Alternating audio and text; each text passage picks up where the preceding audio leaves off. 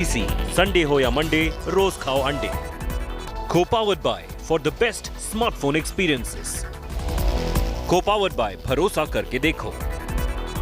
In association with Dell, advice and expertise to help your business grow. EcoLink LED lights and fans.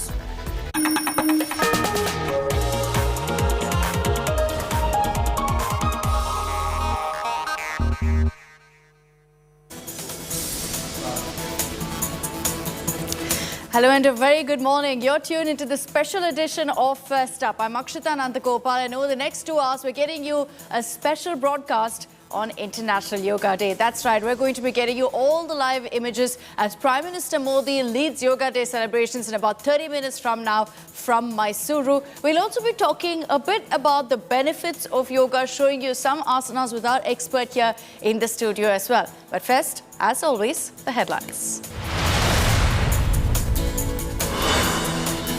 World celebrates the 8th International Yoga Day. Prime Minister Modi leads the celebration in Mysuru. 75 ministers to perform yoga at 75 monuments.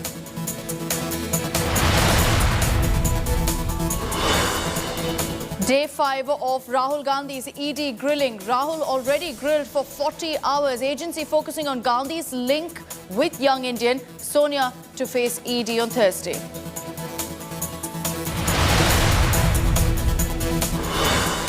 Bihar and UP coaching centres on radar over violent Agnipath protests. Cops claim these centres provoked protesters. Police also combed through WhatsApp groups.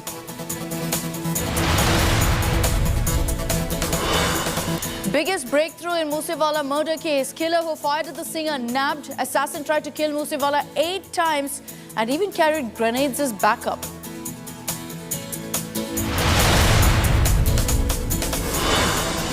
Shocking VVIP arrogance caught on camera in Karnataka. Drunk on power JDS MLA slaps principal of a government college for arriving late.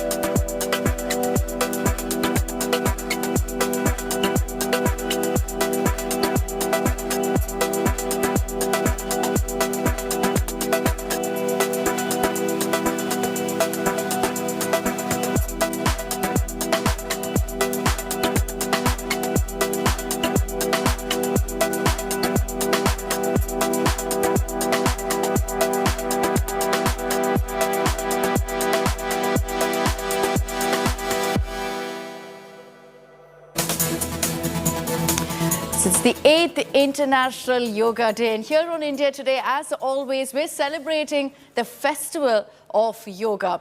Prime Minister Narendra Modi, of course, is going to be leading the nation in the celebrations of yoga. He's going to be performing yoga in Mysuru. Let's get you our detailed broadcast here on India Today with the latest live reports from the ground. I also have with me in the studio here Manisha Kohli, yoga guru and wellness expert. So good morning, Manisha. Thank you very much for joining us here on India Today. Good morning. Thank you for having me here. Manisha is going to run us through a lot of the asanas that you can practice at home as well early this morning on First Up. But I'd like to first get in a report from the ground. I've got Karthik joining us live from Mysuru. That's where the Prime Minister is. He's going to be performing yoga in about 20 minutes from now. We have Aishwarya joining us live from Jantar Mantar in Delhi, where there's another massive event that's been organized. Milan is joining us live from another location in Delhi. I'd like to begin with you, Karthik. Good morning. Take us through what's happening on the ground. Prime Minister Narendra Modi is going to be there any moment now. Well, good morning, Akshita. Mysuru is all prepared to witness a historic event. In just a few minutes from now, Prime Minister Shri Narendra Modi ji will be kicking off the 8th International Yoga Day events. Around over 15,000 people have gathered here to perform yoga at the same time as the Prime Minister. Along with it, you see children, people of all age groups who've arrived here to start the Yoga Day preparations, and in just some time from now, this is the exact place that we are showing you where Prime Minister Shri Narendra Modi ji will be performing yoga, and we see here the SPG also checking the area and all security checks being done. Currently, the Prime Minister is expected to start the Yoga Day preparations, and after that, he will also deliver a speech on the stage, and following by which he is expected to have breakfast with the Mysuru royal family. The Mysuru Palace is decked up.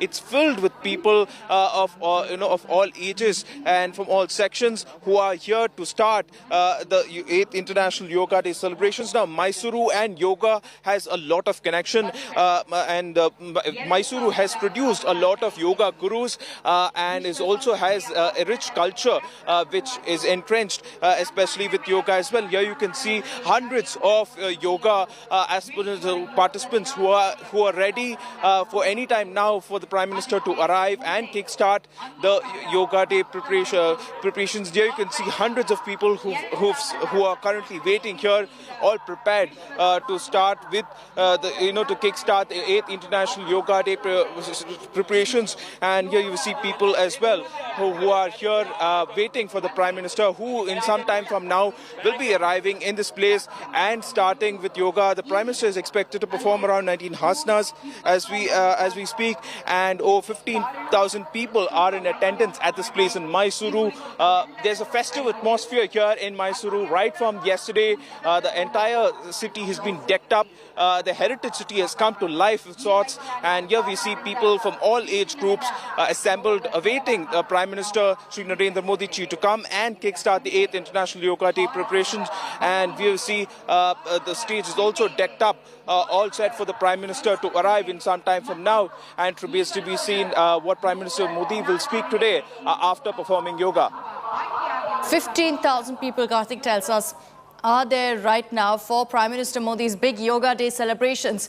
It's going to be a beautiful affair, symbolic really, because Prime Minister Modi is in Mysuru. He's going to be performing yoga with the backdrop of the beautiful Mysuru Palace. And 75 ministers in all will be performing yoga through the day at 75 key monuments. Manisha, tell me, what really does yoga mean to you, and one go-to asana for you? So for me, yoga would be a lifestyle more than just celebrating it one day or celebrating it through the year.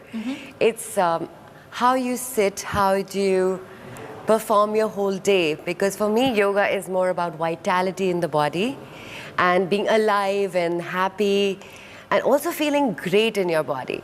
So for me, yoga is more than just asanas, it's a way of life. You know, for people like me, it's perhaps an annual celebration of yoga, but I'm sure you celebrate yoga every single day. So to you, what is your go-to asana as well? One that you have to do every day? So that will be the Adho Mukhasana, which is called the downward facing dog. Okay. It's a beautiful asana. It's basically you do it as a V shape. Sure. Your hands are down on the floor, your feet are down. It opens up all of your body, gets blood rushing to your head, and you just feel alive after that. So if you're tired, if you need like just 1 second of break, just do that. Okay, so let's also demonstrate for our viewers now the asana that you just told us about, so that they can start off their day also on the right note. So go ahead, Manisha. Right. Would you be following me as well? I try to. So it's not very difficult. All I want you to do is place your hands down. Sure. And your feet, tuck them in, lift up and come into a V. And just breathe here. So the amazing pose where you want to open up your hamstrings, you want to feel great because the blood rushes to your head. Also, you get a glow on the face, so it feels amazing. And whenever you're ready, just drop your knees down and come and sit. So this is a perfect early morning asana, right? It is all the asanas, so you can do it any time of the day. So let's also, as Manisha and I get into the groove here, get in more reports from the ground. Aishwarya Paliwal is joining us live this morning from Jantar Mantar in Delhi. Aishwarya, good morning. I hope you're joining us and doing some asanas on the ground. I wish, Akshata, that was the case. I'm standing at Jantar Mantar and we'll just cut across to visuals. You see the Finance Minister Nirmala Sitharaman arriving at Jantar Mantar. She's the one who will be taking part in this Yoga Day celebration in the national capital. A bright red t-shirt is what the Finance Minister is wearing. She, as you can see, has come up on the dais. From what we understand, she too will be doing a couple of asanas. That's what we are hearing at the moment. The bright red t-shirt there symbolizing the vitality of life. And this year's theme, Akshata, is Yoga for Humanity. So keeping that in mind, on the other hand, we have people who are now taking part in yoga. All of them are all geared up. They are all now waiting for the event to start. The screen that you see there, that's from where, the people will connect to the Prime Minister who will start, kick off the celebrations from Mysuru. This is Jantar Mantar, an iconic spot in the national capital, and all the people are ready for their yoga. They are all now waiting to kickstart this event. Akshata, it was Prime Minister Narendra Modi's push which has made the International Yoga Day possible. After he became the Prime Minister in 2014, when he went to the UN, he made an appeal for it to be made, for yoga to be, for a International Yoga Day. And then in 2015, 21st June was the first time when International Yoga Day was celebrated. What you see around me is a celebration of yoga. Akshata.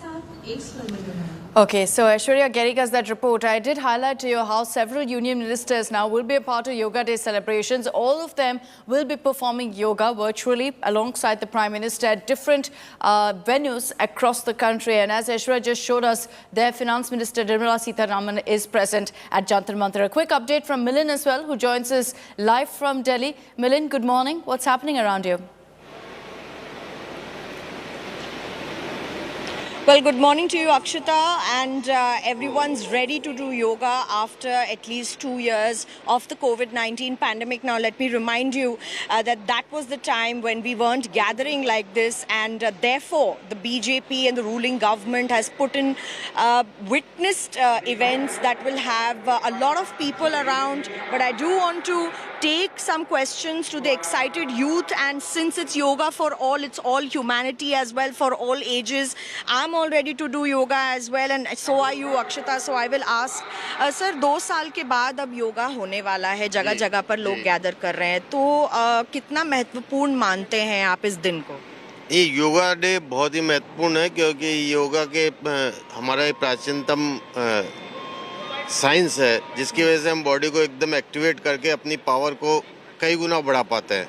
यदि सुबह हम 15 minute भी योगा कर लेते हैं तो हमारा दिन भर ऐसा जाता है जैसे हम बहुत एक्साइटेड है, बहुत एनर्जी लेवल हमारा बढ़ा हुआ है, और ये हमारा प्राचीनतम साइंस है, जिसकी वजह से हम अपने सारी बीमारियों को 15-20 मिनट के योगा से ही काफ़ी क्योर कर सकते हैं, और आने वाले किसी भी बीमारी से हम लड़ने की शक्ति पैदा कर सकते हैं अपने अंदर। इसलिए योगा एक बहुत महत्वपूर्ण है, और भारत विकास परिषद नोएडा इस कार्य के अंदर लगा हुआ है, जो पूरे संगठन के साथ में हम पूरे शहर को जागृत करने में लगे हुए हैं, और योगा डे के अलावा भी हम योगा क्लासेस चलाते रहते हैं, जिससे समाज के अंदर जागृति पैदा हो। JP Nadda is expected to come here, but I'll just take a quick question from the youth as well. आज के युवा इस तरीके से योगा में अब जुड़ गए हैं जैसे पहले नहीं थे, तो जब प्रधानमंत्री अपने तरफ से प्रमोट करते हैं योगा को, तो आपके दिल में क्या आता है? Ma'am, definitely we think that he is a youth icon and he takes the youth with him in all his missions. और ये योगा डे जो हम सेलिब्रेट कर रहे हैं पीएम के मैम फिट इंडिया मूवमेंट के साथ भी ये काफ़ी जुड़ा हुआ है, तो ऑब्वियसली ही is someone that we all look up to for his leadership skills and also what he's doing for the country. Thank you so much. And Akshata, this particular event where I am is the Noida Stadium. Preparations are on. JP Nadda is expected to come here, but I have a lot of people who are enthusiastically stepped out. There are children here, there are women and men, all alike. And definitely it's going to be a yoga event after 2 years. So a lot of excitement in the area as well. Preparations are being made on the stage, and definitely, we are all ready for this International Yoga Day. Akshita. Great. So where Milan is, that's where BJP Chief JP Nadda is. This year's theme, as Aishwarya was telling us earlier, is Yoga for Humanity. And it's a very, very important cause. It's a message for the entire world, really, because it's happening at a time when, of course, there's something like the war that we're witnessing. We've just, hopefully, fingers crossed, come out of the pandemic as well. But I think, Manisha, I'm sure you'll agree with me, that the perception of yoga really changed post the pandemic. It's in the pandemic that people really realized the benefits of performing yoga even at home. That's so true. I think because we got so much time to spend with ourselves and understand what's working and what's not, that's when you go and internalize your thoughts. So when you have a little bit of time for reflection, then you start making better choices. Yeah. Because usually we've been running around, we have so much stuff going on, we have work, travel, and suddenly everything was taken away. A lot of us were put into isolation. So all you could really do was think about what do you want in life. And that's why it's amazing to have a cause like Yoga for Humanity. Yeah, very true. It's because what you want to do is get the human part of you out, which is here to have fun, which is here to live fully, which is also to explore like new possibilities for your body, your mind, and be able to really live 100%. So true. So also, you know, when it comes to yoga, it's considered to be a great stress buster. So if you could, you know, show us some of the asanas that really help in taking on and tackling stress on a daily basis. So I think stress is so part of our lives, we don't even get to know most of the time. So anytime you feel a little bit of throbbing in your neck or the shoulders, take it as stress. Okay. So a very simple pose that you can do in between your work breaks or anytime you feel a little frazzled is what I call it, which is you don't know what's going on, is do the balasana, which is a child's pose. Okay. It's an amazing pose that will completely take away anxiety, takes away any kind of issues with calmness and brings you in a safe space. It's like, it's called a child's pose. Yeah. So children are usually always feeling safe and feeling great in the body and mind. So would you like to do it with me? So it's a very easy pose. All you have to do is sit down on top of your knees. Now, in case you're doing it for the first time, keep your knees closer. If you're doing it for a long time, keep your knees open and just drop down. And really release your body. So the more you release the body, the better it feels. Also, you'll feel like an instant release to your spine, your shoulders, your chest muscles, also your lower back. So you can just breathe here and till the time you feel like this little wave of calmness come over you. And whenever you feel like, slowly come back up. So this is a great stress buster, I'm sure. It is. So, you know, one thing about yoga also, which is discussed a lot, is about how good it is for your well-being, for your health. And it's a great practice to inculcate in your life. But is it really an easy one also to kind of, you know, bring into your daily lifestyle? I would say it's as easy as you want it to be and as hard as you want it to be. Okay. So yoga can be done sitting anywhere. So you don't have to be on a mat. You can just be sitting on your chair. You could be even just using a little bit of mindfulness technique while you're talking. Yeah. So actually just being present and talk to people, connect with them, that's also part of yoga. Because when you're feeling good inside, you're also controlling your breath. You're making sure your breath is normal. You're not breathing more than 15 counts of breath per minute. That means that you are in a space which is calm, which is ready, which is also full of energy. So yoga can be done anywhere. It doesn't have to be poses. It could be pranayam. It could be breath work. It could be minimum stretches. Just whatever makes you feel good. Okay. I think what you also said was important about it's essentially a state of mind. It is. And it could be even in a simple form of having a conversation with someone you love and that kind of calming you down. That's a form of yoga as well. So that's an important takeaway from that conversation. Now, let me get you more live reports of what's happening on the ground. I'd like to introduce Saurabh Vakhtania, who's joining us live from Gujarat, from Kevadia. We also have Abhishek Mishra, who's reporting live for us from Lucknow. Saurabh, I'd like to begin with you. Good morning. Just let us know, who's coming there. We understand that there are ministers spread across the country. Kevadia is, of course, going to be a beautiful setting. Ashok Babuji. Collector Sri Dharmendra Well, absolutely, Akshita, and we are here at the Statue of Unity in Kevadia, and here the International Yoga Day celebration is already on, and here in the visual would like to show you that people have already arrived. Here we have Union Health Minister Mansukh Mandavia, who is present over here. Along with him, there are several MLAs from Gujarat. What's more important, Akshita, what's really is beautiful, let me tell you that one side are the mountains of Vindhyachal, the other side of mine are the mountains of Saputara, and from in middle of both these mountains, this Narmada river is flowing, and behind me you can see the tallest statue of the world. That's the Statue of Unity, Sardar Patel statue over here, and this is one of the most happening place here in Gujarat, and it attracts the tourists from all over the world.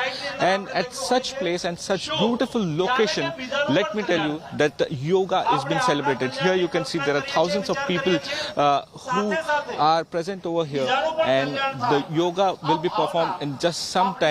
The dignitaries have already arrived. Let me tell you that currently Union Health Minister Mansukh Mandavia is giving a speech. Along with him, there are several other celebrities from the Gujarati film industry. Along with them, there are MLAs and MPs.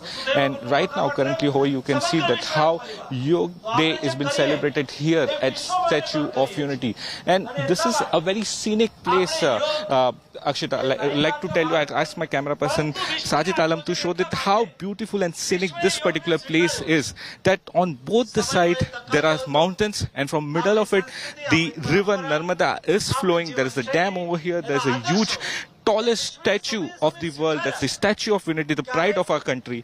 And here the yoga has been performed. And let me tell you, it was raining whole night over here, Akshita. So there were concerns raised that whether that yoga will be performed, how it would be happening over here. But let me tell you, after raining whole night, currently it's not raining. And here in the visual, as you can see, that how there are so many people present over here. They're celebrating because now health is very important, Akshita, because we have seen in past couple of years that how coronavirus, and during that how health concerns were raised, and therefore yoga is very important, and therefore giving a clear message over here. People are performing over here, and what the minister is also trying to say is everyone should get some time every day and perform yoga. But 10 minutes from now, Prime Minister Narendra Modi is expected to arrive there at the Mysuru Palace in Mysuru, where he will be leading the nation in celebrating yoga, leading the world really in celebrating yoga, as he has ensured that the world recognizes yoga with this International Yoga Day celebrations. It's the 8th International Yoga Day. As the reporters also have been telling you, the theme this time is Yoga for Humanity. Abhishek Mishra is joining us live from Lucknow with updates of what's happening in his city. Abhishek, good morning. Take us through who's expected there. I'm sure there are scores of people early this morning who've already gathered. Well, absolutely, Akshita. It's a very beautiful morning today, 8th International Yoga Day. And in Lucknow, it become more special because today, CM Yogi Adityanath, along with the Governor Anand Patel, is going to practice yoga here at Raj Bhavan. We are here at the Raj Bhavan, and you can see how there has been a preparations for this particular event. In Uttar Pradesh, very importantly, more than 75,000 spots have been identified where this yoga sessions will go. Also very important that, with the theme of Yoga for Humanity, this time preparations have been made along with celebrating the 75th anniversary of independence. That is something which is also very important. Now, right now on the stage, CM Yogi Adityanath is currently addressing, and afterwards we can certainly expect him to perform yoga along with the Governor Anandibhen Patel. And we have also seen earlier also that how this day has become a relevance of the culture for the Indian tradition, and as far as yoga is concerned, which is significantly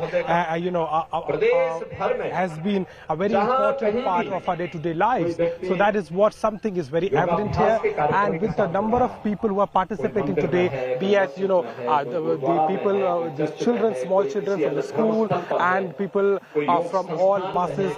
It's a very beautiful visual here, and in a while this yoga session will begin, where Yogi Adityanath, Chief Minister of Uttar Pradesh, will be joining all these participants. And moreover, 6 to 7 places specifically have been identified in UP where there is a big event happening. And with that, it is very clear that the International Yoga Day, which is being celebrated everywhere, even in Lucknow, a huge participation by the youngsters, big participation by everyone who are joining in hand for this very important celebration today. Yes.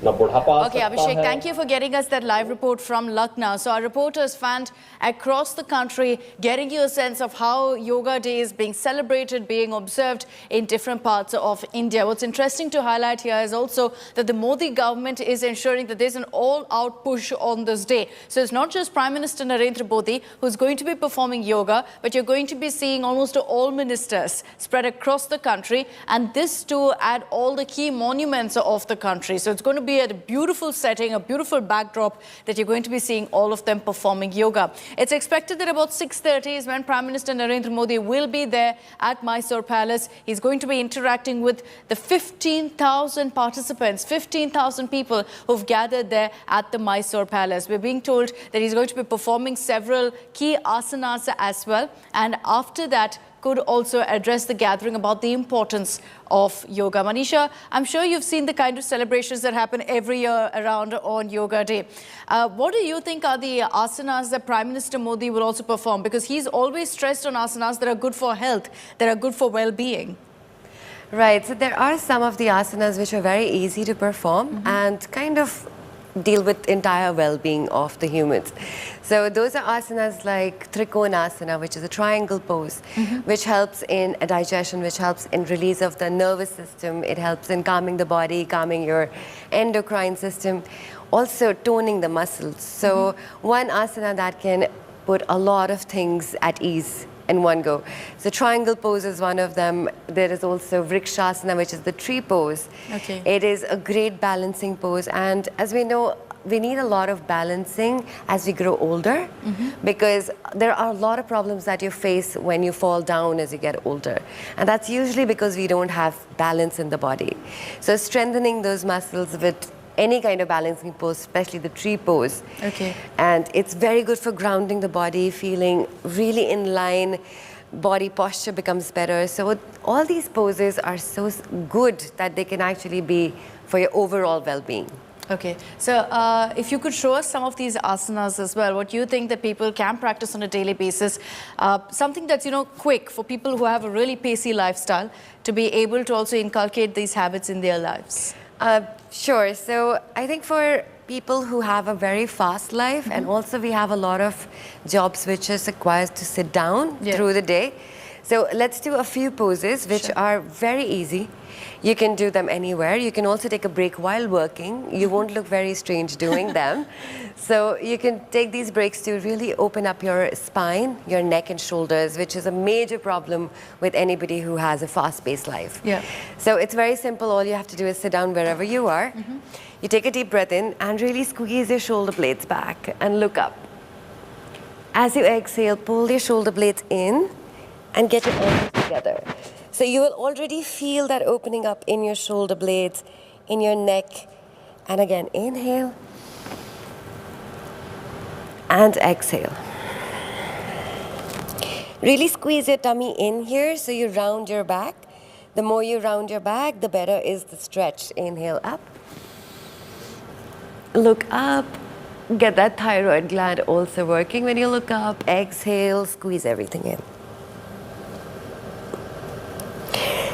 And come back. So again, a stretch that you can do anywhere. You can just do it on your bed while watching Netflix, right? Or just talking to somebody. You can teach them also. So easy stretch to do. Another one that I like to do is for your arms. Okay. Also, like when you're typing, like looking at a cell phone, always like literally sitting like this. So for that, we do eagle arms. Okay. So all you have to do is open your arms out and wrap them around. Now, in case you can't wrap them fully, that's okay. So even if this is what it looks like, it's fine. Okay. But if you can, now take your elbows down and press them down and open the chest up. And straighten your back like somebody has a rod on your spine. So you're going to sit really straight. Okay. And slowly release. Let's do the other side. Wrap the other side.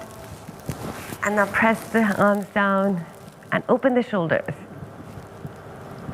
Now make sure you're breathing, because a lot of us start holding our breath the moment we go into a pose. So make sure you're breathing normally. You can start singing as well. That helps with the breath. And let go. So these are stretches that everyone can do while working on a computer, working on their laptop, like you said, watching TV as well. So no excuses out there of laziness or, no time or any of that, because these can be done even sitting in your bed, which is what's the great thing about yoga. There are so many different movements based on how you want to really perform yoga. And that's why it's so flexible, why it's easy to bring it into our hectic lifestyles as well. Just a quick update that I'd like to get in from Karthik, who's reporting live from Mysuru, from the venue where Prime Minister Modi is going to be performing yoga. Karthik, I'm sure there are at least thousands of people behind you gathered right now. I can see the Mysuru Palace behind you. Prime Minister Modi, we're being told, is expected in a few minutes from now.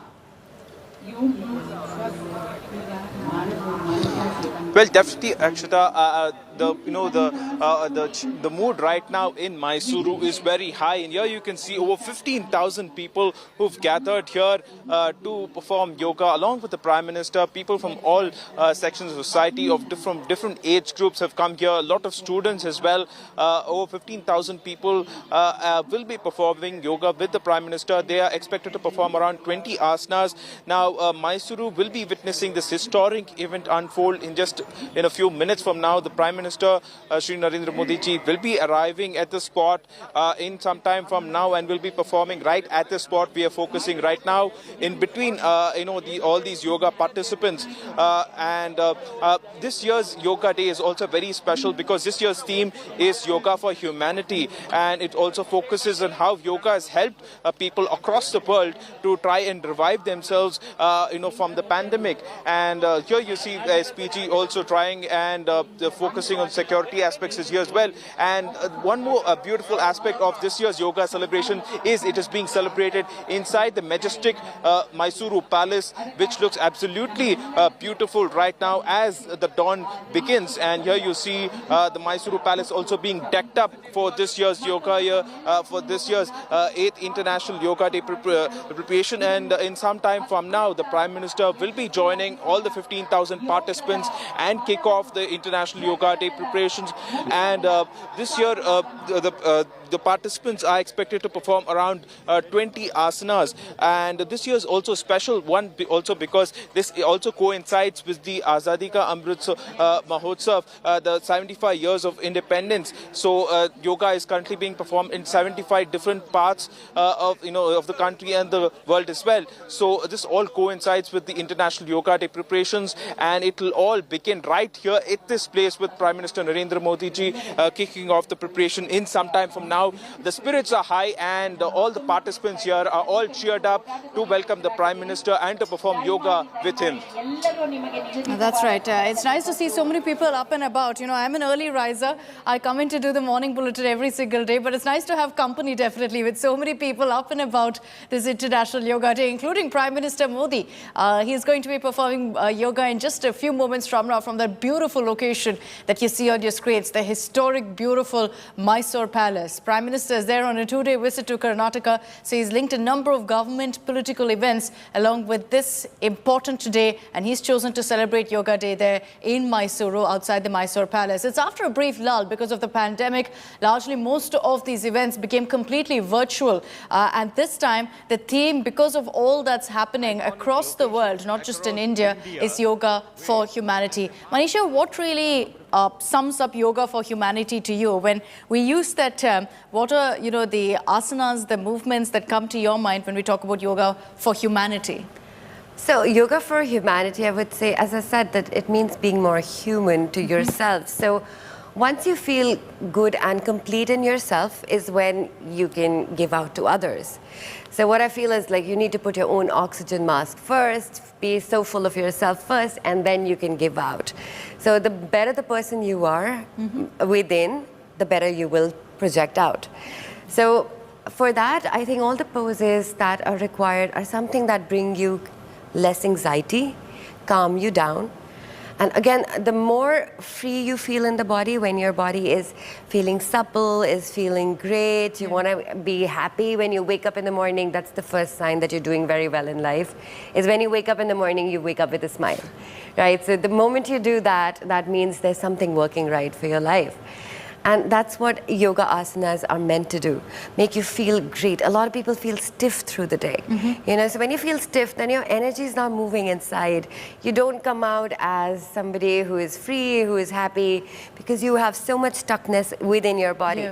So you want to feel open, and that's why yoga is important, because it moves your joints, it moves your organs, it actually brings more energy into the body. So more than energy getting out, like when you do cardio, you're going to expel energy. But yoga is you get more energy, more prana inside the body. So when you do that, it's a different feeling, because you feel more alive. You don't feel tired, you feel alive. So no matter how difficult you practice it, you will, by the end of it, feel energized. So that's why yoga for humanity would be different kind of poses. As I said, you can do any kind of forward folds. Forward folds are great for your spine, and you know you need your spine. To feel, stand tall, to have a good posture. You need your spine to have the energy flowing all over your body, all your organs getting oxygen and blood. So any kind of forward folds are amazing for the practice. Okay. So we'll just perform that in a bit. I just want to alert our viewers to what we're seeing on our screens, where Prime Minister Narendra Modi has also arrived there at the Mysuru Palace. You can see 15,000 people in attendance for this particular event, and the Prime Minister, we're being told, is going to be right there in the midst of the crowd performing yoga. He's going to be performing at least 10 asanas, is what we're being told. Right now on stage there, from there he's going to be making his way into the crowd, interacting with them, performing yoga with all of those practitioners, and then he's also going to be addressing the gathering, addressing the nation, addressing the world on this important occasion. Prime Minister Narendra Modi present there, and he's someone who's spoken time and again about how he practices yoga on a daily basis, the kind of benefits that it's brought about for him as well, which is why perhaps he's been such an advocate for yoga, ensuring that it's recognized, it gets its due recognition across the world. And I'm sure, Manisha, you feel that too, that in the last few years, since, you know, International Yoga Day was something that's been recognized worldwide, there's been a very different perception of yoga across the world. Internationally, of course, yoga is so famous and so popular, but the recognition to India came after this particular International Yoga Day celebration. That's so true. I mean, we all know yoga originated from here, but also, as we say, like, things change when they move into different countries. So it changes according to the people of the country, changes according to how they are, how the lifestyle is. But for India, I would feel the yoga originated from our sadhus, from our more of spiritual practice than anything else. And it's amazing to see how spirituality is coming back into yoga now. And I think that is only because a day was named called the Yoga Day, when everybody comes together. The energy is literally palpable. When you can feel everybody getting ready for the 21st of June, just to get together and enjoy and celebrate something as big as this. Very true. And I think what also helps a lot of us, including me, someone who doesn't really practice yoga on a daily basis, but always feels inspired looking at the kind of celebrations that happen every single yoga day, is when the Prime Minister performs yoga the way he does with the entire world, leading the celebrations, when our forces are seen celebrating Yoga Day as well at, you know, some of the most insurmountable heights, at some of the most challenging terrains. They're seen performing yoga as well, because they've time and again spoken about how it helps them to kind of overcome all of these challenges, both physically and mentally. And that's the important thing about yoga. When we talk about yoga for humanity, that's the theme this particular year. We're talking about how it strengthens your mind. That is the big takeaway from Yoga for Humanity. It's an important message for the entire world. It couldn't come at a better time, considering that we're also seeing a war raging on between Russia and Ukraine. The entire world is talking about it. The entire world is immersed in it. And somewhere along the line, we need to focus on humanity as well, which is why this theme, extremely well thought out, has been chosen for this particular year. Prime Minister Narendra Modi accompanied there by Karnataka Chief Minister Basuraj Bommai as well. All dignitaries from the Karnataka government are present on this day at the Mysuru Palace. The beautiful location that you see there, Prime Minister Modi is going to be present performing yoga in the midst of that huge crowd. 15,000 people who've gathered there at the Mysuru Palace early this morning at 6:30 to be part of this historic moment when Prime Minister Narendra Modi celebrates yoga, performs yoga as well. And in all, as my colleague Karthik also was telling you, we're celebrating the 75th year of independence, Azadi Ka Amrit Mahotsav. So because of that, you're seeing the government going all out in their celebrations this year. 75 ministers spread across the country at 75 monuments, including the Mysuru Palace, where Prime Minister Modi will be performing yoga in fact, a few moments from now. You can see also that the crowd there is gathered in large numbers.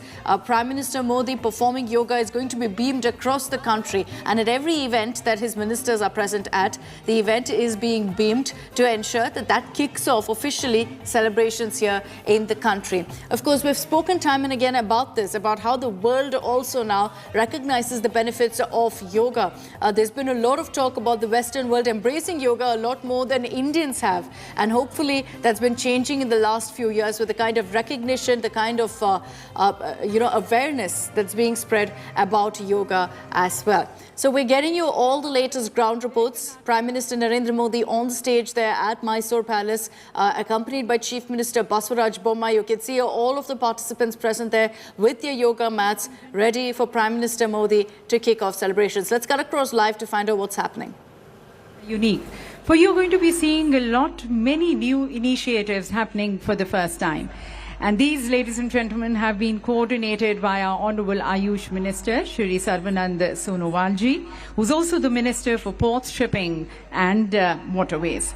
So to welcome everyone in this iconic Yoga Day celebrations, I request and invite Shri Sarvanand Sonowalji, our Honorable Minister, for his welcome remarks.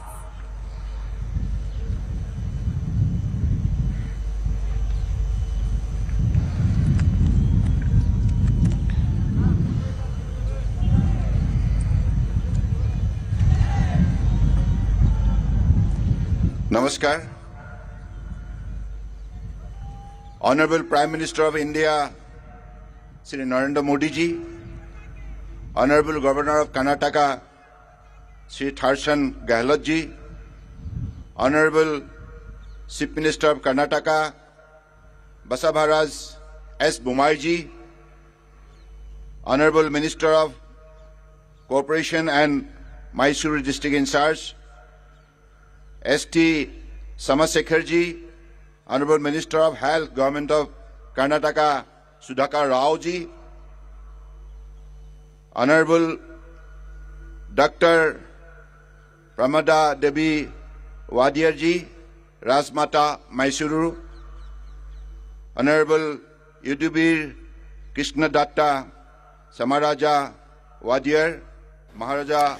So that's Sarvanand Sonowal there on stage addressing the gathering. He's there along with several other dignitaries. Some of the top BJP leaders are present there as well for the Yoga Day celebrations, accompanying Prime Minister Narendra Modi. We're getting you all of the live images that are coming in there from Mysuru. Prime Minister Narendra Modi is expected to be performing yoga in just a few moments from now. But this is a huge moment where, in fact, Prime Minister Modi, after a lull, is back out there performing yoga with thousands of participants. COVID, of course, hit Yoga Day celebrations largely, but it also put the focus a lot on yoga. I'm sure, Manisha, you got many queries during COVID about how it helps overcome COVID, how it helps build immunity. So if you could talk us through that as well. Yoga to build immunity, what kind of movements do you really suggest for people? I think COVID was amazing for yoga. I'm sorry to say that, but it was because it just skyrocketed the entire awareness part of yoga. So a lot of people wanted to learn breath work because it strengthens your immune system. And we did not a lot of people did not even know that just by breathing right or breathing in a certain way, you can get more immune, you can get more nitric oxide, which is meant to nullify all the viruses in the body. Also gives you anti-aging properties, right? So, and there is something called a pH level in your body, in your stomach. And if you're able to maintain that alkaline pH, then it naturally brings in a lot of energy and a lot of immunity to your body. So I think COVID was a time when everybody started talking about these terms because they started reading about it. There was a lot of awareness. Kapalbhati became a hero, I would say, which is a pranayam. And also Anilom Vilom became very popular. Plus, any kind of breath holds that you do, and if you've done in the right way, they can really help with slowing down the oxidation process of your cells and organs. Oxidation basically means that you're running towards entropy, which is like breaking down. And once you stop that process even for a few seconds, it can actually bring in new cell growth. So you can feel, again, almost new. You can refresh yourself. And that's why a lot of people say, how do yogis look younger than other people? That's also because there is a lot of control on the breath. So even while we do asanas, so yoga is not about holding a breath and then performing an asana. You're actually told to breathe in a certain way. So even while doing a pose, a posture, you're supposed to breathe. You're supposed to focus on the muscles when you're doing it. That makes all the difference. Exactly. So that makes a huge difference. It's a body-mind connection, not just a body workout. So can you show us some of the pranayamas that you were also referring to just now? Sure. So we can do something called Kapalbhati. As I said, became the hero for a couple of years. Kapalbhati, you can only do this empty stomach. So in case, and chai is food. A lot of people say chai is not food, chai is food, it has milk. So if you've had chai, please don't do this. But in case you're empty stomach, then you're welcome to do it. Do it very slowly if you have high blood pressure, heart problems, and just listen to your body. So let's try this. All you'll do is inhale deeply from your belly. And as you'll exhale, it's almost like sneezing. So you keep sneezing and you keep pulling your belly in. So it's like a pump that you create in your belly. So we'll try this only for 10 times and see how you feel. Again, go with your own pace. You don't have to do it very fast. Do it slow in case you have any kind of lifestyle issues. Take a deep breath in. Exhale.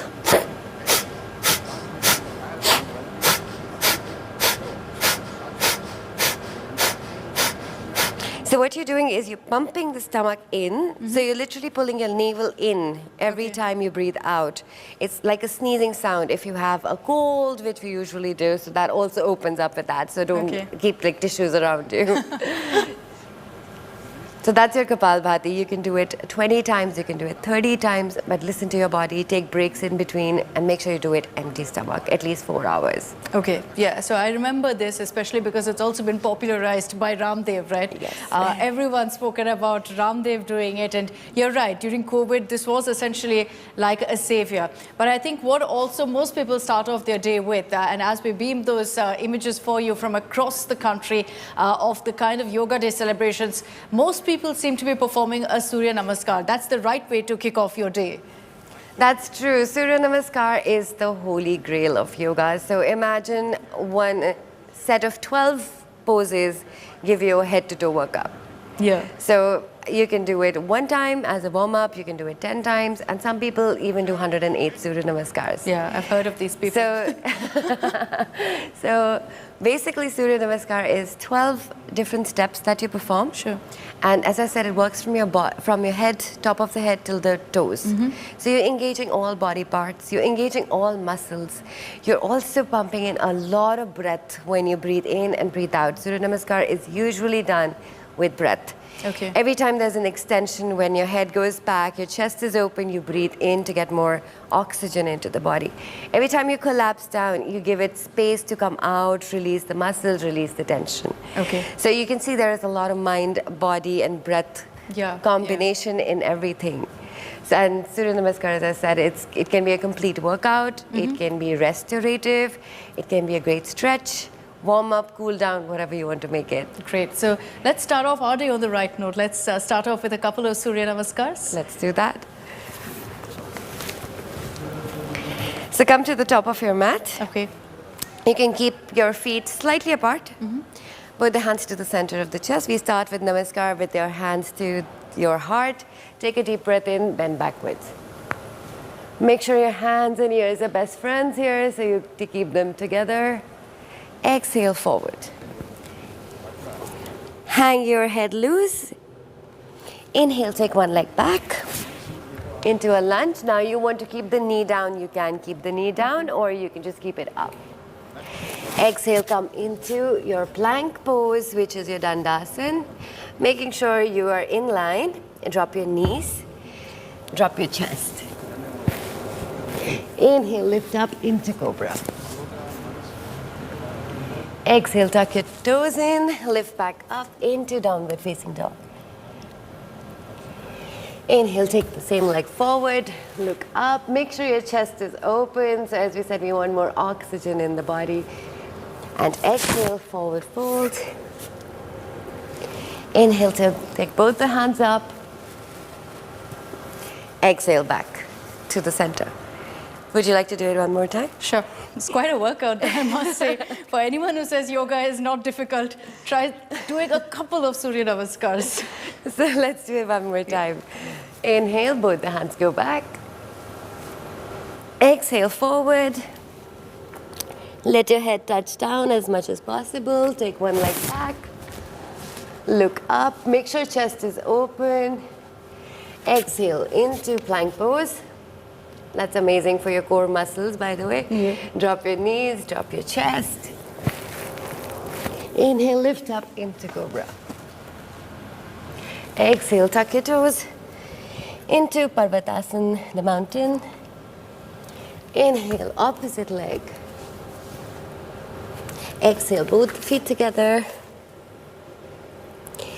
Inhale, both the hands go up.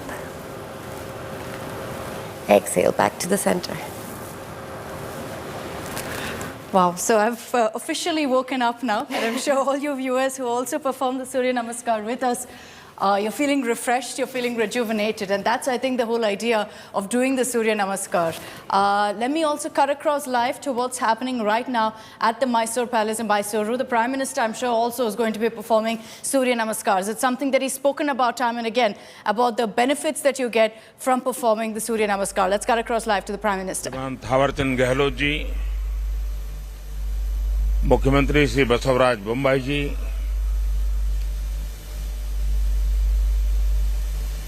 Shri Yudhvir Krishnadutt Chamaraja Wadiyar जी, राजमाता प्रमोदा देवी,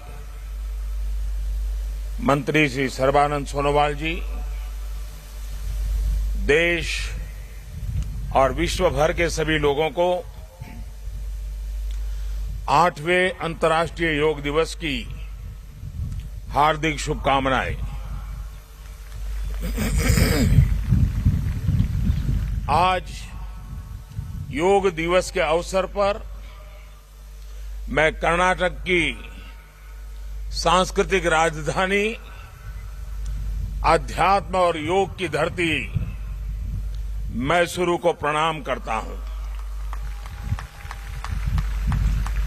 मैसूरू जैसे भारत के आध्यात्मिक केंद्रों ने जिस योग ऊर्जा को सदियों से पोषित किया, आज वो योग ऊर्जा विश्व स्वास्थ्य को दिशा दे रही है।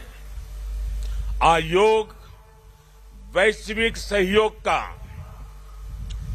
पारस्परिक आधार बन रहा है।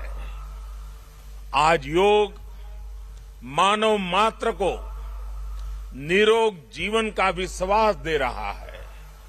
हम आज सुबह से देख रहे हैं कि योग की जो तस्वीरें कुछ वर्ष पहले केवल घरों में, आध्यात्मिक केंद्रों में दिखती थी, वो आज विश्व के कोने कोने से आ रही है।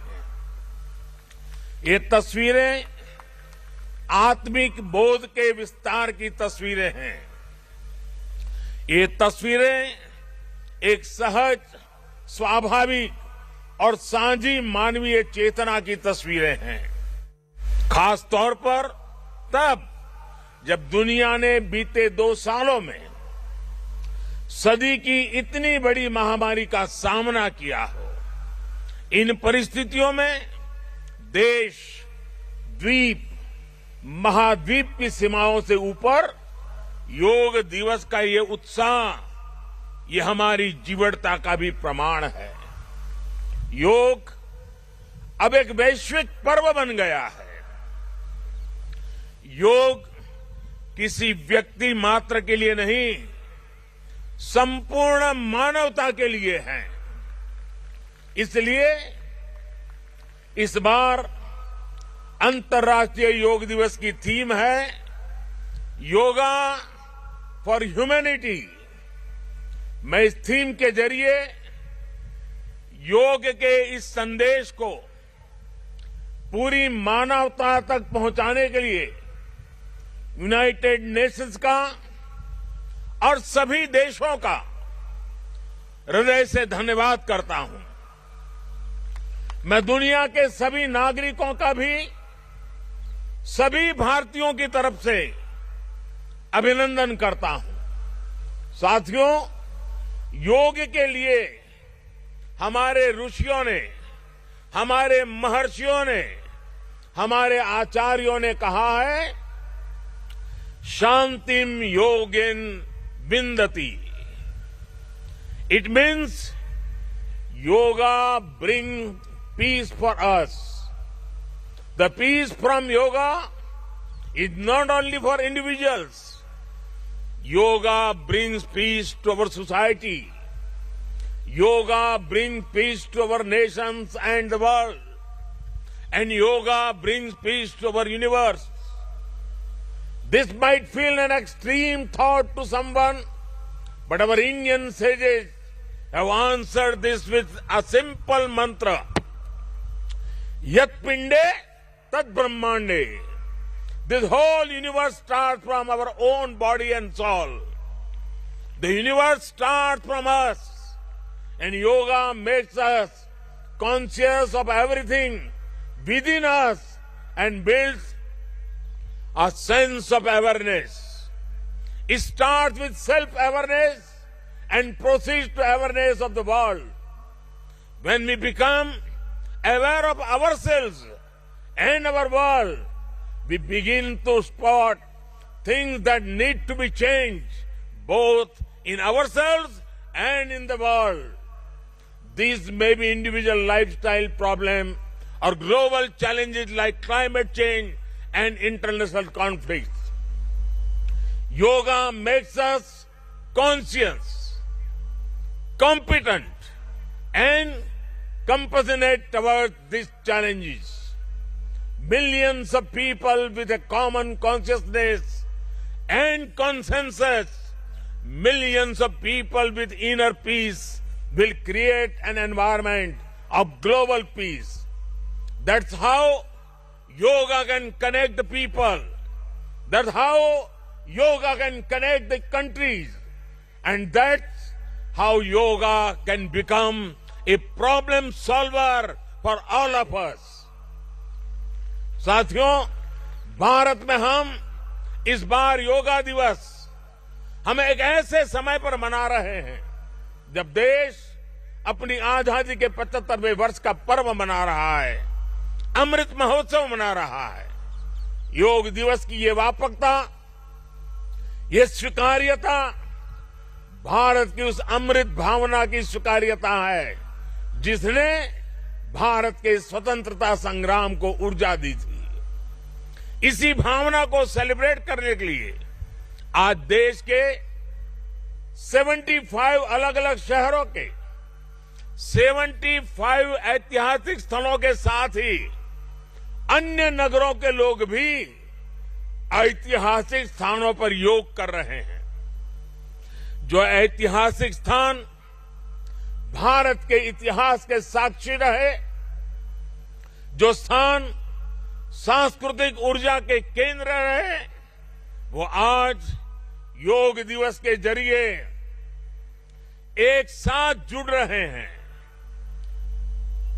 इस मैसूरू पैलेस का भी इतिहास में अपना एक विशेष स्थान है।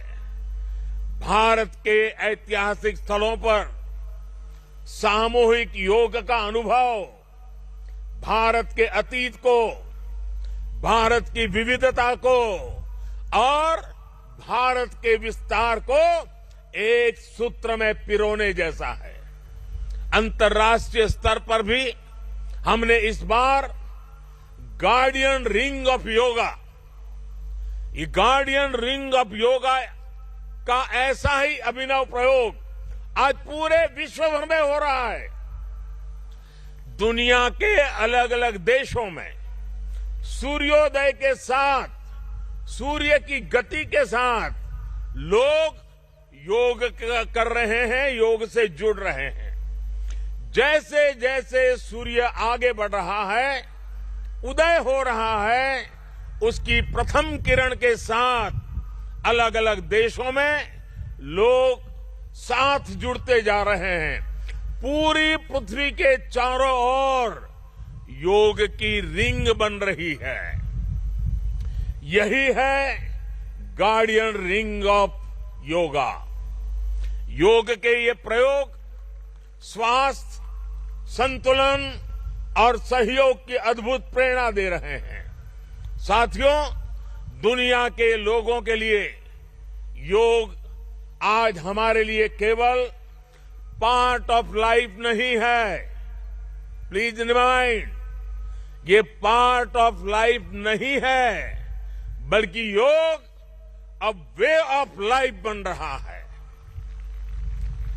हमारा दिन योग के साथ शुरू हो, इससे बेहतर शुरुआत क्या हो सकती है। लेकिन हमें योग को किसी एक खास समय और स्थान तक ही सीमित नहीं रखना है। हमने देखा भी है, हमारे यहां घर के बड़े, हमारे योग साधक दिन के अलग अलग समय में प्राणायाम करते हैं।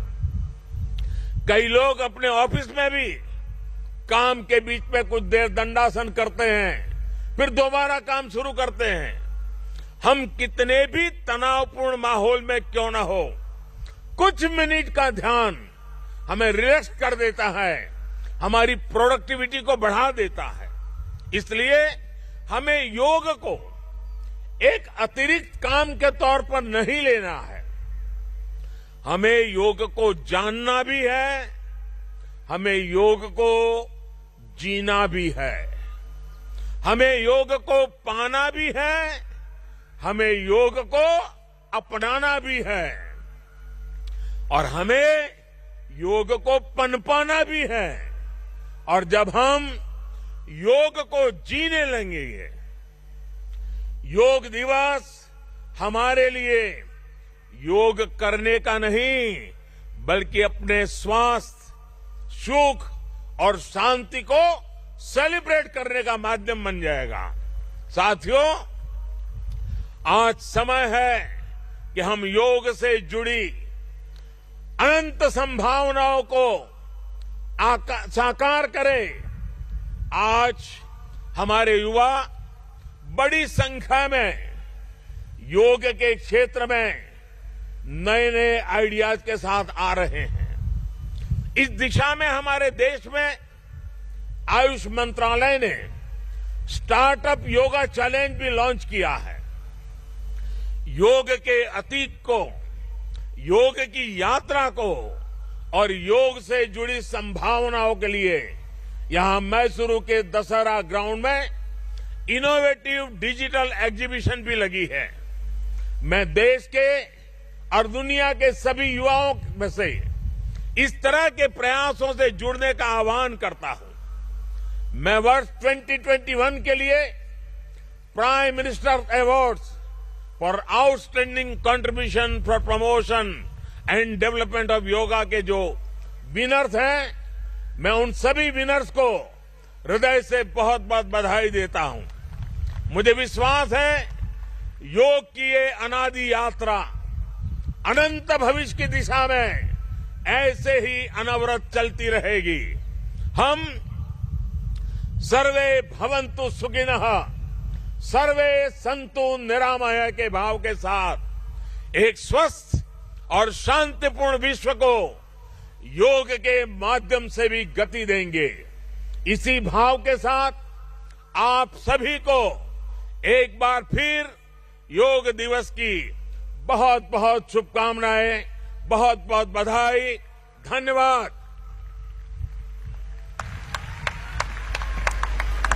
So the Prime Minister's address there from Mysuru, from the Mysuru Palace to the entire nation, where he's hailed the benefits of yoga, speaking largely also about the theme of yoga for humanity. He's also spoken about how it's beneficial for everyone, how it's giving direction to the entire world towards good health. And Prime Minister Modi there, now you can see, getting off the stage, making his way into the crowd to perform yoga. Here on India Today, Manisha and I will also be performing all of the asanas, all of the movements that Prime Minister Modi performs.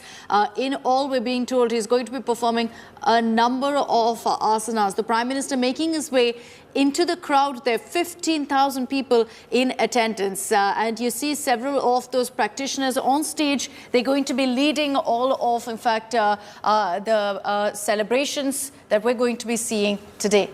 The Prime Minister has taken his place at one of the yoga mats right in the midst of that crowd.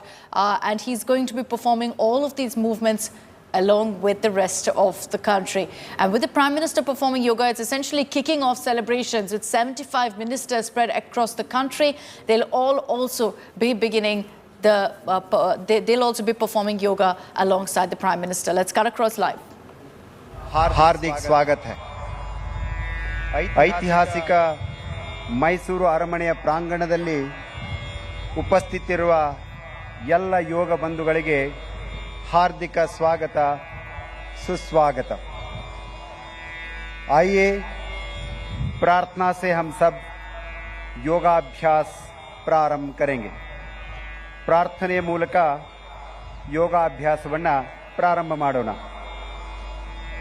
किसी भी ध्यानात्मक आसन में बैठ जाइए। सभी लोग बैठेंगे। सभी लोग बैठ जाइए। किसी भी ध्यानात्मक आसन में बैठ जाइए। ಧ್ಯಾನಾತ್ಮಕ ಆಸನದಲ್ಲಿ ಕುಳಿತುಕೊಳ್ಳಿ ದಯವಿಟ್ಟು।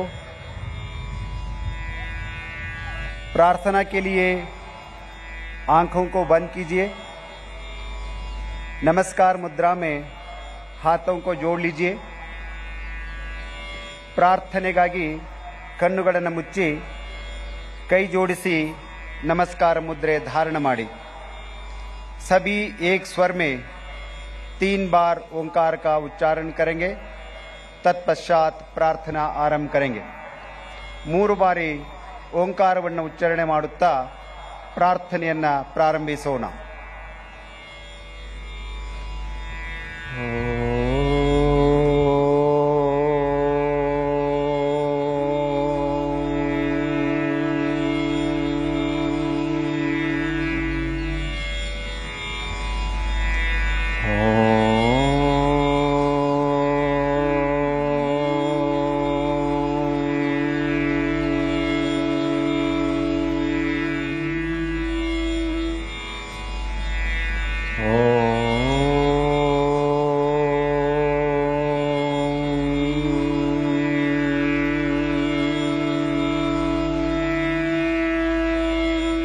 संगच्छध्वं संवदध्वं सम्मो मनांसि जानता देवाभागं यथा पूर्वे संज्ञानाना उपासते संज्ञानाना उपासते।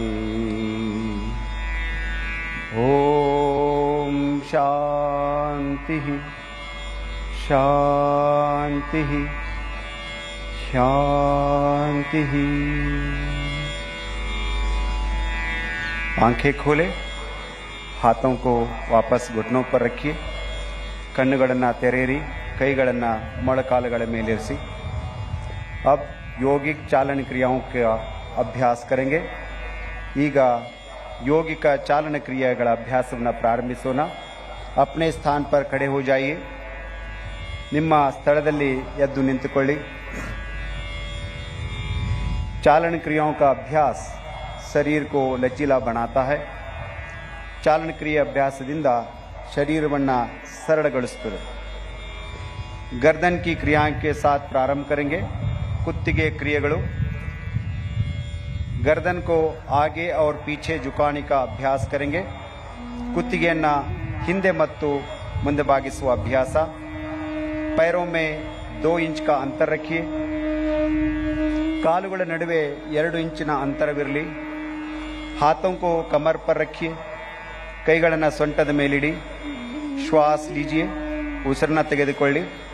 श्वास छोड़ते हुए सिर को धीरे से आगे झुकाए. ಉಸಿರನ್ನು ಬಿಡುತ್ತಾ ಕುತ್ತಿಗೆಯನ್ನು ಮುಂದೆ ಬಾಗಿಸಿ. श्वास भरते हुए सिर को पीछे की ओर ले जाइए. ಉಸಿರನ್ನು ಒಳಗೆ ತೆಗೆದುಕೊಳ್ಳುತ್ತಾ ಕುತ್ತಿಗೆಯನ್ನು ಹಿಂದಕ್ಕೆ ಬಾಗಿಸಿ. एक बार पुनः श्वास छोड़ते हुए सिर को आगे झुकाइए. ಉಸಿರನ್ನು ಹೊರಹಾಕುತ್ತಾ ತಲೆಯನ್ನು ನಿಧಾನವಾಗಿ ಮುಂದಕ್ಕೆ ಬಾಗಿಸಿ. श्वास भरते हुए सिर को पीछे ले जाइए. ಉಸಿರನ್ನು ತೆಗೆದುಕೊಳ್ಳುತ್ತಾ ತಲೆಯನ್ನು ಹಿಂದಕ್ಕೆ ಬಾಗಿಸಿ. श्वास छोड़ते हुए सिर को सामान्य स्थिति में ले आइए. ಉಸಿರನ್ನು ಬಿಡುತ್ತಾ ತಲೆಯನ್ನು ಸಹಜ ಸ್ಥಿತಿಗೆ ತನ್ನಿ. गर्दन दाई तथा बाई ओर झुकाने का अभ्यास करेंगे. ಕುತ್ತಿಗೆಯನ್ನು ಬಲಕ್ಕೆ ಮತ್ತು ಎಡಕ್ಕೆ ಬಾಗಿಸುವ ಅಭ್ಯಾಸ. श्वास लीजिए. ಉಸಿರನ್ನು ತೆಗೆದುಕೊಳ್ಳಿ. श्वास छोड़ते हुए सिर को दाई तरफ झुकाइए. ಉಸಿರನ್ನು ಬಿಡುತ್ತಾ ತಲೆಯನ್ನು ನಿಧಾನವಾಗಿ ಬಲಕ್ಕೆ ತಿರುಗಿಸಿ. श्वास भरते हुए सिर को वापस ले आइए. ಉಸಿರನ್ನು ತೆಗೆದುಕೊಳ್ಳುತ್ತಾ ತಲೆಯನ್ನು ಸಮಸ್ಥಿತಿಗೆ ತನ್ನಿ. श्वास छोड़ते हुए सिर को बाई तरफ झुकाइए. ಉಸಿರನ್ನು ಹೊರಹಾಕುತ್ತಾ ತಲೆಯನ್ನು ಎಡಭಾಗಕ್ಕೆ ಬಾಗಿಸಿ. श्वास भरते हुए सिर को वापस ले आइए. ಉಸಿರನ್ನು ಒಳಗೆ ತೆಗೆದುಕೊಳ್ಳುತ್ತಾ ತಲೆಯನ್ನು ಸಮಸ್ಥಿತಿಗೆ ತನ್ನಿ. एक बार पुनः श्वास छोड़ते हुए सिर को दाई तरफ झुकाए. ಮತ್ತೊಮ್ಮೆ ಉಸಿರನ್ನು ಹೊರಹಾಕುತ್ತಾ ತಲೆಯನ್ನು ಬಲಕ್ಕೆ ಬಾಗಿಸಿ. श्वास भरते हुए सिर को वापस ले आइए.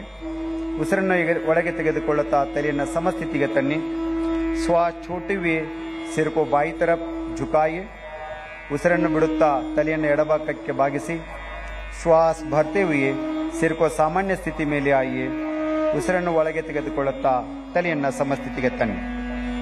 गर्दन दाई और बाई ओर मोड़ने का अभ्यास करेंगे. ಎಡ ಮತ್ತು ಬಲಕ್ಕೆ ಕುತ್ತಿಗೆಯನ್ನು ತಿರುಗಿಸುವ ಅಭ್ಯಾಸ. श्वास लीजिए. श्वास छोड़ते हुए सिर को दाई तरफ ले जाइए. ಉಸಿರನ್ನು ಬಿಡುತ್ತಾ ತಲೆಯನ್ನು ಬಲಕ್ಕೆ ತಿರುಗಿಸಿ. श्वास भरे वापस आइए. ಉಸಿರನ್ನು ತೆಗೆದುಕೊಳ್ಳುತ್ತಾ ಸಮಸ್ಥಿತಿಗೆ ಬನ್ನಿ. अब श्वास छोड़ते हुए सिर को बाई तरफ लाइए. ಉಸಿರನ್ನು ಹೊರಹಾಕುತ್ತಾ ತಲೆಯನ್ನು ಎಡಕ್ಕೆ ತಿರುಗಿಸಿ. श्वास भरते हुए वापस आइए. ಉಸಿರನ್ನು ಒಳಗೆ ತೆಗೆದುಕೊಳ್ಳುತ್ತಾ ಸಮಸ್ಥಿತಿಗೆ ಬನ್ನಿ. इस क्रिया को एक बार पुनः दोहराइए. ಇದೇ ಕ್ರಿಯೆಯನ್ನು ಮತ್ತೊಮ್ಮೆ ಪುನರಾವರ್ತಿಸಿ. श्वास भरते हुए सिर को सामान्य स्थिति में ले आइए. ಉಸಿರನ್ನು ಒಳಗೆ ತೆಗೆದುಕೊಳ್ಳುತ್ತಾ ತಲೆಯನ್ನು ಸಮಸ್ಥಿತಿಗೆ ತನ್ನಿ. गर्दन घुमाने का अभ्यास करेंगे. ಕುತ್ತಿಗೆಯನ್ನು ತಿರುಗಿಸುವ ಅಭ್ಯಾಸ. श्वास लीजिए. ಉಸಿರನ್ನು ತೆಗೆದುಕೊಳ್ಳಿ. श्वास छोड़ते हुए सिर को आगे की ओर झुकाइए. ಉಸಿರನ್ನು ಹೊರಹಾಕುತ್ತಾ ಕುತ್ತಿಗೆಯನ್ನು ಮುಂದಕ್ಕೆ ಬಾಗಿಸಿ. श्वास प्रश्वास के साथ सिर को घड़ी की सुई की दिशा में 2 बार घुमाइए. ಉಸಿರನ್ನು ಒಳಗೆ ತೆಗೆದುಕೊಳ್ಳುತ್ತಾ ಬಲಭಾಗದಿಂದ ತಲೆಯನ್ನು ಪ್ರದಕ್ಷಿಣಾಕಾರವಾಗಿ 2 ಸಾರಿ ತಿರುಗಿಸಿ. इस क्रिया को घड़ी की सुई की विपरीत दिशा में भी 2 बार दोहराइए. ಉಸಿರನ್ನು ತೆಗೆದುಕೊಳ್ಳುತ್ತಾ ತಲೆಯನ್ನು ಪ್ರದಕ್ಷಿಣಾಕಾರವಾಗಿ अप्रदक्षिणाकारವಾಗಿ 2 बार ತಿರುಗಿಸಿ. श्वास लेते हुए सिर को सामान्य स्थिति में ले आइए. ಉಸಿರನ್ನು ತೆಗೆದುಕೊಂಡು ತಲೆಯನ್ನು ಸಮಸ್ಥಿತಿಗೆ ತನ್ನಿ. हाथों को पुनः अपनी जगह लिए जाइए. ಕೈಗಳನ್ನು ಯಥಾಸ್ಥಿತಿಯಲ್ಲಿಡಿ. अब हम स्कंद चालन का अभ्यास करेंगे. स्कंद चालन. श्वास भरते हुए दोनों भुजाओं को बगल से ऊपर उठाइए. ಉಸಿರನ್ನು ತೆಗೆದುಕೊಳ್ಳುತ್ತಾ ಕೈಗಳನ್ನು ಮೇಲಕ್ಕೆತ್ತಿ. श्वास छोड़ते हुए हाथों को वापस ले आइए. ಉಸಿರನ್ನು ಬಿಡುತ್ತಾ ಕೈಗಳನ್ನು ಕೆಳಗಿಳಿಸಿ. पुनः एक बार श्वास लीजिए. भुजाओं को ऊपर उठाइए. पूरा स्ट्रेच कीजिए. पूरा स्ट्रेच कीजिए. श्वास छोड़ते हुए हाथों को सामान्य स्थिति में ले आए ಉಸಿರನ್ನು ಬಿಡುತ್ತಾ ಕೈಗಳನ್ನು ಕೆಳಗೆ ತನ್ನಿ ಈಗ ನಾವು स्कंद चक्र का अभ्यास करेंगे श्वास लेते हुए अपने हाथों को बगल से कंधों की ऊंचाई तक ले आइए ಉಸಿರನ್ನು ಒಳಗೆ ತೆಗೆದುಕೊಳ್ಳುತ್ತಾ ಎರಡು ಕೈಗಳನ್ನು ಭುಜದವರೆಗೆ ಎತ್ತಿ श्वास छोड़ते हुए अपने उंगलियों को अपने कंधे पर रखिए ಉಸಿರು ಬಿಡುತ್ತಾ ಕೈ ಬೆರಳುಗಳನ್ನು ಭುಜದ ಮೇಲೆ ಇರಿಸಿ दोनों कोहनियों को आगे से पीछे की ओर 2 बार घुमाइए आगे से पीछे की ओर 2 बार घुमाइए ಎರಡು ಮೊಣಕೈಗಳನ್ನು ಪ್ರದಕ್ಷಿಣಾಕಾರವಾಗಿ 2 ಬಾರಿ ತಿರುಗಿಸಿ अब विपरीत दिशा से भी यह अभ्यास श्वास प्रश्वास के बाद 2 बार कीजिए विरुद्ध दिक्किನಲ್ಲಿ ಅಭ್ಯಾಸವನ್ನು 2 ಬಾರಿ ಮಾಡಬೇಕು श्वास छोड़ते हुए दोनों भुजाओं को वापस ले आइए ಉಸಿರನ್ನು ಹೊರಹಾಕುತ್ತಾ ಕೈಗಳನ್ನು ಯಥಾಸ್ಥಿತಿಗೆ ತನ್ನಿ अगला अभ्यास कटी चालन क्रिया पैरों के बीच थोड़ी दूर बनाइए पादಗಳ मध्य अंतरविरली हाथों को कंधे की सीध ಮೇಲೆ सामने की ओर उठाइए अंगैಗಳು ಪರಸ್ಪರ ಎದುರಾಗಿರುವಂತೆ ತೋಳುಗಳನ್ನು ಮೇಲೆತ್ತಿ श्वास लीजिए श्वास छोड़ते हुए शरीर को दाई तरफ घुमाएं दाई तरफ श्वास भरते हुए अपने शरीर को सीधा कीजिए ಉಸಿರನ್ನು ತೆಗೆದುಕೊಳ್ಳುತ್ತಾ ಶರೀರ ಸಮಸ್ಥಿತಿಗೆ ತನ್ನಿ श्वास छोड़ते हुए शरीर को बाई तरफ घुमाइए श्वास भरते हुए शरीर को सीधा कीजिए उसिरन श्वास इस क्रिया को 2 बार और दोहराइए और 1 बार श्वास लीजिए श्वास छोड़िए पूरा ट्विस्ट करना है शरीर को श्वास छोड़ते हुए हाथों को भी वापस ले आइए ಉಸಿರನ್ನು ಬಿಡುತ್ತಾ 2 ಕೈಗಳನ್ನು ಕೆಳಗಿಳಿಸಿ ವಿಶ್ರಾಂತಿ ಮಾಡಿ घुटने की चालन क्रिया का अभ्यास करेंगे ಮೊಳಕಾಲುಗಳ ಚಲನ ಕ್ರಿಯೆ अभ्यास श्वास भरते हुए अपने हाथों को कंधे की स्तर तक सामने ले आए ಉಸಿರನ್ನು ತೆಗೆದುಕೊಳ್ಳುತ್ತಾ ಮೊಳಕಾಲುಗಳನ್ನು ಕುಳಿತುಕೊಳ್ಳುವ ಭಂಗಿಗೆ ತನ್ನಿ श्वास छोड़ते हुए बैठने की स्थिति में आ जाइए ಉಸಿರನ್ನು ಬಿಡುತ್ತಾ ತಮ್ಮ ಮೊಳಕಾಲುಗಳನ್ನು ಮಡಿಸಿ श्वास भरते हुए वापस आइए ಉಸಿರನ್ನು ತೆಗೆದುಕೊಳ್ಳುತ್ತಾ ಯಥಾಸ್ಥಿತಿಗೆ ಬನ್ನಿ श्वास छोड़ते हुए पुनः बैठने की स्थिति में आइए ಉಸಿರನ್ನು ಹೊರಗೆ ಹಾಕುತ್ತಾ ಪುನಃ ಕುಳಿತುಕೊಳ್ಳಿ श्वास भरते हुए वापस आइए ಮೊದಲನೇ ಸ್ಥಿತಿಗೆ ಬನ್ನಿ श्वास छोड़ते हुए हाथों को नीचे ले आइए विश्राम कीजिए विश्राम अब हम योगासनों का अभ्यास करेंगे ಈಗ ನಾವು ಯೋಗಾಸನಗಳ ಅಭ್ಯಾಸ ಮಾಡೋಣ ಮೊದಲ ಅಭ್ಯಾಸ ताड़ासन पैरों के बीच 2 इंच की दूरी बनाए ಕಾಲುಗಳ ಮಧ್ಯೆ 2 ಇಂಚುಗಳ ಅಂತರ ಇರಲಿ श्वास भरते हुए हाथों को सामने से कंधों के स्तर तक ले आए उसे श्वास छोड़ते हुए दोनों हाथों को उंगलियों में आपस में फंसाए कई ಬೆರಳುಗಳನ್ನು ಜೋಡಿಸಿ हथेलियों को उल्टा कीजिए हस्तಗಳನ್ನು ತಿರುಗಿಸಿ श्वास भरते हुए हाथों को ऊपर से ले आए ಉಸಿರು ತೆಗೆದುಕೊಳ್ತಾ ಕೈಗಳನ್ನು ಮೇಲೆತ್ತಿ ಸಂಪೂರ್ಣವಾಗಿ ಏಡಿयों को उठाइए पंजों पर संतुलन बनाए ಹಿಮ್ಮಡಿಗಳನ್ನು ಮೇಲೆತ್ತಿ समतोलन कायदुಕೊಳ್ಳಿ सामान्य श्वास प्रश्वास के साथ आसन में बने रहिए ताड़ासन शरीर में संतुलन और दृढ़ता प्रदान करता है एड़ियों को वापस ले आइए हिम्मडिಗಳನ್ನು यथास्थितिಗೆ ತನ್ನಿ श्वास छोड़ते हुए हाथों को सामान्य स्थिति में ले आइए ಉಸಿರನ್ನು ಬಿಡುತ್ತಾ ಕೈಗಳನ್ನು ಸಾಮಾನ್ಯ ಸ್ಥಿತಿಗೆ ತೆಗೆದುಕೊಂಡು ಬನ್ನಿ विश्राम कीजिए विश्रांति वृक्षासन श्वास छोड़ते हुए दाहिने पैर को मोड़िए ಉಸಿರನ್ನು ಹೊರಗೆ ಹಾಕುತ್ತಾ ಬಲಗಾಲನ್ನು ತಿರುಗಿಸಿ दाहिने तलवे को बाएं पैर की जंगा पर रखने का प्रयास कीजिए ಎಡಗಾಲಿನ ಹಿಮ್ಮಡಿಯನ್ನು ಎಡಗಾಲಿನ ಸ್ಥಾನದಲ್ಲಿ ಇಡಲು ಪ್ರಯತ್ನಿಸಿ श्वास भरते हुए अपने हाथों को ऊपर उठाइए नमस्कार मुद्रा बनाइए पूरा स्ट्रेच करते हुए नमस्कार मुद्रा करेंगे वृक्षासन की स्थिति में सामान्य श्वास प्रश्वास के साथ इस आसन में बने रहे श्वास छोड़ते हुए हाथों को और पैरों को नीचे ले आइए ಉಸಿರನ್ನು ಹೊರಗೆ ಹಾಕುತ್ತಾ 2 ಕೈಗಳನ್ನು ಕಾಲುಗಳನ್ನು ಕೆಳಗೆ ತನ್ನಿ अब बाएं पैर को मोड़ते हुए दाहिने पैर को जंगा पर रखिए,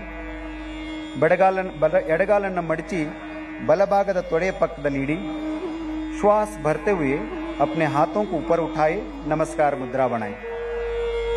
ಉಸಿರನ್ನು ತೆಗೆದುಕೊಂಡು ಕೈಗಳನ್ನು ಮೇಲಕ್ಕೆತ್ತಿ ನಮಸ್ಕಾರ ಮುದ್ರೆಯನ್ನು ಮಾಡಿ.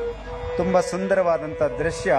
ಚಾಮುಂಡಿಗೆ ನಮ್ಮ ನಮನ, ಮಾ ಚಾಮುಂಡಿಗೆ ನಮ್ಮ ನಮನ. अब श्वास छोड़ते हुए हाथों और पैरों को नीचे ले आइए. ಉಸಿರನ್ನು ಬಿಡುತ್ತಾ ಕೈ ಕಾಲುಗಳನ್ನು ಕೆಳಗೆ ತನ್ನಿ. ಸ್ವಲ್ಪ ವಿಶ್ರಾಂತಿ ಪಡೆಯಿರಿ, ವಿಶ್ರಾम कीजिए. अगला अभ्यास पाद हस्तासन. अपना पैरों के बीच 4 इंच का अंतर रखिए. ಕಾಲುಗಳ ಮಧ್ಯೆ 4 ಇಂಚುಗಳ ಅಂತರವಿರಲಿ. श्वास भरते हुए हाथों को सामने से ऊपर उठाए. ಉಸಿರನ್ನು ತೆಗೆದುಕೊಳ್ತಾ ಕೈಗಳನ್ನು ಮೇಲಕ್ಕೆ ಎಳೆದಿ. शरीर को ऊपर की ओर खींचिए, ಶರೀರವನ್ನು ಹಿಗ್ಗಿಸಿ. श्वास छोड़ते हुए यथा प्रकार आगे झुकिए. Please bend forward according to your capacity. अपने हथेलियों को पैर के पंजों के पास रखिए.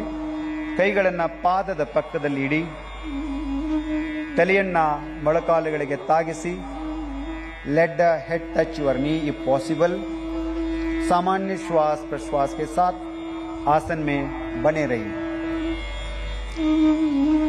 ಸ್ಥಿತಿಯಲ್ಲಿ ಆಸನದ ಸಮತೋಲನವನ್ನು ಕಾಯ್ದುಕೊಳ್ಳಿ. अब श्वास भरते हुए हथेलियों को ऊपर उठाए और शरीर को सीधा कीजिए. ಉಸಿರನ್ನು ತೆಗೆದುಕೊಳ್ಳುತ್ತಾ ನಿಧಾನವಾಗಿ ಯಥಾಸ್ಥಿತಿಗೆ ಬನ್ನಿ. ಉಸಿರನ್ನು ಬಿಡುತ್ತಾ ಎರಡೂ ಕೈಗಳನ್ನು ಕೆಳಗಿಳಿಸಿ. विश्राम कीजिए. अब हम अर्ध चक्रासन का अभ्यास करेंगे. अपने हाथों को कमर के पीछे रखिए. ನಿಮ್ಮ ಕೈಗಳನ್ನು ಸೊಂಟದ ಮೇಲೆ ಇಟ್ಕೊಳ್ಳಿ. श्वास भरते हुए सिर और कमर को पीछे ले जाइए. ಉಸಿರನ್ನು ಒಳಗೆ ತೆಗೆದುಕೊಳ್ಳುತ್ತಾ ತಲೆ ಮತ್ತು ಸೊಂಟವನ್ನು ಹಿಂದಕ್ಕೆ ತೆಗೆದುಕೊಂಡು ಹೋಗಿ. श्वास छोड़िए और सामान्य श्वास प्रश्वास के साथ आसन में बने रहने का प्रयास कीजिए. ಆಸನವನ್ನು ಸಮಸ್ಥಿತಿಯಲ್ಲಿ ಕಾಯ್ದುಕೊಳ್ಳಿ. ಸುಂದರವಾದಂಥ ಅಭ್ಯಾಸ ಕ್ರಮ. ये आसन श्वासन क्षमता को बढ़ाता है. अब श्वास भरते हुए सिर को वापस ले आइए. ಉಸಿರನ್ನು ತೆಗೆದುಕೊಳ್ಳುತ್ತಾ ತಲೆಯನ್ನು ದೇಹವನ್ನು ಮೇಲಕ್ಕೆತ್ತಿ. श्वास छोड़ते हुए अपने हाथों को सामान्य स्थिति में ले आइए और विश्राम कीजिए. अगला आसन त्रिकोणासन. दोनों पैरों के बीच 3 से 4 फीट की दूरी बनाए. ಎರಡೂ ಕಾಲುಗಳ ನಡುವೆ 3 ರಿಂದ 4 ಅಡಿಗಳ ಅಂತರವಿರಲಿ. श्वास लेते हुए दोनों हाथों को बगल से कंधों की ऊंचाई तक ले आइए. ಉಸಿರನ್ನು ಒಳಗೆ ತೆಗೆದುಕೊಳ್ಳುತ್ತಾ ಎರಡೂ ಕೈಗಳನ್ನು ಭುಜದವರೆಗೆ ಮೇಲೆತ್ತಿ. दाएं पैर के पंजे को दाई तरफ घुमाइए. ಬಲಪಾದವನ್ನು ಬಲಬದಿಗೆ ತಿರುಗಿಸಿ. श्वास छोड़ते हुए धीरे धीरे दाई तरफ झुकते जाए. ಉಸಿರನ್ನು ಬಿಡುತ್ತಾ ನಿಧಾನವಾಗಿ ಬಲಭಾಗಕ್ಕೆ ಬಾಗಿ. दाएं हाथ को दाएं पैर के पीछे रखिए. बलगई बलपादದಿಂದ इडिसी. अपने सिर को ऊपर उठाए और मध्यमा उंगली को देखिए. ತಲೆಯನ್ನು ಮೇಲೆ ಕೆತ್ತಿ ಎಡಗೈ ಮಧ್ಯದ ಬೆರಳನ್ನು ನೋಡುವ ಪ್ರಯಾಸ ಮಾಡಿ. इस आसन में कुछ देर बने रहिए. अब श्वास भरते हुए वापस आइए. ಉಸಿರನ್ನು ಒಳಗೆ ತೆಗೆದುಕೊಳ್ಳುತ್ತಾ ಯಥಾಸ್ಥಿತಿಗೆ ಬನ್ನಿ. अपने दाहिने पैर के पंजे को सीधा कर लीजिए. ಪಾದವನ್ನು ನೇರವಾಗಿರಿಸಿ. अब बाएं पैर के पंजे को बाई तरफ घुमाइए. ಎಡಗಾಲಿನ ಪಾದವನ್ನು ಎಡಬದಿಗೆ ತಿರುಗಿಸಿ. श्वास छोड़ते हुए बाई तरफ झुकते जाए. ನಿಧಾನವಾಗಿ ಉಸಿರನ್ನು ಬಿಡುತ್ತಾ ಎಡಭಾಗಕ್ಕೆ ಬಾಗಿ. बाएं हाथ को बाएं पैर के पीछे रखिए. अपने सिर को ऊपर की ओर घुमाए और मध्यमा उंगली को देखिए. ತಲೆಯನ್ನು ಮೇಲಕ್ಕೆ ತಿರುಗಿಸಿ ಮಧ್ಯದ ಬೆರಳನ್ನು ನೋಡುವ ಪ್ರಯಾಸ ಮಾಡಿ. आसन में कुछ देर बने रहे. श्वास भरते हुए वापस आइए. ಉಸಿರನ್ನು ತೆಗೆದುಕೊಳ್ಳುತ್ತಾ ಮರಳಿ ಬನ್ನಿ. अपने बाएं पैर को पंजे को सीधा कर लीजिए. ಎಡಗಾಲಿನ ಪಾದವನ್ನು ನೇರವಾಗಿರಿಸಿ. दोनों पैरों को मिलाइए और हाथों को भी वापस ले आइए. विश्राम कीजिए. ಎರಡೂ ಕಾಲುಗಳನ್ನು ಕೂಡಿಸಿ ಎರಡೂ ಕೈಗಳನ್ನು ಯಥಾಸ್ಥಿತಿಗೆ ತನ್ನಿ. अब हम बैठकर किए जाने वाले आसनों का अभ्यास करेंगे. ಈಗ ಕುಳಿತು ಮಾಡುವ ಆಸನಗಳನ್ನು ಅಭ್ಯಾಸ ಮಾಡೋಣ. आराम से बैठ जाइए ನಿಧಾನವಾಗಿ ಎಲ್ಲರೂ ಕುಳಿತುಕೊಳ್ಳಿ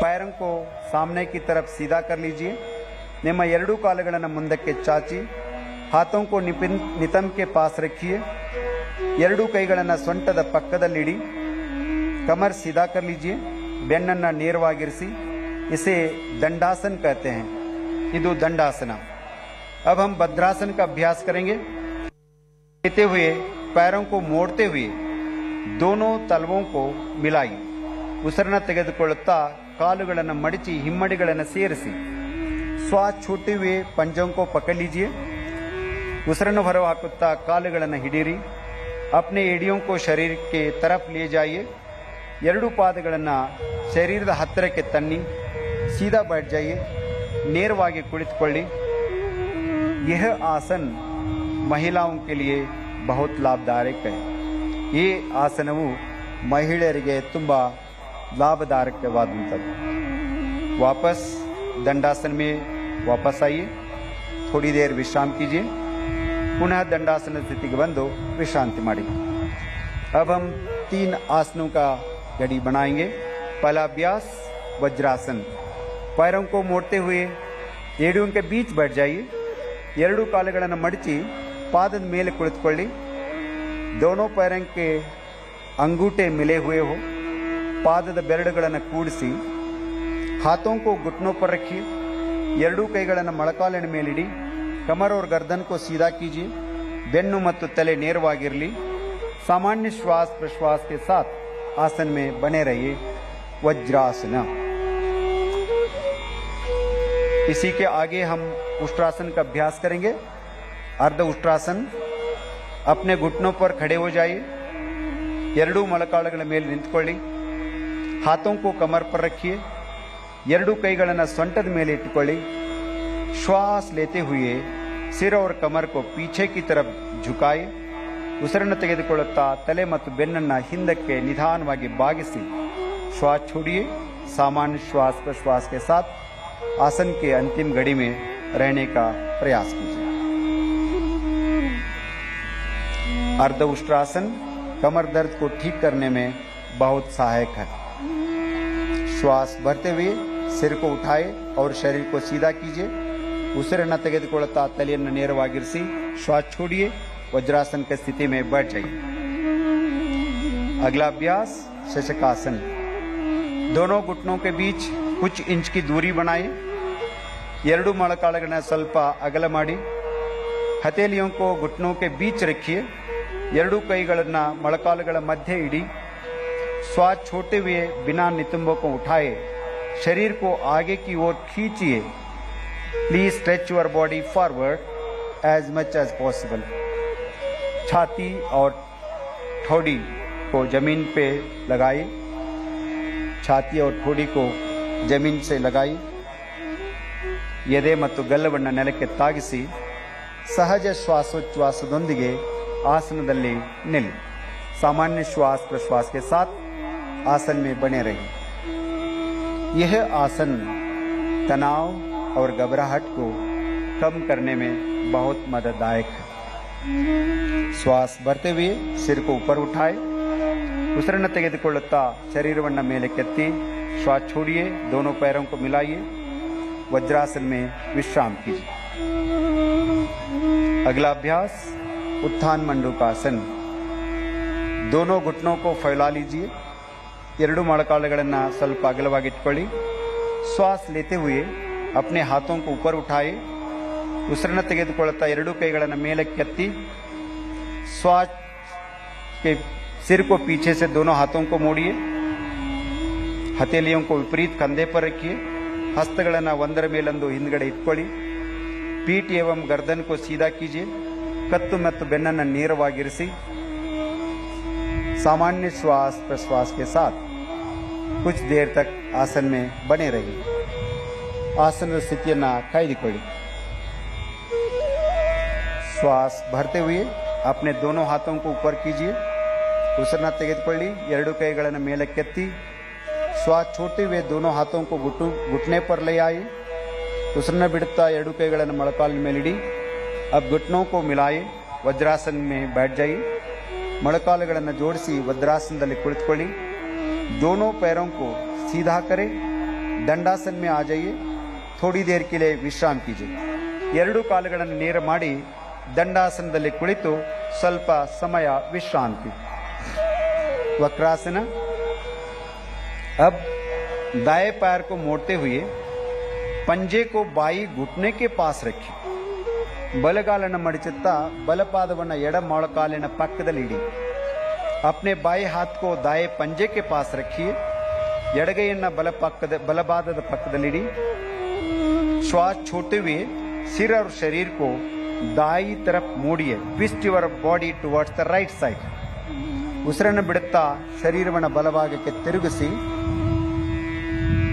वक्रासन अर्ध मत्स्येंद्रासन मधुमेह को नियंत्रण करने में बहुत सहायक है.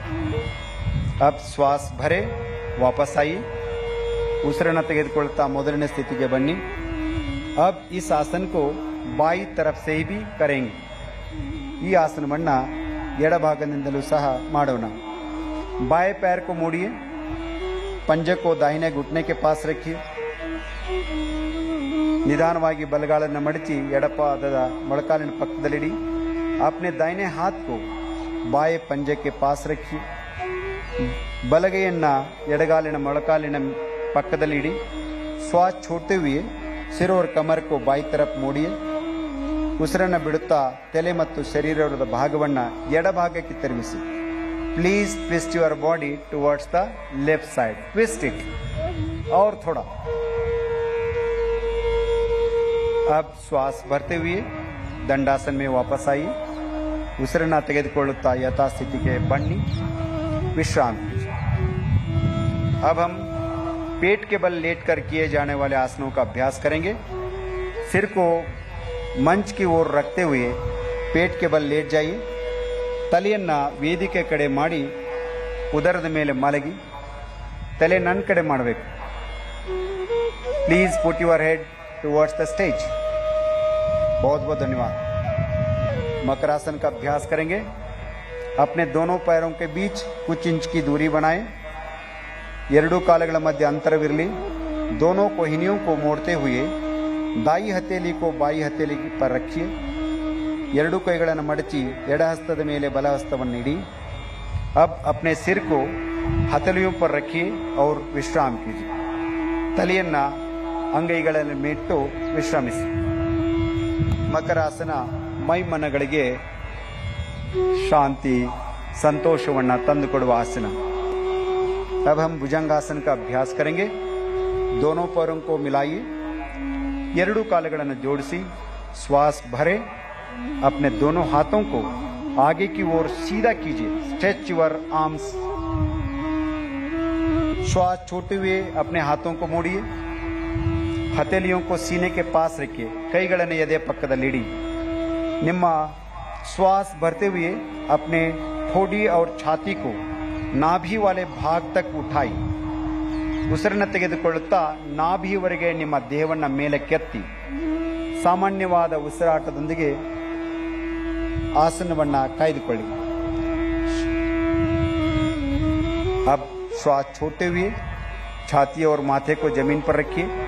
ಉಸಿರನ್ನು ಬಿಡುತ್ತಾ ಯಥಾಸ್ಥಿತಿಗೆ ಬನ್ನಿ. मकरासन में विश्राम कीजिए. अगला अभ्यास शलभासन. ಮುಂದಿನ ಆಸನ ಶಲಭಾಸನ. अपने पैरों को मिलाइए.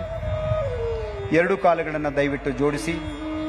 अपने हाथों को जंघाओं के पास रखिए. ನಿಮ್ಮ ಕೈಗಳನ್ನು ತೊಡೆ ಪಕ್ಕಕ್ಕೆ ತನ್ನಿ. ठोड़ी को जमीन से लगाइए. ಗದ್ದವನ್ನು ಜಮೀನಿಗೆ ತಾಗಿಸಿ. श्वास भरते हुए दोनों पैरों को उठाइए. ಉಸಿರನ್ನು ತೆಗೆದುಕೊಳ್ಳುತ್ತಾ ಎರಡೂ ಕಾಲುಗಳನ್ನು ಮೇಲಕ್ಕೆತ್ತಿ. पैरों को सीधा रखिए. पैरों को सीधा रखिए.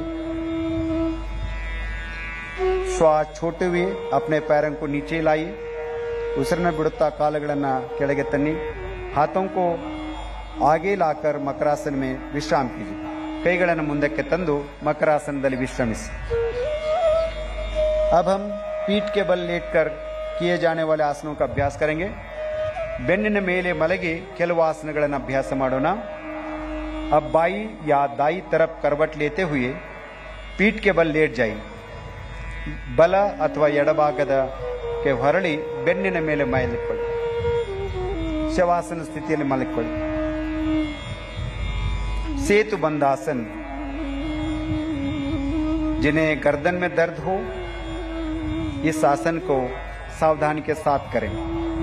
दोनों घुटनों को मोड़ते हुए अपनी एडियम को नितंब के नजदीक लाइए. ಎರಡೂ ಮೊಳಕಾಲುಗಳನ್ನು ಮಡಚುತ್ತಾ ನಿಮ್ಮ ಹಿಮ್ಮಡಿಯನ್ನು ಪೃಷ್ಠದ ಸಮೀಪಕ್ಕೆ ಇಡಿ. अपने ढकनों को पकड़ लीजिए. ಪಾದದ ಕೀಲುಗಳನ್ನು ಹಿಡಿದುಕೊಳ್ಳಿ. श्वास लेते हुए नितंब व कमर को ऊपर उठाए और फूलनामा आकृति बनाए. ಉಸಿರನ್ನು ತೆಗೆದುಕೊಳ್ಳುತ್ತಾ ಸೇತುವೆಯ ಆಕಾರವನ್ನು ಮಾಡಿ. सामान्य श्वास प्रश्वास के साथ आसन में बने रहिए. श्वास छोड़ते हुए कमर को नीचे कीजिए. ಉಸಿರನ್ನು ಬಿಡುತ್ತಾ ಬೆನ್ನನ್ನು ಕೆಳಗಿರಿಸಿ शवासन में विश्राम कीजिए. अगला अभ्यास उत्थान पादासन. ಮುಂದಿನ ಆಸನ उत्थान पादासन. पैरों को मिलाइए, ಕಾಲುಗಳನ್ನು ಜೋಡಿಸಿ, हाथों को शरीर के बगल में रखिए, ಕೈಗಳನ್ನು ದೇಹದ ಬದಿಗಳಲ್ಲಿ ಇರಿಸಿ. श्वास लेते हुए दोनों पैरों को ऊपर उठाए. 45 डिग्री का कोण बनाए. सामान्य श्वास प्रश्वास के साथ आसन में बने रहिए. ಸ್ವಲ್ಪ ಮೇಲೆ ಎತ್ತಬೇಕು, ಬಹಳ ಮೇಲೆ ಎತ್ತಬಾರ್ದು. सहजवाद उसिरासन. श्वास छोड़ते हुए धीरे से पैरों को जमीन पर लाई. शवासन में विश्राम कीजिए. ಕಾಲುಗಳನ್ನು ಕೆಳಗಿಳಿಸಿ ವಿಶ್ರಾಂತಿ ಮಾಡಿ. अगला अभ्यास अर्ध हलासन. दोनों पैरों को मिलाइए, हाथों को जंघाओं के पास रखिए. ಎರಡೂ ಕಾಲುಗಳನ್ನು ಜೋಡಿಸಿ ಕೈಗಳನ್ನು ತೊಡೆಯ ಹತ್ತಿರ ಇಡಿ. श्वास भरते हुए धीरे से पैरों को ऊपर उठाई. ಉಸಿರನ್ನು ತೆಗೆದುಕೊಳ್ಳುತ್ತಾ ಕಾಲುಗಳನ್ನು ಮೇಲಕ್ಕೆತ್ತಿ 90 डिग्री का कोण बनाए. नितंब से कंधे तक शरीर बिल्कुल सीधा रहे. ಪುಷ್ಟದಿಂದ ಕತ್ತಿನವರೆಗೆ ದೇಹವನ್ನು ನೇರವಾಗಿ ಇರಿಸಿ. ये आसन उच्च रक्तचाप को दूर करने में लाभदायक है. अब श्वास छोड़ते हुए धीरे से पैरों को वापस लाई. ಉಸಿರನ್ನು ಬಿಡುತ್ತಾ ಕಾಲುಗಳನ್ನು ನೆಲದ ಮೇಲಿಡಿ. थोड़ी देर के लिए विश्राम कीजिए. अगला अभ्यास पवन मुक्तासन. अपने पैरों को मिलाइए, ಎರಡೂ ಕಾಲುಗಳನ್ನು ಜೋಡಿಸಿ श्वास लेते हुए घुटनों को मोड़िए. ಉಸಿರನ್ನು ತೆಗೆದುಕೊಳ್ಳುತ್ತಾ ಮೊಳಕಾಲುಗಳನ್ನು ಮಡಿಸಿ अपने जंघाओं को सीने के पास ले आई. ತೊಡೆಗಳನ್ನು ಎದೆ ಹತ್ತಿರ ತನ್ನಿ. श्वास छोड़ते हुए दोनों टांगों को हाथों से पकड़िए. ಉಸಿರನ್ನು ಬಿಡುತ್ತಾ ಎರಡೂ ಕಾಲುಗಳನ್ನು ಕೈಗಳಿಂದ ಹಿಡಿದುಕೊಳ್ಳಿ. सिर को ऊपर उठाइए, तलेಯನ್ನು ಮೇಲಕ್ಕೆತ್ತಿ. अपनी ठोड़ी को घुटनों के बीच लगाने का प्रयास कीजिए. ತಮ್ಮ ಗದ್ದವನ್ನು ಮೊಳಕಾಲಿಗೆ ಸ್ಪರ್ಶಿಸಲು ಪ್ರಯತ್ನ ಮಾಡಿ. सामान्य श्वास प्रश्वास के साथ आसन में बने रहे.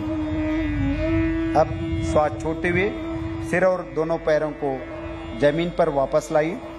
ಉಸಿರನ್ನು ಬಿಡುತ್ತಾ ತಲೆ ಮತ್ತು ಕಾಲುಗಳನ್ನು ಮೊದಲಿನ ಸ್ಥಿತಿಗೆ ತನ್ನಿ विश्राम कीजिए.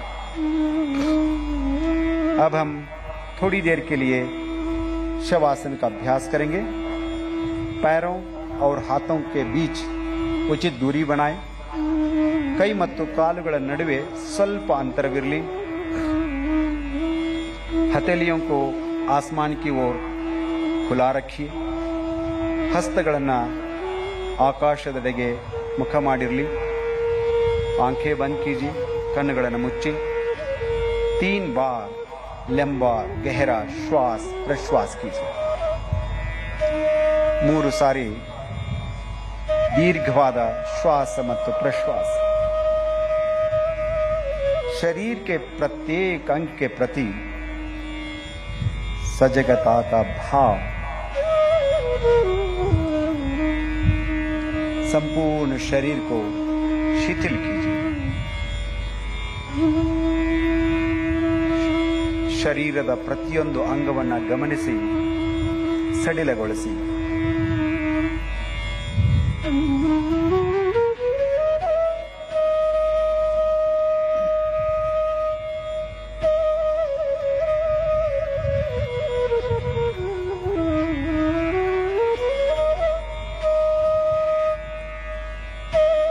शवासन चिंता और तनाव को दूर करने में सहायक है।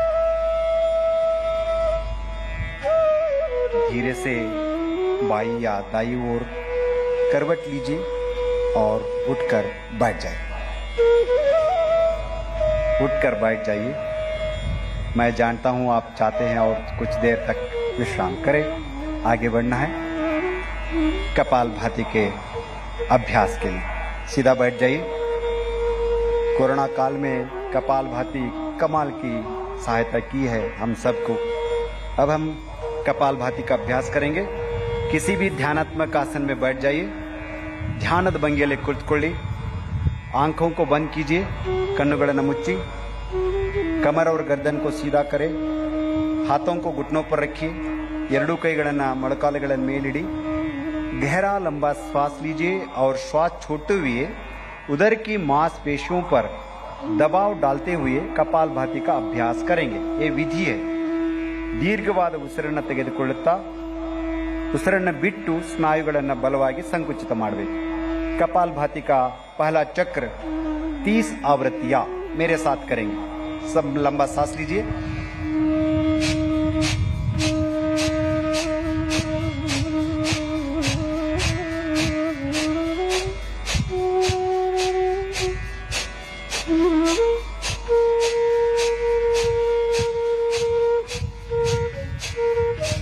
श्वास छोड़िए, उसिरन्न बिड़ी, विश्राम। कपालभाति का दूसरा चक्र के लिए तैयार हो जाइए। 30 आवृत्तियां। लंबा सांस लीजिए।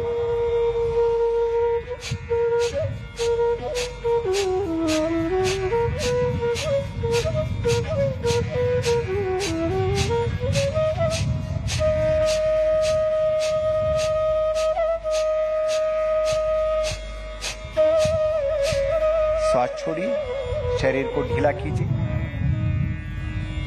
विश्राम कीजिए। कपालभाति का आखिरी चक्र 30 आवृत्तियां।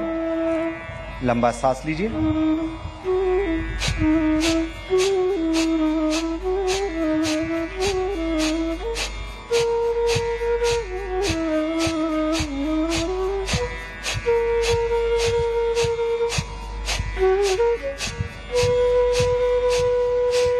श्वास छोड़िए, विश्राम कीजिए। शांति का अनुभव कपालभाति के साथ। कपालभाति प्राणायाम के अभ्यास के लिए हमें तैयार करते हैं। अब हम अनुलोम विलोम प्राणायाम का अभ्यास करेंगे। कमर एवं गर्दन को सीधा रखिए।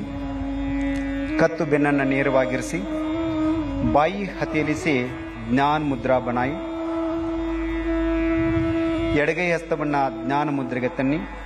दाई हथेली से नासाग्र या प्राणायाम मुद्रा बनाई। बलगೈ हस्तವನ್ನು नासिकाग्र अथवा प्राणायाम मुद्रेಗೆ तन्नी। बाई नासिका से श्वास लीजिए, दाई नासिका से श्वास छोड़ी। ಎಡ ಹೊರಡೆಯಿಂದ ಶ್ವಾಸ ತೆಗೆದುಕೊಳ್ಳಿ, ಬಲ ಹೊರಡೆಯಿಂದ ಬಿಡಿ।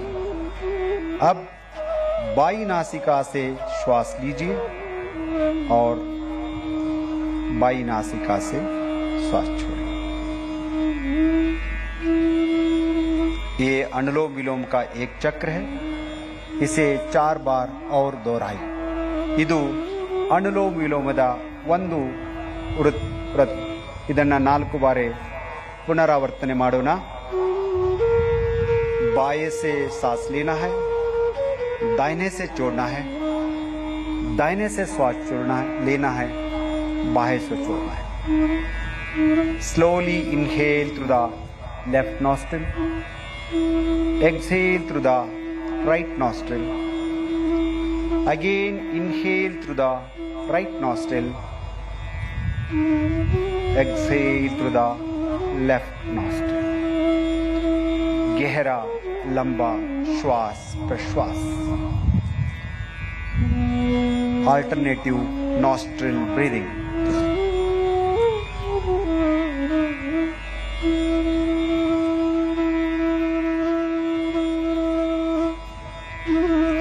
शीतली प्राणायाम का अभ्यास करेंगे। उससे पहले दोनों हाथों को ताई घुटने पर ध्यान मुद्रा में रखिए। वापस आइए। ಎರಡು ಕೈಗಳನ್ನು ಮೊಳಕಾಲುಗಳ ಮೇಡಿ जीभ को बाहर निकालिए। ट्यूब नामा आकर बनाएं। ನಾಲಿಗೆಯನ್ನು ಹೊರಗೆ ತಂದು नळिके रूपದಲ್ಲಿ नालिಗೆಯನ್ನು सुत्तिಸಿ। जीभ से गहरा श्वास लेना है, नासिका से धीरे से छोड़ना है। 5 बार करेंगे। सांस लीजिए,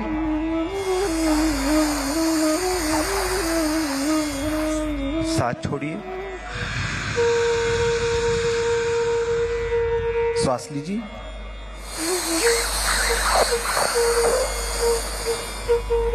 छोड़िए,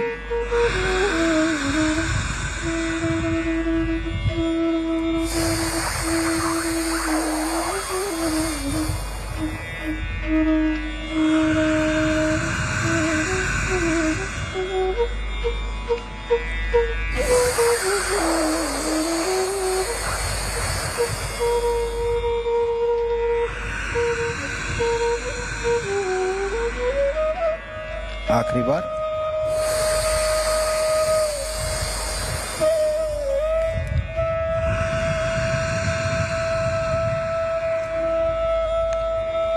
आराम से बैठ जाइए। भ्रामरी प्राणायाम का अभ्यास करेंगे। आंखों को बंद रखिए, कन्नुಗಳನ್ನು मुच्ची। गहरा लंबा श्वास लेना है। श्वास छोड़ते हुए भ्रमर के समान मकर ध्वनि का गुंजन करना है। श्वास लीजिए,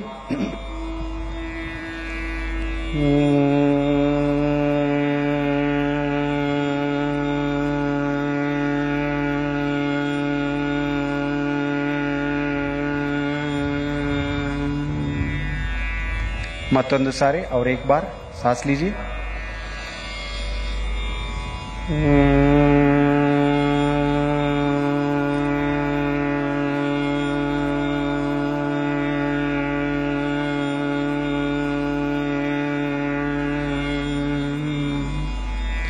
इसी अभ्यास को षण्मुखी मुद्रा के साथ 3 बार करेंगे। षण्मुखी मुद्रा धारण कीजिए। षण्मुखी मुद्रा धरसी, सांस लीजिए,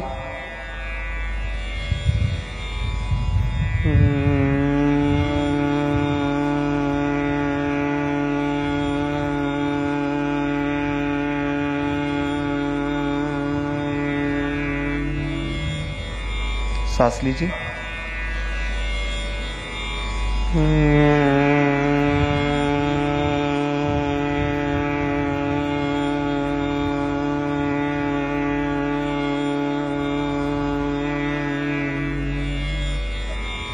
सांस लीजिए,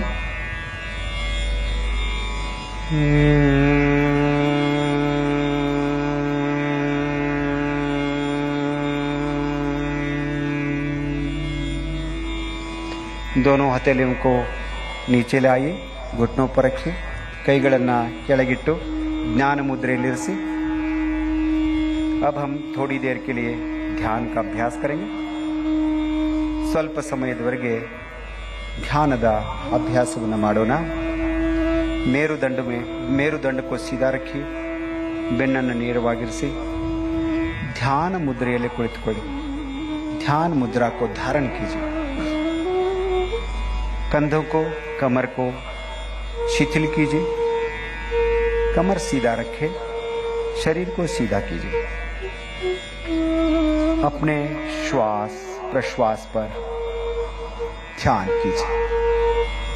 तಮ್ಮ ಶ್ವಾಸ ಪ್ರಶ್ವಾಸದ ಮೇಲೆ ಸಂಪೂರ್ಣ ಗಮನವಿರಲಿ। धीमा और गहरा श्वास प्रश्वास।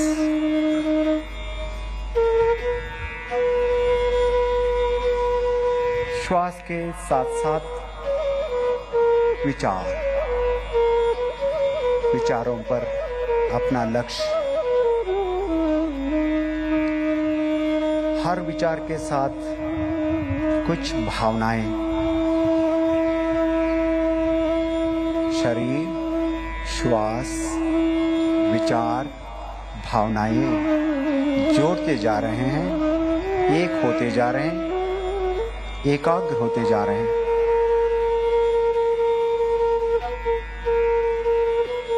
जैसे जैसे मिलते जाते हैं मन शांत, निर्मल, कोमल, विचार शुद्ध, पवित्र, भाव, प्रसन्नता, दिव्यता। ऐसे स्थिति में हृदय में प्रणव का धारण करें। हृदय कमलदल्ली ಈಶ್ವರನ ಸ್ಮೃತಿ, ಪರಮಾತ್ಮನ ಸ್ಮೃತಿ, ಮಾ ಚಾಮುಂಡಿ ದೇವಿಯ ಸ್ಮೃತಿ,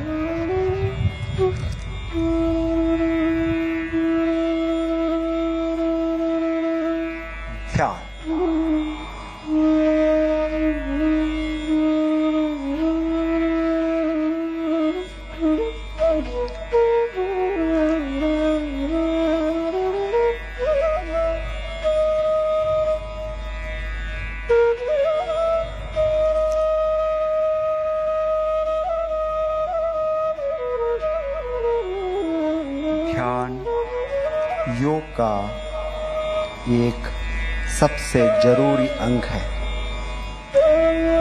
असल में ध्यान ही योग है।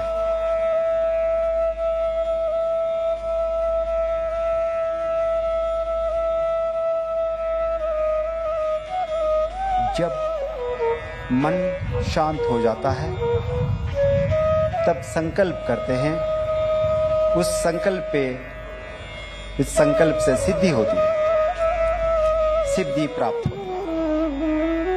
संकल्प करेंगे, हमें अपने मन को हमेशा संतुलित रखना है। ನಮ್ಮ ಮನಸ್ಸನ್ನ ಸದಾ ಕಾಲ ಶಾಂತವಾಗಿಟ್ಕೊಳ್ಳೋಣ। इसी में हमारा आत्मविकास समाया है। ಇದರಲ್ಲೇ आत्मविकास अड़गिದೆ। मैं स्वयं के प्रति, कुटुंब के प्रति, कार्य, समाज और विश्व के प्रति स्वास्थ्य और शांति के प्रचार के लिए संकल्पबद्ध मैं मानव मूल्यों का पालन करने के लिए प्रतिबद्ध हूं और देश के विकास के लिए समर्पित हूं।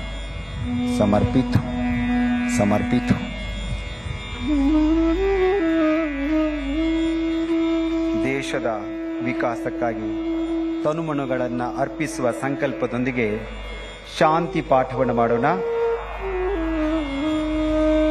शांति पाठ के लिए नमस्कार मुद्रा धारण कीजिए।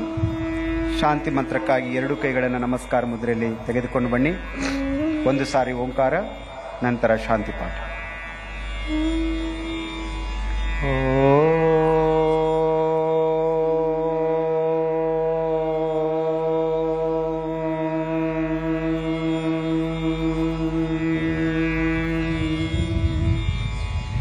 सर्वे भवन्तु सुखिनः,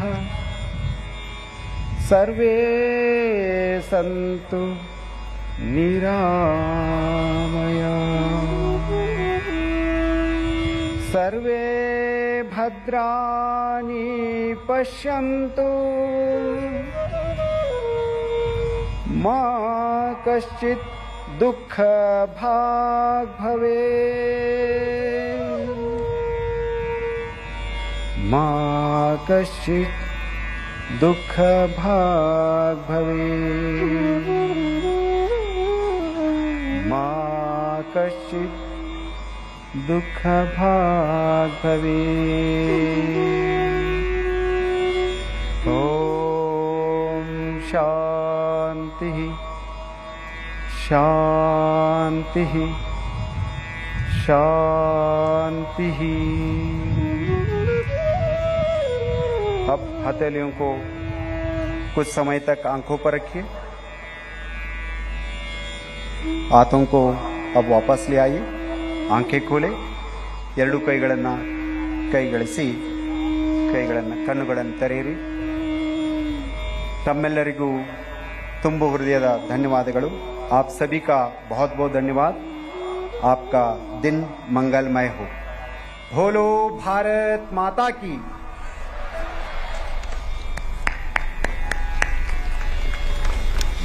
So Prime Minister Narendra Modi there kicking off Yoga Day celebrations, interacting there with all of the participants, with the yoga practitioners who was there with him while he in fact performed yoga just for the last 30 minutes or so. The Prime Minister also earlier had in fact put out a message to the world talking about how yoga can help in bringing better health and also in ensuring a peaceful mind. So there you have Prime Minister Narendra Modi interacting with the crowd. 15,000 people who've gathered there on the occasion of International Yoga Day in front of the beautiful Mysuru Palace in Mysuru. Or who has shook hands with the Prime Minister, taking a selfie with the Prime Minister. In fact, Prime Minister Narendra Modi has kicked off Yoga Day celebrations across the country as many of his ministers, 75 of them spread across the country, are also performing yoga as we speak. You see so many of those participants, they're trying to take a quick selfie, a quick picture with Prime Minister Narendra Modi as he makes his way out of the Mysuru Palace there. He's on a 2-day visit to Karnataka, has of course clubbed a number of political government events with this historic moment when he's chosen to celebrate the 8th International Yoga Day in Mysuru at the historic Mysuru Palace. You can see him also interacting with the huge crowds that have gathered. These aren't just those who performed yoga, but several others who've gathered in large numbers to catch a glimpse of Prime Minister Modi. So he's taking a time out there to wave, to also interact with all of the people who've gathered there. Little children also there who are waving at Prime Minister Modi. So he's making a point to stop there, hold their hand as well. So this moment is something we've seen, of course, every yoga day where Prime Minister Modi will take a time out after his yoga to also interact with the crowds. And this is happening after a brief lull. The International Yoga Day celebrations did turn completely virtual in the last few years because of the COVID pandemic. But the COVID pandemic also put a huge glare really on yoga as a practice for well-being, for overall health as well. And that's something that the Prime Minister also touched upon, saying that it's become a global phenomenon now and that in the world yoga has been popularized. And there's a big role to play as far as International Yoga Day is concerned, because it's not just recognized yoga, it's also recognized that yoga belongs to India, that it originates from India. And that's a very important message being sent across to the world on this day. So Prime Minister Narendra Modi there making his way out to the Mysuru Palace. You can hear chants of Modi by the crowd that had gathered there. 15,000 people who were performing yoga together with Prime Minister Modi. Can you ask him? Which is the core of a thoroughly healthy aging. We're slipping into a short break here on India Today. We'll be right back, getting you all the highlights of Prime Minister Modi's speech and much more. Hi. So you just performed yoga.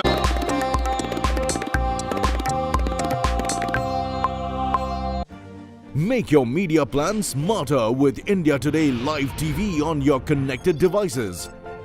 Amplify your brand with 100 million smart internet viewers. To advertise, mail us at sales@aajtak.com or call 9999892171.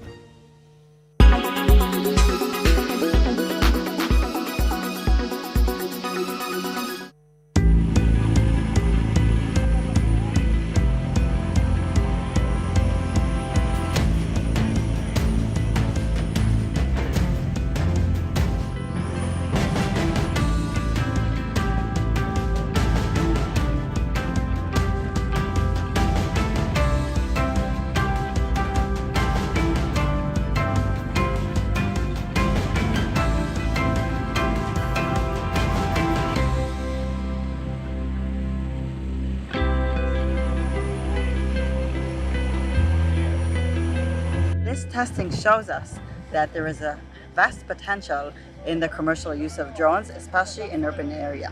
And this is a further step of creating an economically viable model.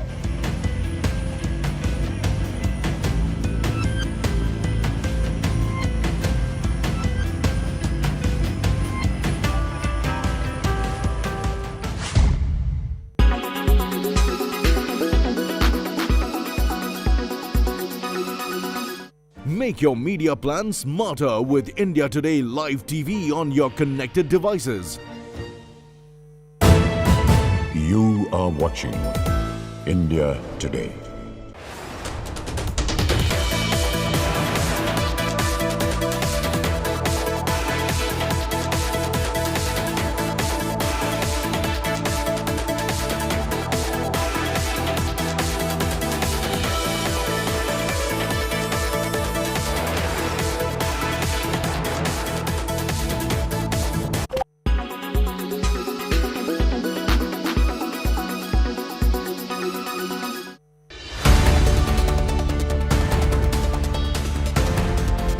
Mango, pharma, textiles, cow dung. What's really common in these things?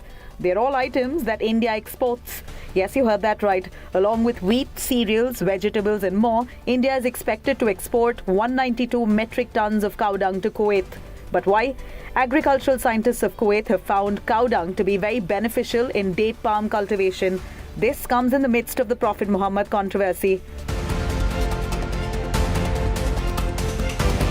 Scientists in Kuwait used cow dung in date palm cultivation and found that it increased the yield. After this, Kuwait decided to import cow dung from India. This is the largest foreign order for cow dung that India has ever received. The orders are being sent from Rajasthan and Uttar Pradesh. India is the largest producer of cow dung. Now the government is also preparing a strategy to focus on the export of cow dung. The current consignment will be sent from Kanakapura railway station in Rajasthan to Mumbai. From there, the dung will be taken to Kuwait by ship. This consignment has been packed under the supervision of the Customs Department at Sunrise Organic Park at Sri Pinjrapol Gaushala in Jaipur. India has 30 crore cattle and about 30 lakh tons of cow dung is produced. In India, cow dung is mainly used as fuel. Internationally, it is used by Britain and China for producing electricity.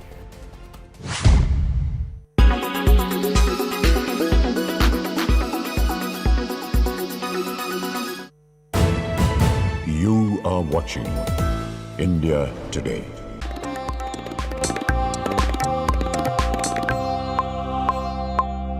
तिरगुसी श्वास भरे वापस आइए श्वास Welcome back. On the occasion of the 8th International Yoga Day, on your screens are the celebrations that began early this morning with Prime Minister Narendra Modi kicking off Yoga Day celebrations, performing yoga in Mysuru. All of, in fact, the Prime Minister's ministers, part of the Modi government, chief ministers, all of them also took part in Yoga Day celebrations at different venues where a huge number of people gathered to mark yoga, to celebrate yoga and to highlight to the world that yoga begins and originated from India. You see on your screens the Prime Minister performing yoga, Finance Minister Nirmala Sitharaman also there performing in Delhi's Jantar Mantar, Chief Minister Yogi Adityanath also performing yoga along with several other Chief Ministers like in fact Shivraj Singh Chauhan, like Chief Minister Arvind Kejriwal and also the Uttarakhand Chief Minister Pushkar Singh Dhami. All of them seen performing yoga there soon after the Prime Minister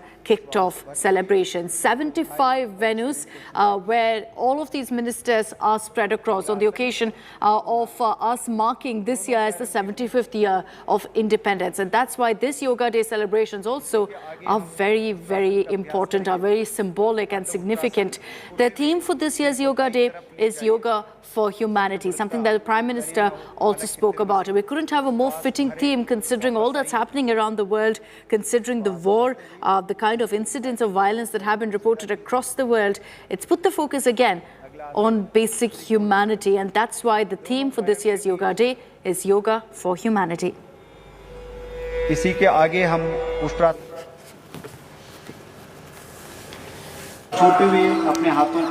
You're watching India Today. I'm Akshita Nandagopal. We're going to be getting you all the highlights that are pouring in on this International Yoga Day. Here are all the headlines first. World celebrates 8th International Yoga Day. Prime Minister Modi leads the celebration in Mysuru. 75 ministers perform yoga at 75 monuments. Forces also participate in the yoga session.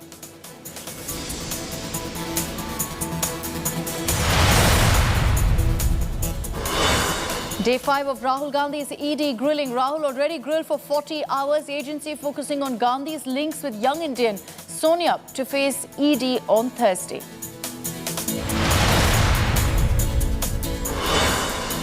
Bihar and UP coaching centers on radar over violent Agnipath protests. Cops claim these centers provoked protesters. Police also combed through WhatsApp groups.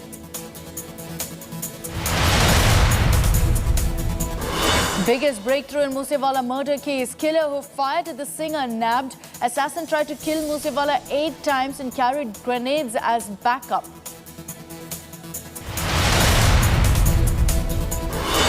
Shocking VVIP arrogance caught on camera in Karnataka. Drunk on power, JDS MLA slaps principal of government college for arriving late.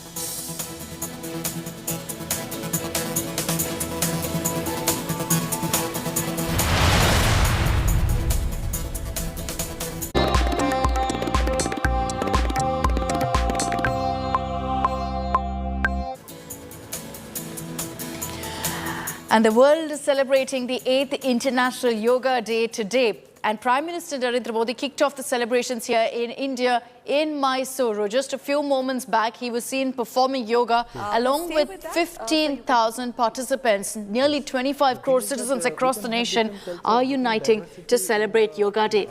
Prime Minister Narendra Modi kick-started the celebrations from the heritage city of Mysuru with the backdrop of the Mysuru Palace. He was seen performing yoga. 75 ministers in all are performing yoga at 75 historic and cultural sites in the country. This is to mark the 75th year of independence. More than 15,000 people participated in the yoga celebrations along with Prime Minister Modi at the Mysuru Palace Grounds. The theme for the celebrations is Yoga for Humanity this year. Addressing the mega event, Prime Minister Modi said that the universe starts from our own body and soul, and that yoga makes us conscious of everything within us and essentially builds a sense of awareness. After 2 years due to the pandemic, India is again celebrating Yoga Day in full fervor, and all people out on the streets at these events, which largely were virtual in the last few years. योग के लिए हमारे ऋषियों ने, हमारे महर्षियों ने, हमारे आचार्यों ने कहा है, शांतिम योगिन विन्दति. It means yoga brings peace for us. The peace from yoga is not only for individuals. Yoga brings peace to our society. Yoga brings peace to our nations and the world. And yoga brings peace to our universe. This might feel an extreme thought to someone, but our Indian sages have answered this with a simple mantra. Yat pinde tat brahmande. Yoga makes us conscious, competent, and compassionate towards these challenges. Millions of people with a common consciousness and consensus, millions of people with inner peace will create an environment of global peace. That's how yoga can connect the people. That's how yoga can connect the countries. And that's how yoga can become a problem solver for all of us. हमारे युवा बड़ी संख्या में योग के क्षेत्र में नए नए आइडियाज के साथ आ रहे हैं. इस दिशा में हमारे देश में आयुष मंत्रालय ने स्टार्टअप योगा चैलेंज भी लॉन्च किया है. योग के अतीत को, योग की यात्रा को और योग से जुड़ी संभावनाओं के लिए यहां मैसूरू के दशहरा ग्राउंड में इनोवेटिव डिजिटल एग्जीबिशन भी लगी है. So those were some of the excerpts of the Prime Minister's message to the nation and to the world on the occasion of International Yoga Day. Let's take this across to our reporters to find out what the Yoga Day celebrations look like across the country. Joining us on this broadcast is Hemendra Sharma, who's reporting live from Bhopal. Saurabh Bakhtania is joining us from beautiful Kevadia in Gujarat. We also have Shibimol getting us all the live updates from Thiruvananthapuram. Saurabh, I'd like to begin with you first in Kevadia with the beautiful setting of the Statue of Unity. I'm sure Yoga Day celebrations have kicked off. Well, absolutely, Akshita, and what a beautiful location, like you mentioned. First of all, let me show you the current visuals. Just the yoga day has got over here. The people started to come over here from early morning, since 5 in the morning. Now, what happened over here is that it rained continuously. The whole night it was raining over here. So there were questions that whether the yoga will be performed or not. But thankfully, after 5, it stopped raining. And look at the visuals over here. Behind me, if you can see, these are the mountains of Vindhyachal. At that side of me is the mountains of Saputara. And from middle of both the mountains, the Narmada River flows, and on the bank of Narmada River, that's the tallest statue. That's the Statue of Unity, the Sardar Vallabhbhai Patel Statue of Unity.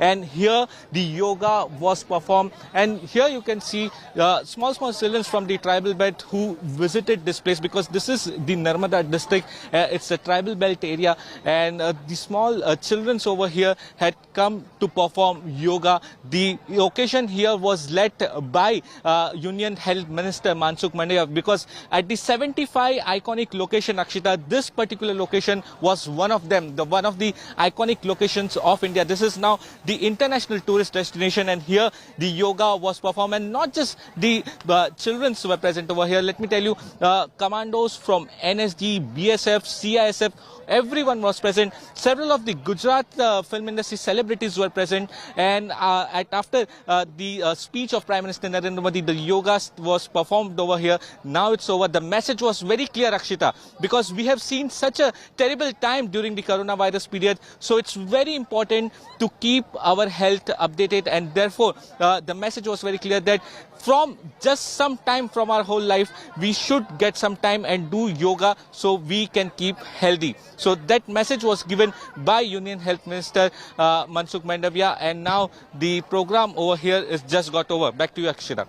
Okay, Saurabh getting us that live update from Kevadia. I want to bring in Hemendra Sharma also, who's joining us live from Bhopal. Hemendra, we're seeing BJP Chief Minister is also largely taking part in International Yoga Day events, like Chief Minister Shivraj Singh Chauhan as well. Well, there were several events. In fact, events were organized across the state to mark International Yoga Day. The main event was to be held at the historic Lal Parade ground over here in Bhopal. But because monsoons arrived in Bhopal yesterday, at the last moment, the event was shifted from the Lal Parade ground to the Chief Minister's residence. Over here at the Chief Minister's residence, close to 300 students from government schools across the state, they participated in this event. The Chief Minister was here for almost 2 hours. The Chief Minister gave his speech. There was the yoga session that was organized, and also the speech of the Prime Minister was relayed to the students. And also there was a very important announcement made by the Chief Minister. He said that he's going to start a yoga commission in Madhya Pradesh, and that was a major takeaway from what happened as celebrations as part of International Yoga Day over here in Bhopal. So what's happening in Bhopal? We're getting you city-wise updates right now, because across the country, we're seeing this kind of celebrations of Yoga Day playing out. On the occasion of 8th International Yoga Day, Prime Minister Narendra Modi was seen performing yoga at the Mysuru Palace in Mysuru. And also, of course, putting out a message about the importance of yoga, what it really does for your health, what it also does for inner peace. And that's an important message that Prime Minister Narendra Modi has also put out on the occasion of Yoga Day. As we're getting you all of the images of how Yoga Day has been celebrated over the many years, let's also get you these updates about how our forces are celebrating Yoga Day. Every single year is something that we always look out for, that in the toughest and most challenging of terrains, our forces will be performing yoga. The ITBP forces were seen practicing yoga at the high-altitude border outposts on the occasion of the 8th International Yoga Day. Look at those images on your screens. The ITBP personnel have been exemplary in promoting yoga by demonstrating the Surya Namaskar and various other yoga asanas at different high-altitude Himalayan ranges along the India-China borders, including in Ladakh, in Himachal Pradesh, in Uttarakhand, Sikkim and Arunachal Pradesh. And despite the challenging terrain that you can see there, they're seen performing yoga through that. ITBP mountaineers practiced yoga at an altitude of 15,000 feet in the Uttarakhand. And they're seen there in the snowy terrains performing yoga. Himveers of the Indo-Tibetan Border Police also practice yoga at the eastern tip of the nation. This is in Arunachal Pradesh in Lohitpur. They're out with their yoga mats in this freezing cold to perform yoga. Similarly, in Sikkim, ITBP personnel were seen practicing yoga at an altitude of 17,000 feet, while the 33 Battalion ITBP performed yoga in front of the Brahmaputra River at Lachit Ghat in Assam's Guwahati. Let me bring in Ashutosh Mishra. He's reporting live from the Tyagaraja Stadium in Delhi. Ashutosh, good morning. I hope you had a chance to practice some yoga yourself. Well, I have been practicing, Akshita. A very good morning to you and to all our viewers, and wish everyone a happy International Yoga Day. So, you know, the significance, perhaps the importance of yoga, we all realize post this pandemic. And remember, during the pandemic where there was a breathing issue, we were hardly able to breathe, particularly when I was infected with Omicron. And then the hard work, going to cardio or the gym, that was totally restricted by the medical practitioners for certain weeks. That was the only time when the yoga was permitted. And we gradually realized the benefit of that, particularly the breathing issues was really resolved just within a few weeks of started practicing it. So we all have understood perhaps, and you know, in the difficult time of the pandemic across the globe, it was realized how yoga beneficial is. Just, you know, doesn't rejuvenate all your energy, it connects body to the soul. And here at Tyagaraja Stadium, if you see, there's hundreds of these youth have been practicing all across the Delhi, but since it was organized by the government of Delhi, just minutes ago, right to me, Delhi Chief Minister Arvind Kejriwal was here, his deputy Manish Sisodia was here, several MLAs were there, the cabinet officials were here. So it was, you know, celebration. In fact, in Delhi, if you go to multiple pockets in certain parks, these arrangements are already provided. Yoga trainers are sent for the RWAs if they want to train themselves. And we know that since, because most of them cannot afford to going to the gym, this is something you can practice at home. We all practice at home. Certain issues, you know, help to resolve our breathing issues, spine, several, you know, joint pains. We know the benefits of this, and that's perhaps why we all are celebrating this World Yoga Day. Akshita. Very, very true. I also want to bring in Shibimol. She's reporting live from Thiruvananthapuram. Shibimol, good morning. I understand you're joining us live from the beautiful Padmanabha Swami temple. Take us through the kind of Yoga Day celebrations playing out in Kerala this morning.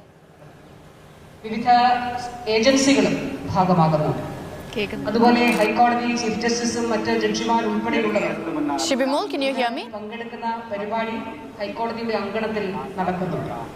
I don't think Shibimol is with us, but we're getting you all of the latest updates on the Yoga Day celebrations across the country. From Prime Minister Modi performing there in Mysuru to our Jawans performing in extremely challenging terrains and highlighting the significance, the importance of inculcating a habit like yoga in your daily lives. Let's play out for you some of the highlights of what Prime Minister Modi said. Yoga ke liye हमारे ऋषियों ने, हमारे महर्षियों ने, हमारे आचार्यों ने कहा है, शांतिम योगिन विन्दति. It means yoga brings peace for us. The peace from yoga is not only for individuals. Yoga brings peace to our society. Yoga brings peace to our nations and the world. And yoga brings peace to our universe. This might feel an extreme thought to someone, but our Indian sages have answered this with a simple mantra. Yat pinde tat brahmande. Yoga makes us conscious, competent, and compassionate towards these challenges. Millions of people with a common consciousness and consensus, millions of people with inner peace will create an environment of global peace. That's how yoga can connect the people. That's how yoga can connect the countries. And that's how yoga can become a problem solver for all of us. हमारे युवा बड़ी संख्या में योग के क्षेत्र में नए नए आइडियाज के साथ आ रहे हैं। इस दिशा में हमारे देश में आयुष मंत्रालय ने स्टार्टअप योगा चैलेंज भी लॉन्च किया है। योग के अतीक को, योग की यात्रा को और योग से जुड़ी संभावनाओं के लिए यहां मैसूरू के दशहरा ग्राउंड में इनोवेटिव डिजिटल एग्जीबिशन भी लगी है। And here with me in the studio is also Manisha Kohli. She's been with us patiently through this entire broadcast from 6 in the morning. So we've all been up and about from early this morning. And I think the Prime Minister's message, Manisha, about how yoga helps you holistically. It's not just about mental health, which we discussed in great detail about inner peace, but also about physical health. And very often it's considered that, yoga is not the same as working out in a gym. It's not as beneficial. What would you have to say about that? If you could show us, some of the poses that you believe are extremely challenging for one's physical health. Right. Yes, we do hear that a lot, that yoga is only for flexible people. So, and firstly, I hear this a lot, that if I go to the gym, then I don't want to do yoga because yoga is never going to give me a hardcore workout. But as I said, like yoga, you can make it as intense as you want, or you can make it as easy as you want. Depends what your goal is. So yoga has been used for fat loss, for weight loss for eons, and you can actually make it as challenging as you want. There's certain poses that really challenge you, both in terms of stamina and in terms of strength. So now it depends on where you are in your practice and what you want to achieve. So if there are a few poses you want to do which are a little bit strength intensive, we could try those. Let's go for it. All right. So what I want you to do is come into your downward facing dog. First we did the restorative version. Let's do a little bit of more challenging version in which you take the right leg up into the three-legged dog. From here, I want you to take that same leg forward and come into your elbow. And then go back. Let's do it the other way. Take the left leg up and bring it to your elbow and stay here. And slowly come back. Now, if you do this a couple of times, if you repeat it for a few times, you will feel that strength in your shoulders. You will feel it into your core, and you'll feel it literally everywhere. And come back. Another one that I really love is you take a step forward, take that back foot down. We are going to do the warrior. So in the warrior, you bend your knee in front, make sure the knee is over the ankle, and you take the hands up. Now from here, if you want to make it a little bit more intense for people who like to sweat during the workout, what you can do is you take and lift the back leg up. So when you lift that back heel up, now you are into an almost of a lunge.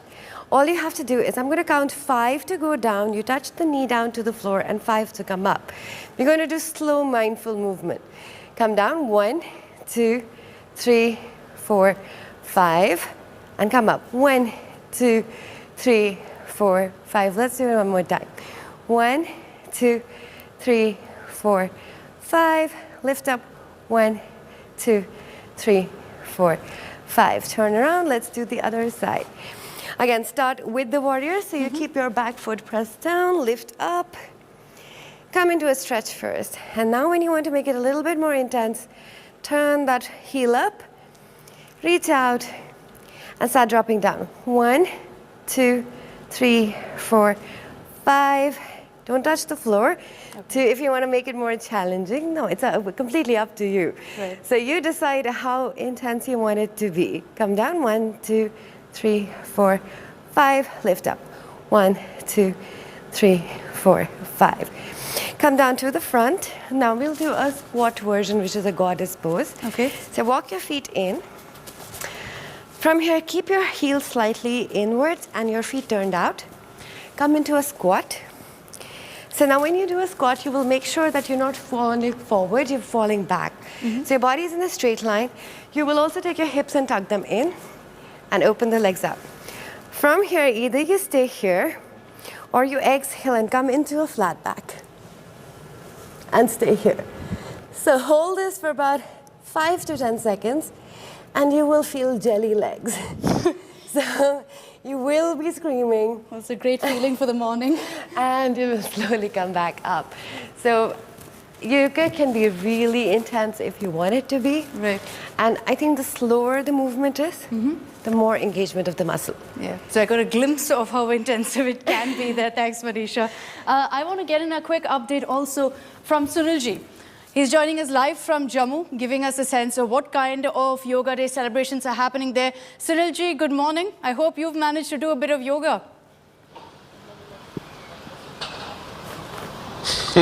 Good morning, Akshita. I am at the frontier headquarters of the BSF here in Jammu, and yoga sessions are taking place here since early morning. And right now also a group of BSF Jawans and officials are performing yoga.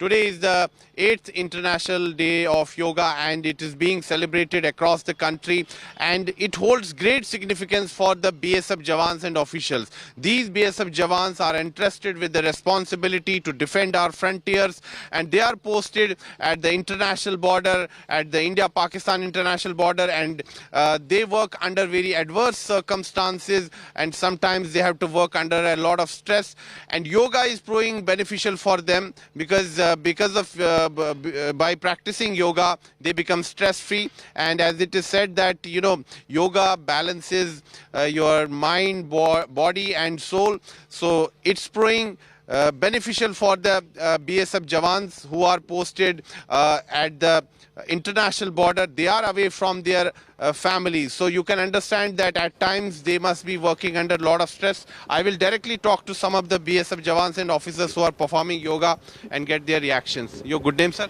सब inspector Sachin Sharma.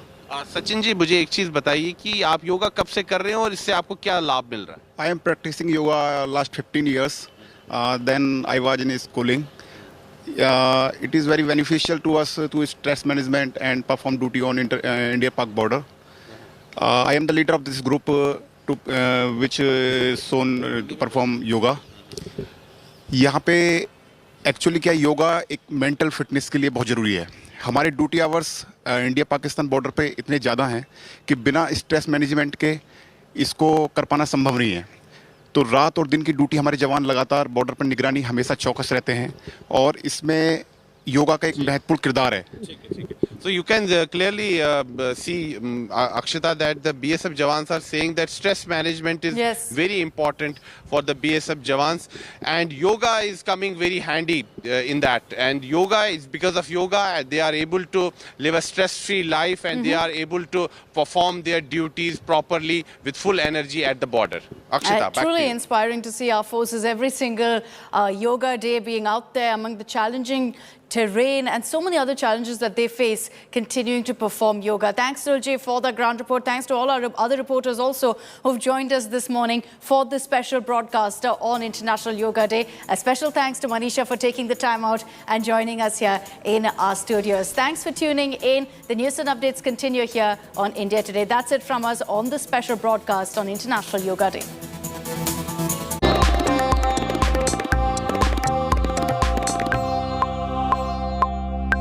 Everyone's busy finding what's trending.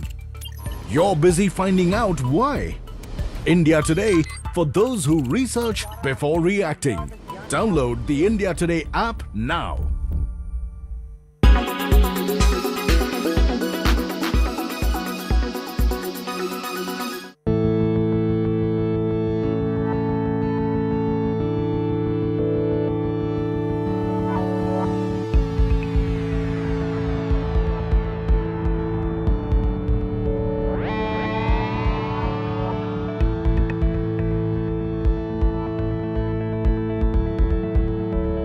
La main des aides-soignants.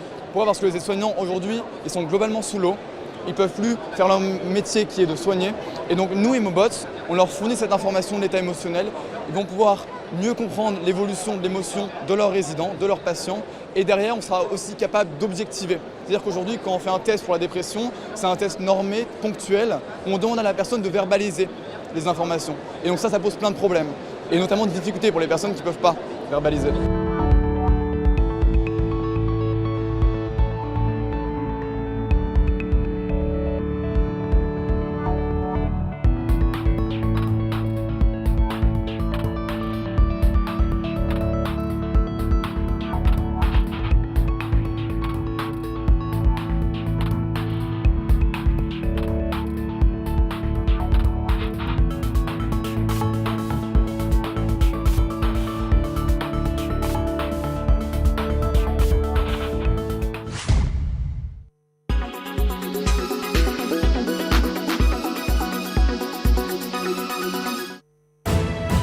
You are what?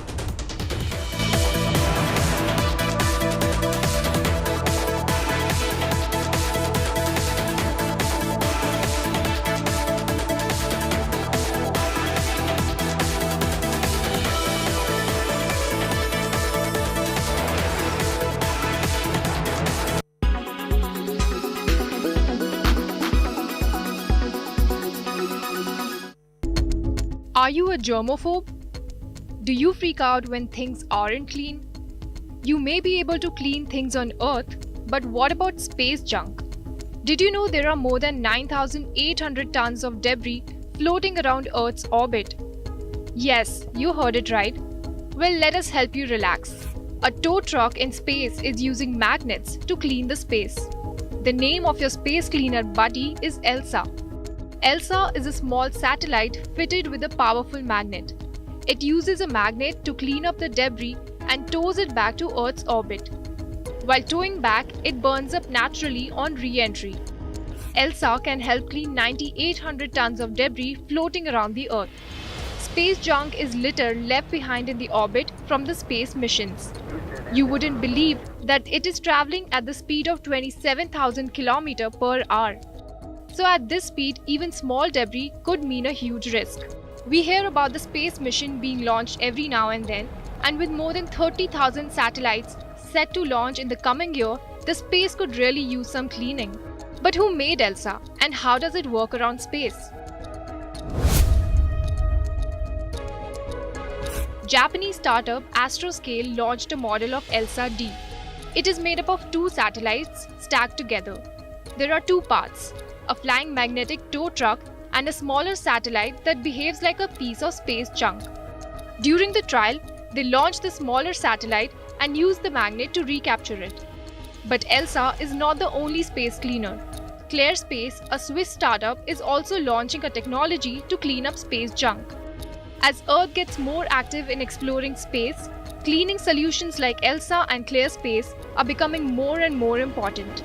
Do you have any fresh ideas to clean up there?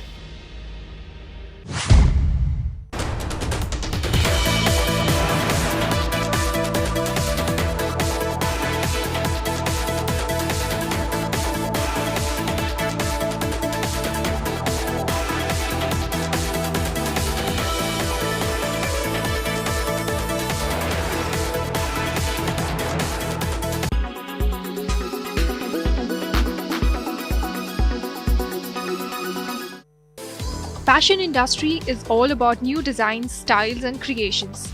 Well, now fashion designers have a new playground for their creations, the metaverse.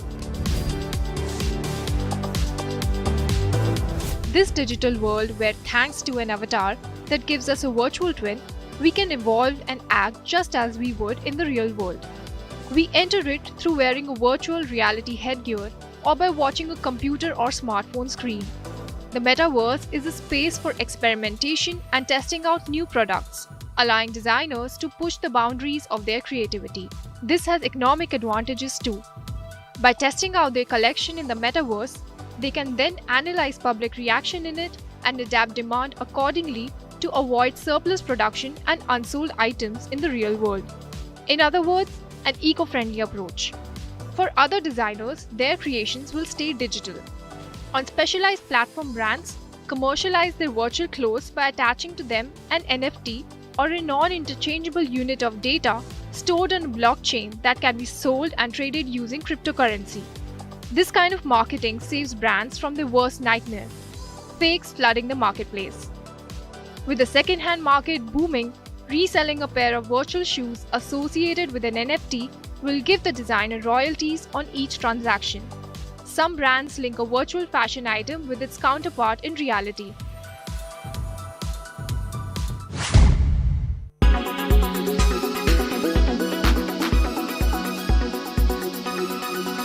Make your media plan smarter with India Today Live TV on your connected devices. Everyone's busy finding what's trending. You're busy finding out why. India Today, for those who research before reacting. Download the India Today app now. You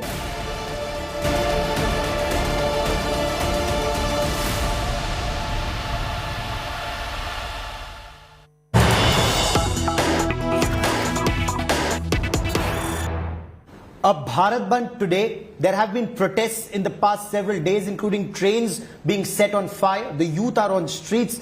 Political parties are protesting the Agnipath scheme launched by the government. Is this actually in national interest? With me is the Chief of the Army Staff, General Manoj Pande. General, welcome on India Today. General, Agnipath will change the entire nature of the army, it is being argued. The forge is all about Naam, Namak and Nishan. Will that character of the army change? So thanks Gaurav for this. It's a very important question, and let me explain it to put out the correct perspective. So firstly, I must unequivocally state that there will be no dilution to the current system of regimentation that we have in the Indian Army, which is time tested and which has stood the test of time. I think this impression is getting carried when we talk of all India, all class. Now, it is true insofar as the intention is to broad base or widen our recruitment base, and that is primarily to provide equal opportunity for youth from all parts of the country to join the defense forces or join the Indian Army in particular. So there is not going to be any dilution in the current regimental system that we have in infantry and certain other arms like armored corps, mechanized infantry and other supporting arms. So I want to, through your means, allay those fears that there will be no dilution on the regimental system in the near immediate time frame. Because when a soldier fights, he fights for unit ki izzat. He's fighting, if he's a Sikh, a Jat, a Maratha, he's fighting because he's a strong Maratha. It's his blood to fight. Will that change? So you are very true. In our system, a soldier fights for the unit, and like you highlighted, for the Naam, Namak, Nishan of his unit or the regiment. So I don't think there will be any change. Of course, there is this aspect of assimilating and integrating the Agniveers in a short period of 4 years. Well, that will be a challenge. We have evolved and we are looking at methods of doing it. But at the end of it, I believe that our system is so strong that the Agniveers will be able to imbibe the values that some of it which you just mentioned, and come out at the end of 4 years in the same manner. Importantly, when they re-enroll, we'll make sure that the Agniveers join the same regiment or the same unit, so that they carry forward this legacy and their affiliation with the regiment or in the unit where they were initially recruited. Because it's also argued that there'll be so many youngsters, there'll be so much of, you want Josh, but you also want Hosh. You'll have so many youngsters in the forge as Jawans that experience will be lacking. 50%, 75%, it is being argued, will be these Agniveers? So I want to dispel another fear or allay another fear. It appears that when you say 75% will be released into the society, 25% will be retained, it is not as if in a unit you will have 75% soldiers who are less than 5 years service and only 25 who are above 5 years. It will not happen like this. We'll make sure, and the model works out in a manner that at no stage will you have more than 50% Agniveers or 50% who are less than 5 years or 4 years in a unit. So we will be able to strike a good balance between youth and experience. Is this still work in progress? Sorry, you were go on. No, I wish to highlight one more issue. This is going to be an incremental change. To give you an example, the numbers that we are looking at will mean that every year about 25, 30, 35 soldiers are joining a unit. Right? So the character of a unit, it is not as if you will suddenly have 50% Agniveers in a unit in a span of next 2, 3, 4 years. So it is going to be an incremental change. It is going to be an evolution. and that is how, which will also give us, time to implement the system in a better manner and integrate and assimilate the Agniveers in the system in a positive way. So are you saying that the system will continue to be tweaked to iron out in case there are rough edges in this system? No, that is not what I wanted to convey. But I am saying we will bring about positive changes if required to make the system, relevant to the times. So there is, I would say, to that extent, yes, we will be open to make these small changes or modifications if required. As the Chief of the Army, what's your message to those who are protesting on the streets today or setting trains on fire or blocking roads? So my message to them would be, this is a unique opportunity for the youth to work for their bright future. It is a unique opportunity for them to serve the nation, join the military, join the Indian Army, imbibe the values that the Army stands for. And once you move out or once you are re-enrolled in the Army, you will, or we expect them, or we would want them to act as a bridge between the military and the society. So all that the military stands for, the same values, same qualities, are then, also, I would say, transferred or imbibed or spread in the society at large. Why is this trouble happening if this is such a good scheme? What is the unique point about the Agniveer scheme, sir?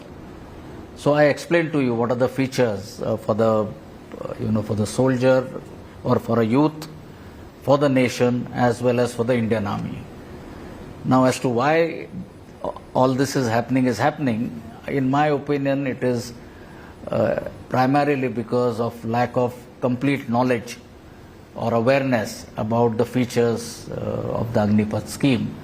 And as you have realized over the last 5-6 days, as people are understanding or the youth are understanding the scheme in a better manner, I think the response or whatever anger, if you like, that is something which is slowly getting diluted. And people are able to see all the positives in the scheme that are for the youth, for the nation, as well as for the army. Agnipath और अग्निवीर, क्या ये राष्ट्रहित में है? आखिर क्यों बने कोई अग्निवीर? गौरव, मैं इस संदर्भ में 2-3 चीजें कहना चाहूंगा।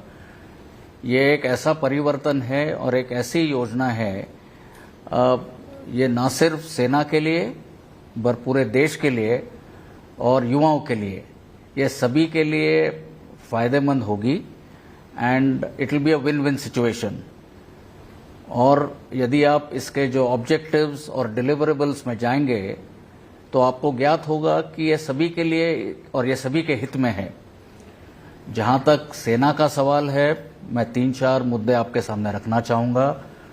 हमारी सेना का यूथफुल प्रोफाइल इस योजना के कार्यान्वयन होने के बाद इट विल इम्प्रूव ड्रास्टिकली।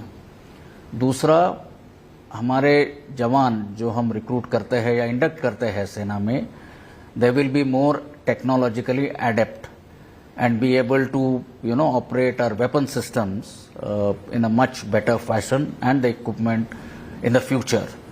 तीसरा, हमारा यूथफुल एंड एक्सपीरियंस का जो एक बैलेंस होगा यूनिट में या सेना में, हम उसमें भी बढ़ोतरी करना चाहेंगे। और चौथा, इनके अग्निवीरों का इंटीग्रेशन जो हमारे यूनिट्स या सेना में रहेगा, उससे भी पूरे तौर से हमको इसका फायदा पड़ेगा। लेकिन इस योजना के बारे में बात करते ही इसमें परिवर्तन लाने की आवश्यकता पड़ी, तो क्या ये सोच समझकर लाई गई एक योजना है या फिर थोपी गई है एक तरह से सेना पर? नहीं, सबसे पहले मैं ये धारणा और this notion I want to completely deny that ये एक ऐसी स्कीम है जो हम पर थोपी गई है। ये बिल्कुल गलत है। ये तकरीबन 1.5-2 साल से ये योजना विचाराधीन है और इसको कंटिन्यूअस डेलिब्रेशंस, डिस्कशंस या कंसल्टेशंस के फलस्वरूप और ये भी सभी स्टेक होल्डर्स के साथ हुआ है। इसके पश्चात ही इसकी एक फाइनल रूपरेखा बनी है। जहां तक आपने ट्वीकिंग का सवाल उठाया, मैं कहना चाहूँगा कि जब ये स्कीम या योजना अनाउंस हुई थी 14 तारीख को, इसकी जो ब्रॉड और या मोटे तौर पर रूपरेखा इसको बताया गया था, और उसके बाद जो उसके डिटेल प्रोविजंस है, ये जैसे आपने पिछले 3, 4, 5 दिन में देखा है, ये प्रोविजंस को एक एक क्लैरिफाई किया गया है। तो मुझे लगता है ये कहना गलत होगा कि ये स्कीम को पहले ही 4-5 दिन में हमको ट्वीक करना पड़ा है। मुझे लगता है गलत धारणा है ये। लेकिन इसका विरोध जिस तरह से हो रहा है, जिस तरह से जगह जगह विरोध के स्वर मुखर हो रहे हैं, क्या आवश्यकता है इस समय कि आप इसको रोकें, रीअसेस करें, रीएनालाइज करें, जो विरोध के स्वर हैं उनको, उनके जो इश्यूज हैं उसको एड्रेस करें और फिर रीलॉन्च करें? नहीं, सबसे पहले मैं आपको बताना चाहूँगा कि मेरी राय में ये विरोध के स्वर है। इसका मुख्य कारण यह है कि इस स्कीम के बारे में मेरी समझ में पूरी जानकारी लोगों को जिस तरह से होनी चाहिए थी वो जानकारी लोगों के पास थी। तो जैसे जैसे लोग इस स्कीम को समझ पा रहे हैं, खास करके युवा, तो जितनी भी आशंका या अप्रहेंशन या गलत धारणा लोगों के या युवाओं के मन में थी, उसका मुझे लगता है अभी पर्याप्त समाधान हो गया है। और इसके चलते द एक्सेप्टेबिलिटी और इसके जो बेनिफिट्स है, ये मुझे लगता है युवाओं को अभी समझ में आ रहे हैं। क्योंकि कहा यह जा रहा है कि केवल आप पेंशन बिल को घटाने के उद्देश्य से इस तरह की स्कीम लाई गई कि आप 4 साल उनकी सेवा भी ले लो और पेंशन भी ना देना पड़े, ग्रेचुटी भी ना देना पड़े, कुछ ना देना पड़े, उनको 4 साल के बाद बाहर कर दिया जाए और केवल 25% को सेना में लिया जाएगा।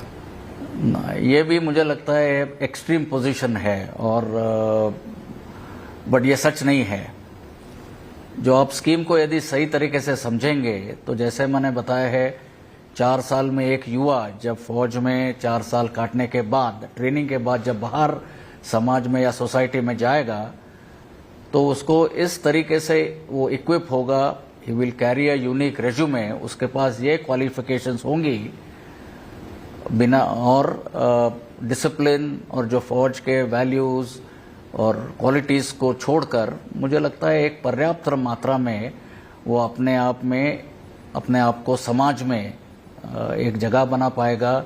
He'll have his unique identity, एक उसकी अलग पहचान रहेगी, जिसको समाज में उसको आगे बढ़ने में उसकी मदद होगी।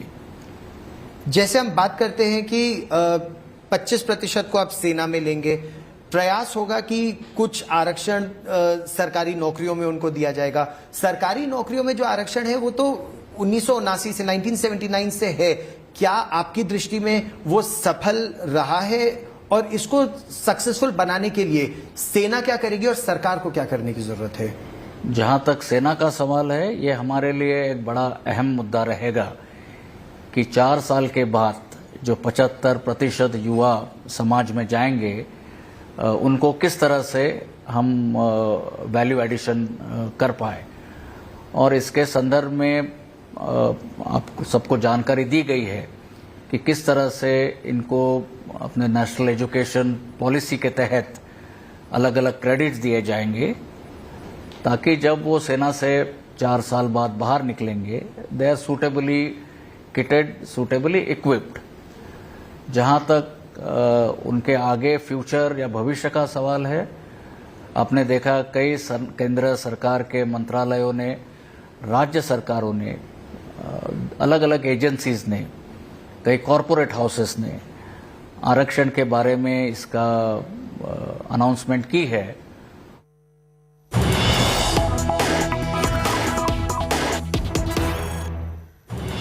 We're interrupting our scheduled broadcast to get you big breaking news that's coming in this morning. Rumors and reports coming in of a rebellion within Shiv Sena. Shiv Sena leader and senior minister Eknath Shinde, along with a few of his supporter MLAs, are not reachable after the Legislative Council elections that took place yesterday. In the voting yesterday, it's suspected that these Shiv Sena MLAs actually cross-voted. Uddhav has called a meeting of all Shiv Sena MLAs at his official residence Varsha. At least 10 to 12 MLAs from Shiv Sena are believed to be with Eknath Shinde. As per sources, Shinde is now in a hotel in Surat, and that particular piece of information will lead to speculation that maybe, just maybe, the BJP has a hand in this. Shiv Sena leaders seem to be facing now an all-out rebellion. Eknath Shinde, along with several Shiv Sena MLAs, have been incommunicado. They've been unreachable since last evening when the Legislative Council elections took place. When the voting happened, there's a suspicion that several Shiv Sena MLAs cross-voted. Chief Minister Uddhav Thackeray, that's why, has called a meeting, in fact, with all his MLAs. And later today, when that meeting happens, we'll know how many MLAs are with Uddhav and how many aren't. Sahil Joshi is joining us with more details on this. Sahil, big development in Maharashtra. This could prove potentially to be trouble for the Mahavikas Aghadi. There seems to be a big trouble for the Maharashtra Vikas Aghadi government, and it all started with the Rajya Sabha elections a week back, when almost 10 MLAs from the smaller parties and independent MLAs cross-voted to BJP, and MVA lost its fourth candidate and the second candidate of Shiv Sena during the Rajya Sabha polls. Now, just after a week, when yesterday Maharashtra Legislative Council elections happened in Maharashtra Assembly yesterday, for the 10th seat, the BJP had put up the fifth candidate, and they could get its fifth candidate elected by getting 21 more votes than BJP's actual tally, which means that around 21 MLAs who were supporting Maharashtra Vikas Aghadi cross-voted to the BJP. Though these polls are secret ballots, but what it seems that the Shiv Sena's two candidates who were supposed to get almost 64 votes could manage to get only 52, barely getting elected in the Maharashtra Legislative Council, which shows that almost 12 MLAs who were supporting Shiv Sena and their own Shiv Sena MLAs have cross-voted to BJP. And after that, the senior minister from Maharashtra government, and he was being looked at as Uddhav Thackeray's number two in the Maharashtra cabinet, Eknath Shinde, has gone missing since yesterday night. He was called at Chief Minister's residence, Varsha, to meet Uddhav Thackeray in the night, but apparently he didn't go there. And after that, he is being found unreachable. Not only Eknath Shinde, but along with him, almost 10 to 12 MLAs who were supporting Shiv Sena, of which some are the independent MLAs who have joined Shiv Sena after they got elected in 2019, and some are from Shiv Sena, have been found not reachable, and they have moved themselves to Surat, is what we are hearing at this point of time. Now, BJP, if they need to make the MVA government fall, needs at least 12 more MLAs along with them. Now, we'll have to wait and see whether now BJP takes this opportunity and brings no confidence motion against the Uddhav Thackeray government in Maharashtra or not. Because from 5th of July, the Maharashtra Assembly session will begin. But this all started with the Rajya Sabha elections. After Rajya Sabha elections, continuously, twice, BJP had beaten MVA during these polls. And because of that, 21 MLAs who were supporting Shiv Sena have cross-voted. Many independent MLAs had complained openly with respect to the way of functioning, the administration of Uddhav Thackeray, that him being not reachable to the MLAs, him being not available to a lot of MLAs, and they have made a lot of complaints with respect to that. And looking at the scenario, the Shiv Sena not only lost its Rajya Sabha seat, even though they got both of their seats elected in Maharashtra Legislative Council, they couldn't keep their people intact. They almost lost 12 votes during these elections.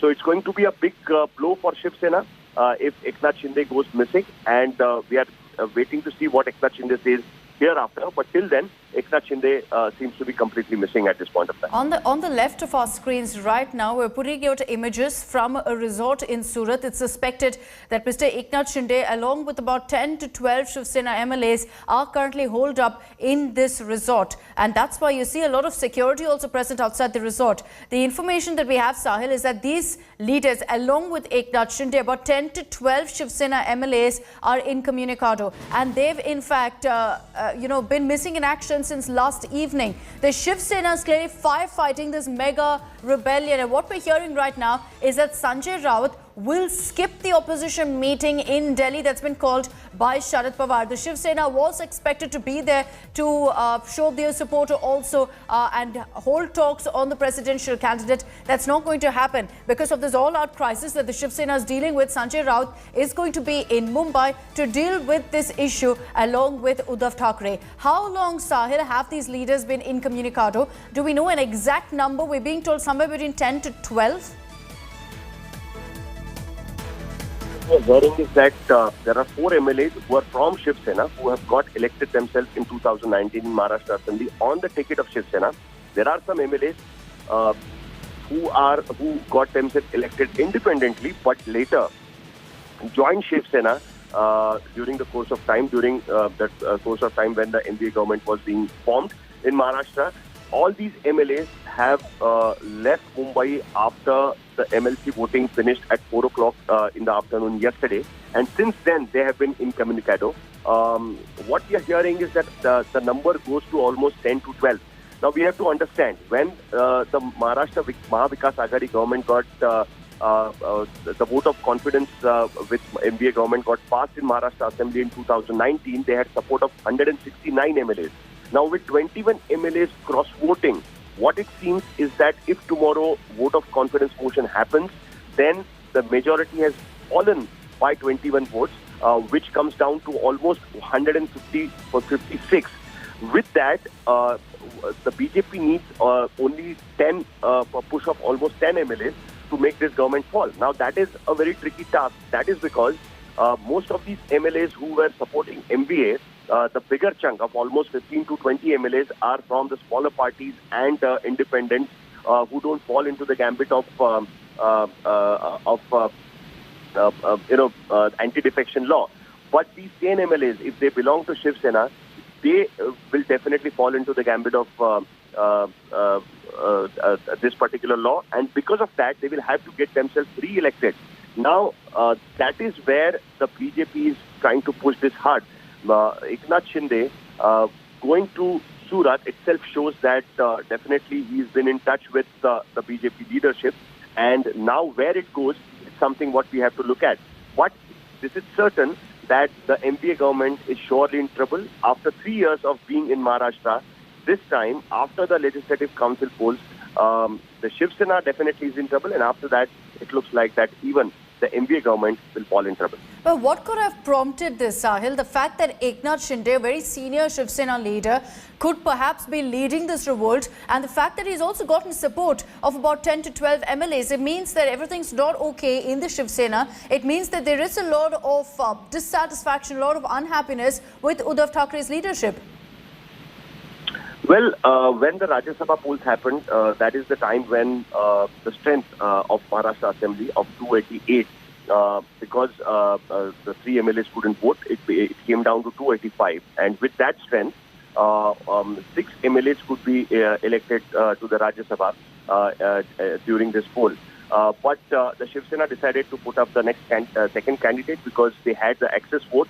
At the same time, BJP decided to put up the third candidate because they also had the access vote. So in all, for the 6 seats of Maharashtra Assembly, it came down to 7 candidates. And when this election happened, the BJP made Spring a surprise and could manage to get 11 votes more than its tally. And because of that, their candidate, Munna Mahadik, got elected in Rajya Sabha. And Shiv Sena's candidate, Sanjay Pawar, lost. Only Sanjay Raut could barely manage to get himself elected to the Rajya Sabha. After that, Sharad Pawar, in an open meeting with the MLAs, have told Uddhav Thackeray that the MLAs are feeling unhappy in this government, and that is the reason why. Sahil, request you to stay on with me.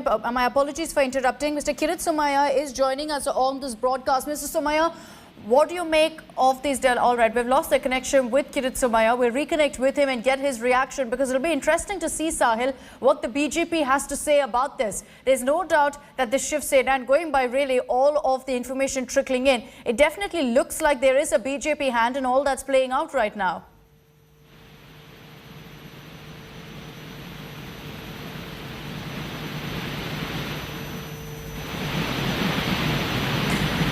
So the information that we're getting you here on India Today, this is an India Today exclusive political news break, a big one that could perhaps lead to ripples within the Mahavikas Aghadi, is that Eknath Shinde, a senior Shiv Sena leader, has been incommunicado since last night, since in fact the Legislative Council elections happened yesterday. Along with him, there are 10 to 12 Shiv Sena MLAs also who are not in touch with the Sena leadership. Kirit Somaiya of the BJP is joining us on this broadcast. Mr. Kirit Somaiya, what do you make of these developments? It looks like there could be trouble for the Mahavikas Aghadi. He is the manner in which Uddhav Thackeray was engaged in his mafia sarkar, in mafia-giri. The people of Maharashtra, daily they were praying that this ghotala, mafia-giri should be stopped. And I feel that the Rajya Sabha election, Vidhan Parishad elections are symptoms. Now the countdown of mafia sarkar is started. Mr. Somaiya, are you still with us? He's disconnected with that comment there. So Mr. Kirit Somaiya saying that this is the beginning of the end for the Mahavikas Aghadi, for in fact the Shiv Sena government in Maharashtra. So interesting comment by the BJP. We will try to reconnect with Mr. Kirit Somaiya and get you more BJP reactions as well on this to find out if they have a hand in what's playing out right now in Maharashtra. Dev Kotak is joining us live from Mumbai with the latest updates on this. Dev, we understand that Uddhav Thackeray has called for a meeting today with all Shiv Sena MLAs, and it looks like about 10 to 12 MLAs could skip that meeting today. Yes, absolutely. Like you rightly mentioned, the Maharashtra CM, after yesterday's results, which were highly disappointing for the MVA government, he's definitely miffed at the fact, especially given, given the main point that there is massive cross voting that took place and they did not get the kind of desired votes as expected. So, he has called for a meeting with all the other MLAs who are in favor and are supporting, the MVA government and also the Sena at between 11 and 11:30 a.m. at his official residence, the Varsha Bungalow in Malabar Hill area of South Mumbai. But also, like you said, that Eknath Shinde, a very senior Shiv Sena leader and a party functionary, has gone incognito since yesterday. Him along with another 12 MLAs are believed to be in a hotel in Surat in Gujarat. And the kind of communication that has taken place, we don't have much details about that, but they have definitely been in touch with the Bharatiya Janata Party. So this, of course, we cannot say for sure or as a matter of fact that this is the handiwork of BJP. However, yesterday's results are fairly disappointing and the MVA government seems to be very upset about it. The 10 seats that were up for grabs, 50% of those seats, which is 5 seats, was swept away by the BJP, and the remaining 5 were distributed between the three political parties that currently run the Maharashtra government. Congress managing 1 seat and Shiv Sena and the Nationalist Congress Party NCP managing 2 each. So Akshita, these are the kind of details that we have for now. And like I mentioned, that Eknath Shinde is believed to be, in Gujarat in a hotel. So, yeah. As and when more details trickle in, we will keep bringing updates to you later during the day. Dave, stay with me. I just want to break down for our viewers what's happened so far. It started yesterday, the Legislative Council elections in Maharashtra. What came as a huge disappointment for the Shiv Sena was that it was clear there was cross-voting. And now what's been essentially clear is that senior Shiv Sena leader Eknath Shinde perhaps led a rebellion. There were about 20 votes that didn't go in favor of Shiv Sena, which led to all the speculation that there was cross-voting. Soon after that, the Shiv Sena leadership wasn't able to establish contact with Mr. Eknath Shinde, and with about 10 to 12 MLAs is what we're hearing. Now, this morning, the information we have is that Shinde, along with the support of about 10 to 12 MLAs, so it looks like he's staged this entire rebellion and this revolt. They're camping right now in a resort in Surat. On the right of your screens, outside the resort, you see the kind of security that's been put up. Now, After all this, Chief Minister Uddhav Thackeray has called for a meeting with all MLAs today at his official residence. So what happens post this in that particular meeting? If there are MLAs who don't turn up, that will pretty much confirm India Today's newsbreak that there is trouble right now for the Mahavikas Aghadi, that the numbers are not in their favor. 12 MLAs out will mean trouble for the Mahavikas Aghadi. It will mean that perhaps they're a minority. So that's why the BJP is also tracking this very closely. There's of course endless speculation that this is another step in Operation Kamal, that the BJP is actually behind this, considering the fact that Eknath Shinde, along with the handful of Shiv Sena MLAs, are all camped currently in BJP-ruled Gujarat. So start the resort politics, all of, in fact, the poaching, the lobbying has clearly kicked off all over again in Maharashtra. This is a government that's never been stable, and it continues to be unstable right now with the smallest of threats. A senior leader like Eknath Shinde saying enough is enough, choosing to dump the party. And that by itself sends across a very, very strong message for the rest of the Shiv Sena leadership as well, Dev. The fact that Eknath Shinde, someone who's such a senior leader, has chosen to revolt against the party leadership will lead to speculation that there's a lot of distrust, there's a lot of dissatisfaction within the party, and perhaps more MLAs could choose to dump Uddhav Thackeray. Yes, we could potentially see that also happening, where they will, leave the kind of association that they've had with Uddhav Thackeray, Shiv Sena, or with the MVA government in any way, because like you rightly mentioned that there is heavy distrust and people seem to don't have confidence and faith in the MVA government any longer. So, this is just a beginning.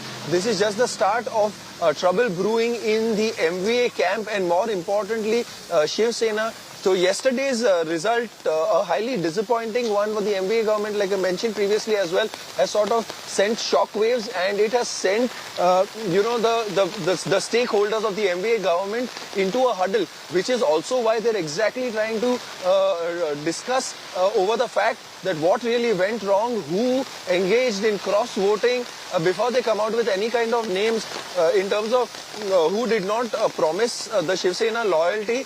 They want to be absolutely sure in terms of who those MLAs were, who did not, who engaged in distrustful activities. So these are the kind of issues that will come up in all likelihood at the 11 a.m. meeting at the CM's residence today. So he is definitely upset about the fact especially the people who were supposed to be on his side have suddenly resorted to cross-voting and have changed sides and gone on to the other camp. So this definitely shows that there is a seething sense of anger also amongst the people who engaged or resorted to cross-voting in a true sense.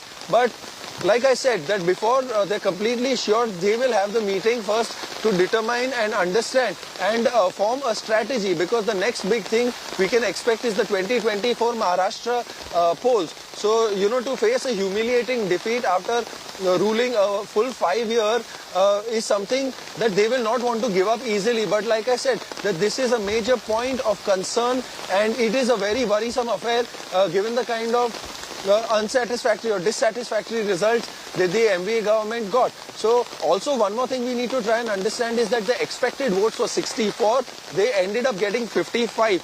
So this difference of 9 is definitely hurting them, and it is compelling them to think really hard and re-strategize and put in place a strong plan of action so that such kind of incidents are not repeated ever again in the future. So these are the kind of details and the kind of arguments that I'd like to bring to you, Akshita, at this point in time, also for our viewers, to make them understand and give them a sense of the situation. So, the first setback for the Mahavikas Aghadi was in the Rajya Sabha elections. The next has been yesterday in the Legislative Council polls. Nothing's been going their way. And what's very clear is that there was cross-voting that happened yesterday. So were there signs, were there hints of this, Dev, that Uddhav Thackeray chose to simply ignore? And is that what's led to this all-out rebellion that we're talking about today?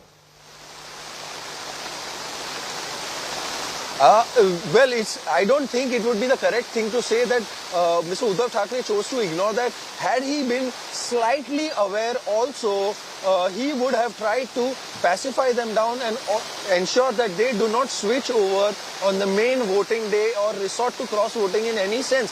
So this also shows that Uddhav Thackeray also literally had no idea about the fact in terms of who could go against him and who are really on his side. So he failed to take into confidence his own MLAs and other independents also who he believed would essentially be on his side. But of course, like the results speak otherwise, those numbers speak otherwise. This shows that Uddhav Thackeray himself sort of seemed unaware and was caught on the back foot in a certain sense because he really did not see that coming. He had zero anticipation about the fact that there would be heavy cross-voting.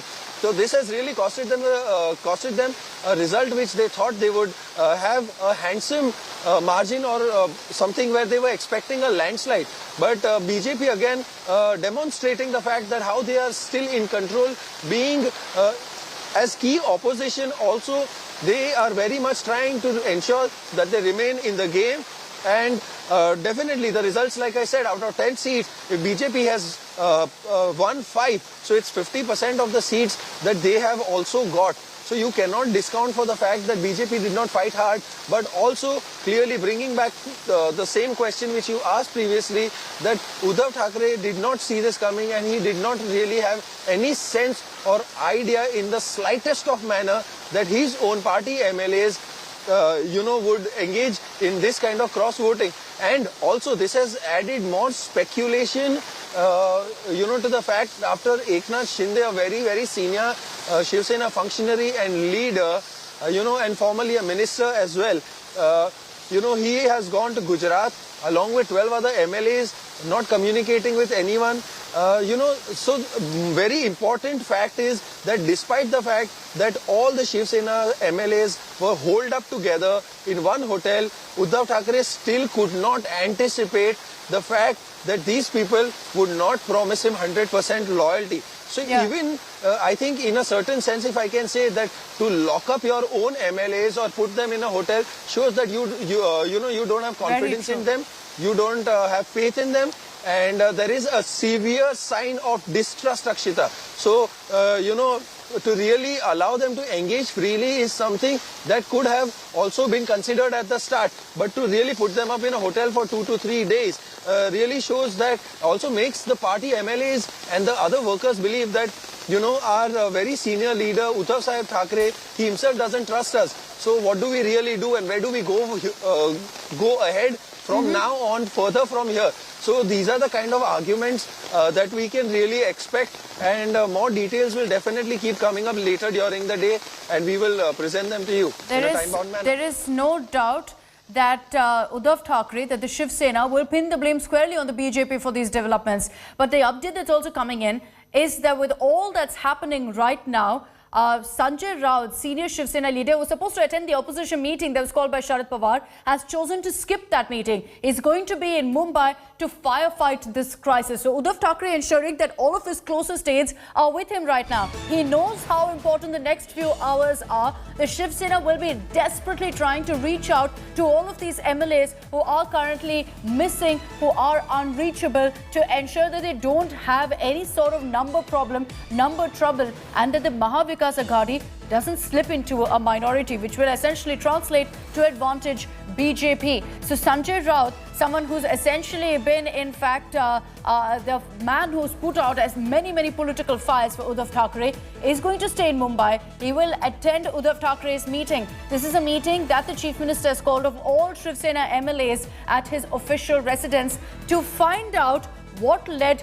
to the Legislative Council poll loss. It was very clear to the Shiv Sena now, crystal clear, that there was cross-voting that took place. And a result of that cross-voting is that the Shiv Sena suffered a humiliating defeat yesterday. But it doesn't end with that. While Uddhav Thackeray was trying to identify who cross-voted, in a matter of hours, it became clear that 10 to 12 MLAs are no longer with him. They're unreachable. They're with Eknath Shinde, someone who's a senior Shiv Sena leader. So this clearly, as per what they've also been telling us, Uddhav did not see coming.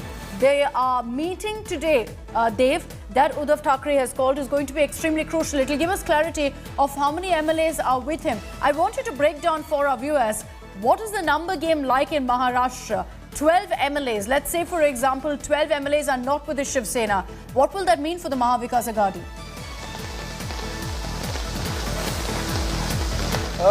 At this point in time, it definitely, to begin with, what it means, it certainly means that there is dented confidence. Given the kind of numbers that they have managed to get, it is definitely beyond humiliating. To break down in the simplest form, there were 10 seats, 5 have been won by BJP. The other remaining 5 have been distributed between Congress winning 1 and Shiv Sena and the NCP winning 2 each.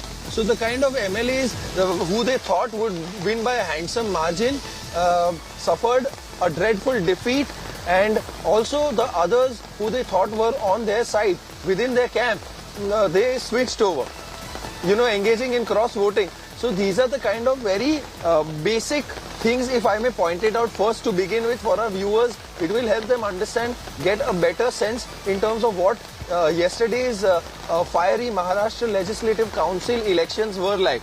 So these are the kind of basic numbers to put into perspective. But also, if I can quickly tell you the name of the independents and other MLAs from smaller parties as well, who they thought would be joining them, but did not. So we have independents like Ashish Jaiswal, Geeta Jain, Manjula Gavit, Narendra Bondekar, Rajendra Yadravkar and Chandrakant Patil. So, with these people included as well, Shiv Sena fell short of 12 votes.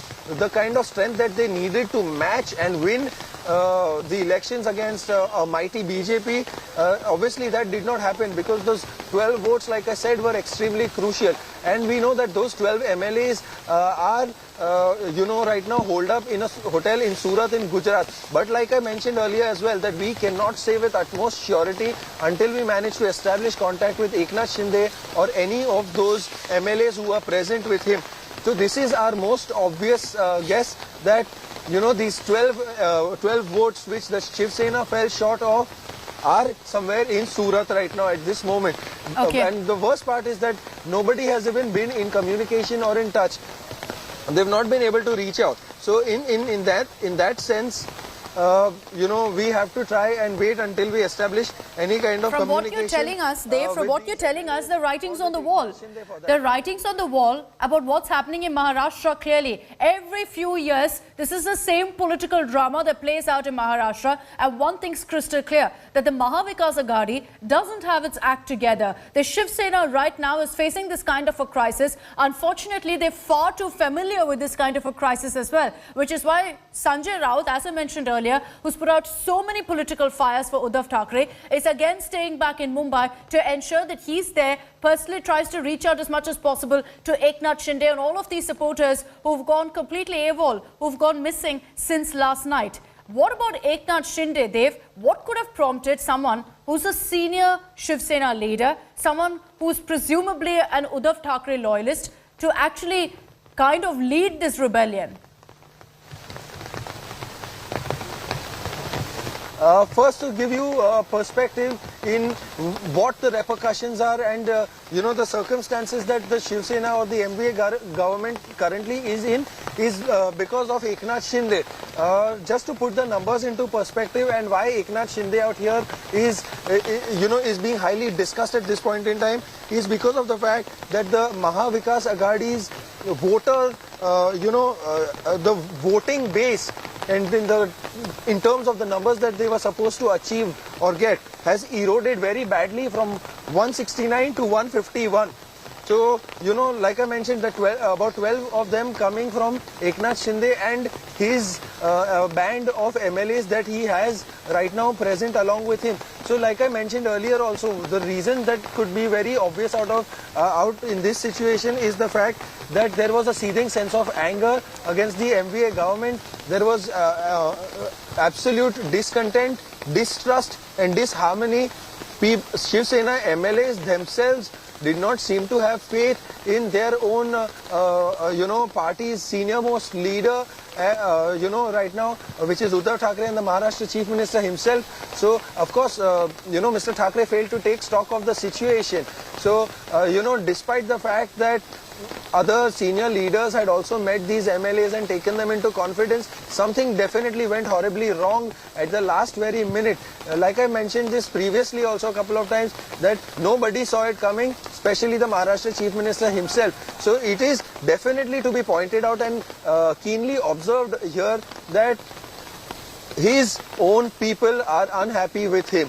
He has not been able to enjoy their trust. They are not happy with him at this point in time, which is why the numbers speak for themselves. The election results are a clear indication in terms of how irritated and how angry, or if miffed, I may say, they are with their own senior party leader.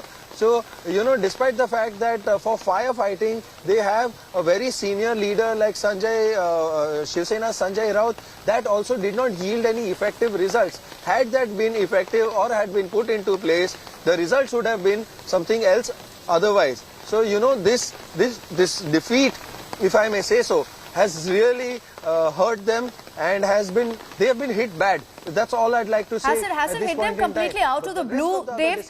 Has it hit them out of the blue? Was the Shiv Sena confident that the Legislative Council polls yesterday would go in their favour? Residents, the Varsha Bungalow, the meeting is expected to take place. I don't think Dave can hear me. Will try and understand what went wrong and take stock of the situation.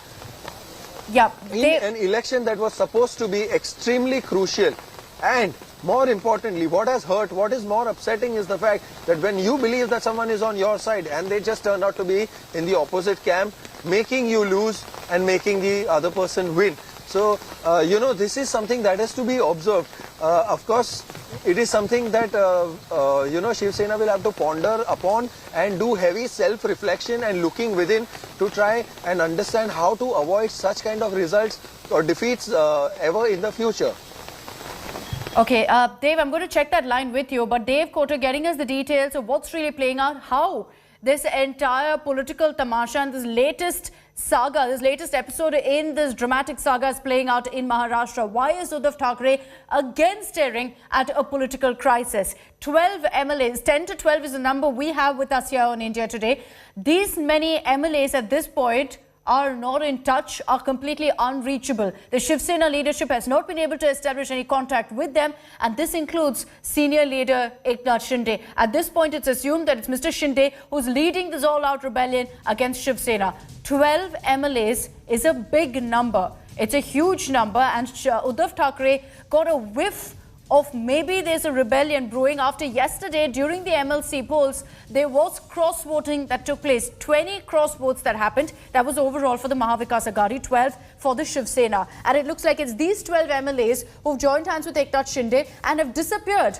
They are reportedly in a resort in Surat. But that's something we'll confirm, because India Today is keeping you ahead on the story. We will ensure that we're the first ones to get Eknath Shinde on the record also for you. But at this point, it's suspected that they are currently holed up in a resort in Surat. That then drags in the BJP as well. The BJP, of course, known infamously for their Operation Kamala, looks like they've swung into action here in Maharashtra as well. And that's why these MLAs are in BJP-ruled Gujarat, in a resort in Surat. Security has been beefed up outside that resort as well. It's led to endless speculation. There's no doubt that the Mahavikas Aghadi will pin the blame completely on the BJP, accusing them of poaching, accusing them of horse trading. But the reality is that these MLAs clearly had a lack of trust in Uddhav Thackeray, in his leadership, and that's why they chose to rebel. It also speaks volumes, the fact that the Shiv Sena simply did not see this coming. It took voting yesterday, it took cross-voting at the MLC polls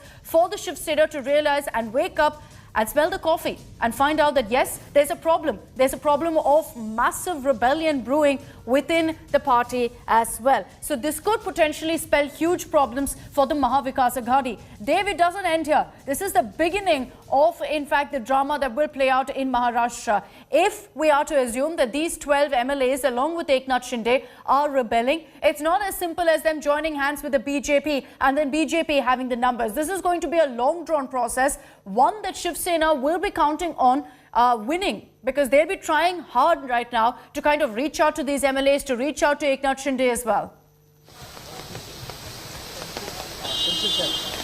Yes, absolutely. Like, if Eknath Shinde has not been in touch with anyone and his number has been off since yesterday's disappointing result, you can only imagine the fact that why he's not wanted to maintain any kind of communication or be in touch with anyone at that point in time. His number has also been going switched off, and he cannot be reached at the moment. The other MLAs also, they have sort of gone incognito.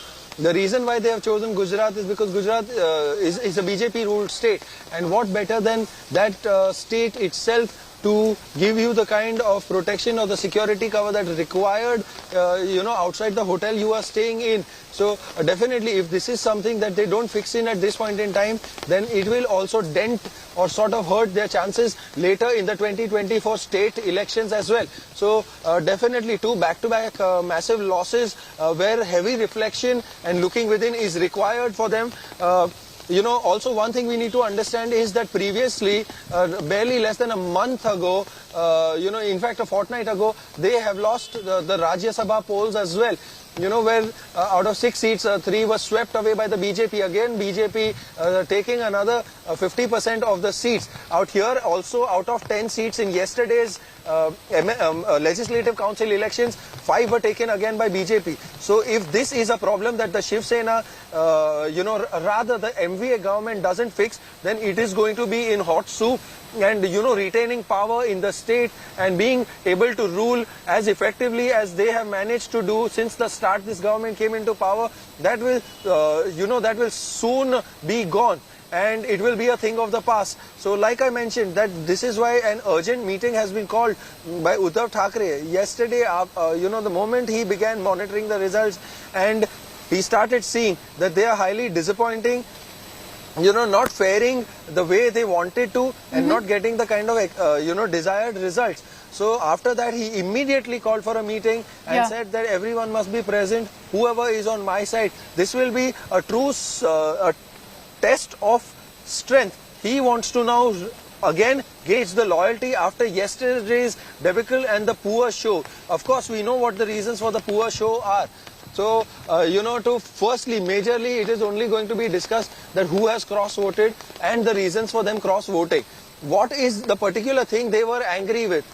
These are the kind of very pertinent questions that will be discussed in today's meeting to try and gauge the major factors or the reasons for the poor performance or the loss.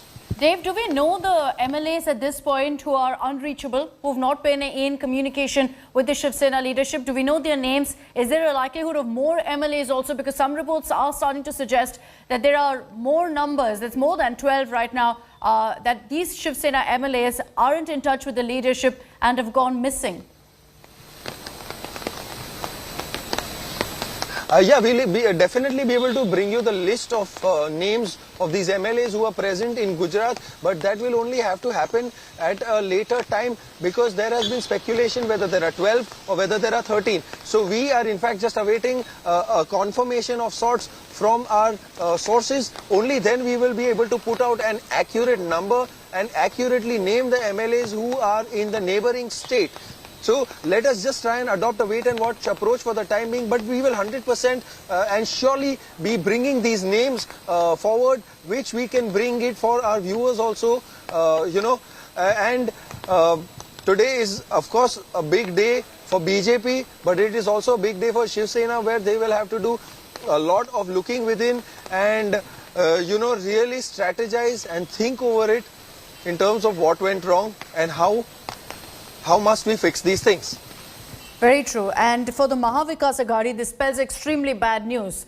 Something that they've faced, unfortunately, many, many times in the last few years that they've been in power. They've been rocked by one political crisis or the other, because the BJP essentially is looking to lunge at every political opportunity they get. This, it looks like, has been handed to the BJP in a platter. We're not going to jump the gun and say that the BJP is involved here, but all hints, all indications definitely suggest that the Bharatiya Janata Party has a hand in what's playing out. We were also, in fact, getting you a lot of reactions right now. The BJP, Kirit Somaya, who I spoke to earlier, said very clearly that this is the beginning of the end. The countdown has begun for the end of the Maha Vikas Aghadi. Shehzad Poonawalla of the BJP has also just tweeted saying that this has to be the most unpopular government in Maharashtra ever, referring to the results of the Rajya Sabha election, referring to also the results of the local body polls yesterday. All of this doesn't augur well for the Maha Vikas Aghadi. Look at it perception-wise also, Dave. Let's assume that, considering that right now it's in the early stages of this entire political crisis and drama that we're talking about, let's assume for a second that the Shiv Sena actually manages to kind of reach out, assure these MLAs and ensure all is well. But optics-wise, it most definitely doesn't look good that every other month we're talking about a rebellion. Yes, absolutely. It will be a very difficult task. The probability seems very small, and the margin for these MLAs who have cross-voted reversing is tinier than ever. So definitely we cannot say that even if Uddhav Thackeray and senior functionaries from the Shiv Sena managed to make up and make amends with the fact that these MLAs have cross-voted and address their grievances and really treat their problems in a more realistic way and understand what is the kind of worry or the troubles that has really forced them to cross-vote. Even if they do that and take into consideration, I think it's a bit too late. I am not entirely denying the fact that this cannot happen. But like you said, that the optics don't look very nice. So this is the kind of thing. But this is not the first time this has happened. So Shiv Sena time and again has been failing to understand the demands of their own party workers and their MLAs, going in with all the hype, but coming back with disappointing results definitely dents the morale of the party members and, does not send out a good signal. It is a very poor sign, especially given the fact that you are the Chief Minister of the state and, your ruling party is one of the main in the tri-government that has been running the state for a couple of years now. So that is why this is something which the Shiv Sena fails to do every time. They must try and determine and anticipate the demands of these MLAs, try and understand at the start. Later going on to do damage control barely does anything because the results speak otherwise. After having lost their deposits and losing key votes, especially with the kind of candidates they thought they would win very heavily. And like I said, something what was highly unanticipated is the fact that cross-voting took place. You cannot just deny that, which is why the discussion will largely revolve around that when they meet at the CM residence today. Right. But one more very important thing is the fact that this is something they will really need to discuss because they have been failing at this activity time and again. Cross-voting is not the first time for a Shiv Sena. It has always costed them very heavily. So this is something that they will have to treat with utmost urgency right at the start of this meeting so that this problem does not ever take place later in the future. And like I mentioned previously as well, that in 2024 when the state goes into elections, if they do not want to lose their deposits and do not want to lose the kind of power that they are in right now, then they must really pull up their socks and buck up. So, because, two elections which might be seen as small elections are definitely a countdown, or if I may say, a stepping stone, or ladder of sorts that will help them climb up to the level the state elections are required to be at. Losing the Rajya Sabha polls and then going on to lose the Legislative Council elections as well in less than a month, in fact within a fortnight.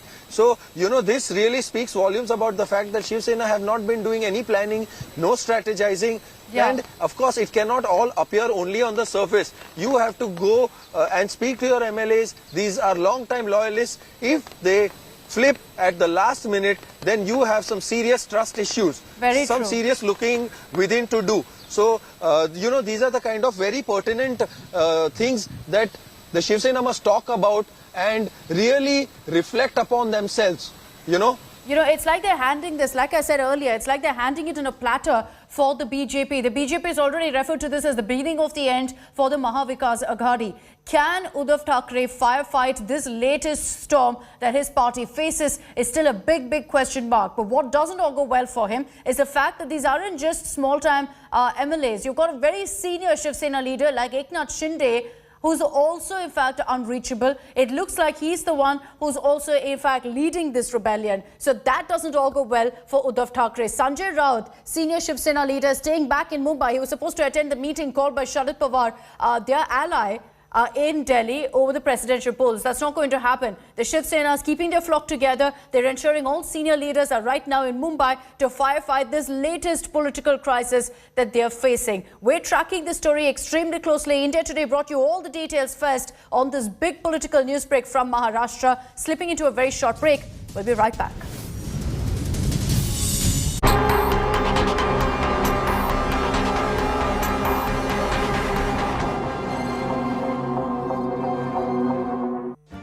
Make your media plan smarter with India Today Live TV on your connected devices.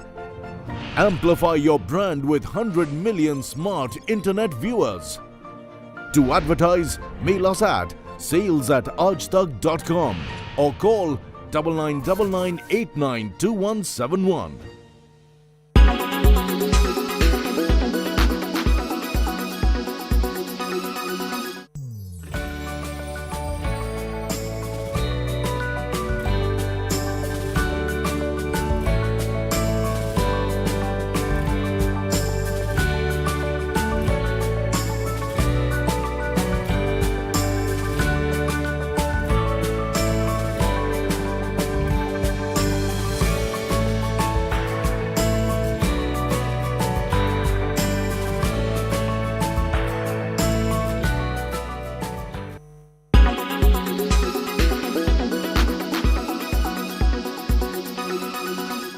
Everyone's busy finding what's trending.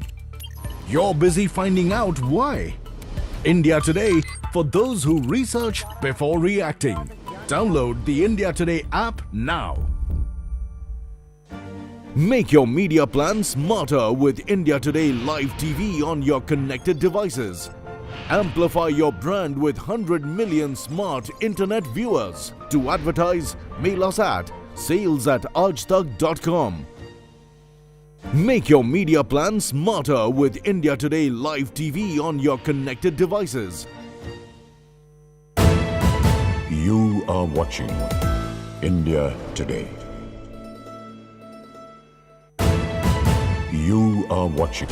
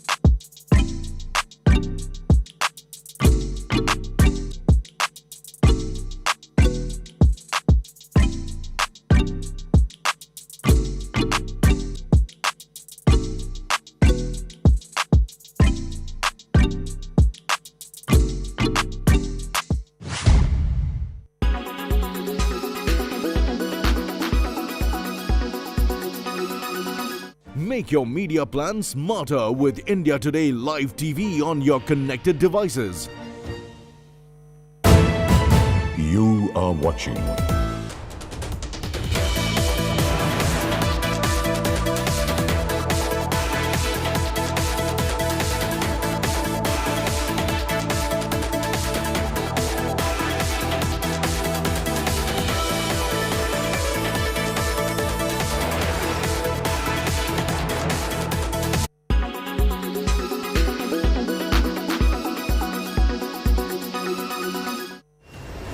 How can birds bring down an entire airplane? Well, they can. Birds are the most common threat to aircraft safety. Bird strike incidents happen daily, but some are more dangerous than others. Recently, 2 such incidents took place. One involved a SpiceJet plane flying Patna to Delhi, and the second on an Indigo aircraft flying from Guwahati to Delhi.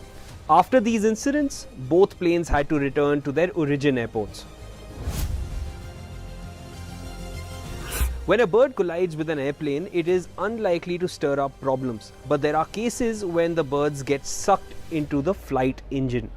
When that happens, the engines are damaged, which leads to a loss of thrust for the engine. Pilots get the plane on the ground at the closest airport when bird strikes occur and if it's critical. A critical hit would be when a bird collides with a window or a windscreen, causing it to crack. This would call for the immediate landing of the plane. Bird strikes would typically happen in the presence of birds near an airfield. Bird strikes can happen in both lower and higher altitudes. It can occur during landing or takeoffs, distracting the pilot during a critical phase of a flight. In some cases, bird hits also occur at higher altitudes. These are more dangerous than the low altitude hits. Typically, during the monsoon, birds are attracted to insects that live on puddles in open grounds like an airfield. The Ministry of Civil Aviation and the DGCA has recognized wildlife strikes, including bird and animal hits, to aircraft as one of the state safety priority. Inspections are carried out regularly to ensure no wildlife is harmed. Aviation authorities and local agencies work on reducing wildlife presence around airports from time to time.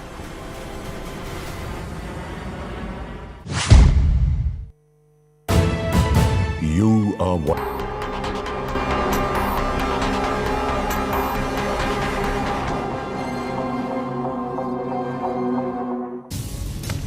Welcome back. You're watching India Today and we're getting you exclusive details of the big political newsbreak of the day, of what's playing out in Maharashtra. What comes as a huge setback for the Shiv Sena, for the Mahavikas Aghadi, is that senior leader Eknath Shinde has turned rebel. He's holed up 12 Aghadi MLAs in a Surat resort. All of these MLAs are now completely unreachable. This comes after 12 MLAs allegedly cross-voted in the Maharashtra Legislative Council polls, leading to a humiliating defeat for the Mahavikas Aghadi government, including the Shiv Sena. At this point, of course, it is suspected that there's a BJP role, but it's not confirmed. The next big news break that's also coming in on this story will lead to endless speculation that the BJP is very much involved.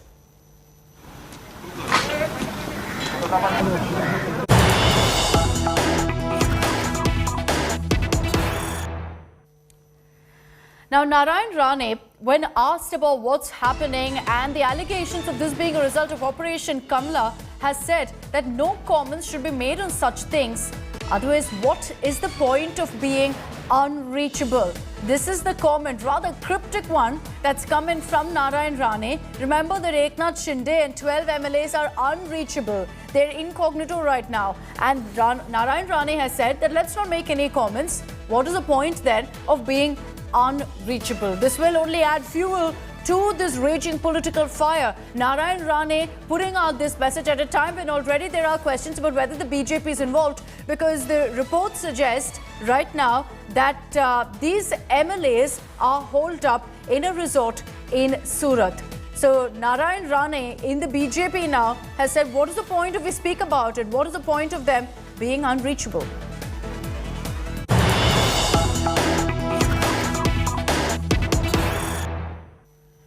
And all the updates on this big developing story are right here on India Today. We're getting you the inside track of the late night Aghadi mutiny. rebel Aghadi MLAs entered the Surat resort at about midnight is what we're told. You can see on your screens how security has also been beefed up by Surat Corps around that resort. No one is being allowed inside. No one is allowed to enter this resort this morning. There haven't been any BJP netas who visited the resort either. So it will lead to endless speculation of whether this is the BJP is doing or not. But the fact is that it looks like these MLAs are currently holed up in a resort in Surat. Eknath Shinde is leading this rebellion. There's massive security. Nobody is being allowed inside. And there's no BJP leader either who's visited this resort. Gopi Manyar is joining us live from Ahmedabad with more details on this. गोपी, क्या जानकारी मिल रहा है अभी इस resort के बारे में? हमको ये भी पता चल रहा है कि अब तक कोई बीजेपी नेता वहां नहीं गया। बिल्कुल अक्षरा, आपको बता दूं कि करीब रात को 2:30 बजे सूरत कंट्रोल में एक फोन आता है और सूरत कंट्रोल को ये कहा जाता है कि सुरक्षा तैनात करनी है। सूरत की जो ले मेरिडियन होटल है, जो 5 सितारा होटल है, वहां पे सुरक्षा मुहैया करवानी है और महाराष्ट्र के कुछ विधायक वहां पे पहुंचे हुए हैं। हालांकि कितने नंबर्स में विधायक है ये अभी तक जानकारी नहीं मिल पाई है, लेकिन करीब 21 लोगों का चेक इन हुआ है। होटल के अंदर जो टोटल नंबर ऑफ पीपल जिन्होंने सूरत से रात को चेक इन किया है वो 21 जितने बताए जा रहे हैं, लेकिन कितने विधायक है ये अभी तक कोई जानकारी नहीं मिल पाई है। लेकिन हाँ, ये कंफर्म हुआ है कि सूरत के विधायक जो है, माफ कीजिएगा, महाराष्ट्र के जो विधायक है वो सूरत के होटल पर पहुंचे थे, रात को 2:30 बजे पहुंचे थे और वहां पे सूरत पुलिस ने रात को 2:30 बजे से ही सुरक्षा मुहैया करवा दी है। हालांकि रात से लेकर अब तक सुबह तक किसी भी तरीके की कोई बीजेपी का, गुजरात बीजेपी का कोई नेता इस होटल पर नहीं पहुंचा है। हालांकि महाराष्ट्र के शिवसेना के विधायक है, तो वैसे में सूरत बीजेपी या गुजरात बीजेपी का कोई नेता वहां पे नहीं पहुंचा है। हालांकि अब देखना दिलचस्प होगा कि क्या आगे क्या रहता है, क्योंकि सूरत पुलिस ने फिलहाल सिक्योरिटी मुहैया करवा दी है। हालांकि उनको भी अलाउ नहीं है कि वो कोई भी सुरक्षाकर्मी होटल के अंदर प्रवेश करे। गोपी, क्या अब तक कुछ भी इंफॉर्मेशन मिला है कि कितने लोग हैं उस रिजॉर्ट में, कितने विधायक है और क्या एकनाथ शिंदे है वहां पे?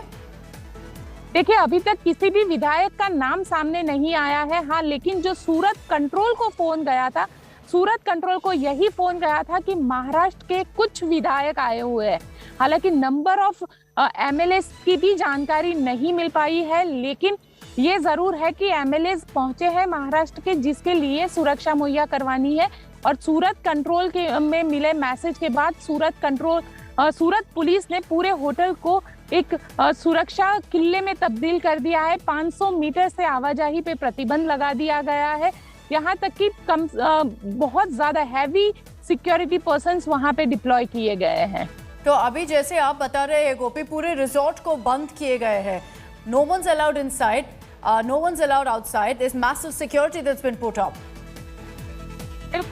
बहुत बड़ी तादाद में वहाँ पे सिक्योरिटी प्रोवाइड कर दी गई है। साथ ही क्योंकि ये सूरत कंट्रोल के पास मैसेज था, तो इसी वजह से कंफर्म हो पाया है कि महाराष्ट्र के एमएलए जो है वो सूरत में रुके हुए हैं, जो होटल ले मेरिडियन है वहाँ पे। लेकिन कितने नंबर ऑफ एमएलए है, क्योंकि जो चेक इन हुआ है वो चेक इन करीब 21 लोगों का ये चेक इन हुआ है, लेकिन नंबर ऑफ एमएलए जो है वो अभी तक उसकी जानकारी नहीं मिल पाई है। Okay, Gopi, thank you for those details. What Gopi is telling us is extremely important. There is no confirmation of how many people or how many MLAs are there, but 21 people checked in. Are they all MLAs? If it's 21, and that's the actual number of leaders who've left from Maharashtra and moved to this resort in Surat, it means big trouble, much bigger than what we anticipated for the Shiv Sena, for the Mahavikas Aghadi.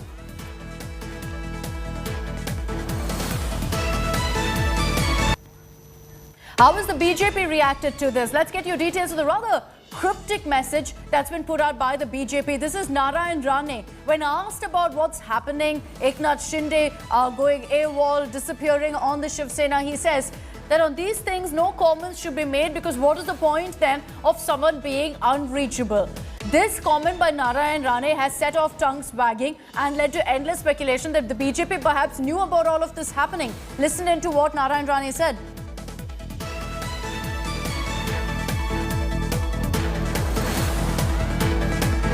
Eknath Shinde नाराज आहेत, आता not reachable आहेत. भाजपच्या संपर्कात आहेत का? संपर्कात आहेत. असं सांगायचं नसतं, मग त्यांनी नॉट रिचेबल राहण्यात काय अर्थ आहे? एकनाथ शिंदे नाराज आहेत, आता नॉट रिचेबल आहेत. भाजपच्या संपर्कात आहेत का? संपर्कात आहेत. असं सांगायचं नसतं, मग त्यांनी नॉट रिचेबल राहण्यात काय अर्थ आहे? एकनाथ शिंदे नाराज आहेत, आता नॉट रिचेबल आहेत. भाजपच्या संपर्कात आहेत का? संपर्कात आहेत. असं सांगायचं नसतं, मग त्यांनी नॉट रिचेबल राहण्यात काय अर्थ आहे? एकनाथ शिंदे नाराज आहेत, आता नॉट रिचेबल आहेत. भाजपच्या संपर्कात आहेत का? संपर्कात आहेत. असं सांगायचं नसतं, मग त्यांनी नॉट रिचेबल राहण्यात काय अर्थ आहे? So that is the comment that's coming from Nara and Rane amid all of this drama that's playing out in Maharashtra. Rane is saying, what's the point of someone being unreachable if you're going to speak about it? This cryptic comment is going to lead to endless speculation that the BJP is involved. Add to that is the fact that all the MLAs currently are reportedly lodged in a resort in Surat, at the Le Méridien in Surat, a BJP-ruled state. And that is leading to speculation that the BJP knew that this was going to happen and they're going to make the most of these developments. Dev Kotak is joining us live from Mumbai with more details on this. Dev, all eyes are going to be on Uddhav Thackeray's meeting that he's called of all Shiv Sena MLAs later today. And that will give us a sense of what exactly the count is. Because when we spoke to Gopi Manyar, she said that 21 people have checked into the resort at Surat. Is there a likelihood that there are 21 MLAs who are actually not with the Shiv Sena currently?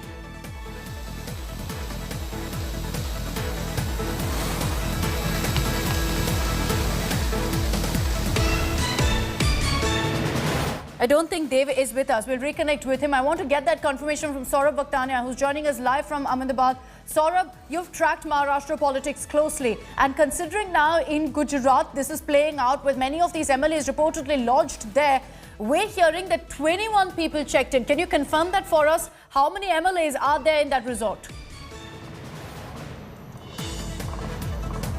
So, Akshita, we have to understand that Eknath Shinde is just the second in command in Shiv Sena. He's the most important person after Uddhav Thackeray. And let me tell you, while the whole Maharashtra debacle was going on just 2 years back when this government was formed, it was within the party, it was clearly been seen and was talked about a lot that Eknath Shinde somewhere down the line was not happy because, you know, Akshita, while the government was being formed between the three parties, Congress, NCP and Shiv Sena, many of them were clearly telling that the CM phase should be Eknath Shinde, and many of the MLAs within the party had raised the voice there itself.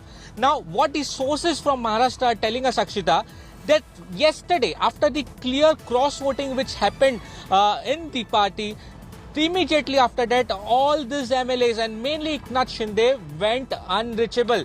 Several of the party leaders, top party leaders, we can't name them right now, but they were trying to reach out to Eknath Shinde. They even reached their house in Thane, but he was not present there. His phone was not reachable.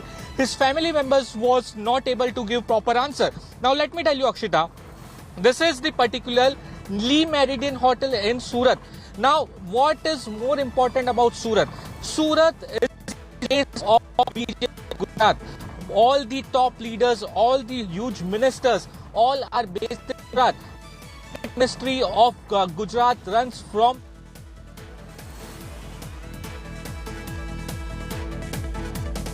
in fact, that resort, from Le Méridien, which is where these MLAs are reportedly holed up. He was giving us details also about what really played out in Maharashtra last night. All right, more news that's coming in this morning.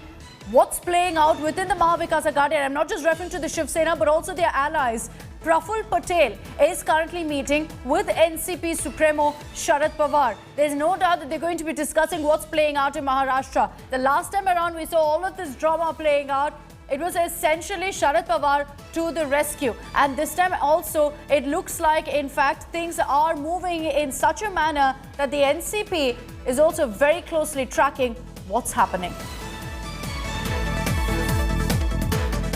So minute by minute, lots that's happening right now in Maharashtra. One can never really predict what's going to play out when it comes to Maharashtra politics. But stay with us here on India Today as we get you every single update that pours in. I'm slipping into a very short break. We'll be right back.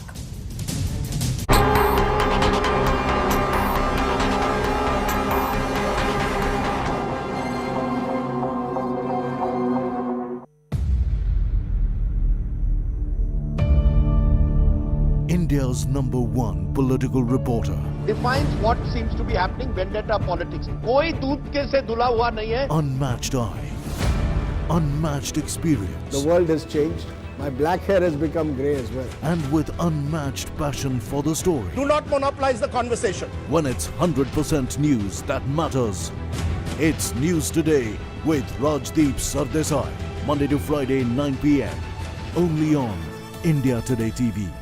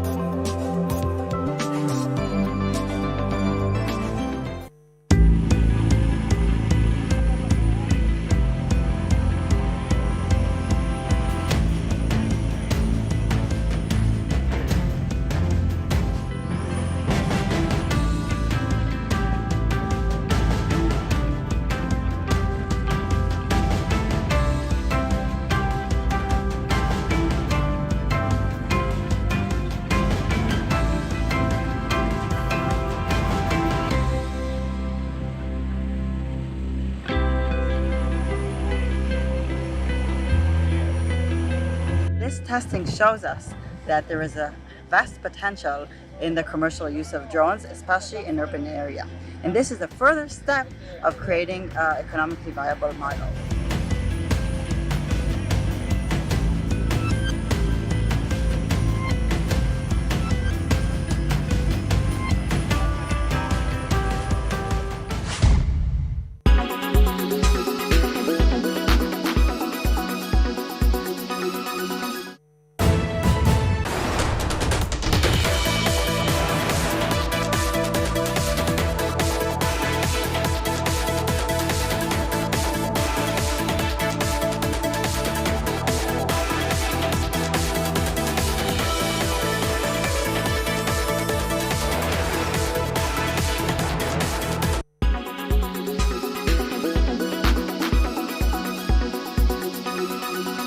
A video of a woman twerking has gone viral and all hell has broken loose on the internet. So what really happened?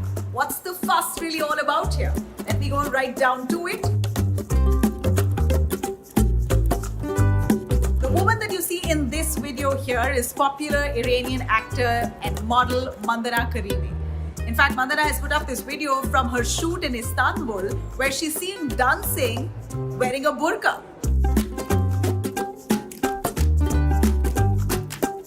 And that video was captioned with, and I quote, "I wish shooting with hijab was as easy as this BTS. No hates, just a bunch of people making a film."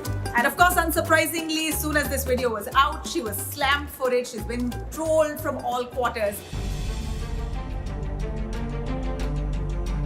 This surely isn't the first time Karimi has landed herself in trouble. Well, the actress had earlier too made headlines with some shocking statements during her stint on the show Lockup. But the question here is it disrespectful to dance in a burqa? I think we need to demonstrate more respect for women and women's choices of clothing. And we also need to demonstrate more tolerance for others and for the choices that they exercise. Well, those women who don't wear the hijab may not understand the religious significance of it.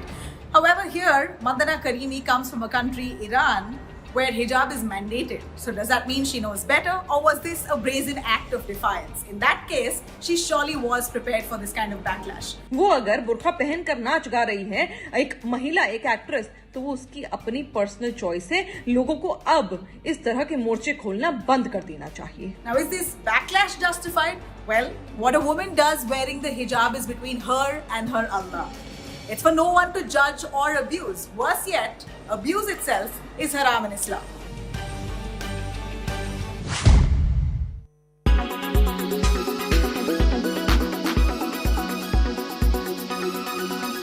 Everyone's busy finding what's trending. You're busy finding out why. India Today, for those who research before reacting. Download the India Today app now. Make your media plan smarter with India Today Live TV on your connected devices. You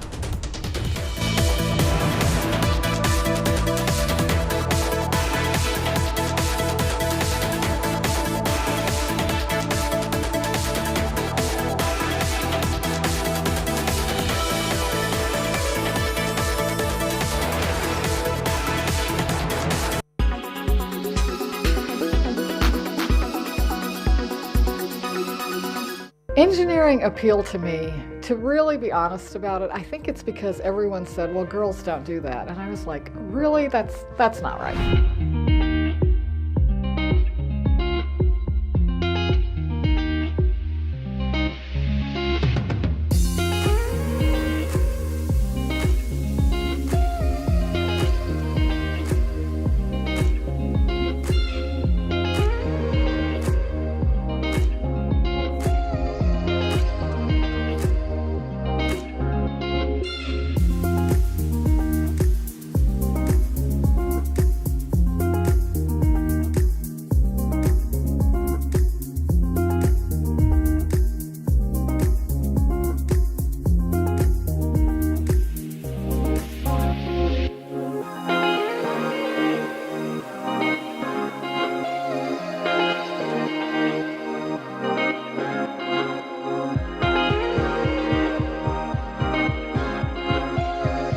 In the choices we make, we will reveal who we are and who we will become as human beings.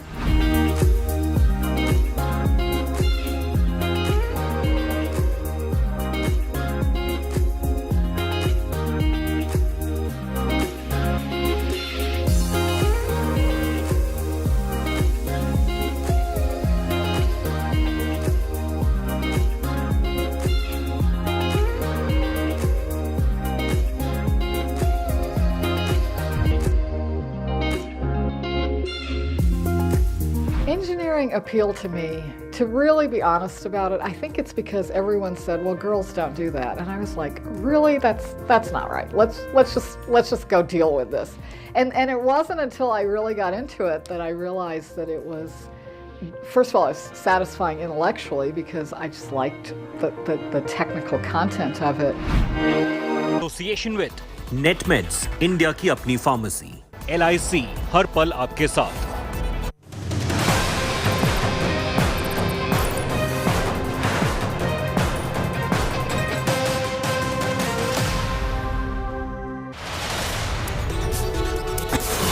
Around 12 Mahagari MLA Maharashtra turned rebels after cross-voting in MLC polls. Hold up in Surat Resort in BJP-ruled Maharashtra.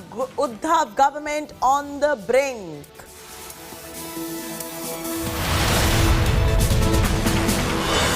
Late night drama unfolds in Surat Resort. Reports say the number of Agadi rebels could be as high as 21. Day 5 of Rahul Gandhi's ED grilling. Rahul already grilled for 40 hours. Agency focusing on Gandhi's link with young Indians. Sonia to face ED on Thursday.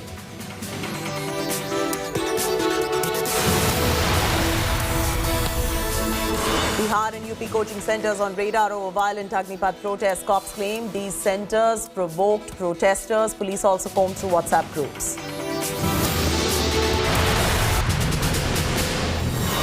Biggest breakthrough in Moosewala murder case. Killer who fired at the singer nabbed. Assassin tried to kill Moosewala 8 times. Carried grenades as backup.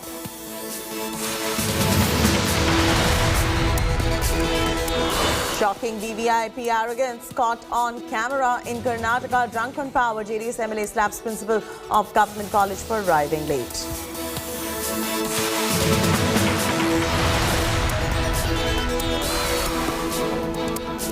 There's breaking news just coming in. Eknath Shinde to address press conference at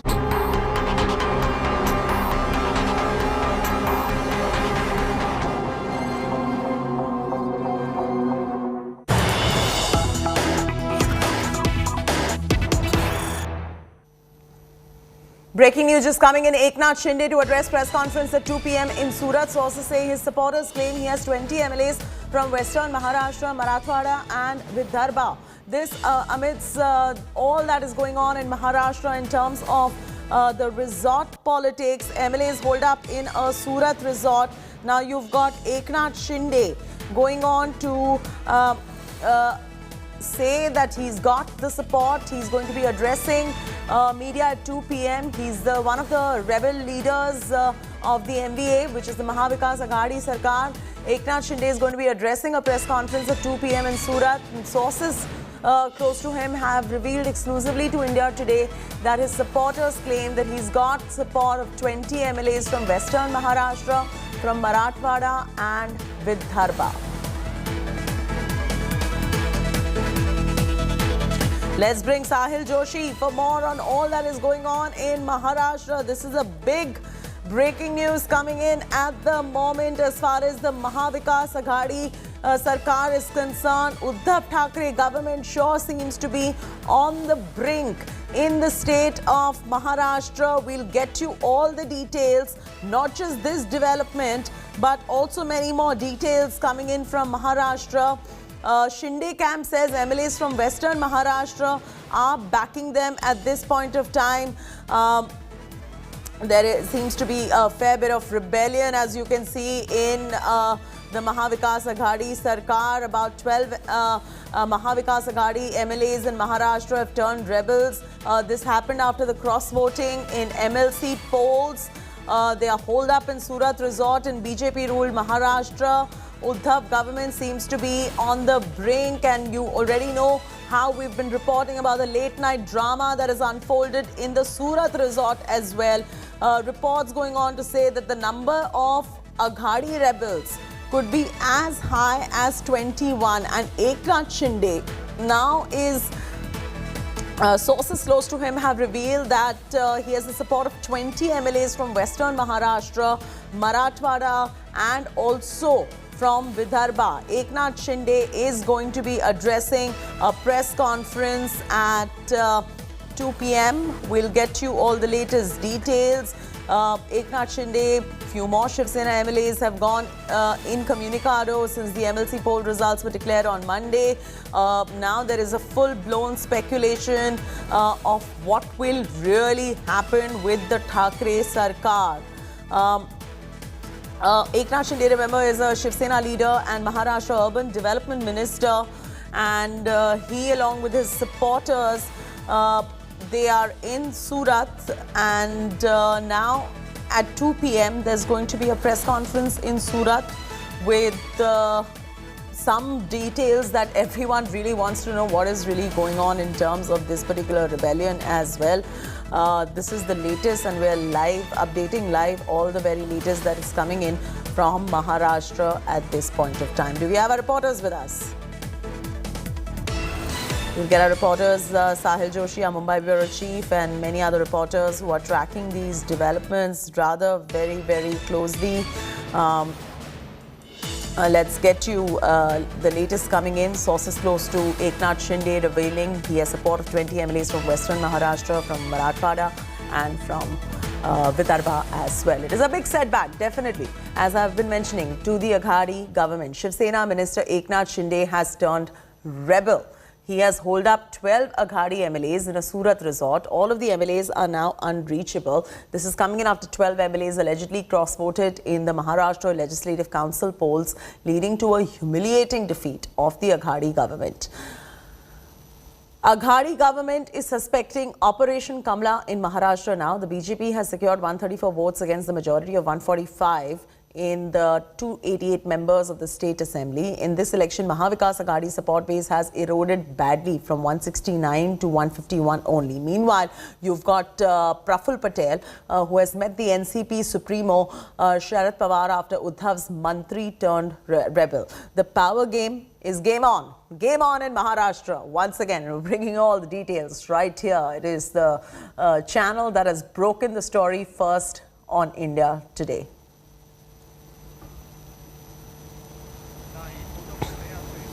Eknath Shinde नाराज आहेत, आता not reachable आहेत. भाजपच्या संपर्कात आहेत का? संपर्कात आहेत. असं सांगायचं नसतं मग त्यांनी नॉट रिचेबल राहण्यात काय अर्थ आहे. एकनाथ शिंदे नाराज आहेत आता नॉट रिचेबल आहेत. भाजपच्या संपर्कात आहेत का? संपर्कात आहेत.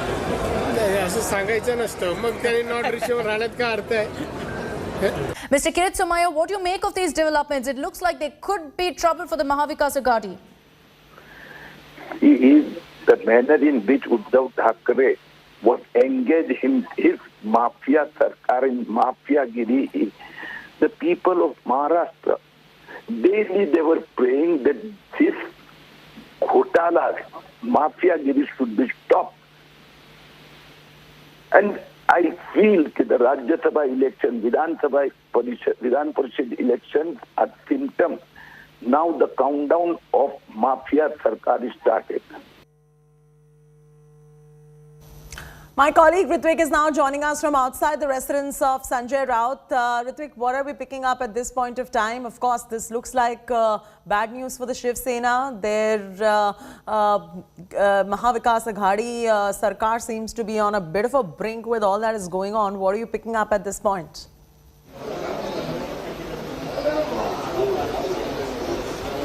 Exactly, Chaiti. In a rapid series in terms of events, we can see that after a massive setback received in MLC polls, the MVA Sarkar, Uddhav Thackeray Sarkar, the MLAs, 13 MLAs of Shiv Sena has been not reachable, and Eknath Shinde, who is a senior minister and leader of Shiv Sena, he is in the forefront and he is leading the whole operation. As being told, we are right now at the residence of Shiv Sena MP Sanjay Raut. At any time, he is expected to come out and speak to media. We are waiting for an official confirmation, an official statement from the party. At any time soon, Shiv Sena MP Sanjay Raut will be out. Chaiti. No, absolutely. Also give us a bit of a background in terms of what is going on, who's in whose camp. It's a political blockbuster that is breaking out. This is one of the biggest stories coming out of Maharashtra at this point of time. Ritvik.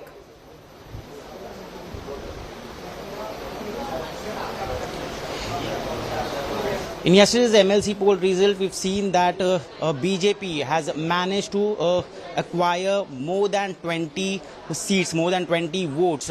They claim to have 113 numbers with them, but with the MLC polls, they have managed to acquire 133 seats, and they're just short of 10 to 15 votes now to form a government, which is a magical figure of 145. So, after the MLC polls result, we've seen in the midnight, Uddhav Thackeray had held an urgent meeting of his MLAs. In that meeting, Eknath Shinde and 13 of the MLAs who are believed to be his supporters have been not attending, and they are not reachable. They cannot be contacted. Since then, party is trying to contact them, but the news which is coming in is they are in Surat, Gujarat, La Meridian Hotel, and all the party leaders are trying to contact them. No one is confirming it right now, but we are expecting Sanjay Raut to come out and speak to media about it.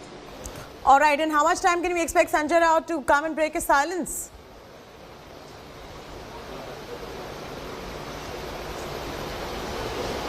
There's an absolute silence from MVA's end because none of the leader is coming in forefront and speaking about it.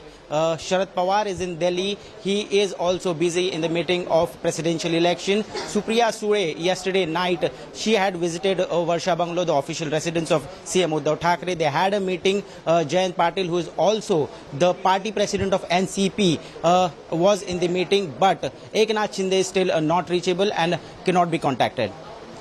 Okay, so at the moment he can't be contacted, but we just broke the story as well, Ritvik, about how 2 p.m. there is going to be a press conference. So we can expect fireworks at 2 p.m. because he's going to be coming out and addressing a press conference. Also, we'll come to know how many rebel MLAs are with him in his camp and what does his camp really look like.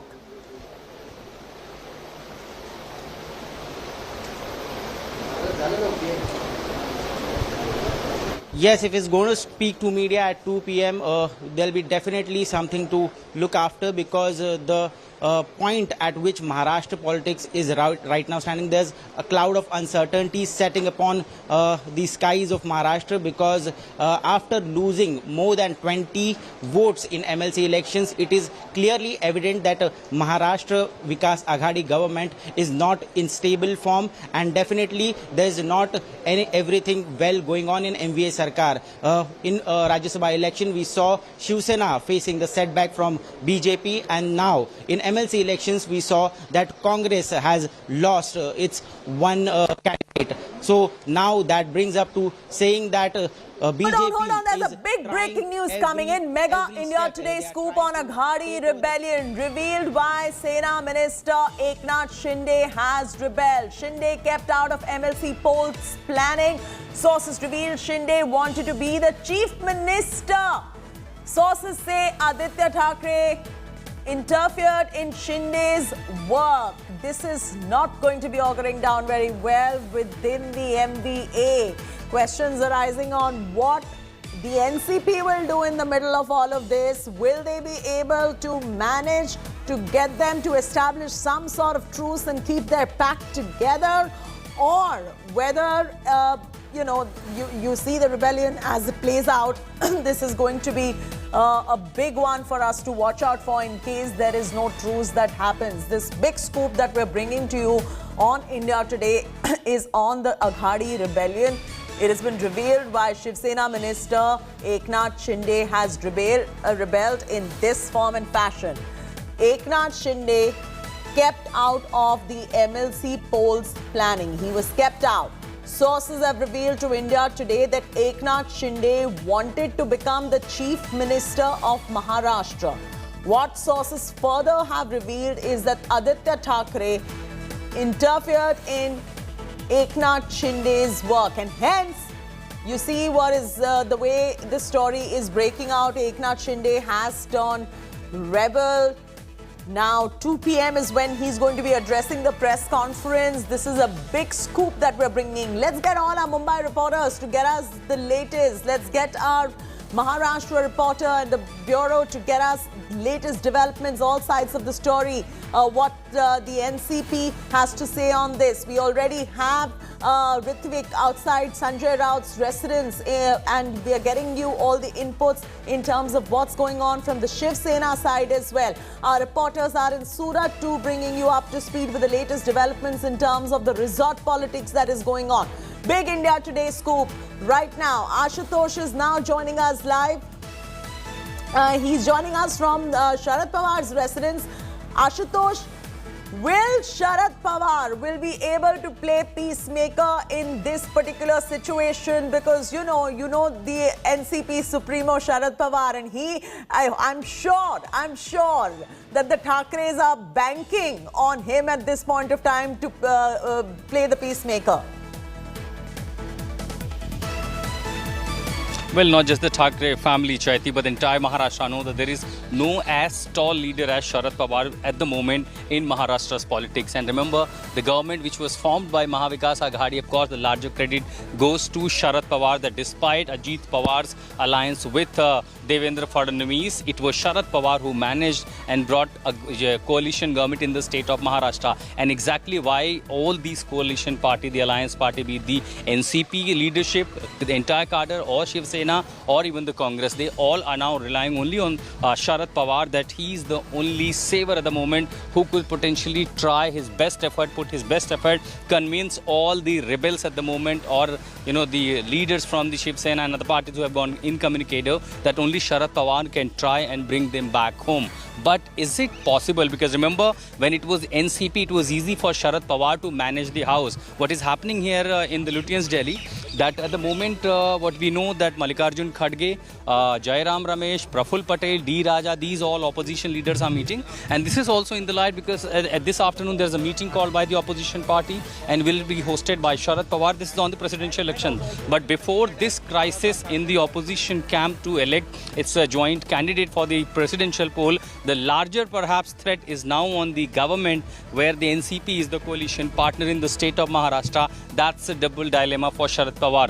So here he is addressing the meeting. What we also know that after 2:30 meeting by the opposition parties, Sharad Pawar will fly to Mumbai. Of course, that is where all the important and crucial meetings will take place. But all eyes are at the moment on Surat when Eknath Shinde will address a press conference. What we know that around 12 o'clock, whether he will get all these MLAs. Now, number of the MLAs which have gone incommunicado also at the moment under question, whether it is 10, 20 or even more than that. So unless the picture clears and what Eknath Shinde says, that will really matter a lot. But even after Rajya Sabha elections in the MLC poll, the given jolt to the MVA, this was very much now a question on the sustainability of this government, because remember the statement are over statements, and then we also heard several differences often erupted between the MVA leaders. But this time the MLAs, after back-to-back setback in the two elections, Rajya Sabha and the MLCA, leaders going incommunicado, going all the way in Surat, and then you have seen that what our reporters are reporting, that how security of the hotel was increased. Breaking news coming in is that Praful Patel also, Ashutosh, is at Sharad Pawar's residence. So what is brewing right there? What is the meeting? Are you getting any kind of an inside track on this? Well, this meeting, of course, the opposition leader are gathering. This is also to, bring a picture, because there is a joint opposition meeting at 2:30, and this is specifically on the presidential election. But since the crisis on the MVA, where the Congress, NCP and Shiv Sena are stakeholder, Praful Patel is there, Mallikarjun Kharge sitting here, Jairam Ramesh here, Sharad Pawar himself here. So clearly there will be some deliberation, some talk, some concern will be raised in that meeting as well. But largely, since the opposition meeting, which is the official scheduled meeting, what we know, where Sanjay Raut reportedly is not coming because of this crisis in Maharashtra, that's on the presidential election. That's why I exactly said that this is a double dilemma for Sharad Pawar, whether he gonna choose a next joint opposition candidate for the presidential elections, or he has to, first save the Maharashtra government. So clearly that's a double challenge for Sharad Pawar, the man at the moment of Maharashtra, the tallest leader like Sharad Pawar, because everyone knows if there is only one person who can pull it off for Mahavikas Aghadi, it could be only Sharad Pawar. That is remember, very much true. You well Congress said. Or the NCP, where the MLAs have rebelled. Yeah, and more importantly, what is most difficult part is that this time it is the Shiv Sena MLAs. Shiv Sena leaders have rebelled. Now that seems to be very difficult at the moment for Sharad Pawar to bring back them to back to house. So that seems to be really a challenging job for entire Mahavikas Aghadi leadership, including Sharad Pawar. But of course, right behind me at his residence, some deliberations must be taking place, since the Congress leadership and NCP leadership is very much present here. They must be in communication with their leader and cadre in Maharashtra. But what mega decision? But what we know that after joint meeting on the presidential candidate at 2:30, Sharad Pawar will reach to Mumbai, will land Mumbai, and only when the mega meetings take place. But besides the meeting, 12 o'clock, what Eknath Shinde says. So clearly, two major developments we are expecting. One, what Eknath Shinde has to say, whether he gonna announce that he's quitting Shiv Sena with all these MLAs, or what exactly gonna be the next move. Then what will be the next step for Mahavikas Aghadi? And more importantly, what can Sharad Pawar do to keep the flock together as well? That is also the very big question, because we do know that if there is somebody who can really play truce, it is going to be a leader like Sharad Pawar of the NCP. In fact, Ritvik is also joining us from outside Sanjay Raut's residence. Ritvik, a lot of action happening. Oh, okay, wait, can we just see what the action that is happening right there outside Sharad Pawar's residence? We get back to Ashutosh's frame. There is a lot of action that is taking place right outside Sharad Pawar's residence. Well, we just saw that. That's Sitaram Yechuri, CPIM General Secretary Sitaram Yechuri just arrived here, Chaiti. Of course, as we know, the meeting of the opposition leaders taking place. So after D. Raja, it was Sitaram Yechuri, the CPIM General Secretary, just arrived. So clearly before 2:30 meeting, what it seems that on the presidential elections, it could be the meeting pre-poned by Sharad Pawar, and exactly all the leaders are arriving here. And if that happens, of course, we don't have official word from inside, because all these leaders, remember, everyone that have gone inside, they were supposed to be at the Parliament in XC at 2:30 when the meeting on presidential election will be taking place as it was scheduled. But since all the stakeholders, all those leaders from the opposition camp have already started arriving at Pawar's residence, what it seems that perhaps the meeting has been preponed, and then right after completing it, right after this meeting, Sharad Pawar, of course, he will be in hurry, and there must be some concern what is happening in Maharashtra, then he has to go to Maharashtra. What we have been told that by evening he'll be leaving for Mumbai, but clearly looking at the political dimensions and the sequence of incidents unfolding from Mumbai to Surat, of course there will be some concern in the minds of these leaders, including Sharad Pawar. So that seems to be one case where all the leaders have been Ashutosh, it seems like Sharad Pawar is one busy man today. Sitaram Yechury has just made his way right there, and now he's got a dilemma at hand. One is, of course, on the opposition meeting on the presidential polls. The other one is to save the government right there in Maharashtra too.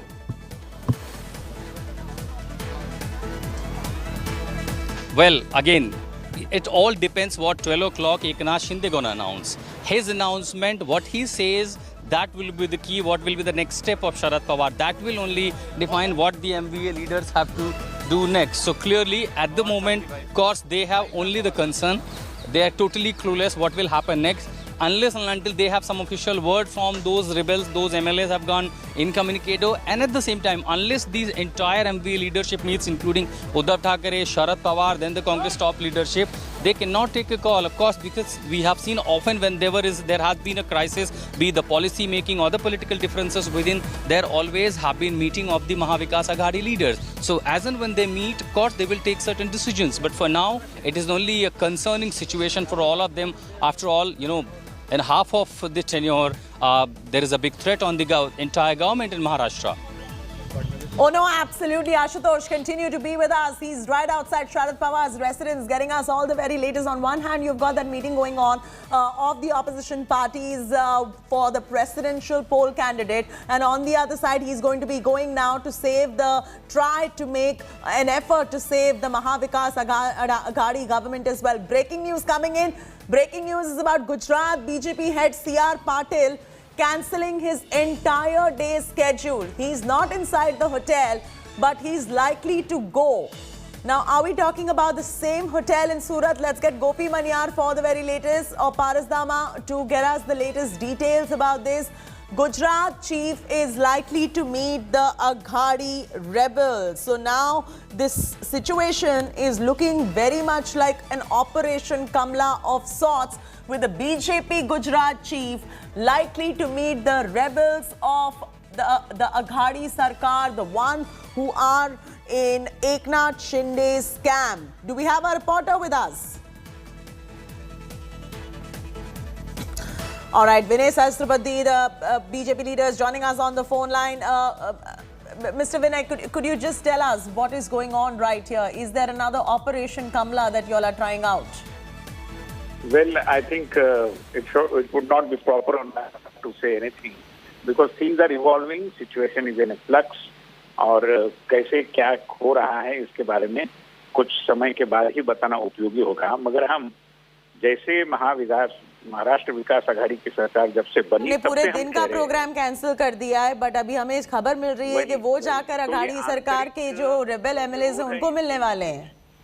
जी. तो मैं यही कह रहा था कि आंतरिक जो उनके अंदर विकृतियां है, विरोध है, इकट्ठा आना, यही एक विकृति थी राजनीतिक, और उसके परिणाम आज नहीं तो कल आने वाले थे. अभी आधा उनका कार्यकाल पूरा हो रहा है, तो लोगों के ध्यान में आया है कि इससे कुछ बन नहीं रहा. लोक कल्याण की बात बिल्कुल दूर जा रही है, सब लोग भ्रष्टाचार में लिप्त है. ऐसी स्थिति में जिनको प्रदेश के सुशासन की चिंता थी, वो लोग नया विचार करेंगे, बड़ा स्वाभाविक. नहीं, पर खबर तो ये आ रही है कि एकनाथ शिंदे जो है उन्होंने रिबेल इसलिए किया है क्योंकि उनको जो है चीफ मिनिस्टर का पोस्ट चाहिए था. दूसरी खबर ये आ रही है कि आदित्य ठाकरे इंटरफियर कर रहे थे उनके काम करने में, तो इसलिए उन्होंने जाकर रिबेल किया है. नहीं, इसीलिए मैंने कहा कि इस पर कुछ टिप्पणी करना बड़ा प्रीमैच्योर होगा. बहुत समय से पहले कुछ टिप्पणी करना उचित नहीं है. चीजें अभी धीरे धीरे प्रोग्रेसिवली अनफोल्ड हो रही है, थोड़ा रुकना चाहिए. मगर हमारी बात केवल इतनी ही है कि महाविकास आघाड़ी की सरकार एक राजनीतिक विकृति का उदाहरण था, और विकृति कभी कभी तो समाप्त होती ही है. नहीं, मैं आपकी बात मान रही हूँ और आप you are making a fair point over there, पर सच्चाई तो ये है कि इनकी सरकार चल रही है. अब इनकी सरकार है, they are in power right now. यहाँ पर सवाल उठ रहा है कि whether the BJP is trying to poach their MLAs at this point of time. See, we are not required to do anything. whatever is happening is because of their own doing, because of their acts of commissions and omissions. Things were about to come to this level sooner than later. Now they have come, as I said. But why is it that the same script plays out in every other state when there is something of this nature that happens? See, wherever the alliances have happened post-election and without any ideological base, right? Democracy की प्रक्रिया ऐसी है कि ये होता ही है, क्योंकि इकट्ठा आना अपने आप में एक विकृति थी, एक विसंगति थी, और आंतरिक विसंगतियों के कारण ये सरकार कभी न कभी तो गिरनी ही वाली थी। 2.5 साल हो गए, वो जैसे तैसे जो भी समझौते उन्होंने किए चलती रही। अब गिरने का समय आया है, ऐसा दूर से दिखाई दे रहा है। और दूर से ये भी दिखाई दे सकता है, ऑब्जेक्टिवली स्पीकिंग मैं कह रही हूँ सहस्रबुद्धे जी, कि ये जो दिखाई दे रहा है पॉलिटिकल अपॉर्चुनिज्म भी दिखाई दे रहा है। From a vantage point if you see this also somewhere looks like political opportunism, because there is you know rebellion within the party and the BJP comes in and looks at an opportunity. तो जब vacuum निर्माण होगा तो कोई तो उसको पूरा करेगा। पर आप क्या कहेंगे, ये भारतीय जनता पार्टी इस रिबेलियन का फायदा उठा रहे हैं कि ये ऐसा objectively that's the perspective that is coming का प्रयास हो मतलब आप ये कह सकती थी कि इतने दिन क्यों नहीं सफल हुआ, तो मेरा यही कहना है कि ये बीजेपी के प्रयासों से नहीं हो रहा, जो हो रहा है उनकी आंतरिक, वो तो मैं मानती हूँ, ये तो रिबेलियन उनका इंटरनली है, इंटरनल रिबेलियन है, there is no denying the fact. वहीं तक सीमित रखो। नहीं, पर इसमें भारतीय जनता पार्टी के जो गुजरात हेड है CR पाटिल पूरा दिन का प्रोग्राम कैंसिल करके, पूरी आइटिनरी कैंसिल करके वो जाकर उन रेबल एमएलएस को मिलने वाले हैं। This looks like political opportunism of the Bharatiya Janata party, mister Vinay. Not at all. If they have gone to Surat, he is a member of parliament from that area, so he is playing a good host. तो आप कह रहे हो ऐसे ही मिलने गए, उनको कोई मतलब एजेंडा नहीं, राजनीति कोई देखने की जरूरत नहीं। CR पाटिल मराठी भाषा अच्छी तरीके से जानते हैं, मराठी में बात कर सकते हो गए होंगे। बट ऑप्टिकली तो ऐसा ही नजर आ रहा है ना कि भारतीय जनता पार्टी के साथ मुझे नहीं लगता कि इसमें बहुत ज्यादा बिटवीन द लाइन्स सोचना चाहिए। जैसे मैंने कहा कि आंतरिक विसंगतियों से भरी सरकार विसंगतियों के कारण आज नहीं तो कल गिरनी ही वाली थी, शायद वो समय अभी आया है। All right, Mr. Sahasrabudhe, thank you so much for those reactions coming in right there. As Mr. Vinay Sahasrabudhe has said that according to him, the Bharatiya Janata Party is not trying to poach. According to him, this is a rebellion that exists within the Mahavikas Aghadi Sarkar, and what CR Patil is going is just to trying to play a good host, but optically this is not what it is coming across, and we're not going to be making any kind of conjectures right here. We'll wait for that meeting to get over, we'll wait for our source-based information that we are getting right now and bank on our reporters to get us the true picture of what is going on inside. Paras Dama is now joining us. Paras, we've got Mr. Sahasrabudhe who's saying that this is not political opportunism of the BJP, and if CR Patil is going to meet the rebel MLAs, it is just because he knows Marathi and he's going to play a good host. Are we to believe that this is just about hosting those rebel MLAs, or is there more to it than meets the eye? And reading between the lines, there is something going on between the Eknath Shinde camp and the Bharatiya Janata Party. I think probably if we see the situation as MV was facing from last 15 to 20 days, it was very difficult. It is very disappointing situation that MVA government was facing, as first they lost Rajya Sabha and after that they lost the local body election yesterday, and after that the pressure was started already building on the MVA Sarkar. But now what happened, Eknath Shinde has gone rebel. After the rebellion thing, he just went to Surat, and now if we are getting that he is going to meet CR Patil over there, and this may be the opportunity that BJP was wanting, because we had seen in the past that Eknath Shinde was not happy with the Shiv Sena Sarkar. He was just opposing on something which he wanted to but Shiv Sena was not ready to give, and that's why he was not happy with the MVA Sarkar and Shiv Sena Sarkar. Right now I'll show you some visuals which is very important. I am at the Thane residence, the private residence of Eknath Shinde, where security has been beefed up. You can see the Mumbai police over here with all the things they are over here, and they are just protecting the residents right now, because the rebellion thing which has happened in Maharashtra politics, it's very different right now, because it was some of the people was saying that it could happen, and it has happened. Eknath Shinde has been in Surat right now, and it will be very important to see what will happen next, because there are political things which are happening in Maharashtra also. There are some party taking some important meetings, and the major press conference will be taken at 12 at Surat. So right now we are at the residence of Eknath Shinde, and you had seen the visual. The security has been beefed up, Chaiti, and right now the political the things in Mumbai are very difficult, and it may get more worse. One of our colleagues has updates from Anil Parab's residence. Let's go straight across to our colleague who has the details from Anil Parab's residence, throwing straight across to our reporter. What's the update right there?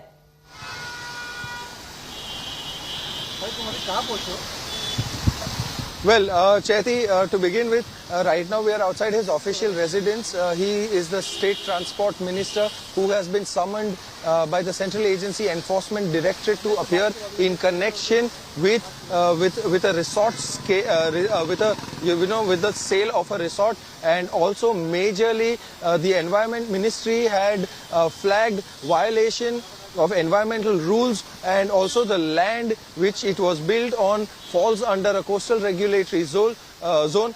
This is in Dapoli in Ratnagiri district of Maharashtra, where registration was paid only on the land that was bought.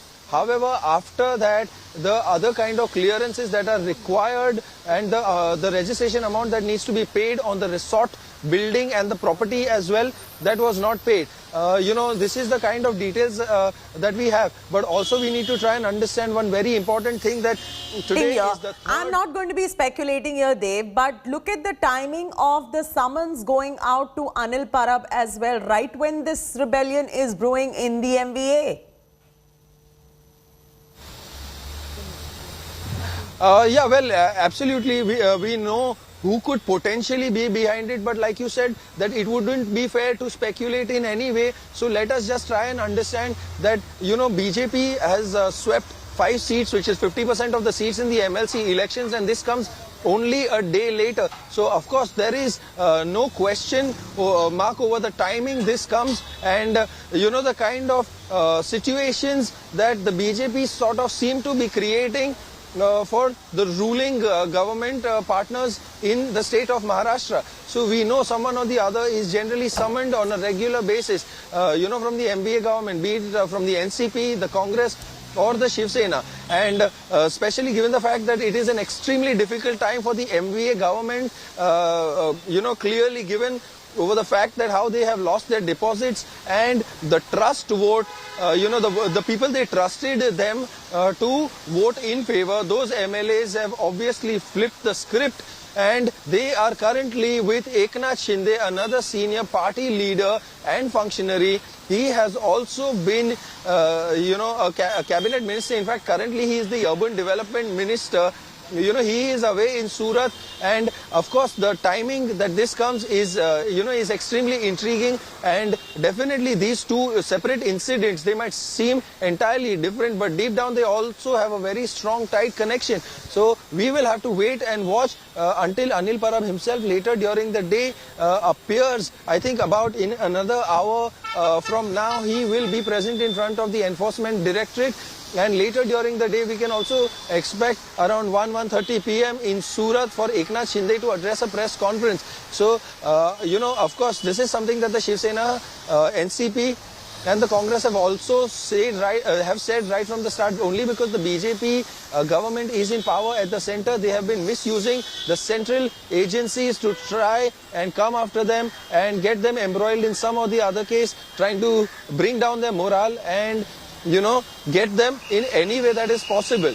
So, of course, as you know, we have been clearly witnessing a series of visits by ministers from the MVA government who have been making regular rounds at the ED office on a timely basis. So Anil Parab is just another name that will get added today. Like I said, he had failed to. Let's also continuously get updates from all over. I want to just show you the deployment of our reporters as well right now. We've got our reporters and a battery of reporters. Let's bring them on your screens. And they're tracking every twist, every turn, every development in this story. The big one and the big news point right now is that Eknath Shinde is going to be addressing a press conference at 2 p.m. today. All eyes are going to be on what Eknath Shinde is saying. Let's bring Ashutosh, who's standing by outside Sharad Pawar's residence as well, to get us up to speed with what is brewing inside Sharad Pawar's residence too.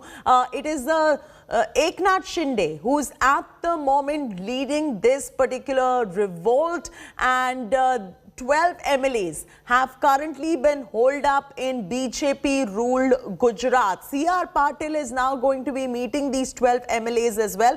We can only sit here and speculate what will happen, but according to a BJP leader, Vinay Sahasrabudhe, who we spoke to earlier, he's just going there to exchange pleasantries.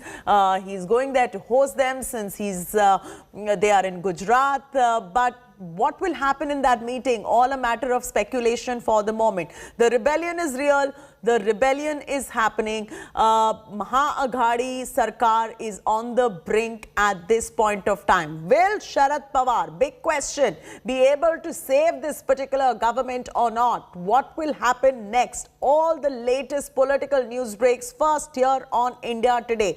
And I'm requesting the producers once again to get us Ritvik Bhalikar, who's standing by outside Sanjay Raut's residence. Get us Sahil Joshi from Mumbai. Gopi Manyar, who's live from Ahmedabad as well. Saurabh Bhaktania, who's on his way to Surat at the moment. Dev Kotak outside Anil Parab's residence. Ashutosh Mishra, we've got him right outside Sharad Pawar's residence here in New Delhi as well. So let's get all our reporters for the moment. Dev Kotak standing by with us. Dev, what are the updates?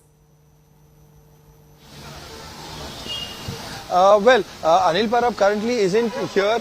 He is at his Bandra residence. This is the residence that was provided to him by the government. And of course, he is expected to reach the Enforcement Directorate office directly from Bandra all the way to town, all the way to South Bombay in Ballard Estate area. Where the office is situated.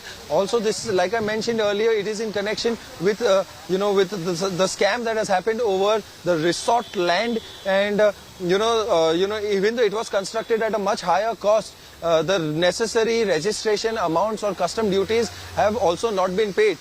Two more people along with Anil Parab, who are believed to be his close aides and friends, they both cable operators, Sanjay Kadam and Sadanand Kadam, two of them are the joint owners of the resort, which was developed and built and later sold to them by Anil Parab himself. So, of course, these are the kind of very pertinent questions. However, a more serious charge is where Environment Ministry seems to have gotten its hands into this and is taking this matter, with utmost seriousness, because it is a violation of rules in a place which is situated in a coastal regulatory zone, a CRZ area, meaning, there are lots of restrictions which were not paid heed to. So at this point in time, it is definitely, a very serious matter, and Anil Parab will have to try and address all the queries and the questions that are raised to him. I just want to take a moment right there. They've stay on with us while we patch our other reporters as well, and they've all been deployed all across. So we've got every angle covered right here on India Today. You have to just watch this channel,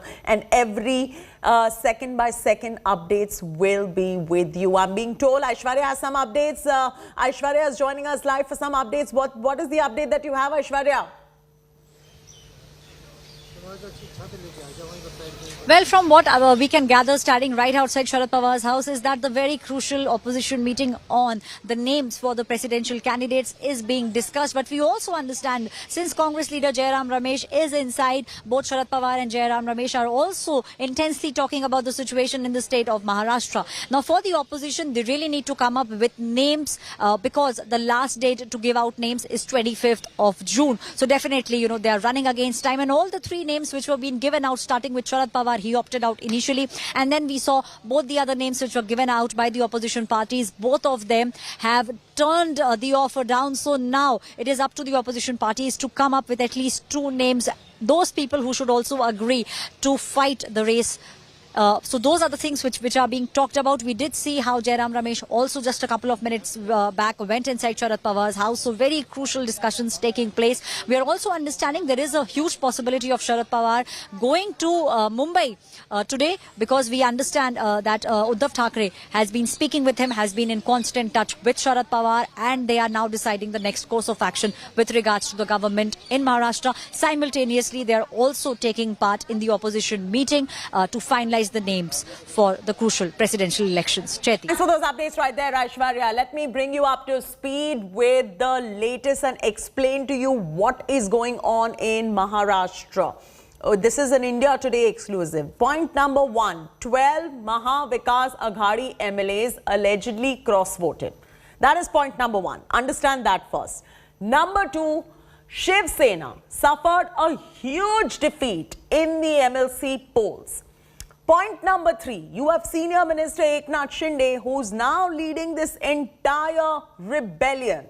Point number 4, there are 12 MLAs along with Eknath Shinde who've been holed up in a resort. This resort is in Surat, and we're getting you the updates from there as well. Point number 5, Eknath Shinde along with his rebels in BJP ruled Gujarat. Just see how optically this all looks.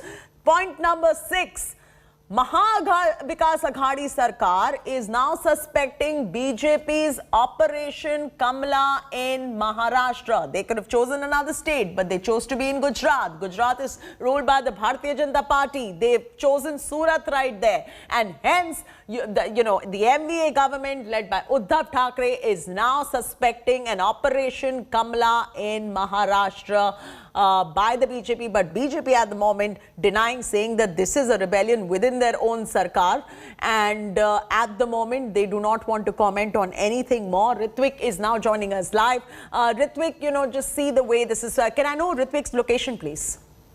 Where is Ritvik joining us from? All right, there you see, you've got your entire battery of reporters covering every angle of this particular story. Aishwarya Paliwal, Dev Kotak, Ritvik as well, everyone covering every angle of this story. Now I'm going to go to Ritvik first. Ritvik, they've chosen to be in Gujarat. Eknath Shinde with his supporting MLAs have chosen to be in Gujarat. They could have been in any other state, but they've chosen Gujarat. So optically, this looks like, and Maha Vikas Aghadi will obviously be suspecting an Operation Kamla in Maharashtra.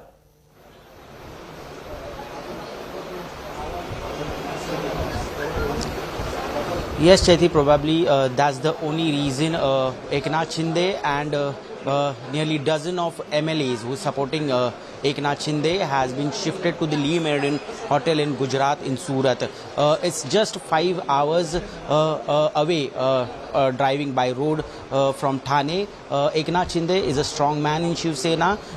He's the number 2 minister in Uddhav's cabinet, and he is wielding influence from the areas of Thane, Palghar, Panvel, Navi Mumbai. That is just 4 hours drive away from Surat. So after a series of events, when the results were announced of MLC polls, BJP had a victory, a massive victory again after Rajya Sabha elections, and it was evident that 20 of the votes of the Shiv Sena were somewhere going to the BJP, and when this was evident, every leader was trying to contact each other. Eknath Shinde from that point of time was not reachable, and also the MLAs, few MLAs and also the ministers in the Uddhav cabinet were not reachable. The news came in the midnight that the meeting was held at CM's Uddhav Thakeray's official residence at Varsha, where these MLAs didn't reach, and also Eknath Shinde was not reachable.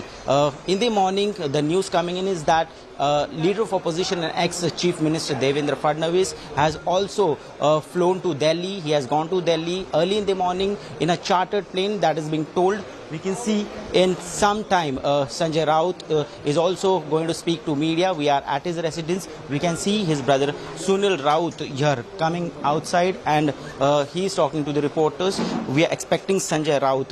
Sunil Raut is also MLA of Shiv Sena. We'll try and talk to him and just find out. Sunil ji, Sanjay Raut कब आने वाला है? 5 minute they 5 minute they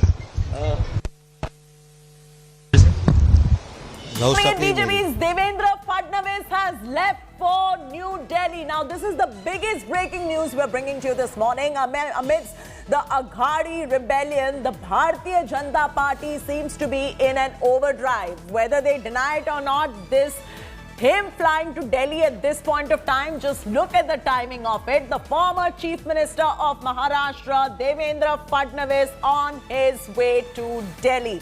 Now, this is getting interesting. This is getting very, very interesting. This is like a Game of Thrones that is being played all over again right there in Maharashtra. We saw this kind of drama in Maharashtra last time when this government had come to power. And now again, just look at the optics.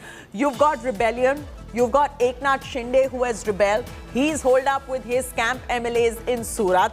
Not just that, he's going to be addressing a press conference at 2 p.m. Sharad Pawar is going to be trying to play peacemaker now, but he's also very busy with the opposition meeting for the moment on the presidential polls.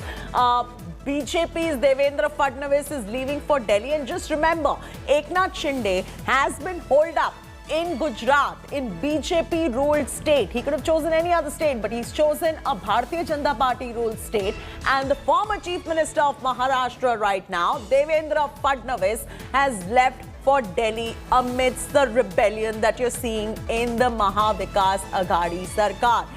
An overdrive by the BJP. It will firm up probably the suspicions that the Mahavikas Aghadi government has as far as another Operation Kamla of sorts is concerned in Maharashtra. Let's bring you the latest details in terms of what is going on at the moment and encapsulate everything. And at the same time, please see the timing of this. The Enforcement Directorate has also issued fresh summons to Maharashtra Minister Anil Parab in money laundering case. So I'm just going to encapsulate the top developments. One is the rebellion. All right, Sanjay Raut. There you go. Sanjay Raut is likely to speak right now. If he speaks in Marathi, please put my volume up. I will translate him.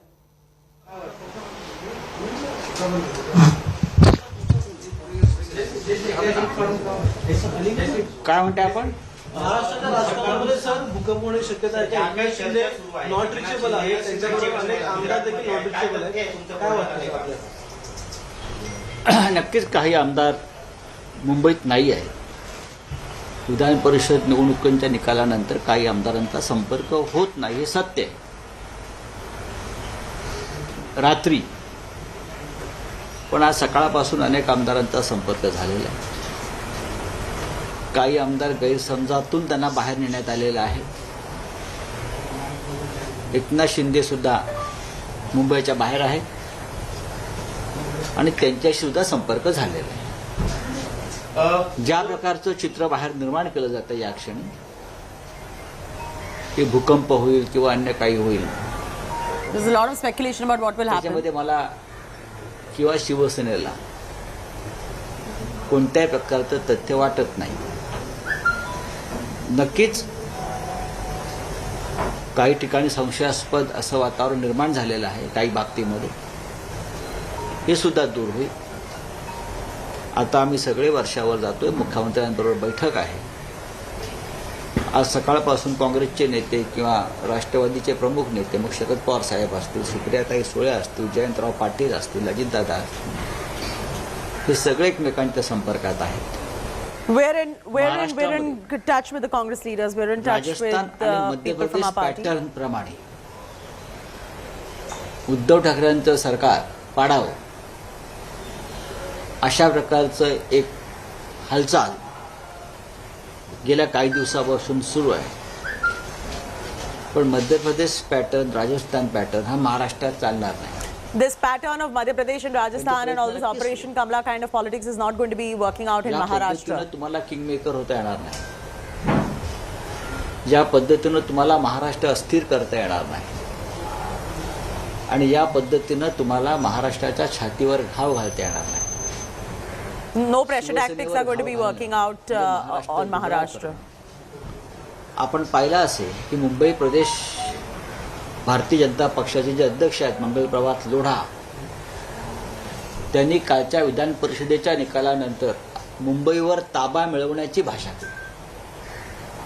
यांची पावलं कोणत्या दिशेने पडतात ती तुम्ही समजून घ्या. आता मुंबईवर ताबा मिळवू, मुंबईवर विजय मिळवू म्हणजे काय मिळवू? म्हणजे यासाठीच तुम्ही फाटाफूट घडवून आणताय का की मुंबईवर विजय मिळवण्यासाठी शिवसेनेला आधी कमजोर केलं पाहिजे, शिवसेना दुबळी केली पाहिजे. There is a conspiracy that let's weaken the Shiv Sena. Let's weaken the Shiv Sena. There is a conspiracy. भाकीत आम्ही यापूर्वी सुद्धा केलेलं आहे. आणि शिवसेनेमध्ये आईचं दूध विकणारी अवलाद निर्माण होणार नाही. शिवसेना माननीय उद्धव ठाकरे यांनी सांगितलं वर्धापन दिनाच्या कार्यक्रमात, ते सुद्धा तुम्ही समजून घेतलं पाहिजे. शिवसेना ही निष्ठावंतांची सेना आहे. We are not going to pander to any of this. पदांसाठी स्वतःला विकणारी, महाराष्ट्राच्या पाठीत खंजीर खुपसणारी अवलाद ही शिवसेनेत कधी निर्माण होणार नाही. जे निर्माण झाले आणि बाहेर पडले त्यांची अवस्था आपण पाहत असाल. ज्यांची नावं सातत्याने मी मीडियातून पाहतोय किंवा वृत्तवाहिन्यातून पाहतोय, त्यातले बरेचसे आमदार आत्ता वर्षा बंगल्यावरती आहेत. त्यांची नावं चुकीच्या पद्धतीनं आपण घेतो. मग गुलाबराव पाटील असतील, संजय राठोड असतील, प्रताप सरनाईक असतील, अनेक नावं मी पाहतो. आणि जे आमदार इथे नाही आहेत असं आपण म्हणताय, त्यात काही मंत्री आहेत. त्यांच्याशी संपर्क झाल्यावरती त्यांचं असं म्हणणं आहे की आम्हाला काय झालं ते कळत नाही, पण आम्हाला इथे आणण्यात आलं. हे आमदार गुजरातमध्ये आहेत, सुरतमध्ये आहेत. All these rebels are in त्यांची व्यवस्था Surat, in Ahmedabad. Gujarat Bharatiya Janata पक्षाचे जे अध्यक्ष आहेत RC पाटील ते करतात. म्हणजे तुम्हाला ह्यामागे मी जे काय सांगतोय ते कळलं असेल की ते गुजरातलाच का त्यांना नेण्यात आलं. What? सुरतमध्येच का ठेवण्यात आलं. सुरतचे खासदार RC पाटील आहेत, ते प्रदेश बीजेपीचे अध्यक्ष आहेत आणि ते कोणाच्या जवळ आहेत हे आपल्या सगळ्यांना माहिती आहे. अशा प्रकारे भ्रम आणि फसवणूक करून आमदारांना नेलं जात आहे. ज्या क्षणी त्यांचा आमचा संपर्क होईल त्या क्षणी ते परत येतील. बाकी अशा प्रकारे भूकंपाची योजना किंवा भाषा कोणी करत असेल तर त्यांना सगळ्यात आधी शिवसेनेबरोबर लढावं लागेल, आमच्याबरोबर लढावं लागेल आणि मगच त्यांना महाराष्ट्र दुबळा करता येईल. जोपर्यंत आम्ही आहोत तोपर्यंत त्यांना महाराष्ट्र अस्थिर करता येणार नाही. अशा प्रकारे बोला. सर, एकनाथ शिंदे का नाराज आहेत किंवा नाराज आहेत का मुळात तुमचं काही? मला असं वाटत नाही. एकनाथ शिंदे हे कालपर्यंत आमच्याबरोबर होते, वेस्टिन हॉटेलमध्ये होते. शिवसेनेचे उमेदवार विजयी व्हावे दोन्ही यासाठी ते सातत्यानं प्रयत्न करत होते. अनेक बाहेरच्या मतदारांशी संपर्क करत होते. एकनाथ शिंदे हे एक आमचे जीवाभावाचे सहकारी आहेत, कडवट निष्ठावंत शिवसैनिक आहेत, एवढंच मी सांगू शकतो. त्याच्यामुळे त्यांच्या बाबतीमध्ये आज जे काय बोललं जातं, जोपर्यंत त्यांचं आमचं बोलणं होत नाही तोपर्यंत मी त्यांच्याविषयी कोणतेही विधान आणि भूमिका करणार नाही. माहिती अशी मिळते की एकनाथ शिंदे हे नाराज असल्याचं कारण आहे त्यांच्या खात्यामध्ये सातत्यानं ढवळाढवळ केली जाते. मला असं म्हणायचं नाहीये. मुख्यमंत्री असतील किंवा अन्य कोणी असतील ते राज्याचा कारभार करत असताना अनेक खात्यांचा आढावा घेत असतात. मी कधी सरकारमध्ये काम केलं नाही, त्याच्यामुळे मला जी काय माहिती आहे या कामाच्या पद्धतीविषयी ती एवढीच आहे की मुख्यमंत्री हे सर्व खात्यांचा आढावा अधूनमधून घेत असतात. ते गृह खात्याचाही घेतात, ते महसूल खात्याचाही घेतात. अनेक खात्यांचा आढावा हा मुख्यमंत्री घेत असतात. तरीही जर काही त्यातून गैरसमज निर्माण झाले असतील तर ते आम्हाला दूर करता येईल. या सर्व घडामोडींबाबत आपल्या शरद पवार यांच्याशी चर्चा झाली? नक्कीच. आज सकाळी आणि काल रात्री माझं माननीय पवार साहेबांशी बोलणं झालं आहे, चालू आहे. माननीय पवार साहेब आता दिल्लीत निघालेले आहेत, पोचले असतील. कारण जी विरोधी पक्षाची बैठक त्यांनी बोलवली आहे त्याच्यासाठी मीही जाणार होतो राष्ट्रपती पदाच्या संदर्भात. पण या सगळ्या घडामोडी ज्या सुरू आहेत त्याच्यामुळे मला उद्धवजी म्हणाले इथेच थांबा, माननीय पवारसाहेबांचे म्हणणं इकडेच थांबा. त्याच्यावेळी मी इथे आहे आता आणि आम्ही आता आमच्या पद्धतीनं काम करतो. उद्धव ठाकरे यांच्याशी चर्चा झाली, त्यांनी काय आदेश दिलेले आहेत, काय पुढचं? मग नक्कीच पक्षप्रमुखांशी आणि आम्ही सगळे सहकारी एकमेकांशी या संदर्भात बोलतो आहोत. मराठवाडा असेल, पश्चिम महाराष्ट्र असेल, उत्तर महाराष्ट्र असेल, तिकडल्या सर्व सहकाऱ्यांशी आमची चर्चा सुरू आहे. राजकारणामध्ये अशा प्रकारच्या प्रसंगांना सामोरं जावं लागतं. 2.5 वर्षापूर्वी सरकार स्थापन होत असताना सुद्धा भारतीय जनता पक्षानं अशा प्रकारचा Sanjay Raut is saying that in the government you have to go through these things where MLAs are not reachable. You have to go through these things. प्रयत्न करताय. पण हा सुद्धा घाव छातीवर नसून पाठीवर आहे आणि आम्ही छातीवरती घाव झेलणारे लोक आहोत. He is saying that we accept the challenge of the BJP, will take it head on. असा त्यांचा डाव सुरू आहे पण तो यशस्वी होणार नाही. Eknath Shinde Sanjay Raut is saying the BJP is attempting to make the government fall, but that will not, the attempt will not be successful. अनेक संघर्षामध्ये आंदोलनामध्ये He is saying that Eknath Shinde is an old Shivsainik. He has been part of many challenging times with the Shivsena. त्याच्यामुळे जे चित्र निर्माण केलं जाते बाहेर मला त्यात फार तथ्य वाटत. Impression is being created that the government is in minority. That is not true. आज या सगळ्या घडामोडी घडत असताना नेमकी आजच अनिल परब यांना ईडीची नोटीस आहे. म्हणजे आमच्यातला एक सहकारी. Sanjay Raut is saying the timing of ED notice to Anil Parab is also questionable. धावपळ करण्यासाठी. He is saying that Anil Parab is a strategist who is being hampered by the central agencies, and he has been called today so that he cannot participate in the meetings which are going on today. कावे आणि कावे आहेत ते समजून घेतलं पाहिजे की किती minute details about this operation by the central agency should be understood. The timing of Anil Parab is questionable. नाही घडामोडी ह्याच आहेत. दुसऱ्या काय घडामोडी असतात. असं म्हटलं जातं आता भाजपकडनं की ही लढाई खरी बाळासाहेबांच्या निष्ठावंतांची आणि पवारांच्या निष्ठावंतांची. आम्ही कोण आहोत? पवार निष्ठावंत हा काय प्रकार?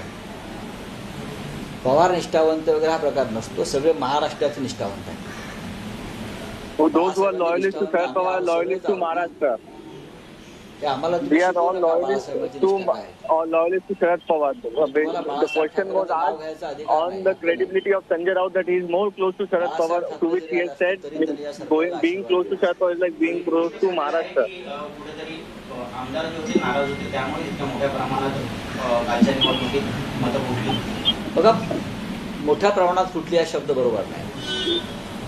It's not right to say that a lot of MLAs have lost confidence in the government. Few MLAs are not with us right now. They are not reachable. आता या संदर्भात काही बोलणं योग्य आहे. It's not right proper time to speak on those issues right now. It's premature. यांच्याशी संपर्क झाला.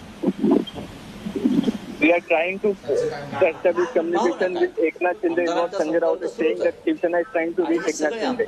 जे आत्माला दिसत नाही त्यांचं संपूर्ण आयुष्य शिवसेनेत आणि बाळासाहेब ठाकरेंबरोबर गेलं आहे आणि अत्यंत वाईट काळातही हे शिवसेनेबरोबर राहिलेले आमचे लोक आहेत. जी नावं मी पाहतोय मला आश्चर्य वाटलं की अत्यंत वाईट काळात शिवसेनेच्या संघर्षाच्या काळात हे सगळे लोक शिवसेनेबरोबरच राहिलेले आहेत.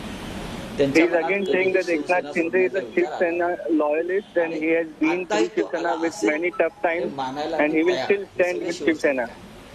सर ये मैं जानना चाहेंगे कि एकनाथ शिंदे जो है वो अभी गुजरात में है, कहीं ना कहीं ये एमके सरकार के ये ऐसे जो लोग होते हैं इस प्रकार के जो मध्य प्रदेश पैटर्न, राजस्थान पैटर्न जो हुआ है बीच में, ये सभी लोग गुजरात में ही क्यों रखे जाते हैं? ये देश तो बहुत बड़ा है. सूरत में है, मैंने सुना है, हमारा उनसे संपर्क हुआ है, हमारे सब एमएलए वहाँ है. उसमें से बहुत से लोग जो है वापस आना चाहते हैं लेकिन उनको वापस आना नहीं दिया जा रहा है. उनकी घेराबंदी की है. ये घेराबंदी सिर्फ गुजरात में ही हो सकती है क्योंकि वहाँ किस प्रकार की सरकार काम करती है और केंद्र किस प्रकार से वहाँ अपना काम कर लेती है आपको मालूम है. लेकिन जब भी मौका मिलेगा हमारे सभी एमएलए यहाँ वापस आ जाएंगे, क्योंकि वो निष्ठावान शिवसैनिक है। इस बारे में आपके उद्धव जी से शरद पवार जी सबसे चर्चा चल रही है। माननीय पवार साहब से, आदरणीय पवार साहब से चर्चा है, शुरू है। उद्धव जी से मेरी लगातार बातचीत चल रही है। मुझे इतना ही विश्वास है सब कुछ ठीक हो जाएगा, और जो मंसूबे लेकर अपने आप को किंग मेकर समझकर कुछ लोग जो काम कर रहे हैं वो सफल नहीं होंगे। इससे पहले भी देखा था 80 घंटे की सरकार बनाने की कोशिश बीजेपी ने की थी, सभी एमएलए वापस आ गए थे। क्या उसी तरह की इसी तरह से हमारे सभी हमारे एमएलए वापस आ जाएंगे, क्योंकि ये सभी जो एमएलए है वो पुराने शिवसैनिक है, निष्ठावान शिवसैनिक है। शिवसेना के बुरे समय में भी हमारे साथ रहे। अब तो अच्छा समय है। चलिए सर एक शेवटचा प्रश्न. आपण आता मगाशी म्हणाले की काही आमदारांना यायचे मध्ये त्यांना येऊ जात नाही, नेमकं काय आपल्याला नाही, ज्या प्रकारे गुजरातमध्ये त्यांना अडकवून ठेवलेलं आहे सरकार, कोणाच्या गुजरातमध्ये कोणत्या प्रकारे तिथे राज्य चालवलं जातं आणि केंद्रातून तिथे कशा प्रकारे नियंत्रण आहे त्या राज्यावर हे आपल्याला माहित आहे. आणि 7 स्तराची सुरक्षा व्यवस्था तिकडे केली आहे. विविध सुरक्षा यंत्रणांनी त्यांची राहण्याची जागा घेरलेली आहे. मुख्य रस्त्यावर येण्याचे रस्ते बंद केलेले आहेत. हे कशा करतात? महाराष्ट्राचा छळ करण्याची, महाराष्ट्राला बदनाम करण्याची आणि महाराष्ट्राला अस्थिर करण्याची योजना. This is all a plot of the BJP to defame Maharashtra and the Maharashtra Sarkar. हे देशाचं दुर्दैव आहे. And this is all an attempt to destabilize the Mahavikas Aghadi Sarkar. This is not going to work out for them. All right, that was Shiv Sena Sanjay Raut going on an all-out attack on the Bharatiya Janata Party, also going on to say that nothing is going to happen to the Mahavikas Aghadi Sarkar. Everything is fine within the MVA. We will be sorting it out. He also mentioned the point about how there is a meeting with Sharad Pawar as well, and things will be sorted out very soon, and there is just nothing to worry about, according to Sanjay Raut. You have Eknath Shinde, who is leading the revolt. In fact, on the right side of your screens, on 20th June, this was the last time that Eknath Shinde was seen. That is yesterday. Yesterday, Eknath Shinde was seen for the last time, after which he's gone incommunicado. And now, of course, we have the information that he's in Surat. These are the last up visuals that we are getting in of Eknath Shinde, along with his rebel MLAs, the MLAs who are on his side. And the visuals on your screens are from the MLC polls. This is the inside track we're bringing to you at this point of time. So let's break this down for you. What is happening right there? There is obviously some churn happening in the Mahavikas Aghadi Sarkar. There is a huge loss of face for the Shiv Sena in the MLC polls as well. Eknath Shinde has gotten support of a few rebel MLAs. He's gone to Surat now. Now remember, Surat is in Gujarat. Gujarat is ruled by the Bharatiya Janata Party, and there is a huge speculation that there is probably an Operation Kamala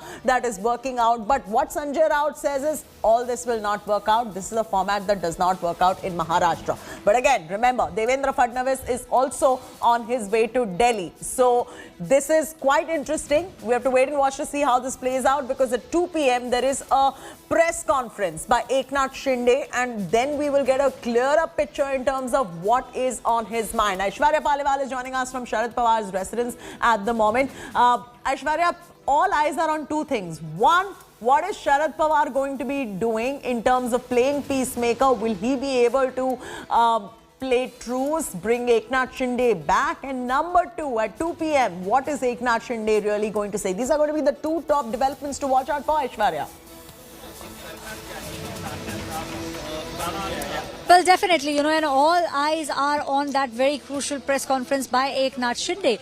Now, one thing is very clear is that it's not very, if one does actually do 2 + 2, one can see what exactly is happening. Now, the magic number is 144. At the moment, the Mahavikas Aghadi has 154. So it's really on thin ice, and that's what everyone is fearing. If just 10 or 12 MLAs jump the ship, then there is a very big possibility of them, bringing down the government. government, and that's what is the biggest fear. Sharad Pawar is still inside his house. We did see how, some time back, all the opposition leaders were with Sharad Pawar. We did see how Jairam Ramesh was also inside. We saw Mallikarjun Kharge also inside. Now all the leaders, while leaving, said that they had come to meet Sharad Pawar to discuss about the upcoming presidential polls. One more car we see here coming and entering Sharad Pawar's house. So we have been seeing a frenzy, in fact, since morning here in the national capital. All the leaders were coming and going inside Sharad Pawar's house.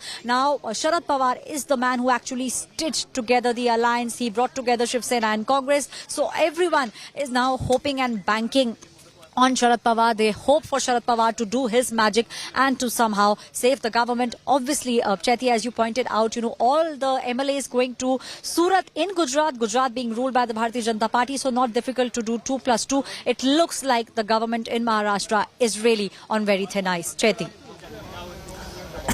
Yes, absolutely. All eyes are going to be on that, and you're outside Sharad Pawar's residence. Moments back when I was speaking to Ashutosh, and outside Sharad Pawar's residence, Sitaram Yechuri and a couple of other opposition leaders were also walking in. This was, of course, one big task that Sharad Pawar has on his hand right now, is about the presidential candidate of the opposition as well. And what time is he going to finish this meeting to be able to go to Maharashtra to sort this issue out now?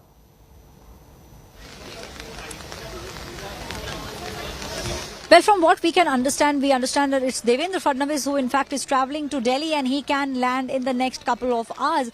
So, all eyes will be on who Devendra Fadnavis comes in Delhi and meets. Also, if you remember in 2019, the way in which the government was formed, we saw how it was Devendra Fadnavis who with Ajit Pawar in tow had gone to the governor and said that Ajit Pawar will be the deputy chief minister and he will be the chief minister. And then in the next 12 hours, everything turned and we saw Uddhav Thackeray finally taking oath as the Chief Minister of Maharashtra. So this really has been a tale full of twists as far as Maharashtra. If we talk about that state, and now also we are seeing similar things happen. We are seeing how leaders are now trying to jump ships. We are seeing all of them now, the resort politics back at it. All the MLAs are now in Surat, all of them very tight-lipped. But that very crucial press conference at 2 p.m. is what all eyes are on. Sharad Pawar still inside his house. From what we can gather at the moment, it looks like he understands what's happening, and Congress and the Shiv Sena, both of them at the moment have very high hopes from Sharad Pawar, and they are hoping for Sharad Pawar, who is the grand old man of politics, who actually was the man who stitched together the Mahavikas Aghadi government, to do his magic and to somehow save the government. Chaiti. This is more interesting than that, I can tell you that, because that's exactly the script that is playing out in Maharashtra all over again. And we can see how this is a big setback coming in for Mahavikas Aghadi Sarkar. 12 Mahavikas Aghadi Sarkar MLAs are not even reachable. Sanjay Raut just had that press conference. He even mentioned that. I believe we have an exclusive interview with Sanjay Raut. We'll play that out in just about a bit. So stay on with us. We will bring that exclusive interview right there. Okay, we've got that exclusive interview. Let's listen into what Sanjay Raut of Shiv Sena has to say on this.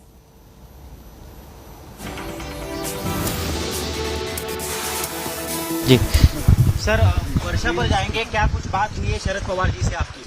सबसे बात चल रही है, एकनाथ शिंदे जी से भी बात चल रही है। हमारे मित्र है, हमारे साथी है पुराने, वो भी वापस आ जाएंगे। इस तरह से मनाने की कोशिश कर रहे हैं आप एमएलए को? एकनाथ मनाने की, देखिए, मैं एकनाथ शिंदे जी को पहचानता हूँ। वो ऐसे व्यक्ति है, वो बिना शर्त एक शिवसैनिक के नाते अपने घर वापस आ जाएंगे। 80 घंटे की सरकार की तरह ये भी असफल होगा? पूरा असफल होगा। तो हम देख सकते हैं यहाँ पर संजय राउत जो है ये चले हैं अब शिवसेना प्रमुख और सीएम उद्धव ठाकरे के आवास पर। वहां पर एक बैठक होनी है। इस बैठक में जो भी शिवसेना के विधायक है वो इकट्ठा होने वाले हैं। वहां पर इस बैठक में बहुत ही महत्वपूर्ण निर्णय लिया जाएगा। साथ ही साथ जो एमएलए मिसिंग है एकनाथ शिंदे के साथ जो बताया जा रहा है, उनको भी कांटेक्ट करने की लगातार कोशिश यहां पर हो रही है। कैमरा पर्सन स्वराज के साथ मैं Ritwik Bhalekar, Mumbai. Okay, so that is a big exclusive that is coming in. Shiv Sena Sanjay Raut has told India Today exclusively on camera that yes, Eknath Shinde is rebelling. He's incommunicado as well, but all is going to be well. This is his confidence. He's headed over to Uddhav Thackeray's residence right now as well. And he's saying, don't worry, everything is going to be well. He is a person of our party. He is one of us, and he will do a ghar wapsi very soon. We will make that happen. And in fact, even in the press conference, he mentioned that this kind of an Operation Kamla kind of a model may have worked in other states, but we're not going to let it work in Maharashtra. So that was Sanjay Raut of the Shiv Sena saying that all on record. He's headed now to Uddhav Thackeray's residence. Of course, they're going to be in a huddle. They're going to be in a damage control mode right now. Ritvik, who got us that exclusive interview, is joining us live with us. Ritvik, he's headed to Uddhav Thackeray's residence. What happens at Uddhav Thackeray's residence? Are they going to now figure out what to do next? Because Eknath Shinde's reasoning, according to sources, has been that he wanted to be the chief minister, and there was a lot of meddling by Aditya Thackeray also in his functioning. So are they going to sort and iron those creases out to be able to bring him back?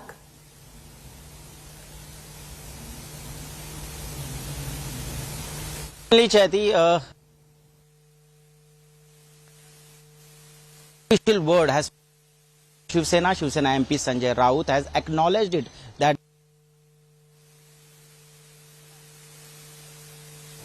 he is. All right, let's re-establish that connection right there to Ritvik right there. Ritvik is getting us the very latest developments. He just got us that exclusive interview with Sanjay Raut as well. In fact, on your screens right now, what is playing out is from 20th of June, which is yesterday. That is Eknath Shinde with his rebel MLAs. This is the last time he was spotted, and we have those visuals on your screens right now during the MLC polls. And now, of course, he's in Surat. He's with his rebel MLAs in Surat. C.R. Patil of the BJP in Gujarat is going to the resort where they are to meet them. So obviously the speculations are rife as to why the Bharatiya Janata Party leader is going to meet Eknath Shinde and the rebel MLAs. At this point of time, the BJP says they don't want to speculate, but just look at the optics. You have Devendra Fadnavis, who's now on his way to Delhi as well. Sharad Pawar perhaps will be playing peacemaker once he gets... All right, we've got Paras joining us from Eknath Shinde's residence. Paras, according to Sanjay Raut, Eknath Shinde is one of them. His ghar wapsi is going to happen very soon. They are now fighting for the moment, but according to Sanjay Raut, nothing is going to happen. The BJP will not be able to pull off an Operation Kamla, he says. He's very confident. What is the sense that you're picking up from sources? Chaiti, Eknath Shinde is the major part of Shiv Sena, as from the time Eknath Shinde has been the part of Shiv Sena from very long time, but he is the major part of Shiv Sena. If he backs out from Shiv Sena, it will be the big loss for Shiv Sena, as right now MVA government is struggling like anything. We had seen in the past from last 15-20 days how MVA has gone through a lot. They have been in a massive trouble. They have been given very bad blows by BJP. In Rajya Sabha election, we saw that they lost very badly to BJP, and yesterday there was a civic body elections which happened yesterday, and they lost again there. After that, we picked up that Eknath Shinde is not in Mumbai, and he left with the 12 MLAs that we are picking up right now. So he went back, he went to Surat, and right now all we are waiting is that press conference which are going to happen at 12. Right now we are at Eknath Shinde private residence in Thane. You can see the visuals right now. The security has been beefed up by Mumbai police over here, because Mumbai police and the MVA Sarkar is sensing some changes can happen, and if some changes will happen, there can be some law and order situation in Mumbai. So that's why the precautionary measures has been taken by Mumbai police right now outside Eknath Shinde house. You can see there is some protection has been provided by Mumbai police to the residents who stays over here with Eknath Shinde, and this is the residence that I'm showing you. But there is a sense that if anything changes, there will be a trouble for MVA government. The most important part right now in this whole mess is that 12 o'clock press conference which is going to happen in Surat. There are major few things which is also happening, that Devendra Fadnavis is traveling to Delhi. Sharad Pawar has taken a meeting at her 12 p.m. or is it happening at 2 p.m.? Please clarify. It's 12 p.m. It's 12 p.m. Oh, in so in Surat. 45 minutes from now, you will have Eknath Shinde addressing the press conference, and we'll hear it from him, who's gone incommunicado in 45 minutes from now. Is that what you're saying? Right, Chaiti. This is the main part. This is the major part, because that's the main reason that Sharad Pawar has preponed his meeting and he's taking it right now. So the major part, all this conversation which is happening right now, it's 12 p.m. that all will be waiting. Sanjay Raut will be waiting, Shiv Sena will be waiting, Uddhav Thackeray will be waiting, MVA government will be waiting for that 12 p.m. press conference which is going to happen in Surat. Chaiti, over to you. Okay, hold on. There's big breaking news coming in. It is a mega India Today scoop on Aghadi rebels. It has been revealed. Names of all Aghadi rebels have been revealed. No other channel has these names. I promise you that. Over 13 MLAs have revolted against the Uddhav Thackeray government.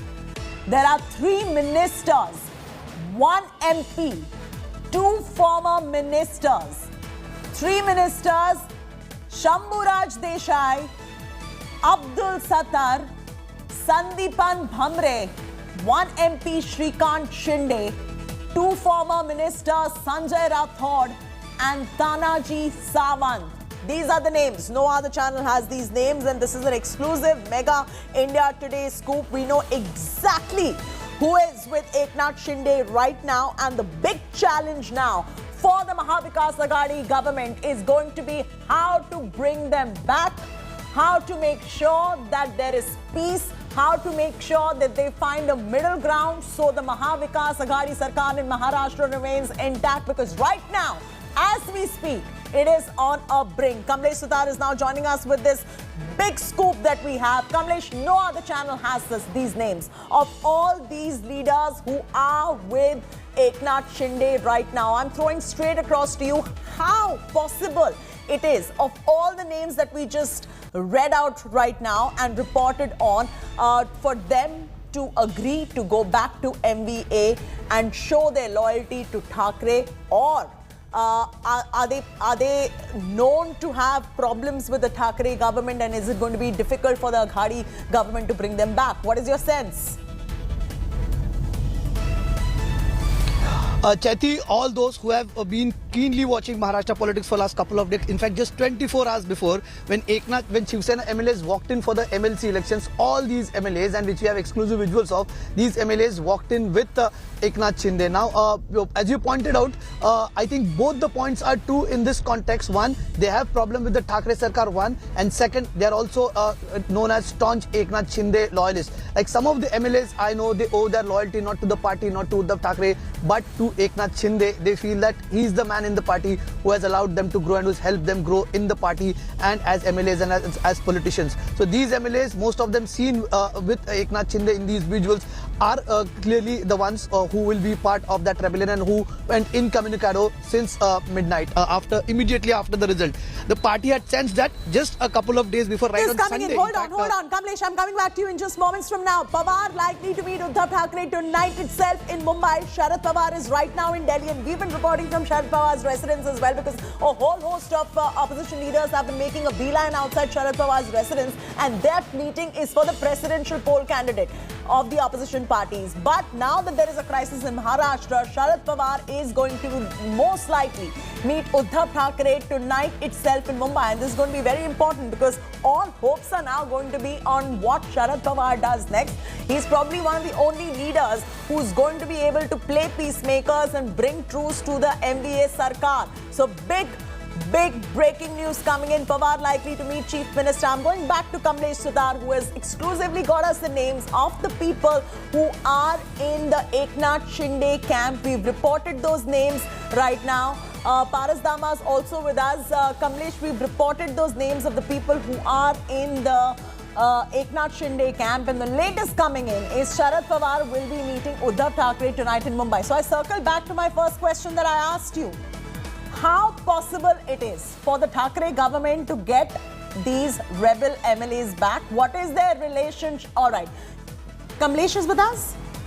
Then my question was to Kamlesh. Kamlesh, how possible it is going to be for the Thackeray government to really bring back these rebel MLAs, the names of which we just told our viewers some time back, with the help of Sharad Pawar, because now he's likely to be meeting Uddhav Thackeray tonight in Mumbai, and they're all trying to work very hard to save the Mahavikas Aghadi government. Well, Chaiti, in fact, if you look back in 2019, when Ajit Pawar rebellion had happened, it was Eknath Shinde, the man on mission, the man friend of Uddhav Thackeray, who was given the responsibility of getting back those MLAs. Even they were from the NCP. So he was the man who Uddhav Thackeray looked upon for, and who Uddhav Thackeray had entrusted that responsibility upon to get back those MLA who had rebelled against the formation of Mahavikas Aghadi government then. But now Eknath Shinde himself is the man in the controversy, and there is no big leader of the stature of Eknath Shinde who can be entrusted with that responsibility. Eknath Shinde is known as a strong man, somebody who is resourceful with money and muscle in Maharashtra, in Thane, and has clout over Thane, Mumbai, Palghar, Kalyan, Dombivli, all that area. So he is a big leader, and at this point Uddhav Thackeray has no trusted lieutenant than Eknath Shinde than to look upon. So who is going to take that responsibility? Sharad Pawar was the one who tried to quell the rebellion of Ajit Pawar when he had gone with Devendra Fadnavis, but this time for the Shiv Sena it's going to be a big trouble, because the number is also strong. 3 sitting minister, MOS, the Minister of State at that point of time, when Ajit Pawar had gone with BJP as well, he managed to pull off a Herculean task and make this government happen as well. And it was Sharad Pawar who did that. So at this point of time as well, if there is hope, there is going to be on Sharad Pawar. But how it's you see that the rebel MLAs at that point in time were from the NCP. This time the MLAs are from Shiv Sena, and most of them, there's also another angle to it, that most of them have problems with the NCP because they come from an area where they've been traditionally locked into a fight with NCP. The kind of government that was formed with ideological differences, these were the MLAs who had that ambiguity of going with the NCP at that point in time, and most of the MLAs who have gone with Eknath Shinde are the ones who have been into a traditional fight with the NCP in their constituency. They felt that there is no scope for growth since the NCP is there. There were problems within the government. They had problem with the party leadership. The party leadership is not open to meet. Uddhav Thackeray had stonewalled himself into his own ivory tower. That's what this leader were alleging. Aditya Thackeray was not accessible. Also, NCP is growing clout in the government because the NCP had all the funds. The finance ministry with NCP. Most of the MLAs complained that NCP MLAs and NCP ministers got the funds, whereas Shiv Sena was always left in the lurch. These all put together, and Eknath Shinde being sidelined in the party, all clubbed together, has resulted in this rebellion, which Uddhav Thackeray will find it very, very, very difficult. No, but then he has a trusted lieutenant in Sanjay Raut as well. So if Sharad Pawar is not going to be the one be able to play the peacemaker, as you rightly mentioned, because though at that point of time when the rebellion happened, the rebellion was with NCP leaders. This time it is with the Shiv Sena leaders. So then will Sanjay Raut be able to play a crucial part in bringing them back? Because he sounded very confident. He sounded very confident that they're going to come back to us. There is going to be Ghar Wapsi. We will talk to them. We will bring them back. And all this Operation Kamala kind of politics may have flown in other states, but we were not going to let that happen in Maharashtra. See, Sanjay Raut is a big leader in the party close to Uddhav Thackeray. Uddhav Thackeray is trusted lieutenant, but Sanjay Raut is not a mass leader. Eknath Shinde definitely is mass leader, and the MLAs that have gone with Eknath Shinde, they also hold a big clout in their own constituencies. Most of them are 2 times, 3 times MLA. Consider Sambura Desai, he's a MOS stature, he's an MOS. Abdul Sattar is an MOS. Another minister, Sandipan Bumre, is an MOS. One MP, his own son, Eknath Shinde's son, is an MP from Kalyan Dombivli, which is on the outskirts of Mumbai. One big municipal corporation that goes to poll in another couple of months. Again, leaders like Sanjay Ramulkar, 4 times MLA. All these MLAs that have gone with Eknath Shinde are not greenhorns. They are seasoned Shiv Sena leaders who have been in the party for more than 10, 15 and 20 years. Sanjay Raut, who was out, former minister, he has gone out. Tanaji Sawant, another former minister, has gone with him. So the leaders that have quit with him, they are not young leaders or new to the party. They are ones in the party who are known as party loyalists. And all those storms that the party had seen during Raj Thackeray's rebellion, Narayan Rane's rebellion, all these MLAs they preferred to stay with Shiv Sena and trusted in Uddhav Thackeray's leadership. They were the ones on whom Uddhav Thackeray built his political career on. Remember, after Raj Thackeray quit, there were questions raised on Uddhav Thackeray's leadership. After Narayan Rane quit, there were questions raised on his leadership. But these were the party MLAs, these were the leaders who stayed with Uddhav Thackeray. And now, these very MLAs have pulled up a rebellion against Uddhav Thackeray and his government, which may perhaps lead to a big problem for his MVA government. If they are not able to bring them back, then it is not just question about the government, it is also question about the Shiv Sena's own existence. Absolutely, and you know, this is what perspective is. Kamlesh Sutar is giving you perspective on why it is going to be difficult for the MVA to bring them back, and that is the perspective that you need to understand as far as this entire politics that is going on in Maharashtra is concerned. Saurabh Vakhtania is right now on his way to Surat. Saurabh, in less than 45 minutes from now, it is 11:26 by the watch. So let's say another half an hour or so, that big press conference, Eknath Shinde is going to be breaking his silence, and we all are waiting with bated breath to know what he is going to say next. A lot will depend on the announcement that he has to make, because remember, he just had a meeting with C.R. Patil of the Bharatiya Janata Party in Gujarat as well. Well, Chaiti, C.R. Patil is one of the most powerful and the most trusted man of BJP in Gujarat. Remember, his hold is in Surat as well. And let me tell you, top leaders of BJP in Gujarat, the ministers all from Gujarat, all come from Surat. And that is why the Shiv Sena MLA is going and staying in the hotel in Surat. It's raises a lot of questions, which clearly says that how the things are going to change in a few hours from now. Two things are very important, Chaiti. First is that the meeting which is going to happen at CM's bungalow, Varsha, that how many MLAs are going to be present over there, how many MLAs are missing, that we'll get to know when the meetings actually start. But the sources are clearly telling us that Eknath Shinde is likely to take a press conference at 2 in the afternoon. Now, what the Lee Meridian Hotel in Surat has turned into, it has turned into a fortress, let me tell you, Chaiti. Late night, when all these MLAs were out of reach, the sources are telling us that late night itself, around 15 of them had reached this particular hotel. They were along with some of their associates as well. After 1 hour after they reached the hotel, there was a call on the control room, the PCR call made to the city police, Surat City Police control room, and the clear instructions were given that security should be beefed up outside the Lee Meridian Hotel. Now, Chaiti, what has happened over outside Lee Meridian Hotel? A complete 500 meters around the Lee Meridian Hotel, completely it is barricaded by the police officials. Nobody is allowed to go inside. Complete security has been done. When we talk about C.R. Patil, his meetings and so many things were scheduled for today, but all of them have been cancelled. That is what the sources are telling us. So this is a very interesting situation. Shiv Sena MLAs coming to Gujarat, which is the state of BJP. And most importantly, like Kamlesh was also telling, Eknath Shinde, the most trusted person of Balasaheb Thackeray. And he is today the second person to be talked about in the party. Remember, Chaiti, when the 2019 debacle happened in the Maharashtra, many were raising questions, and the lot of thoughts were inside the Shiv Sena party itself that Eknath Shinde should be made the CM of Maharashtra. Several of the party MLAs had raised the voice inside the party meeting as well. But no, that thing never happened, because Eknath Shinde is called as a most loyal, most trusted person. He is some of the most senior leader. He has a superb hold in all over Maharashtra. He helped with him around 20 to 25 MLAs are continuously in touch if I'm wrong, so Saurabh, what happens Saurabh, next? correct me here if I'm wrong. Somewhere he's also feeling a bit sidelined, because he himself had the ambitions of being the chief minister.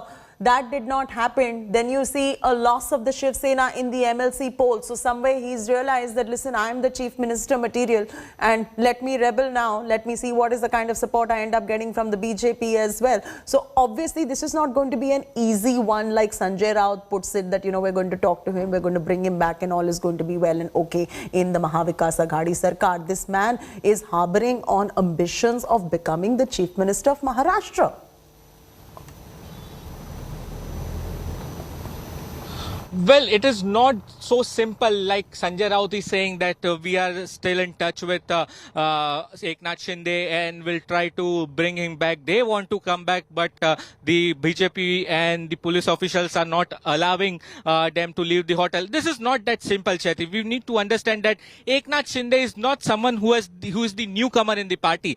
He's the most senior most party leader of Shiv Sena party. And like Kamlesh was also telling, because I was inside the Lalit hotel when this whole debacle was going on, I still remember when Deputy Chief Minister became Ajit Pawar and CM became Devendra Fadnavis, what was Eknath Shinde who was on field with all his men. He was bringing each and every MLAs back to this hotel. He was the one who was saving this whole government, who was saving the whole Shiv Sena party. Now that trustworthy person, and remember Chaiti, he's not just a trusted person right now. It is since Balasaheb Thackeray that Eknath Shinde has a huge Take this across with our National Affairs editor Rahul Srivastav. Rahul, there is just so much going on. Continuously we are breaking the story. Too many movements happening. We're bringing our viewers up to speed with every twist, every turn, every development. But the larger story, Rahul, can you please put this into perspective? What is your sense? Who will play peacemaker? Will the rebels agree to go back to the MVA? What is your sense of what's going on here? Chaiti, first remember that there is a marauding carnivores like the BJP out to prey on the vulnerabilities within the MVA, that is the Maharashtra Vikas Aghadi, and that's where lies the key. The BJP is relentless as far as its attempt to destabilize the government and get its own government after the last fiasco in which Devendra Fadnavis could not sustain the support he had from Ajit Pawar and others. Now, what is happening is that within the Shiv Sena, there is a major crisis brewing. Now, what has happened over the last few years with the Uddhav Thackeray leading the government is that one is his style of functioning, where because of health reasons and others, he doesn't come to office. MLAs and MPs find it very difficult to meet him. On the other hand, if you see a Sharad Pawar, for example, he's also a senior leader, crossed 70. But still, he's accessible to his own leaders and MLAs, whereas there is a problem with Uddhav Thackeray. Second, there is a coterie which is controlling the Shiv Sena right now. It is said MLAs and MPs have been complaining that this coterie, comprising of few staff in Uddhav Thackeray's office and a couple of leaders in the Shiv Sena, control the party. And they have access to Uddhav Thackeray while MLAs and MPs don't. Then there is a dynastic element. If you recall, more than little over 20 years ago. I want to interrupt there. I just want to interrupt there. Isn't the larger problem as far as Eknath Shinde is concerned about him harboring the ambitions of becoming the chief minister and somewhere feeling sidelined more than anything else, and hence this rebellion takes place and then he sees this massive loss of in the MLC polls? See, Chaiti, one thing remember, that Eknath Shinde will find it very difficult to become chief minister. I think what the bigger problem is a dynastic role play. That's what the point I was coming to. A big problem within the Shiv Sena is dynasty. Now, that's what I was saying, that more than 20 years ago, when the transition had to happen from Balasaheb Thackeray chose Uddhav Thackeray over senior leaders like Narayan Rane and Raj Thackeray. And at that time, both of them had to go out of the party. This is exactly what is happening, is the predominance and prominence being provided to Aditya Thackeray. In that, what is happening, that senior leaders like Mr. Shinde are feeling that yet again they will be playing second fiddle to the leaders who are much junior. Also, there is a regional issue in this. Marathwada, Northern Maharashtra, Vidarbha, all the MLAs from these regions are feeling that they are being sidelined, while Shiv Sena has predominantly become a party of Mumbai Metropolitan. And that is why you find that Uddhav Thackeray has not visited. They have been complaining that Uddhav Thackeray has not visited any of these regions, barring relegating his role to the Mumbai region. And that is why there is a resentment. Again, if you see recently, I don't want to even speak whether they're efficient, not efficient. What the people in Maharashtra will be able to tell better when they go to vote. That is their call. point here is this entire dynastic politics when it is brewing in a party like Shiv Sena or the Congress party also, for that matter, just take that example. That is exactly where the Bharatiya Janata Party somewhere always seems to stand out, because there is no legacy, no dynastic politics right there. So just look at this optically as well, how this augurs well for the BJP for the moment, even if there is political opportunism that exists in trying to take over the government over there. Yes, see, Chetty, BJP is beset with its own problem where several seats you will find MLAs and MPs wanting their sons and daughters and uncles and aunts and wives to contest. But yes, the party, the leadership does not transit from one generation to another. And that is where the crisis is. But the crisis also is that it's a disparate coalition. If you see, for example, what is happening in the Congress party, for example, you had a crucial election. You had Mr. H.K. Patil, who was the General Secretary in charge. He had come to Delhi. Now, Nana Patole, a senior leader of the Congress party, one of the young emerging Turks in the Congress party, was celebrating the birthday of his wife in Nagpur.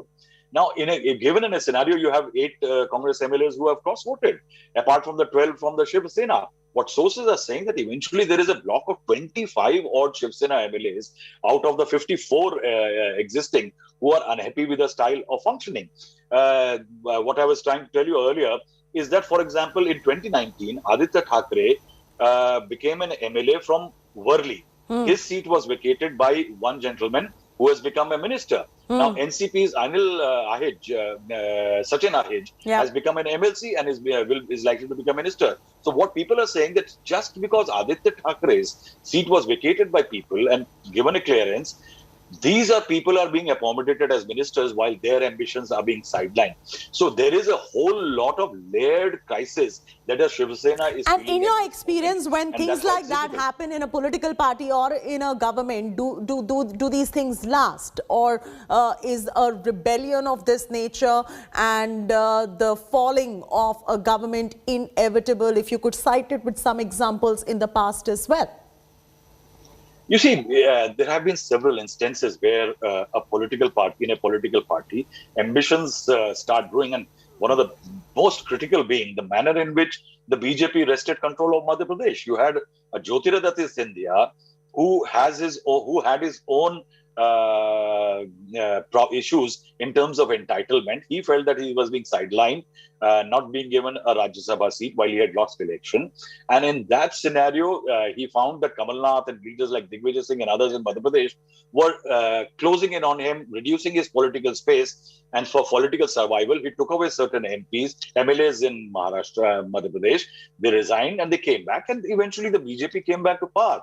The problem in these parties like Shiv Sena and many others is eventually that the succession element that stifles the aspirations of their MLAs and MPs, and that is why people feel that it will be better off. And then one fact cannot be ignored, as I said earlier, is that BJP is constantly at it. BJP has the power, BJP has the agencies, BJP has money power.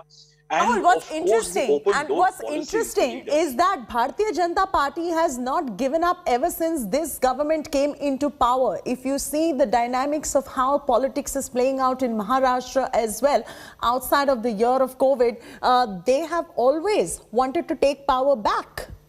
Because Maharashtra Chetty is critical for the BJP. Remember, it is one of the states where the BJP for 30 odd years were fighting under the banner of the Shiv Sena. It was Bal Thackeray who ensured that the BJP remained a player in power in the state, but always under the Shiv Sena. In the last 10 years, we have found that the BJP has discovered the new stride, in which that strident Hindutva, Narendra Modi factor, and several others have eventually led the BJP towards a unification of votes, which has made the BJP a senior player even to the Shiv Sena. And that's the space that the BJP doesn't want to lose.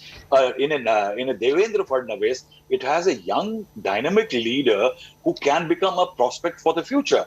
And Maharashtra, remember, is a citadel of the Brahminical Hindutva thought, where all the Chitpavan Brahmins coming from Nagpur who have run the RSS. And that is why Maharashtra is extremely critical for the BJP to gain control of. And remember, it's one of the largest Lok Sabha controlling seats in the country after Uttar Pradesh, West Bengal and others. That is why Maharashtra is critical. The BJP does not want to let go of the critical and what is your sense? What is your sense? Devendra Fadnavis right now is on his way to Delhi, and this is great political opportunism as far as the Bharatiya Janata Party is concerned. With this rebellion, they are walking into the hands of the Bharatiya Janata Party, and you know, that's politics for you. They will take the opportunity, every possible opportunity. But do you feel, and the names are out in terms of who are the rebel MLAs with Eknath Shinde as well, do you think there is any scope of truce between Eknath Shinde, his rebel MLAs and the Thackeray Sarkar? See, Chaiti, now it will be a battle of nerves between a party which is in government in the state but is losing control because of several of its own internal dynamics and coalition compulsions versus the BJP, which is ruling at the center, and the prospect of being part of a larger entity. In that, remember, one very important factor is that in 2019, when the crisis emerged, Ajit Pawar led a rebellion, but he came back. It was Sharad Pawar. Sharad Pawar, will he be interested in having a very strong Shiv Sena or reduce a battle for the opposition between the Congress and the NCP, in which the NCP becomes the dominant player, because Sharad Pawar is Sharad Pawar. Because Ajit Pawar was the NCP and he was playing, of course, peacemaker, kingmaker, whatever you want to call it, because there were NCP leaders involved and, you know, he could keep the flock together. And right now also there is no doubt on whether it is going to be Sharad Pawar who will be able to pull this off or not. But here the leaders are Shiv Sena loyalists. So how much control can a Sharad Pawar also have on the loyalists of Shiv Sena like Eknath Shinde and the others? See, it's not a matter of loyalists. Sharad Pawar wielding influence. It's a matter of bargaining power. State government, a party in power always had certain deep pockets as far as political tricks is concerned. But that, what I was trying to say is that the Rubicon has been crossed compared to 2019. This time these people have cross-voted and then gone into a BJP-held territory for protection. And that is why I say that this crisis is slightly worse than last time around, because last time around Ajit Pawar found it difficult to get MLAs on his side because Sharad Pawar could pull the strings. This time it is Shiv Sena and the leadership is in question. They are rebelling against Uddhav Thackeray. And that is why can Uddhav Thackeray wield that kind of influence as Sharad Pawar does over NCP MLAs is one fact to be counted. And in that, I think Sharad Pawar's role becomes slightly lesser compared to the last time around, because this time around it is Uddhav Thackeray who has to put the house in order, not Sharad Pawar. Okay, 1 second. Rahul, hold on right there. We're getting some very crucial reactions coming in, and these are political reactions. Listen in very carefully, because this is something that we've been tracking, and a lot is going to depend on where all these political parties stand and where all these players really stand. Listen into what they have to say. Sir, just wanted to check, sir. 12 of the Shiv Sena MLAs had cross-voted and the Mahavikas Aghadi was in the verge of collapsing. What do you see, sir? It looks that there is some cross-voting has taken place. Okay. But let us see how MA will control that damage.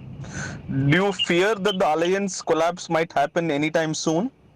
No, not at all. And not at all. You feel Shiv Sena will keep the MLAs together? You think they can do it? I think they will be able to do that. Sir, and Congress also seems to have cross-voted.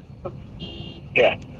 And what about your MLA, sir? Are they in touch with you? Are they in touch with the party at this point of time? Where are they? They are in touch with us. All are in touch. All elected MLAs in Congress party are in touch with the High Command and you, sir? In touch with our state leaders as well with High Command. Sir, and you think Operation Kamala in Maharashtra is happening at this point of time? Do you fear that? They may try to do, but I don't think that type of thing will happen now. Sir, Shiv Sena's MP, Sanjay Raut, has just spoken to the media and he was blaming the BJP directly on Operation Kamala. And secondly, that few of their MLAs are unreachable, untraceable. Yeah, some of the Sena MLAs are not there. That is what appears in the media. Yeah. And I'm confident that they will get the best. Sir, did you manage to speak to Uddhav Thackeray, sir? No, not wrong.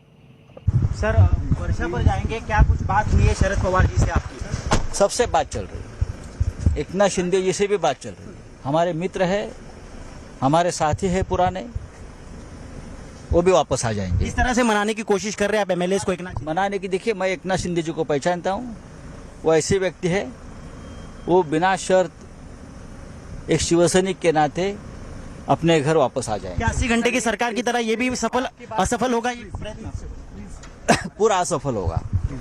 Bhajpa की जो राजनीति है, केंद्र की सत्ता का दुरुपयोग, केंद्र की तपास यंत्रणा का दुरुपयोग और सत्ता से पैसा और उसमें और सत्ता कैसे कमाना, यही उनकी रणनीति रही है। ये असत्य की तरफ भारतीय लोकतंत्र को लेके जा रही है और इसलिए सत्य की विजय होगी। थोड़ा सा शिंदे नाराज आहेत, आता नॉट रिचेबल आहेत, भाजपच्या संपर्कात आहेत का? संपर्कात आहेत असं सांगायचं नसतं, मग त्यांनी नॉट रिचेबल राहण्यात काय अर्थ आहे? एकनाथ शिंदे नाराज आहेत, आता नॉट रिचेबल आहेत, भाजपच्या संपर्कात आहेत का? संपर्कात आहेत असं सांगायचं नसतं, मग त्यांनी नॉट रिचेबल राहण्यात काय अर्थ आहे? ये पुतल पुतल तो थी ही, वो अभी बाहर आई है, क्योंकि 2.5 साल में महाराष्ट्र का जो सरकार है महाविकास आघाड़ी का, वह जनता के हित में कुछ भी कर नहीं पाया। जनता असंतुष्ट है, यह जनता का प्रतिनिधित्व करने वाले आमदार असंतुष्ट है और उसका नतीजा आप देखेंगे कि राज्यसभा चुनाव में आया, हमारा तीसरा कैंडिडेट चुन के आया।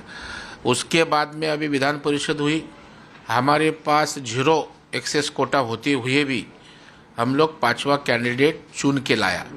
इसका मतलब देवेंद्र जी की रणनीति तो है ही, महाराष्ट्र की जनता के मन में ये सरकार के प्रति असंतोष है, आमदारों के मन में नाराजी है और उसका प्रकटीकरण इस चुनाव के माध्यम से हुआ है। Mr. Kirit Somaiya, what do you make of these developments? It looks like there could be trouble for the Mahavikas Aghadi. The manner in which Uddhav Thackeray was engaged in his mafia sarkar in mafia-giri, the people of Maharashtra, daily they were praying that this ghotala, mafia-giri should be stopped. And I feel that the Rajya Sabha election, Vidhan Parishad elections are symptoms. Now the countdown of mafia sarkar is started.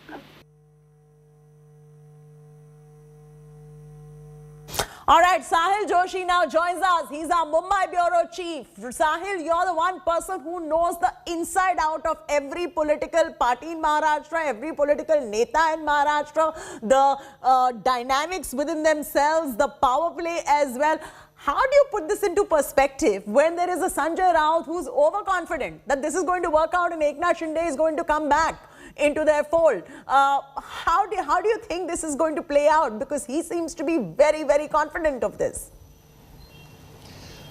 Well, right now, everything finally comes down to the number. When it comes to the government formation, the rebellion matters only when you are able to topple the government. And the BJP is trying desperately to topple this government, which can be clearly seen in this. Now, where this all started? It all started with the Rajya Sabha elections, which happened last week on 10th of June. On that day, the BJP first gave this test of cross-voting to the Maharashtra Vikas Aghadi when almost 10 MLAs who were earlier supporting MVA government cross-voted to the BJP candidate, and BJP could manage to get its third Rajya Sabha candidate elected. Now, what happened in yesterday's MLC election, that is Legislative Council elections, in which the MLAs vote for the MLC, in that election, BJP managed to get 21 more votes than its original tally. And in those 21 votes, 12 votes are from Shiv Sena and its supported allies. So that is where now it all triggered. Eknath Shinde, who is another power center within Shiv Sena, who aspired to become the chief minister, of course, because he was elected as a CLP leader. But when the MVA experiment happened, that time Uddhav Thackeray's name was unanimously decided by not only Shiv Sena but also the Congress and NCP, Eknath Shinde felt little bit left out, and since then there have been a lot of stories going around that Eknath Shinde is not happy the way he's being treated in the party, and this was bound to happen. That's what the party insiders say all the time.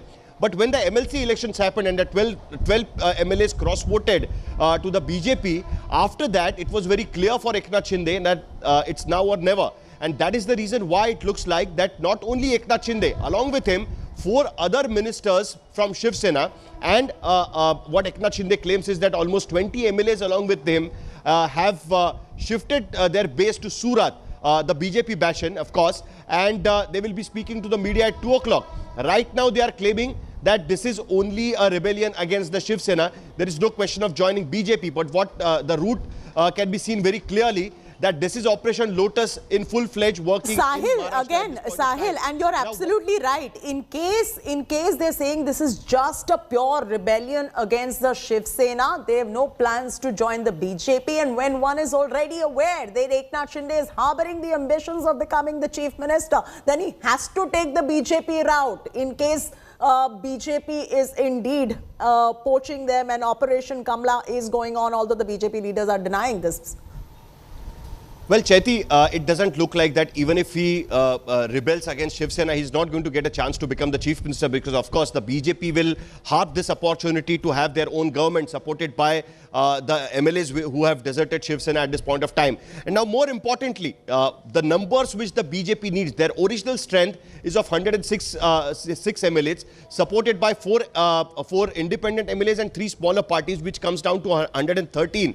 That means to get to the magic number of 145 in Maharashtra, BJP still needs almost 32 MLAs, and that is the number which I think yet the BJP has not got. And that is the reason why what Eknath Shinde's rebellion will lead to is something which is under question mark. Now the MVA government right now, we can claim that it is existing with a thin majority, because they have the support of almost 151 to 153 MLAs. They will need to take support from parties like All India, MIM, Oasis Party, the Samajwadi Party, and some smaller groups as well. Yes. But that will be a really thin majority. At this point of time, to get the magic number of 32 or to get down the strength of Maharashtra Assembly, it's something what BJP is looking at. If the Shiv Sena, Eknath Shinde doesn't get required numbers, then the rebellious Shiv Sena MLAs will have to resign and get themselves re-elected to the assembly, and that is going to be really challenging for Eknath Shinde as well. So the game what BJP is trying to play at this point of time is wait and watch. Devendra Fadnavis right now is in Delhi. He will be speaking to the top leaders of BJP to plan the next strategy. Eknath Shinde is going to speak to media at 2 o'clock to clarify what exactly he is up to, but it clearly looks like that he being in Surat clearly shows that what he is inclined to do at this point of time.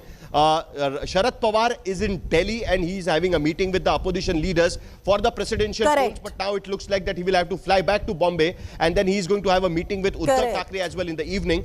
But now the political activity is going to be in full swing in Maharashtra. Right now, MVA government is surviving on the thin majority. We'll have to wait and see what the role. Thin majority, and the MVA government, I would add it further, is right now working on eggshells. You know, from what you mentioned and how you put into perspective, it is very clear the Mahavikas Aghadi government is on thin ice, walking on eggshells. You can call it a tightrope whatsoever, but all eyes are now going to be on what Eknath Shinde says. That press conference is going to be a crucial one, and Sharad Pawar coming into Maharashtra, another crucial one. Devendra Fadnavis going to Delhi, another crucial one.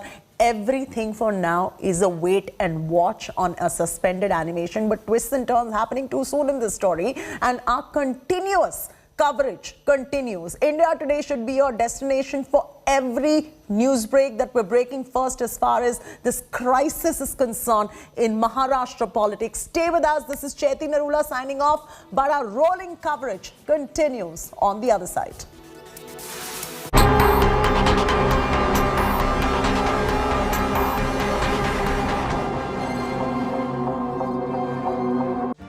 Make your media plan smarter with India Today Live TV on your connected devices. Amplify your brand with 100 million smart internet viewers. To advertise, mail us at sales@aajtak.com or call 9999892171.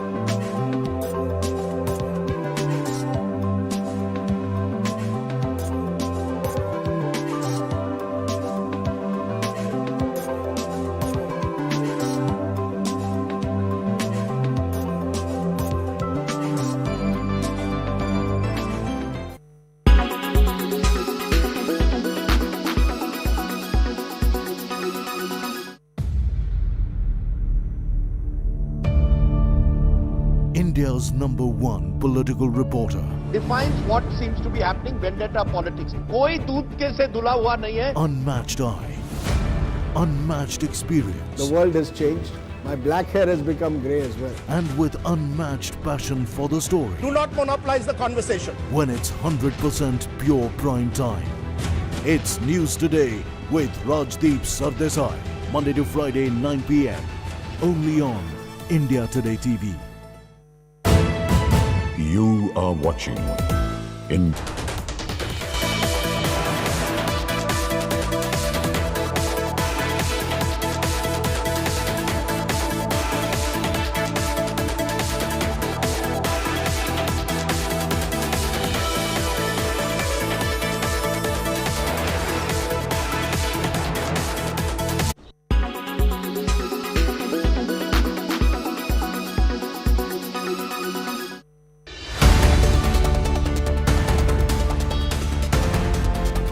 Mango, pharma, textiles, cow dung. What's really common in these things? They're all items that India exports. Yes, you heard that right. Along with wheat, cereals, vegetables and more, India is expected to export 192 metric tons of cow dung to Kuwait. But why? Agricultural scientists of Kuwait have found cow dung to be very beneficial in date palm cultivation. This comes in the midst of the Prophet Muhammad controversy. Scientists in Kuwait used cow dung in date palm cultivation and found that it increased the yield. After this, Kuwait decided to import cow dung from India. This is the largest foreign order for cow dung that India has ever received. The orders are being sent from Rajasthan and Uttar Pradesh. India is the largest producer of cow dung. Now the government is also preparing a strategy to focus on the export of cow dung.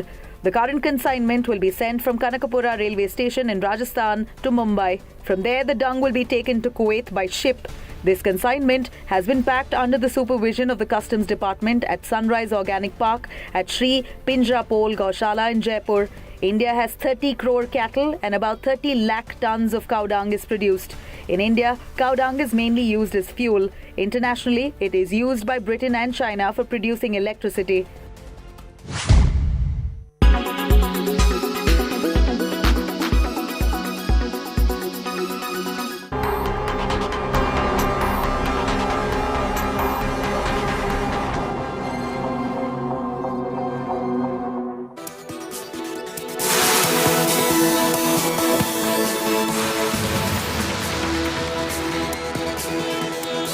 Very good afternoon. You're watching India Today. I'm Nabila Jamal. Our top focus right here this hour, Shiv Sena rebellion out there in the open. I'm going to take you through all those details coming in from the state of Maharashtra. First, the top headlines. Over a dozen Mahagadi MLAs in Maharashtra turned rebels after cross-voting in MLC polls, hauled up in Surat Resort in BJP-ruled Maharashtra Uddhav government firefights. मुझे इतना ही विश्वास है सब कुछ ठीक हो जाएगा और जो मंसूबे लेकर अपने आप को किंग मेकर समझकर कुछ लोग जो काम कर रहे हैं वो सफल नहीं होंगे. Maharashtra Minister turned Eknath Shinde set to address media at 2 p.m. His camp claims support of 21 MLAs from Western Maharashtra, Vidarbha and Marathwada. BJP in overdrive after rebellion in Aghadi government. Fadnavis flies to Delhi. Sena calls it a BJP conspiracy. Says won't let Operation Kamala succeed in Maharashtra.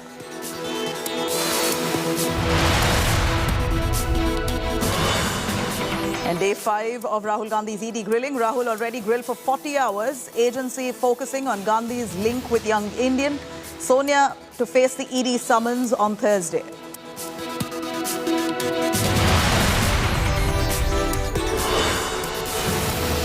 And Bihar, UP coaching centers on radar over Agnipath violent protests.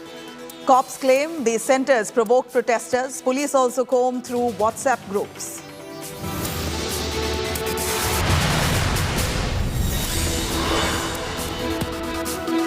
And here, biggest breakthrough in Sidhu Moosewala's murder case. Killer who fired at the singer has been nabbed. Assassin tried to kill Moosewala 8 times. Carried grenades as backup.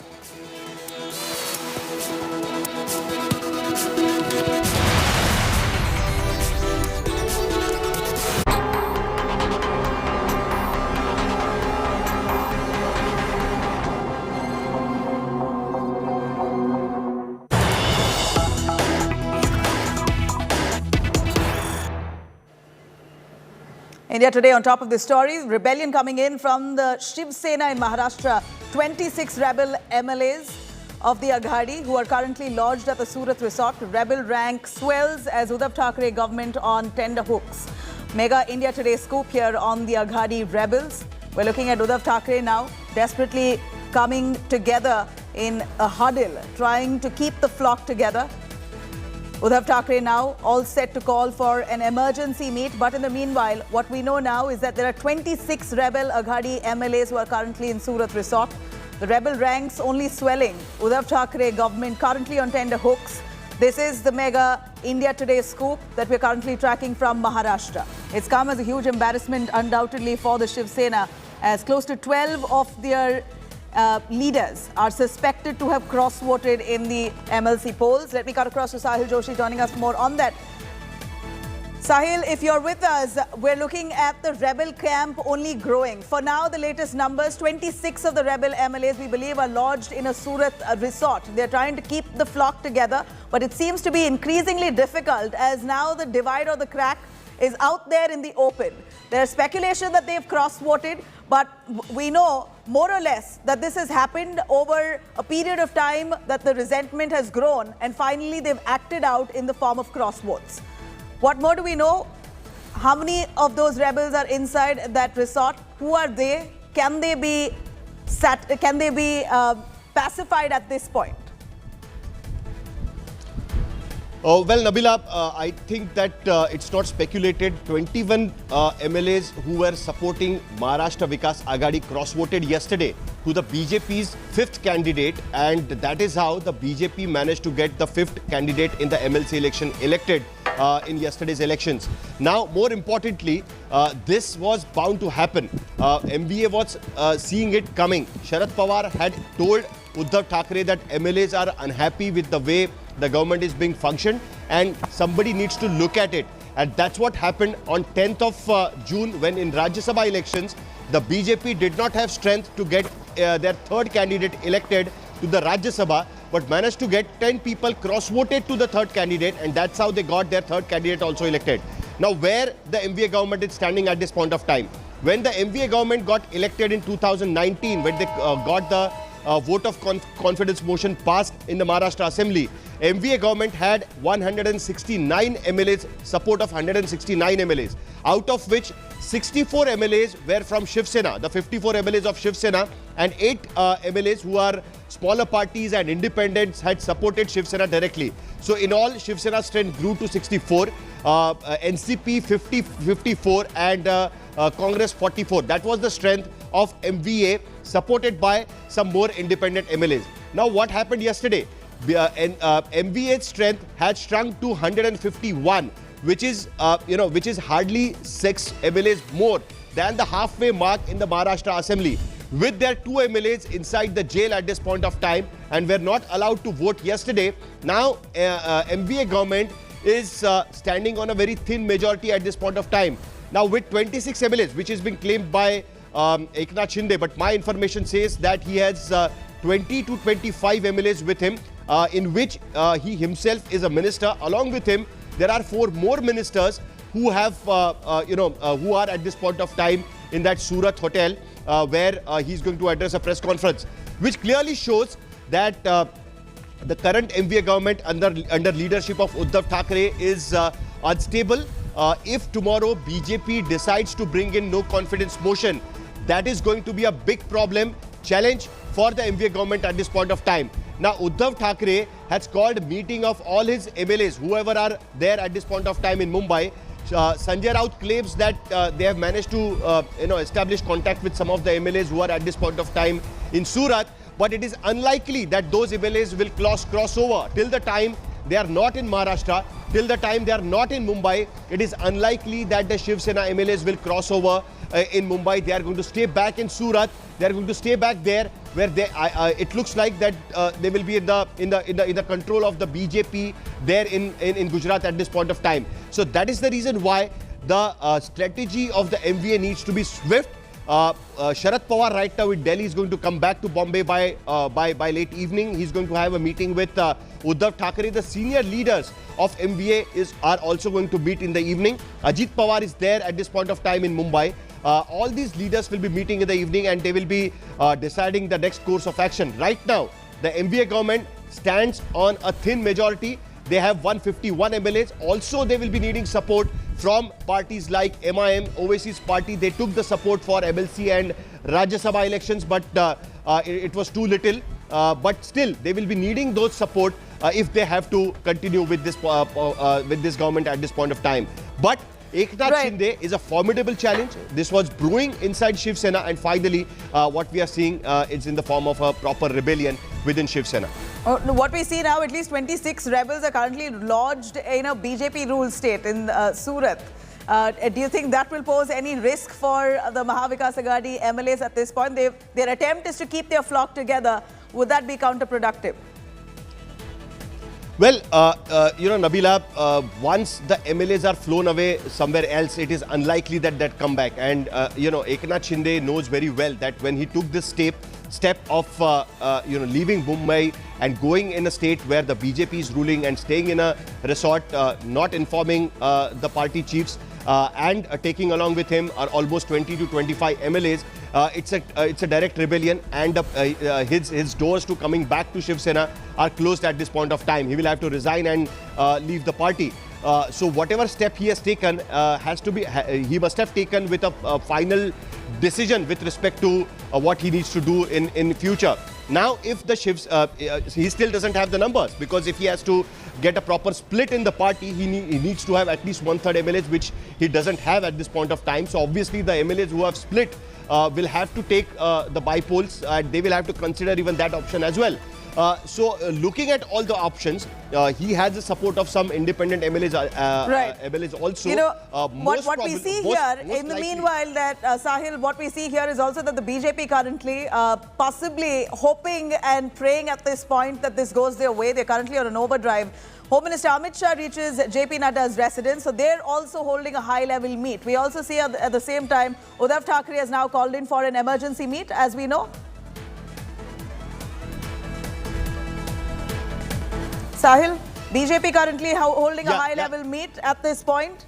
Let me cut across to Paulami Saha joining us live from Delhi. Paulami, Amit Shah reaches BJP chief JP Nadda's residence after this revolt within the Mahavikas Aghadi. It seems like the BJP are looking at brighter prospects in the state where they just narrowly missed out.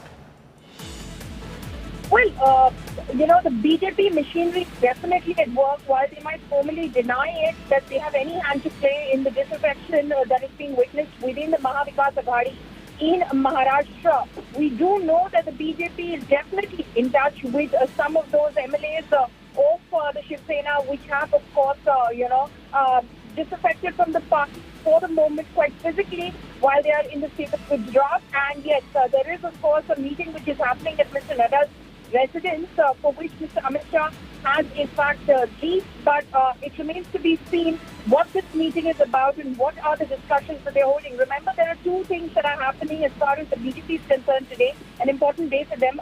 Later in the evening, they're having a meeting of the parliamentary board, which will be attended by Prime Minister Modi himself, where they will be consulting NDA allies to arrive at a consensus candidate for the presidential election. So that is happening. Ahead of that, there is this meeting which is happening. And also, of course, we do know that Mr. Devendra Fadnavis is already on his way to Delhi.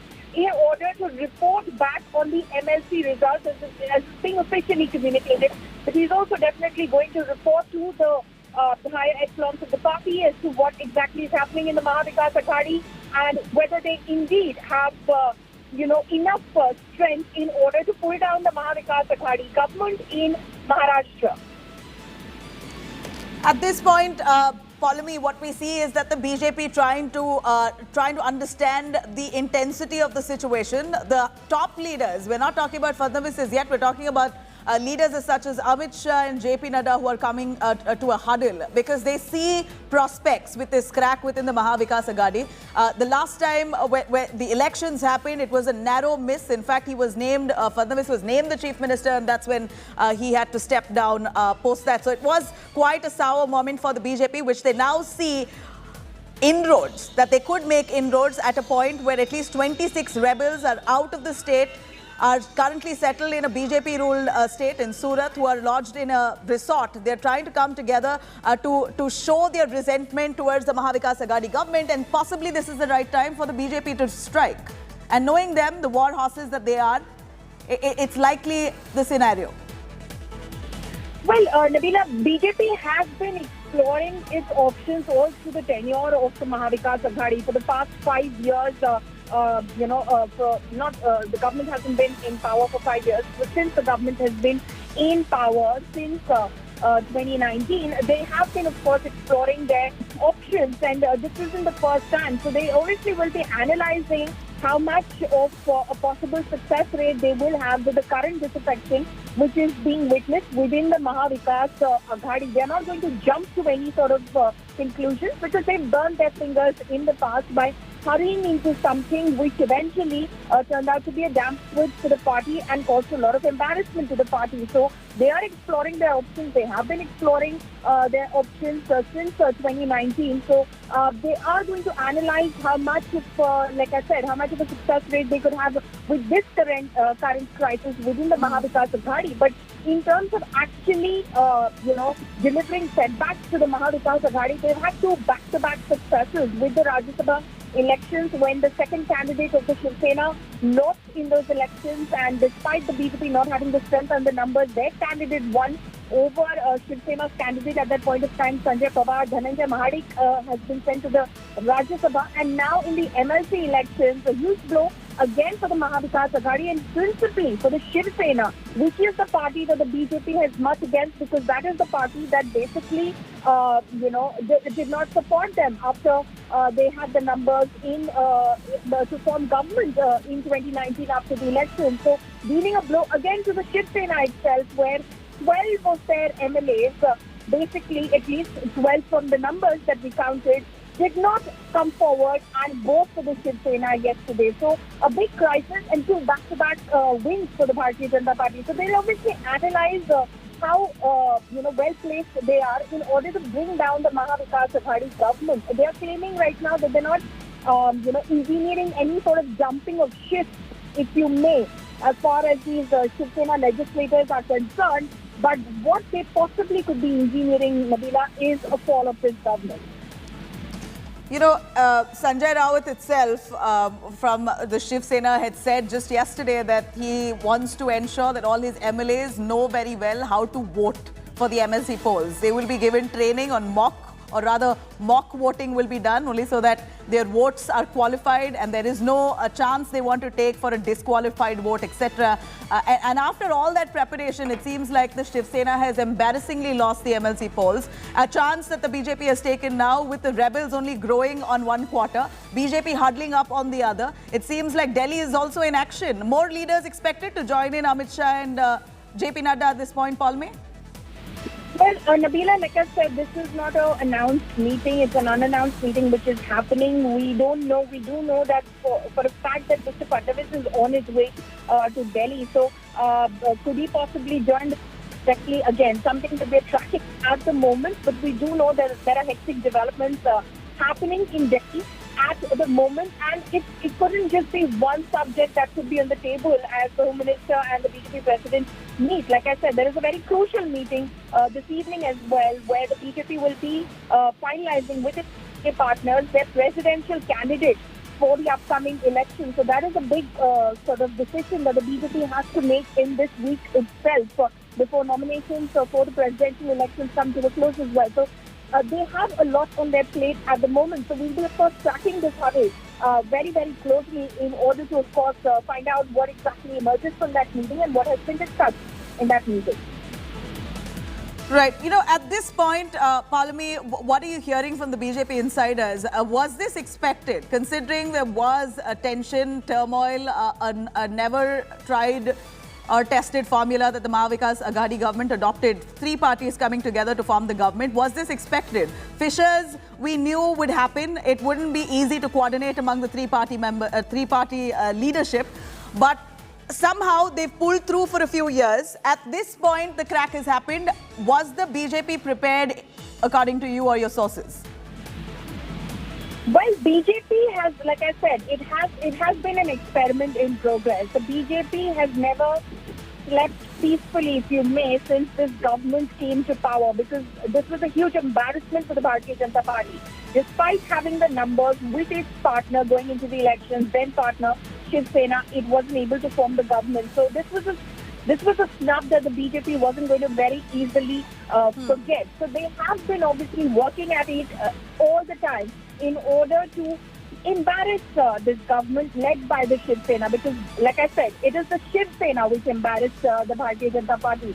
So all of its angst, so to say, is directed at the Shiv Sena, and hence it has been engineering this disaffection for a while. There are several Shiv Senics, in fact, who at the start itself, when the Shiv Sena joined hands with the NCP and the Congress to form the Mahavikas Aghadi, were not very happy with this alliance, because they felt that their natural alliance partners are the Bharatiya Janata Party in the way that they share their ideology, in the way that they pursue the Hindutva ideology, for instance. They were natural allies and not the Congress and the NCP. Eknath Shinde, who is one of the tallest leaders of the Shiv Sena, who is currently sitting in Gujarat with other legislators of the Shiv Sena. The exact number not known, how many MLAs and how many other Shiv Senics are present over there. But he's sitting with a group of 26, as you said. He, of course, was one of those who, again, was of the belief that BJP is the natural ally. The Shiv Sena shouldn't gone with the NCP and the Congress. So BJP has been sort of working at this sense of anguish amongst the Shiv Senics for a while right now. So this is, like I said, it has been an experiment in progress, successfully executed in the recent Rajya Sabha elections and now the MLC polls. Right, Palami, thank you very much. I'm going to come back to you in due course. Here's the top story that we're currently tracking. A big BJP meet that's currently underway. Amit Shah and JP Nadda, they're currently meeting up in Delhi. There's activity happening in Delhi as well, owing to the cracks that we see in the Mahavikas Aghadi government of Maharashtra. Here, Delhi BJP leadership, the top leadership currently on overdrive. All right, these are some of the MLAs who have breached Uddhav Thackeray's residence. Remember, Uddhav Thackeray now desperately trying to meet up with all his MLAs at this point. Of course, this is going to be a tough task for Uddhav Thackeray, considering that he's right now in alliance with two other parties. The NCP, the Congress, as well as the Shiv Sena combined together forms the government in Maharashtra. So for him to really take into confidence the entire leadership of all three parties is going to be a task and certainly something to observe right now. In fact, we're looking at visuals of these MLAs, bunch of them from the Shiv Sena who have just reached Uddhav Thackeray's residence. Uddhav Thackeray, of course, a man who often has been accused of being inaccessible. A bunch of the Shiv Sena leaders have constantly have poured their resentment time and again to say that it's very difficult to get in touch with Uddhav Thackeray because he's often inaccessible. Kamlesh Sutar, who's joining us for more on that. Kamlesh, give us a sense on who are the leaders who are right now rushing to meet with Uddhav Thackeray. We understand that a strict direction is given by the Shiv Sena senior leadership, by Uddhav Thackeray, that all MLAs must be present for this emergency meet. It almost looks like an attempt to do a head count at this point. Well, Nabila, the meeting was called midnight itself after the results of MLC polls came in. It was evident last night itself that several votes from Shiv Sena have gone to the BJP. There has been a massive cross-voting from the Shiv Sena. Shiv Sena has a strength of 64, including the ones supporting Shiv Sena or those who have been with the Shiv Sena, including independents and smaller parties. But the actual votes polled by Shiv Sena was 52. So Uddhav Thackeray sensed yesterday night itself that a lot of members from his party have cross-voted. And then and there itself, Uddhav Thackeray had called for a meeting. And after that, things started moving rapidly and Eknath Shinde became incommunicado since midnight. And he was immediately, the next morning was found in Surat along with his supporting MLAs. So now, all those MLAs who were in Mumbai or known as Uddhav Thackeray supporters are reaching here.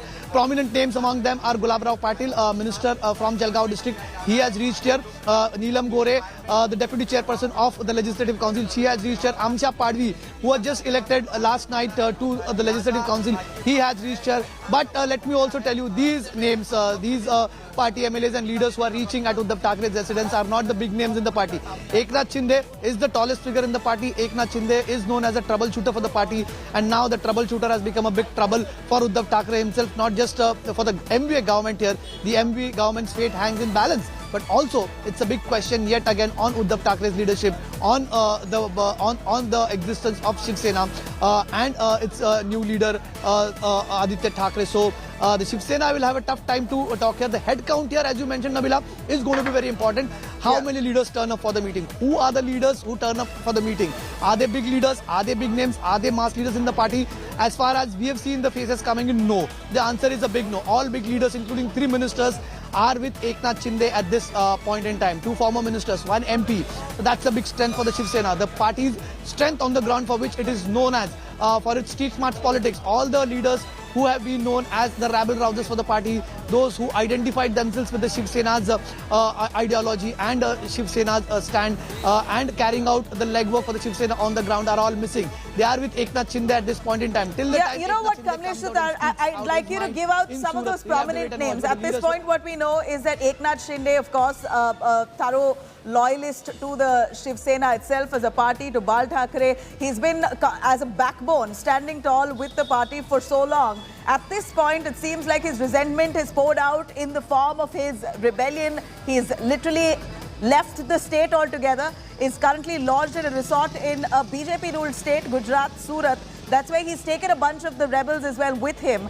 Along with Eknath Shinde, who are those top 5, if you can name a bunch of them, who are really integral for the Shiv Sena, who are now, who have literally left Maharashtra rebelling against the same party? Let me put this into perspective, Nabila. One, Eknath Shinde himself, he is the tallest man. आप इस पूरी situation को देखिए, ये बहुत चिंता का विषय है कि हमारे एक दलित नेता, कार्यकर्ता जिन्हें कांग्रेस पार्टी ने, आला कमान ने बहुत आग्रहपूर्ण प्रथम स्तर पर जो दिया था वोट, और हमें उम्मीद थी कि उनको कोई खतरा नहीं था, कि उनको काफ़ी, शायद जो हम जानते हैं, मुझे पता नहीं क्या रणनीति तय की गई थी, लेकिन हम जानते हैं कि काफ़ी सारी फर्स्ट प्रेफरेंस की वोट उन्हें दी गई थी, लेकिन फिर भी हमने देखा कि उनको बहुत कम वोट मिले हैं। तो ये बहुत चिंता का विषय है और इससे बहुत गलत मैसेज जाता है, लेकिन हम अवश्य उस पर क्या कार्रवाई होगी अब मीटिंग में अभी हम तय करेंगे। इसीलिए कांग्रेस विधायक दल की अभी तुरंत बैठक बुलाई है, अभी थोड़ी देर में हम सारी चीज़ों पे बात करेंगे। एकनाथ शिंदे ने जिस प्रकार से नॉट रीचेबल हुए हैं, उनके साथ तकरीबन 17 से भी अधिक एमएलए जो है शिवसेना के, वो नॉट रीचेबल है। इस सिचुएशन को महाविकास आघाड़ी के एक पार्टी के रूप में आप कैसे देखते हैं? ये टर्मोइल आप कैसे देखते हैं? देखिए, मैं किसी और दल में क्या हो रहा है उसके बारे में मैं टिप्पणी नहीं करूंगा। जी हाँ, लेकिन ये महाविकास आघाड़ी के सही जगह पे हम इसकी चर्चा करेंगे अगर आवश्यकता होगी तो, क्योंकि पब्लिक में बात करने की बात नहीं है। आपको नहीं लगता सरकार अल्पमत में जाती हुई दिखाई दे रही है? देखिए, कल ही वोट सेना टूटी तो कहीं ना कहीं आपकी सरकार गिर जाएगी। ये अगर मगर की बात में जी, कल ही वोटिंग हुआ है, हमारी अक्सरियत जो हमने साबित की है, लेकिन अक्सरियत कम हुई है, हमारी मेजॉरिटी कम हुई है, इसको एक चिंता का विषय है। काँग्रेसचा पराभव कुठेतरी गटातटाच्या राजकारणामुळे झाला, तर काय झालं ते आम्ही आता त्याची चर्चा करण्याकरता आम्ही जमलेलो आहोत, आता आम्ही बघणार आहे, पण एक जो मेसेज गेलेला आहे तो त्याबद्दल मला दुःख होतं आहे की आमच्या एक अतिशय हुतकरू अशा काँग्रेसच्या दलित कार्यकर्त्याचा, तो दलित होता हे महत्त्वाचं नाही पण एक चांगला कार्यकर्ता होता, एक माजी मंत्री होते, त्यांच्यावर हा नकळत अन्याय झालेला आहे. तर तो कशामुळे झाला याची चौकशी आम्ही करणार आहे. धन्यवाद.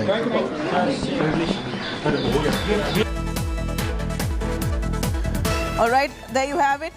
Prithviraj Chauhan, Congress MLA, who's now speaking on the same. Let me cut across to Vidya joining us live for more on that. Vidya, of course, all three partners of the Mahavikas Aghadi currently who are worried and are really hoping that they're going to be able to keep their flock together. An urgent meeting that's been called for at Uddhav Thackeray, Chief Minister's residence. Many of them are landing up at his home at this point, but we still see that the rebel camp is only growing in numbers.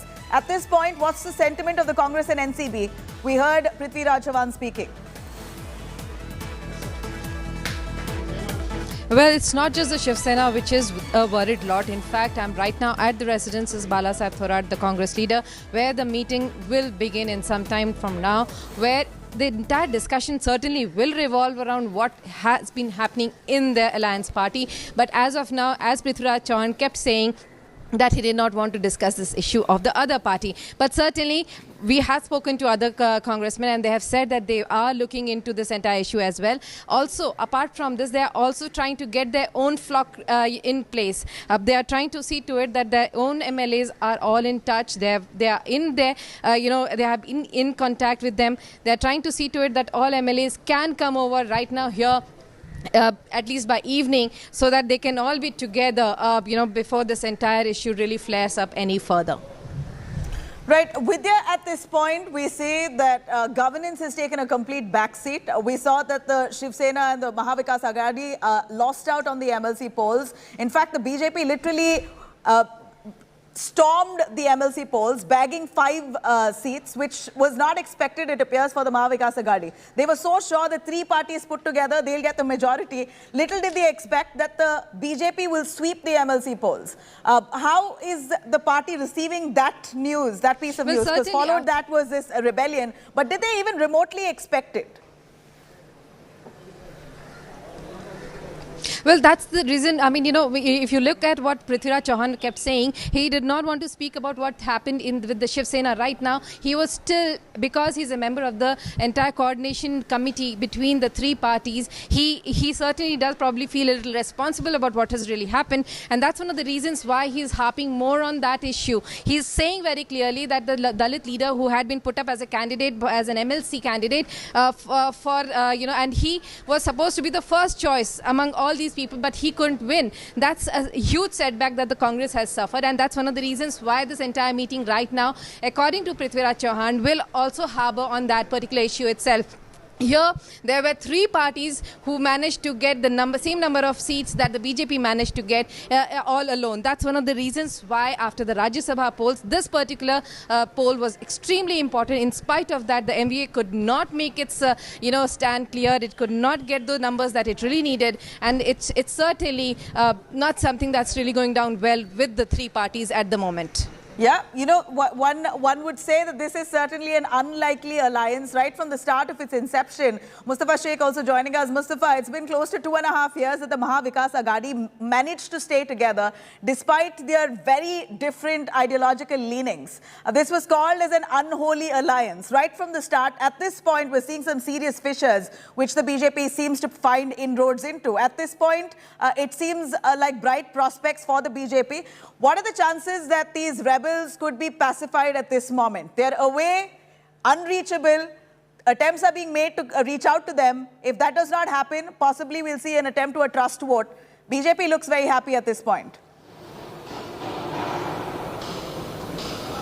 Well, yes, Nabila, you can say that this is the most, since the time the MVA government was formed, this is something which has really damaged the MVA. This is the first time in 2.5 years. For 2.5 years, it seemed that this unholy alliance was going very well. The government was functioning well. But yes, it all started first with the Rajya Sabha elections, then with the MLC polls. And just after MLC polls, we saw Eknath Shinde, who is the face of Shiv Sena after Uddhav Thackeray, has gone to Surat under police protection. has taken 26 MLAs with him. So this is something which is a concern. To put you on hold there, a quick look at the visuals coming from on our screens. There is JP Nadda and Amit Shah, who've just left the homes. In fact, remember, they were coming together in a huddle, wanting to discuss the Mahavikas Aghadi resentment right now and the rebellion within the government. It seems like the BJP at this point are keen to strike. 26 MLAs who are rebels, who have turned rebels, part of the Shiv Sena, have now lodged themselves at a resort, who are unreachable. Eknath Shinde, who's leading that rebel camp, it seems almost impossible for the Shiv Sena right now at this moment to pacify him or the entire leadership who are currently rebelling. But on the other hand, you're looking at the BJP on complete overdrive. Amit Shah and JP Nadda, both of them leave after this big BJP huddle. In fact, even Devendra Fadnavis is said to be on his way to Delhi, still not certain whether he's also going to be meeting with the BJP senior leadership. But at this point, visuals coming in of JP Nadda, Amit Shah, who've left from their homes. सगळ्या लोकांबरोबर बसतोय. सकाळपासून माझंही या सगळ्या गोष्टीकडे बारकाईने लक्ष आहे. पण एवढं मी नक्की सांगतो तुम्हाला की हे सगळं जे काही वादळ आहे ते शमेल असं मला एक विश्वास वाटतो. मी गेली अनेक वर्ष एकनाथ शिंदेंना ओळखतो. अगदी ते शाखा प्रमुख असतापासूनच मी ओळखतो. उद्धवजी ठाकरे स्वतः गेली अनेक वर्ष या पक्षाचं नेतृत्व करत आहेत आणि आघाडी सरकार म्हणून मला असं वाटतं तर पवार साहेब असतील, अजितदादा असतील, बाळासाहेब थोरात असतील, सगळी मंडळी हे वादळ शमवतील असं मला वाटतं. आणि एकनाथ शिंदेंनी बंड करण्याची वेळ का आली आणि आपल्याला असं वाटतं की उद्धव ठाकरे सक्सेसफुल होतील हे बंड शमवण्यात? ते म्हणून म्हटलं की सगळे मिळून ह्या गोष्टीतला हे वादळ शमेल असं मला आशा आहे. सरकारला धोका आहे आता काही मला नाही ते सांगता येणार या घडीला, परंतु एवढं नक्की की हे वादळ शमल्याच्या नंतर सरकारला धोका असण्याचं काहीच कारण नाही. आणि पवारसाहेब स्वतः हे सगळ्या गोष्टी पाहत असतील, अजितदादा असतील, उद्धव ठाकरे स्वतः नेतृत्व केलं, त्याने नेते आहेत ते. आणि मला असं वाटतं की हे सगळं शांत होईल. हे सगळं सरकारला काही कसल्या प्रकारची अडचण येणार नाही. इसमें जो दिग्गज है सारे, पवार साहब हैं, खुद उद्धव ठाकरे जी हैं. 2.5 साल तो सरकार उन्होंने चलाई. देखिए, पहले दिन से उन्हें बहुत इस सरकार को टॉपल करने की बहुत कोशिशें हो रही हैं और आगे भी होगी शायद, मुझे नहीं मालूम. पर इतना ज़रूर है कि आदरणीय पवार साहब हो, अजित दादा हो, बाला साहब थोरात हो, अशोक राव चौहान हो, उद्धव ठाकरे जी हो, ये उन्होंने ज़िंदगी भर ये सारी चीज़ें देखी हुई है. मेरे ख्याल से ये जो तूफ़ान अभी लग रहा है, ये तूफ़ान शम जाएगा. एकनाथ शिंदे जो है वो नाराज़ है और सूरत में बैठे हुए हैं. साफ तौर पे कहीं ना कहीं सरकार को लेकर जो है अंदेशा एक तरह से बना हुआ है, क्योंकि 20 से भी ज़्यादा लोग उनके समर्थन में हैं. कहीं आप तय कर लीजिए, ये कोई 15 कह रहा है, कोई 18 कह रहा है, कोई 20 कह रहा है, जो भी है, पर उनके साथ कुछ लोग हैं, ये हकीकत है. जहाँ तक उनके नाराज़गी की सवाल है, मेरे ख्याल से एकनाथ शिंदे ये एक बहुत बड़ा कड़वा शिवसैनिक रहा. मैंने उनकी जर्नी, वो जब शिवसैनिक थे, आज भी हैं, शाखा प्रमुख थे, आज उन्होंने जिस तरह से शिवसेना के बलबूते, शिवसेना के नाम पे, शिवसेना का एक सच्चा सिपाही होने के नाते उन्होंने आज तक यहाँ तक वो आके पहुँचे. कुछ तो कारण होगा, मुझे नहीं पता. इस वक्त मैं उस बारे में मैं कोई वक्तव्य करूँ मुझे शोभा नहीं देगा. पर इतना मैं जानता हूँ कि वो बात करके ये सारी चीज़ें सुलझ सकती है, ये सुलह हो सकती है. सर, आप काफ़ी सालों से जानते हैं एकनाथ शिंदे को, क्या कहना चाहेंगे मीडिया के माध्यम से? आप तो कह रहे हैं नहीं, मैंने तो अपील कर रहा हूँ उनको, इसलिए क्योंकि देखिए, मुझे पता नहीं है कि इश्यूज़ क्या है. Very honestly, why should I just lie? But same thing as I said कि मैं उनको जानता हूँ. एक सच्चा और कट्टर शिवसैनिक रहे वो, और उन्होंने पूरा थाना आनंद दिघे जी के बाद सही मायनों में अगर थाना पूरी तरह कंट्रोल किया, वो एकनाथ जी शिंदे ने किया. पर सेम टाइम कि वो शिवसैनिक करके किया है.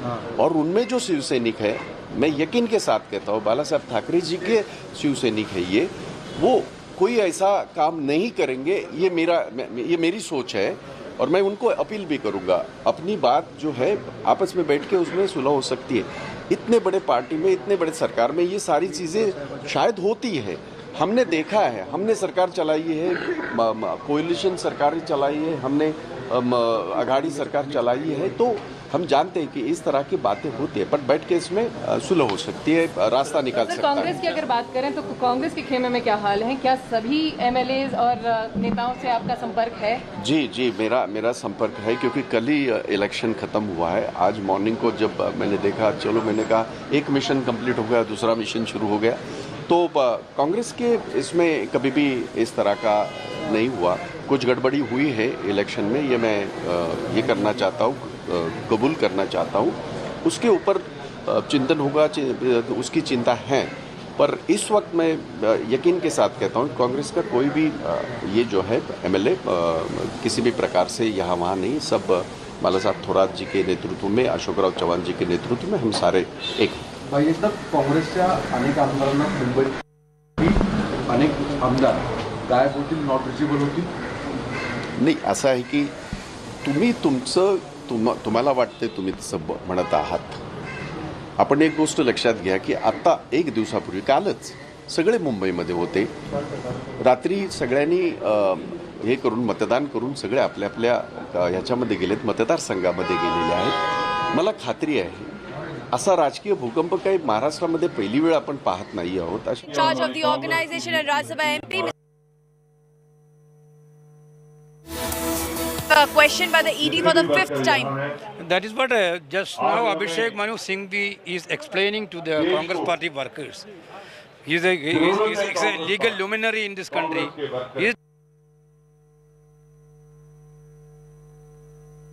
जिस तरीके के हालात दिखा रहे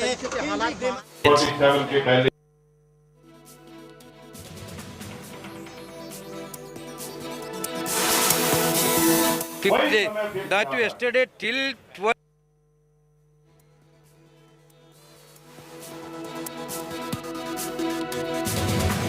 Political vendetta. Rahul Gandhi's ED summons, but nonetheless, we're looking at the Congress party certainly concerned, as they're also an alliance member in the Maha Vikas Aghadi. Visuals that we see here, though, is of Amit Shah in Delhi.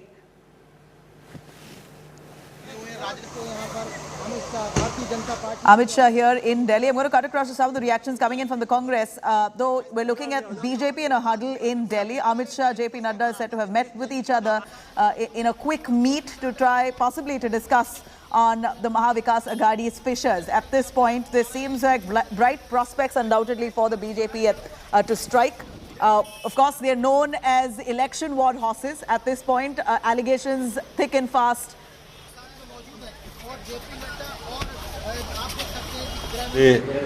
एक आमच्या दलित कार्यकर्त्यावर अन्याय झाला आहे, कळत नकळत.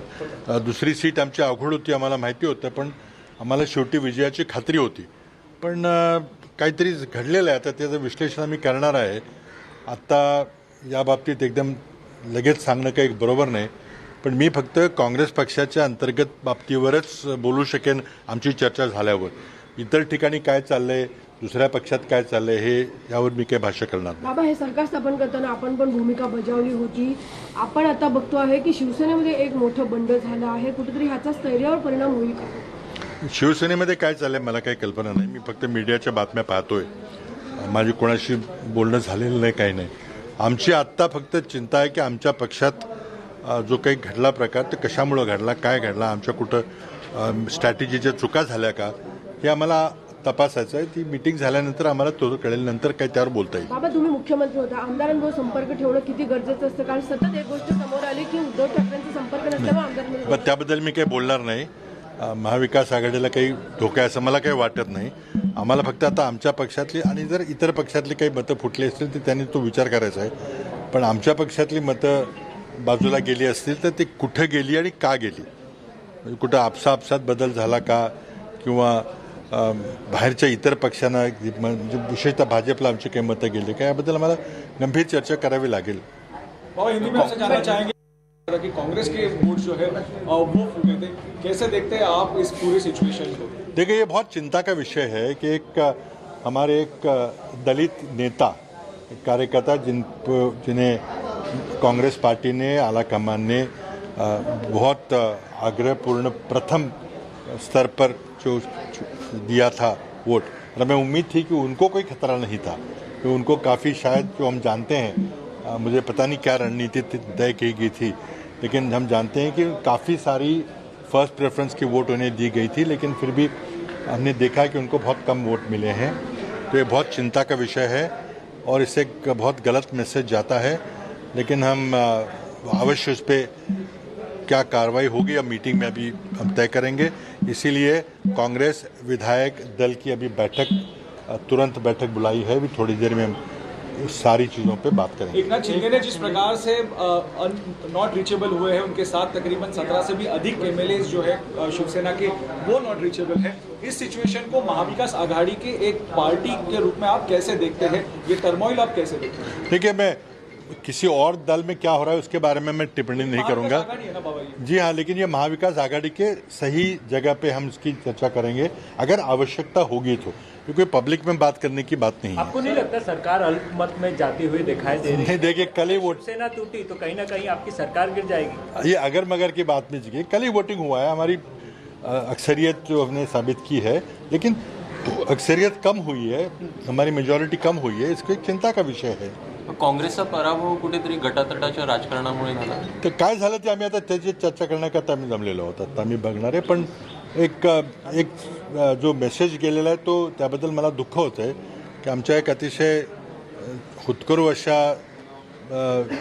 काँग्रेसच्या दलित कार्यकर्त्याचा, तो दलित होता हे महत्त्वाचं नाही, पण एक चांगला कार्यकर्ता होता, एक माजी मंत्री होते, त्यांच्यावर हा नकळत अन्याय झालेला आहे.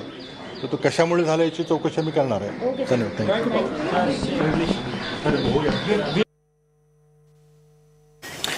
All right, that was Prithviraj Chavan there, Congress MLA, who spoke about how Shiv Sena leader Eknath Shinde has been a loyal Shiv Sainik. In fact, he says he's not too sure what exactly led to the resentment among the rebel camp, but there are efforts currently being made to reach out to them. But also at the same time, he's very certain that many of the Congress members he's certainly in touch with who may have cross-voted for the MLC polls. Of course, these are leaders from the Mahavikas Aghadi who are giving out messages of hope, and at this point are not, of course, not sounding upset. They sound like they are sure that these rebel leaders will be pacified in time and they will be able to maintain this alliance for the complete term. 2.5 years that the Mahavikas Aghadi has managed to stay put. Vidya joining us, who's tracking those developments right there on ground. Vidya, you spoke to some of those leaders. What exactly is their sentiment? We saw that they're giving out hope in their messages, but really, what's the inside story? Let me cut across to Vidya, who's speaking to one of those leaders there. हम जानते भी हैं और एक बहुत बड़े दिग्गज राजनीतिक भी है. उन्होंने पूरे थाने डिस्ट्रिक्ट में एक अपनी पहचान उन्होंने बनाया, अपने बलबूते बनाए, ये हकीकत है. पर वो समझदार है और वो पक्का कड़वा शिव सैनिक है. मैं जानता हूँ उनको. मैं वही अपील करूँगा, घर के बाद घर में चर्चा करके सुलह हो सकती. मैं कोई बहुत बड़ा नेता नहीं हूँ कि मैं उनको सलाह दूँ. वो आज के तारीख में राजनीतिक इसमें वो मेरे से ज़्यादा उनका कद बड़ा है, पर फिर भी जो मैंने देखा है बाला साहब ठाकरे जी से लेके आज तक जो सेना देखी है मैंने, मेरे ख्याल से उसमें रास्ता निकालेंगे और आप निकालिएगा, ये मेरी अपील है. शुक्रिया. तो ये थे भाई जगताप जो बता रहे थे इस पूरे मामले में उनको पूरी उम्मीद है कि एकनाथ शिंदे अपनी सरकार की बात ज़रूर मानेंगे और उद्धव ठाकरे से संपर्क ज़रूर करेंगे और पार्टी के नेताओं से, ताकि वो वापस शिवसेना के खेमे में वापस आ जाएं और सूरत में जो अभी चले गए हैं वो वहाँ पर नहीं रहेंगे. If you are with me, we heard you speak to one of the leaders there of the Mahavikas Aghadi. What's the real sentiment? What's the inside story among the Mahavikas Aghadi leaders? As much as they express hope in their statements to the media, do they seem like they're upset, and do they seem worried of the prospects of the Mahavikas Aghadi to sustain for the full term? Well, they are really hoping that the entire 5-year term that the MVA has, they will be able to sustain it. But certainly at this moment, they know that the numbers would be dwindling with 26 of the MLAs. If they are with Eknath Shinde, if they are there, then certainly there would be a difficulty that the parties here might face. And that's one of the reasons why almost every party, be it the Congress, be it the NCP or the Shiv Sena, has gone into a huddle, trying to get all their people around, see that the entire flock is in place. The Congress too has done that. The Congress has tried to contact all its MLAs. They have tried to be in touch with them. At the moment, they are claiming that all their MLAs, the 44 of them, they are in their touch. Most will be coming back because after voting yesterday, most of them had gone towards their constituency, so it will be difficult for them to immediately return back. But certainly they are trying to see to it that all their MLAs are back here so that, further action, if needed, would be taken. But certainly, as I was speaking to Bhai Jagtap just now, he very clearly said that Eknath Shinde, being a very strong Shiv Sainik, he knows that his rise has been because of being in the party as well. And he's very sure that Eknath Shinde would not take a very extreme step at any juncture and would be back in the party fold at some point. As much as they express all that hope, we still know at this point that Eknath Shinde wields a lot of influence among many of those leaders who are currently lodged along with him in that resort. It somehow seems like he's the one who's led that delegation there. 26 MLAs who are rebelling against the Mahavikas Aghadi government. It doesn't seem like anyone had an idea or a clue that this could happen today. Well, it certainly seems like, the Shiv Sainiks actually woke up to a very rude shock earlier in the morning when they realized that, Eknath Shinde had not reached home. His people did not know where he was. Some of the MLAs who were closer to him were also not reachable. And it was at that juncture, the numbers, when it started actually in the morning, the numbers were starting from around 5 to 6. Then it rose on to about a dozen, and then later the numbers rose on to 18, 19, and now we know finally approximately 26 MLAs are with him. That would certainly hurt the Shiv Sena, and that's one of the reasons why Shiv Sena is right now holding a meeting at Varsha Bungalow, which is the official residence of the Chief Minister, and trying to find out as to how they can get in touch with their people back. Remember, this was something very similar that in 2019 Maharashtra had seen with Ajit Pawar, suddenly taking on oath of office with Devendra Fadnavis, and many of his MLAs, the NCP MLAs, they were taken away to the Delhi hotel there. And remember, all of them, the NCP leaders, got into they made a plan how to get these leaders back. And finally, in 2019, all these NCP MLAs who had broken away with Ajit Pawar on a certain promise, they all came back. Well, it's something similar that the Shiv Sena too is really hoping that they too will be able to get back not just Eknath Shinde, but all the 26 MLAs who are there. But at this point, Vidya, is it wrong for us to suspect that there could have been enough and more communication between the 26 odd MLAs who are currently rebelling, led by Eknath Shinde, and the BJP? Do you think the BJP has had enough communication with Eknath Shinde? Is that the suspicion that many of those leaders in the state currently are raising? Nabila, that's very obvious, isn't it, with the choice of the state that the leaders have gone into. If Eknath Shinde and the MLAs did not really have any support from the other party, they certainly would not have made it to Gujarat, is something what the Shiv Sainiks here believe. And they certainly are in touch with the BJP leader, and that's one of the reasons why probably Devendra Fadnavis is himself in Delhi. The Shiv Sainiks are very clear that probably their strategy, their plans, their entire, what they had been thinking about all this while, that's certainly gone wrong, but they're now in a huddle to find out exactly what can be done to save the grace of the party right now at this juncture, especially after the entire issue that arose yesterday with the voting that happened in the MLC polls. Yeah, of course, it's for us it's left to our imagination whether they're possibly communicating or not. But formally, both the parties, or leaders rather, be it Devendra Fadnavis on one end of the BJP and on the other from the Shiv Sena, here you have the rebel camp entirely, who are denying to have any communication between the two ends. But the question here is Eknath Shinde at this point reachable? Have the Shiv Sena leaders or Uddhav Thackeray managed to speak to him at all in the last 24 hours? At this juncture, no. In fact, what we have gotten to know from the Shiv Sainiks is that they are still trying very hard. Some of the teams of the Shiv Sainiks are, one, trying to see to it that any support that is there in, Surat, that could be, invoked so that they could go to the hotel where these people are staying. Obviously, no one is being allowed in. The phones are unreachable. These teams are trying. Apart from that, many people from Shiv Sena are also trying to reach Surat so that they can do something. They can actually try to make sure that there is a communication that is established. Right. Though, Eknath Shinde is incommunicado at this time, but certainly the modes of trying to get a communication done in place is certainly being explored at this moment. All right, we have some more updates coming in on that, Vidya. Please do stay with us. Here, our sources tell us that the Congress MLAs are not to go to Delhi. At this point, all MLAs have been asked very strictly to stay back in Mumbai. This is on the Congress's front.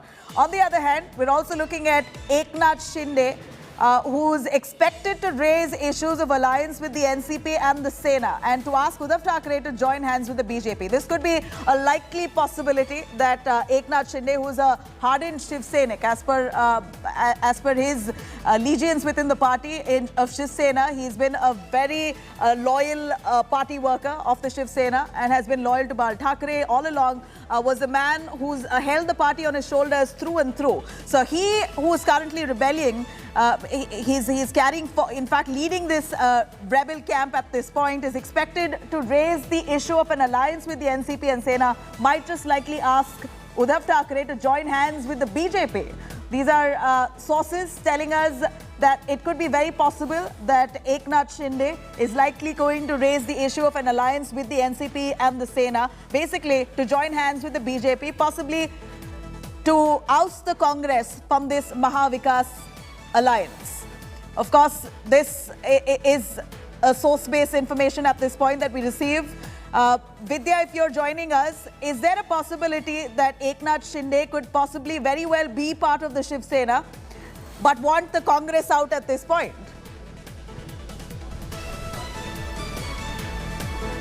Eknath Shinde certainly is a part of the Shiv Sena. Either he's trying, what the Shiv Sainiks believe is that he's trying to muzzle his way up, because of the sheer fact that, according to, as Kamlesh also was speaking earlier, if you remember, he was getting a lot of interference. Though he had an independent portfolio in Maharashtra government, he was getting a lot of interference, especially from, people like Aditya Thackeray. And that's one of the reasons why, Eknath Shinde was also unhappy here. Apart from that, there are, I'm right now at Balasaheb Thorat's house, which is the venue where the entire meeting will be held with the Congress leaders. And just now we did see some more, political leaders walking in, who will be, part of this entire meeting, where the Congress leaders will discuss not just yesterday's issue, but also the current issue that is now going to hurt the MVA, is what many believe. All right, stay with us, Vidya. In fact, in the meanwhile, we're also looking at hectic activity within the BJP camp. Let me cut across to some information coming in from the BJP. BJP MLA is now making a big claim amid this Agadi turbulence. In fact, the BJP MLA Bhosle says, and I quote, "Fadnavis-led government soon in Maharashtra." This is a BJP MLA Bhosle who's making this claim. Of course, this is a time for celebration of sorts. On one hand, you have the BJP sweeping the MLC elections. On the other, it seems like there's a rebellion so big within the Mahavikas Agadi. It's very possible, there is a huge likelihood that the BJP could strike, maybe form the government if they call for a trust vote. At this point, it seems like the BJP's prospects are bright in the state of Maharashtra. But will the Shiv Sena or the Mahavikas Agadi government let that happen? Let's take a listen, BJP MLA, as he speaks. Bharatiya Janata पार्टीचे या दोन्ही निवडणुकांमध्ये उभे केलेले उमेदवार हे निवडून आले. पहिलं तर राज्यसभेमध्ये भारतीय जनता पार्टीचं मतदान कमी असताना सुद्धा देवेंद्रजी फडणवीस नेहमी सांगत होते की या सरकारबद्दल.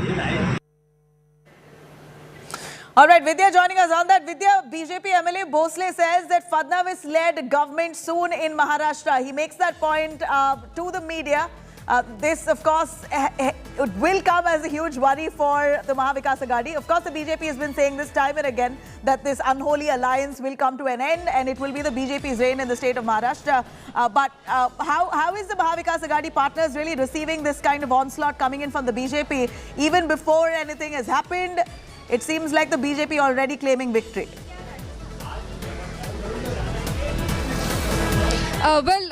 It's not something new that is for the NVA government. They have been saying that since the entire government came into place in 2019, they have been facing these kind of questions, these kind of attacks. In fact, I was speaking to, Bhai Jagtap just now, and he too was saying that, it is either by alluring or by threat of the agencies that the BJP has been working in the last couple of years. And that's one of the reasons probably they suspect that there's a threat angle also that the Bhai Jagtap just added to that entire issue of Eknath Shinde being in Surat. He also said, when I clearly asked him as to whether he suspects that Eknath Shinde has been threatened by the BJP with a certain central agency's investigation or something like that, he said, well, it's for you to find out, but I'm not making that allegation, but certainly everyone knows what's happening. And in the last many years, we have seen that there are many MVA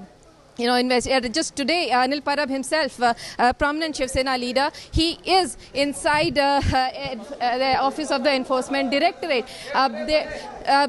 Sir, if you could please speak to us. Ma'am, what was in the meeting? What was discussed? If you could tell us about it. No, I think we are meeting in the evening also at 7 o'clock. Okay. What was the meeting today right now about?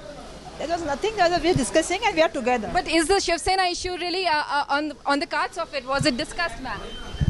No, we are sitting together and we were discussing about the party, and in the evening also we are together. We are in the government. Okay, so, that was Varsha Gaikwad, a cabinet minister in Maharashtra. The meeting probably seems to have just gotten over. So we will be seeing more of the people really coming out and discussing what probably has unfolded inside the meeting right now. Well, at this point, of course, we're looking at enough and more hope that many of the Mahavikas Aghadi leaders are expressing. But here, some big developments coming in. The BJP MLAs now claim big amid this turbulence. They say very clearly that it will be Fadnavis's government soon. And here further, India Today bringing you the scoop coming in on the BJP's Maha strategy. They, of course, are looking at this point to strike the Mahavikas Aghadi government, looking at some serious fissures. At this point, the BJP is saying defections not enough, resignations needed. BJP is all likely to press for a precedence rule. This is what our sources tell us. The BJP very clearly saying that the defection numbers from the Shiv Sena may not be enough to beat this anti-defection law. Resignations is needed to bring down the government. That's what the BJP says as per their strategy now. They're looking for resignations. As per our sources within the BJP now trying to strategize on how to benefit from the fissures that the Mahavikas Aghadi government is right now has in fact exposed. With 26 of their MLAs who are rebelling, who are lodged in a different state in Surat, who are huddled up, are unreachable for any of the Shiv Sena leaders at this point.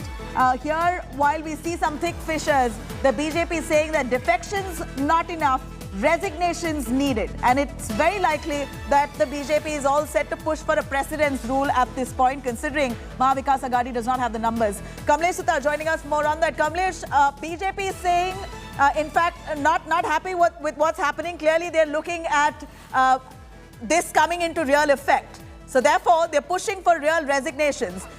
We hear on the BJP strategy that BJP is now really hoping that these bunch of the MLAs, the 26 of them who have actually left the state, who are rebelling against the Mahavikas Aghadi union, should resign at the earliest, because mere resentment is not enough. They must resign, and considering that they are not there in their own state, they're not part of the leadership, the Mahavikas Aghadi union. Therefore, due to lack of numbers, it appears that the BJP will be pushing for a precedence rule in the state of Maharashtra. Give us some clarity on the BJP strategy at this point.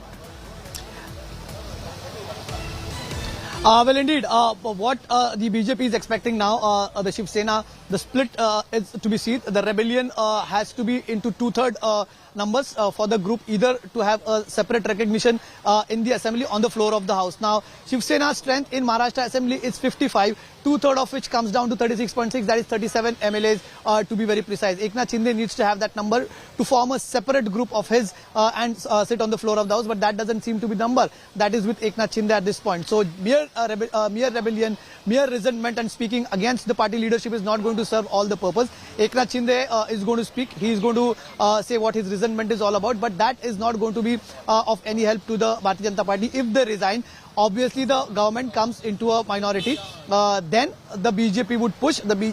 What we are learning from our sources, the BJP will push for president's rule. Since this government has lost the majority and faith, they will push for a president's rule, and that we don't know how soon it's going to happen, but BJP delegation will meet the governor of Maharashtra to inform him and to appraise him about the political situation in Maharashtra, saying that Uddhav Thackeray government has lost its number. They don't have the number, required number in the floor of the house. And then if Eknath Shinde and his group decides to resign, then only they can go for that. But now there's a tricky situation for Eknath Shinde and his supporters. Some of his MLAs, they are not in favor of going for re-election, contesting, resigning from the MLA's post because they will be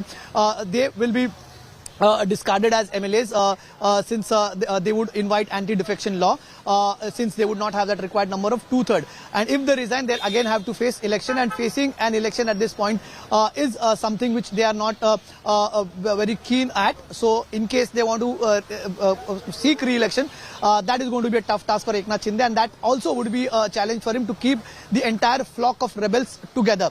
So in case there are more MLAs in queue who are willing to join Eknath Shinde, then it is fine. But if it is not, then Eknath Shinde will also have to garner some more numbers. The situation remains very dicey, but Bharatiya Janata Party also believes that in case there has to be some change in Maharashtra, this only special 26 of Eknath Shinde is not going to help. 26 MLAs is not going to serve the purpose. There have to be more MLAs that come with him. The rebellion just not has to be against the party, it has to be against the government, and for that they have to resign from the party so that they don't have afterthoughts. They might be lured with ministers, they might be lured with cabinet berths or anything of that sort, and some MLAs might come back, as Sanjay Raut was pointing out, that there might be ghar wapsi, but that doesn't seem to be happening. So the BJP is also playing a wait and watch. As much as we know that there's a huddle in Uddhav Thackeray's residence, have all of them shown up? Because like you did mention, this could be possibly an attempt for a head count. How many MLAs have shown up at Uddhav Thackeray's residence at this point? Well, very less. We see there are two gates at Varsha. So what we have seen from here, most of the MLAs, some of them who have reached are from the Legislative Council, who don't count at this point in time. Their numbers would just could be, a mere presence or show of solidarity. But apart from that, from the Legislative Assembly, from the lower house, we have seen very few MLAs, including two ministers. These two ministers include Gulab Rao Patil from Jalgaon and another minister, Uday Samant, who hails from the Konkan region. Apart from that, some MLAs from Mumbai are also expected to reach. But incidentally, whatever the numbers we are trying to count here, or whatever MLAs we are trying to reach out to, most of them are incommunicado. Their phones are switched off. So that exactly is not giving a figure on who are reaching here. But senior leaders with no mass support, leaders without any clout, they are the ones who are reached here. That doesn't sound to be a good picture for Uddhav Thackeray. The MLAs who have to reach here will have to have some clout either in their region or in the party, but that is certainly not the case, and that is what is adding to the already set of existing woes of Shiv Sena chief Uddhav Thackeray. This is not a difficult task. Uddhav Thackeray had seen several rebellions in the past. In the 92, when Balasaheb Thackeray was alive, the rebellion of Chhagan Bhujbal was quelled. The rebellion of Raj Thackeray was quelled. The rebellion of Narayan Rane was quelled. The party managed to fight it back. But this time, the man who helped them quell all the rebels, the man who was Uddhav Thackeray's man to reach out to, the man who was Uddhav Thackeray's man Friday, who was known as the troubleshooter for Uddhav Thackeray at this point in time, he is the one who is posing threat to Uddhav Thackeray, who is posing a big problem to Uddhav Thackeray. That is what Uddhav Thackeray will have to battle. Let me also, Chaiti, quickly show you some visuals here. Some Shiv Sena workers have, some Shiv Sena workers have slowly started gathering outside the CM's residence. Though due to security reasons, they are not allowed to go out, but slowly Shiv Sena workers, now man, these are party workers, these are mere party workers, not leaders. They have started to gather.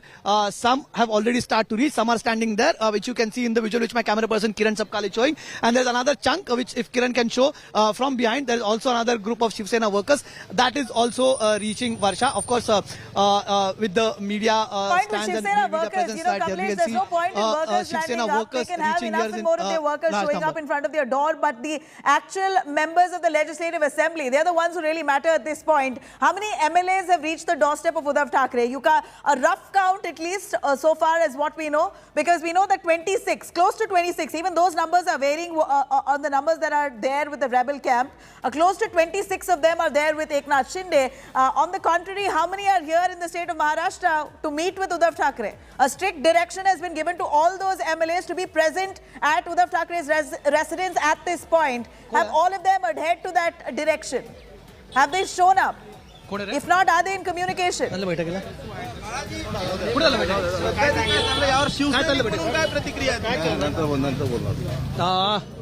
we try to get in some reactions from these Shiv Sena workers, yes, Shiv Sena. Yes, I am Chaiti, I am with you. But Shiv Sena is claiming, Chaiti, the numbers claimed by Shiv Sena. I make it clear again. This is the claim of Shiv Sena that 14 MLAs have reached. But you know, in such situations, in such volatile situations, Chaiti, as reporters, we believe that seeing is believing. We have hardly seen that number reaching here. Aditya Thackeray is, of course, one of the MLAs. He is here with the Chief Minister, one MLA, another Legislative Council MLA. Kamlesh, can you hear me? So 2 MLAs in the House, and apart from that, we've seen 2 MLAs and other reachings from there. Chaiti, I can hear you. Kamlesh, this is Nabila Jamal here, not Chaiti. Can you hear me? Sorry. Okay, yeah. Okay. So at this point, if we're really looking at the number, the Shiv Sena workers landing up at Uddhav Thackeray's residence is not going to make a difference. Let me cut across to our leader speaking to the media there. Let's listen in. इसी प्रकार से बहुत सारे जो systems and structures में change किए गए। दूसरा जो क्षेत्र था जो है इक्विपमेंट का। आज आपने देखा होगा सरकार ने अपनी सेना के लिए कितने नए तरह के वेपन्स, हमारे पास में जो असॉल्ट राइफल थी जिस पर हम डिपेंड कर रहे थे 7.62, वो शायद इतनी कारगर नहीं थी। अब उसको रिप्लेस किया जा रहा है भारत में बनी हुई AK-203 के साथ में। ये एक बहुत ही कामगर और दुनिया की one of the best assault rifles होगी। इसी प्रकार से अगर हम देखें, चाहे वो पनडुब्बियों के क्षेत्र में है, चाहे वो personal equipment of the soldier है, चाहे वो एयरक्राफ्ट्स हैं, हमने लाइट कॉम्बैट एयरक्राफ्ट का और अब एक 5th जनरेशन एयरक्राफ्ट एमका का हम निर्माण कर रहे हैं। तो इक्विपमेंट के क्षेत्र में एक बहुत प्रगति की जा रही है। और एक है टेक्नोलॉजी का फील्ड जो सबसे ज़्यादा कॉम्पिटिटिव फील्ड है। इसमें पैसा भी बहुत लगता है और बहुत कुशल वैज्ञानिकों की आवश्यकता होती है। We need the top scientist who are globally competitive and others. देखिए, इस सरकार के टाइम के ऊपर में अंतरिक्ष के अंदर में जो बड़े नए संकट आए, सारे का सारा वारफेयर जो है वो सैटेलाइट कंट्रोल होगा। आपका जो हवाई जहाज चलेगा या आपके जो रडार्स काम करेंगे वो सब satellite communication and satellite control होंगे। पर सर, ये अग्निवीर जो है उनकी ट्रेनिंग सिर्फ 1 या 3 महीने की होगी। मतलब आर्मी चीफ ने कहा है दैट बाय दिसंबर रिक्रूटमेंट हो जाएगी और मार्च तक डिप्लॉयमेंट हो जाएगी। ये कहाँ से आप उनको ट्रेनिंग दे सकते हैं रेडार या सबमरीन के लिए? How to run it, how will you train them इतनी जल्दी? मैं आपको इस पॉइंट पर आता हूँ, ये बहुत अच्छा पॉइंट है, मैं आपको अभी बताता हूँ। But I just tell you, before that let me tell you that is in the field of technology we have done a great this thing. We have got light combat aircraft, we have got AMCA, we have got submarines that we have made, we have given the nuclear submarines that we have launched, and we also became a space power. We have hit the satellites, and the 4th pedestal of it is the manpower reorganization. Now, in the manpower reorganization, the point that you have raised was that is we must have a young, agile, fit, well-trained army. Okay. It is a contradiction. It's a paradox कि भारत का वो देश जिसकी सबसे young population है उसकी एक oldest army है, जहाँ पर 2030 के अंदर में 50% लोग 25 साल से कम उम्र के होंगे। उसी देश के अंदर में जो सेना की एवरेज एज है वो दुनिया के सबसे अधिक एजेड आर्मीज में से है। तो हमें उसको ठीक करना था। अब आपने प्रश्न किया कि यदि हमारे को अग्निवीर बनाते हैं या हम अग्निपथ के रास्ते पर चलते हैं तो किस प्रकार से हम उनकी ट्रेनिंग और उनको इक्विप कर पाएंगे इन नई चुनौतियों का, to meet the new challenges and the threats. Will they be competent enough? Now let me tell you one thing. First point you must understand, Agniveer will never constitute the whole army. Agniveer केवल पहले 4 साल में recruited जवान होंगे. बाकी लोग जो होंगे जिनका की proportion एक बहुत बड़ा होगा, वो अनुभवी होंगे. They will be experienced, they will be trained and other, and these Agniveers, those who become the regulars eventually, will go through more intensive training, will acquire the experience, will become more battle worthy and more experienced over the period of time. So Indian Army at any point of time will have a large number of people who, though recruited as Agniveers, but had been specially selected for their suitability, for their fitness, for their agility, for their motivation and for their aptitude for the job, and also did not have that sort of the personal problems by which they would like to leave the army and settle for something which is more stable and a personal life. So these persons will be well trained. So it is not only that the Indian Army will be having only this component. Yes, Indian Army will constitute at the level of the Jawans and the ORs who have been recruited through the process of Agniveer, specially selected, whose work, whose performance has been monitored and digitally monitored through various complex processes over a long period of time. Selection is one part. Even when you select people who are physically fit and others, it's a very small thing. But when we observe them over a longer period of time, we are able to see that what sort of material do we have which will make the ideal soldier for the future. Imagine the army of 15 years hence, in which all those who have been recruited have come through the special 4 years probation period and then gone and joined the army. See their technical skills, see their motivation, their physical fitness and others. They will all be the people who will probably the cream of the Indian Army. Right. So my first question will be, I will go later into those who are not being amalgamated, but first about those who are going to be amalgamated into the service. There's already a system of your regiments and corps. Will it not demotivate somebody who has gone through the NDA, who's gone through the rigorous training process earlier, and then they'll see them as Johnny come latelys, abhi aaye hain, abhi fauj mein ghus gaye hain, and they're already getting the benefits that we were getting, but we had to put in so much more hard work.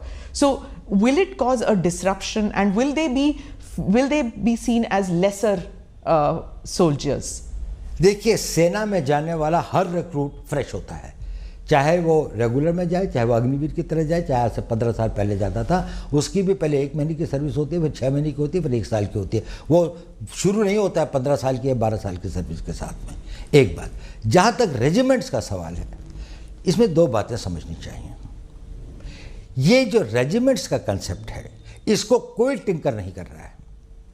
अगर regiments हैं तो artillery की regiments रहेंगी, armoured corps की regiments रहेंगी, electrical mechanical engineers हैं या engineers हैं या बाकी सारे हैं. ये जो रेजिमेंटल कभी कभी इन्फेंट्री की कुछ यूनिट्स के अंदर में बारे में लोगों को भ्रम है. पहली बात तो अब कोई कास्ट बेस्ड रेजिमेंट्स बहुत कम बची हैं, सिर्फ 2 या 3 हैं जो कि अभी भी प्योर उसी एरिया के क्षेत्रों को करते हैं. और ये एक कॉलोनियल लेगेसी है. अंग्रेज ये चाहते थे कि कोई भी चीज़ पैन इंडिया ना हो, और वो ये चाहते थे कि उनको किसी न किसी वर्ग में बांटा जाए और उस वर्ग या क्षेत्र के प्रतिनिधि के रूप में जाए. उनका कोई नेशनल पर्सपेक्टिव नहीं हो, क्योंकि इससे उनके अपने कॉलोनियल एम्पायर को एक खतरा था. देखिए, मैं आपको बताता हूँ, इसी इंडियन आर्मी को फर्स्ट टाइम ये नेशनल आर्मी के रूप में कब आई? आज़ाद हिंद फौज की तरीके से, when it became the Indian national army. क्या था उसका? 60,000 की फौज थी. कोई रेजिमेंट थी इनकी? थी रेजिमेंट. इनकी रेजिमेंट थी रानी झांसी रेजिमेंट, इनकी रेजिमेंट थी Mahatma Gandhi regiment. Not an Ahir और राजपूत और ये नहीं थी. और कितना सैक्रिफाइस किया इन्होंने? 60,000 में से 40,000 मारे गए. इतना एट्रिशन हुआ था. दुनिया के अंदर में किसी लड़ाई के अंदर में इतने एट्रिशन एंड कैजुअलिटीज नहीं हुई हैं जितनी इंडियन नेशनल आर्मी ने इम्फाल, कोहिमा के और सिंगापुर के बैटल्स के अंदर में गंवाए हैं. वो किसके लिए लड़ रहे थे? उनमें रेजिमेंटल प्राइड नहीं था क्या? उनके लिए वो नहीं था. वो भारत के लिए लड़ रहे थे. They were the soldiers of the India. They called themselves the Indian national army. But so do the regiments here right now. That's right. So they will continue. Okay. That's what I'm telling you. They will have the nomenclature. There will be the regiment of this. Who has? I do not know how this concept has come that anybody is tinkering with the regimental pride or the regimental ethos. उसका अपना tradition होगा. अगर कोई एक battalion है, उसकी अपना एक valor है, उसकी अपनी एक history है, तो वो हमेशा बरकरार रहेगा और उसमें बढ़ोतरी होती जाएगी. मैं अब इसका और हुआ ये है कि हमने ये कहा कि एक ऑल इंडिया कॉम्प्लेक्शन होगा इंडियन आर्मी का. इसको लोगों ने कहा कि रेजिमेंटल सिस्टम खत्म हो गया.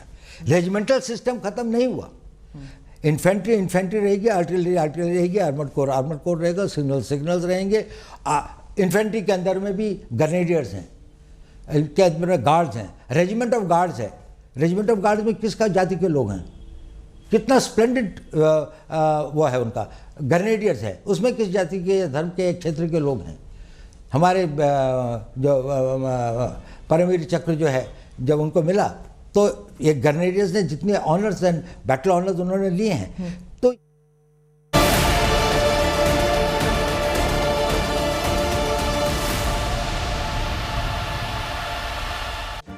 Make your media plan smarter with India Today Live TV on your connected devices. Amplify your brand with 100 million smart internet viewers. To advertise, mail us at sales@aajtak.com or call 9999892171.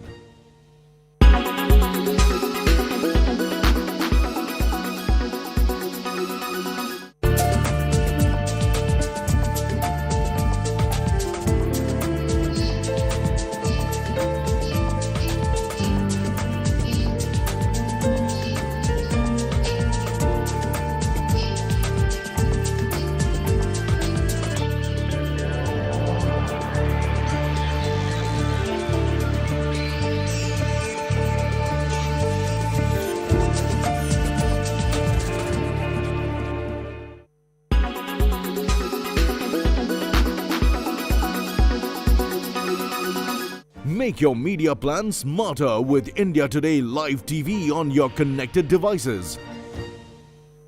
Everyone's busy finding what's trending. You're busy finding out why. India Today, for those who research before reacting. Download the India Today app now. You are watching India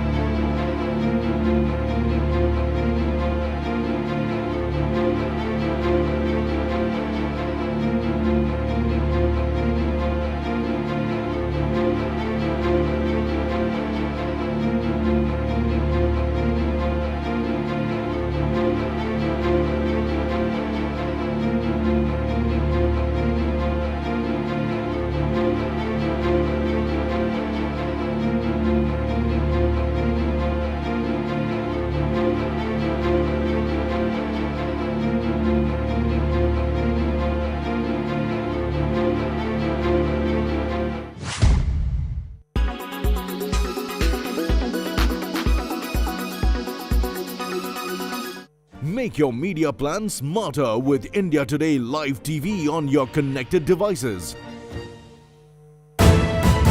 You are watching India's #1 political reporter. Defines what seems to be happening, vendetta politics. कोई दूध के से धुला हुआ नहीं है. Unmatched eye, unmatched experience. The world has changed. My black hair has become grey as well. And with unmatched passion for the story. Do not monopolize the conversation. When it's 100% pure prime time. It's News Today with Rajdeep Sardesai. Monday to Friday, 9 p.m. Only on India Today TV. Presented by Aditya Birla Group, Big in Your Life. Co-presented by Star Health Insurance, the health insurance specialist. Co-presented by JK Pancharghat Tire. Ab hawa nahi niklegi. Powered by NECC. Sunday ho ya Monday, roz khao ande.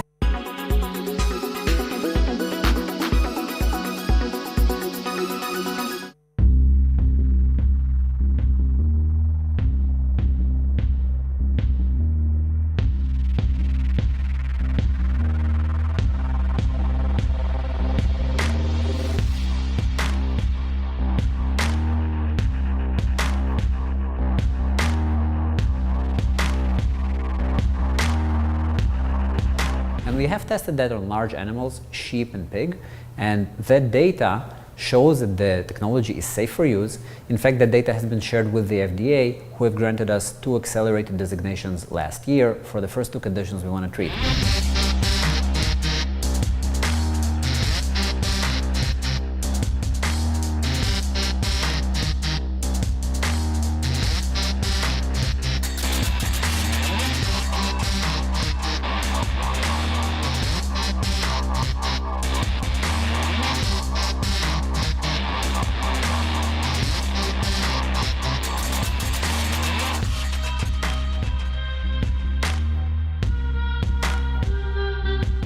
For localized conditions such as cancer tumors, stroke, atherosclerotic plaque buildup, localized pain, and many other conditions, there is a real need to have a microrobotic, precise, remote-controlled mechanism that can treat a condition only at a specific point and nowhere. India's #1 political reporter. Defines what seems to be happening, vendetta politics. कोई दूध के से धुला हुआ नहीं है. Unmatched eye. Unmatched experience. The world has changed. My black hair has become grey as well. And with unmatched passion for the story. Do not monopolize the conversation. When it's 100% pure prime time. It's News Today with Rajdeep Sardesai. Monday to Friday, 9 p.m. Only on India Today TV. Presented by Aditya Birla Group, Big in Your Life. Co-presented by Star Health Insurance, the health insurance specialist. Co-presented by JK Pancharghat Tire. Ab hawa nahi niklegi. Powered by NECC. Sunday ho ya Monday, roz khao ande.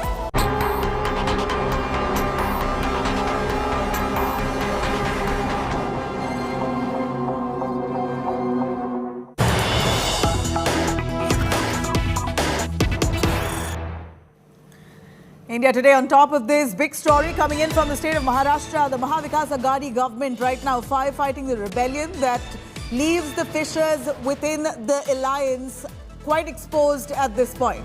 In fact, the BJP on the other hand are on complete overdrive. A flurry of meetings that's currently underway. The Sena huddling up, the Congress of course in a huddle. The NCP also looking at bringing their MLAs together and ensuring a head count at this point. But nonetheless, Uddhav Thackeray's meeting that's currently underway at his home has not seen full strength of the Shiv Sena. This is as per our reporters on ground who are tracking those developments. We also have Amit Shah, in fact, Amit Shah who's currently meeting with JP Nadda. Devendra Fadnavis also is all set to meet with Nadda and Amit Shah at this point to prepare a strategy in Delhi to see and how the benefit at this the BJP at this point can benefit from the fissures of the Mahavikas Aghadi government. And very soon, in just about moments from now, we're hoping that rebel Eknath Shinde will be addressing the media over the revolt on what really led to his rebellion and what's his next course of action. We have Kamlesh Sutar joining us for more on that, who's right outside Uddhav Thackeray's residence at this point. Kamlesh Sutar, over to you. We're looking at the BJP currently on overdrive in a big huddle in Delhi. There's hectic activity. Amit Shah, JP Nadda, both of them coming together, discussing on the issue, we believe. Yet no information on what was on the agenda. But Fadnavis also on his way to Delhi is likely to be meeting with the senior BJP leadership. They see bright prospects at this point, looking at the fissures in the Mahavikas Aghadi government. take us through what's behind you. How many of the MLAs have shown up at Uddhav Thackeray's residence at this point? Well, I won't specifically say, Nabila, MLAs, but there are MLCs as well. So legislators reaching Uddhav Thackeray, that number could be anything between 50, around 15. But these includes the members of the upper house as well. They don't count in this entire situation that is unfolding at this point in time. MLAs who are supporting Uddhav Thackeray mostly are from Mumbai, the ones who are expected to reach here. Some of the MLAs I spoke to, they are in Mumbai but are still undecided. One of the MLAs from Konkan region I just spoke to, he is yet undecided. He is citing his personal health reasons. He said he might come and may not come, so he is not decided. His phone, though he is not incommunicado, though he is reachable, but he says he is not yet decided whether he'll come and reach the meeting. Mumbai MLAs, Sanjay Raut's brother Sunil Raut, Anil Parab, Sunil Prabhu, are known as Uddhav Thackeray's close associates, are expected to reach here, or they are already here. Some of them are already here. Gulabrao Patil, minister from Jalgaon, he is here. Another minister, Uday Samant, again from Konkan region, he has reached here. So the number could just sum up to 10 or 15 MLAs. Remember, Aditya Thackeray is also an MLA. He is already in Varsha because he stays in Varsha with his father, the Chief Minister Uddhav Thackeray. He is there. So the number of Shiv Sena don't seem to be very encouraging for the party chief. The number of Shiv Sena leaders, MLAs, who are with Eknath Shinde will just outnumber the MLAs attending here, and that perhaps might be very troublesome for Uddhav Thackeray. A majority number of his MLAs with Eknath Shinde, the rebel camp, and some MLAs though in Mumbai but are not able to make it to the meeting. Some MLAs would be reaching here, including some ministers. They are here. Anil Parab, one important minister known as close aide of Uddhav Thackeray. He is summoned by the ED, though he is an MLC, not an MLA.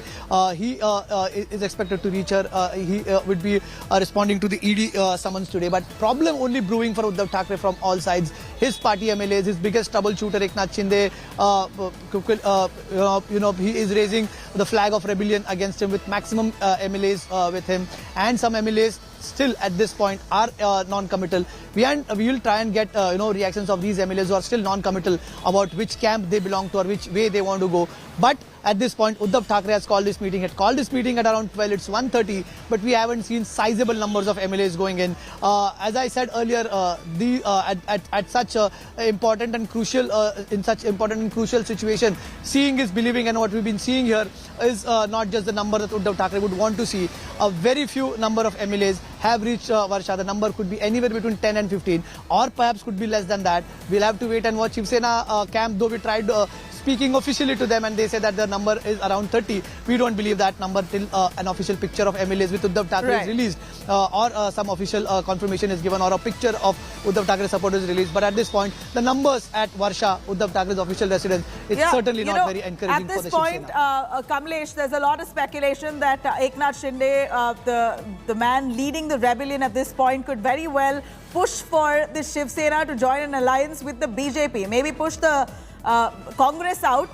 It could be very likely that Eknath Shinde could be pushing for the Shiv Sena to join hands with the BJP to form the government in Maharashtra. We know that in 2019, BJP was the only party that got the most number of seats, yet lost out on power. At this point, Eknath Shinde, who's known to be and seen and viewed as a hardcore loyalist of the Shiv Sena, very well possibly could stay back in the Shiv Sena and push for an alliance with the BJP. This is what sources tell us. Any word that could corroborate that?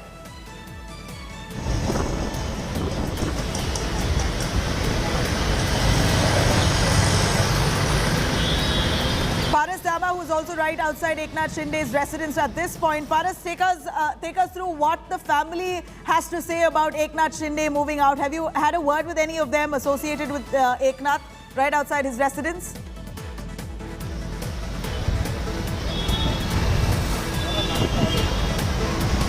Paras Dama, can you hear me? Yes, Nabila, can you please repeat your question? I'm sorry, I was unable to hear you properly. Paras, you're outside Eknath Shinde's home. What's the mood there? Have people shown up? His supporters, his constituency members maybe? Are they asking to where exactly their leader is? Nabila, the first thing which comes to the mind when you come to his residence is power, because the Thane residence, the Thane thing is the most powerful thing that Eknath Shinde have right now in his pocket, and the most powerful person right now in Maharashtra is, we can say that it's Eknath Shinde, because the rebel which he has started, it can change many things right now in the Maharashtrian politics. But right now the situation outside his residence, you can see there is some police deployment has been kept outside, because if things change, then there are certain things which can happen, and so that's why Mumbai police is already outside the residence of Eknath Shinde. You can see the deployment jeeps and many other police constable has just reached the Shinde's residence, and this is the major point right now when the press conference will start in Surat. So at that time the full picture will be clear that what will happen and what has happened, because we had seen last 15-20 days has been really difficult for MVA government, because first they lost Rajya Sabha election and yesterday they lost MLC election, which was very important for them to win, but they can't survive, and they lost yesterday also. And after that between midnight, the Eknath Shinde and some of their MLAs has left with him and gone to Surat. So in the morning when this whole thing came out, after that MVA government was in a little tension, and that's why the situation right now for MVA government is very difficult. They have to do something, otherwise there can be a major repercussions for their Sarkar right now, because they has lost too many things in past 15-20 days. But if you talk about the situation outside Eknath Shinde residence, there are police deployment outside. There are no supporters till now, because I think after the press conference they will definitely come. All are waiting for the press conference, because what has happened is very important, and that's what all the supporters of Eknath Shinde wants to hear from his mouth. So that's why we have to wait a little longer after the press conference. And India Today is on top of this. Of course, we're tracking this by the moment, but I'm going to quickly cut across to Saurav Akhtania, who's joining us right from the resort in Surat, where Eknath Shinde, along with his 26-odd rebels, are lodged. Saurav, over to you. Any movement that you can see there? Have you been able to have a word with any of those rebels who are hauled up there? Well, Nabila, let me show you the current situation outside this particular hotel. It's completely turned into a fortress, and all the senior officers, not just from Surat but all over the Surat district, are continuously coming in here. You can see the live visuals running on India Today here, that the police officials are continuously coming in. There's senior rank police officials who are coming over here. What the sources have told us, that late yesterday night all these MLA have reached over here, after which the police officials got a PCR call late in the wee hours today, and after which the entire surrounding area from this particular hotel is completely barricaded. Now, what the police officials have told us, that they also fear that the Shiv Sena senior leaders could come over here, and they try to meet their MLAs who are inside this particular hotel. So I'd like our camera person Sajid Alam to show the visuals at this side. This is the main road, this is the Surat airport road, and this completely road is barricaded by the police official. Let me tell you that there is one more bridge where there is a heavy bandobast by the police officials. Entire place is completely barricaded by the police official. In fact, when we were heading to this particular hotel where all the MLAs are present, the police officials checked our cards. They also checked all our equipments. The police officials have been given a clear message by the senior officers over here that nobody from Mumbai or Maharashtra should enter this particular hotel.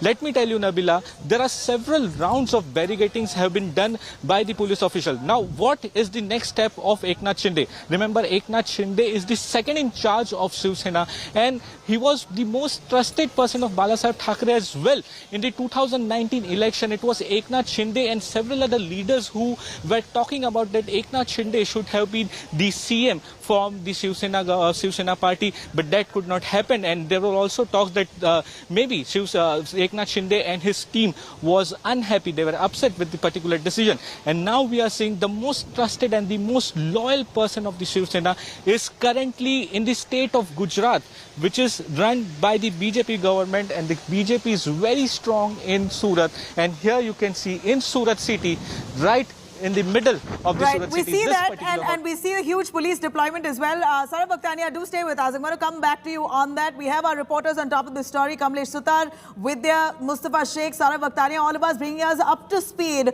on the kind of fissures that we see in the Mahavikas Aghadi government and the developments in the latest. Let me cut across to Chaiti Narula, who brings us the Vikas Aghadi's numbers. As the government itself is right now in jeopardy, what do the numbers tell us? Over to you, Chaiti. You know, Nabila, the numbers are going to be very important. The numbers are going to be the most crucial part, and I'm requesting the producers to get us the numbers right here on the screens. This number is going to give you perspective. Now, before this particular revolt, please understand, this is the perspective. BJP 113, MVA 169, and the house strength was 288. Now, the Mahavikas Aghadi comprises of Congress, NCP, Shiv Sena and others. Now, what is their, breakup within the MVA? Congress 44, NCP 57, Shiv Sena 64, others 4. So, clearly you see Mahavikas Aghadi is in majority here. BJP is at 113 and the house strength is 288. Now, here comes the big one. After the revolt, what happens? The MVA may just go down to 137. Okay, we are assuming here that the BJP is at 148 if you consider the 26 rebels. There are 26 rebels right there who may jump ship. So 122 plus 26 gives BJP the edge at 148. And the MVA then falls down. 137 is the number which is Shiv Sena, NCP and the Congress combined.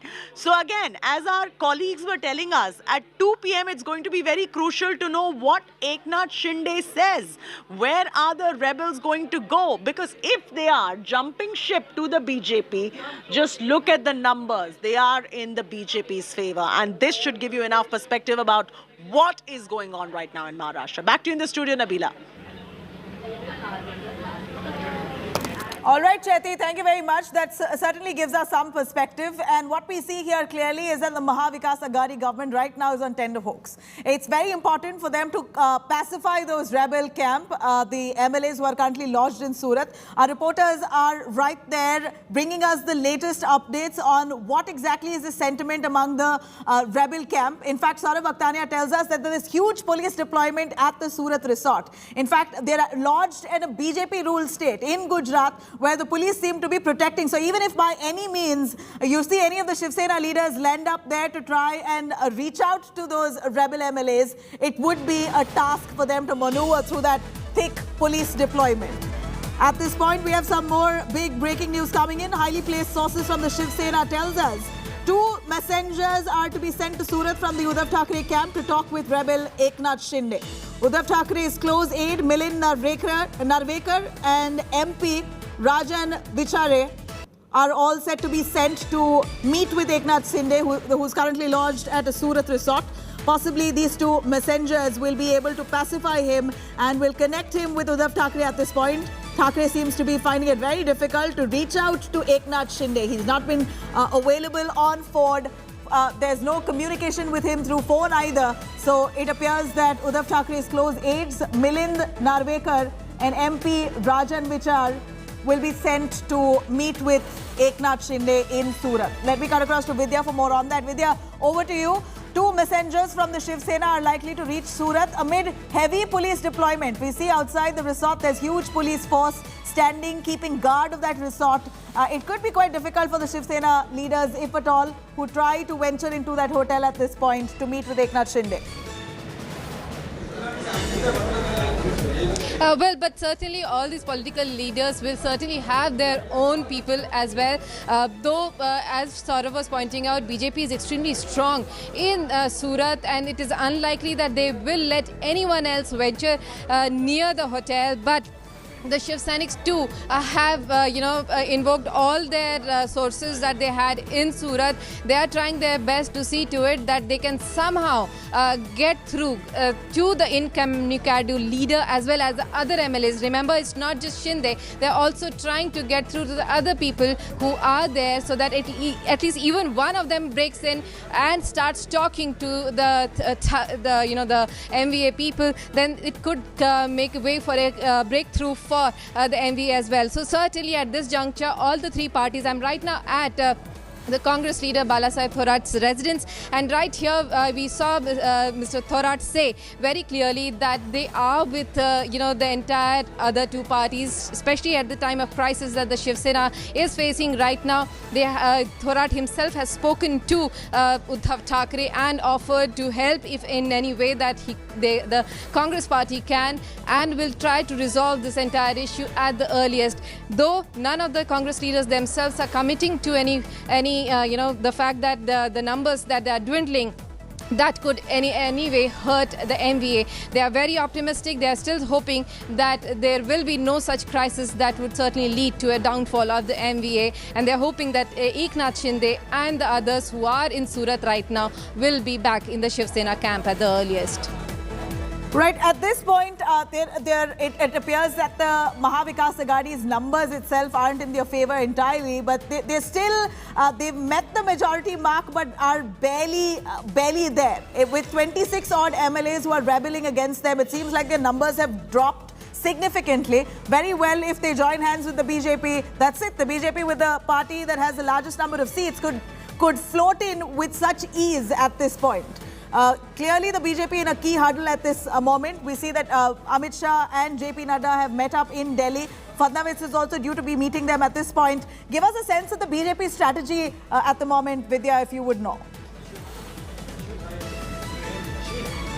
Well, the BJP certainly at this juncture, is very sure that they will be able to make sure that Eknath Shinde is not, irreachable by the Shiv Sainiks at all. In fact, that's one of the plans before, if the numbers have to be really thrown in, they are trying to make sure that Eknath Shinde, who is in Gujarat at this juncture, will make sure that he does not meet up with the political lead Akash that he had been dealing with until now. And certainly, the Shiv Sena, on the other hand, is trying to make sure that the communication lines are established. That's the most difficult part that the BJP has created for them right now, with no person from Maharashtra or anywhere outside Gujarat being allowed inside the hotel, as Saurav was saying. And so certainly it's going to be very difficult. Right there, Vidya, stay with us. I'm going to quickly cut across to Saurav Bhaktania there. That, as we know, Saurav, rebel ranks now swelling. Initially, it was said that 11 rebel MLAs are currently lodged at a Surat resort,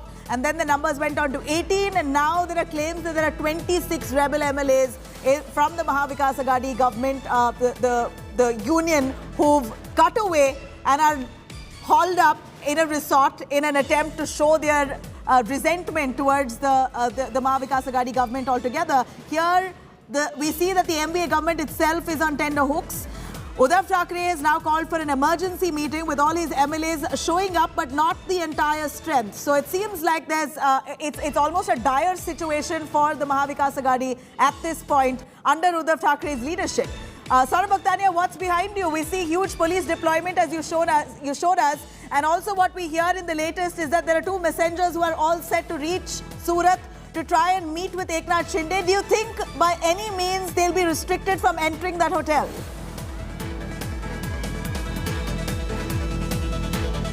Well, Nabila, it is going to be very difficult because I tried to book the hotel over here. That's the book a room in this particular hotel. That's the Lee Meridian Hotel here. You can see the visuals at India Today. But no rooms are available. Nobody is allowed to go inside. And let me tell you very precisely, not even the staff which are present inside are now allowed to go outside. Such a situation right now, it's been turned into a complete fortress. And the behind visuals you can just see is that from ACP to DCP level officers are marrying this particular barricades. This is the second layer of barricade. That's the main Surat Airport Road. And ahead of that, there is one more bridge wherein there are several layers of barricading, one after the other.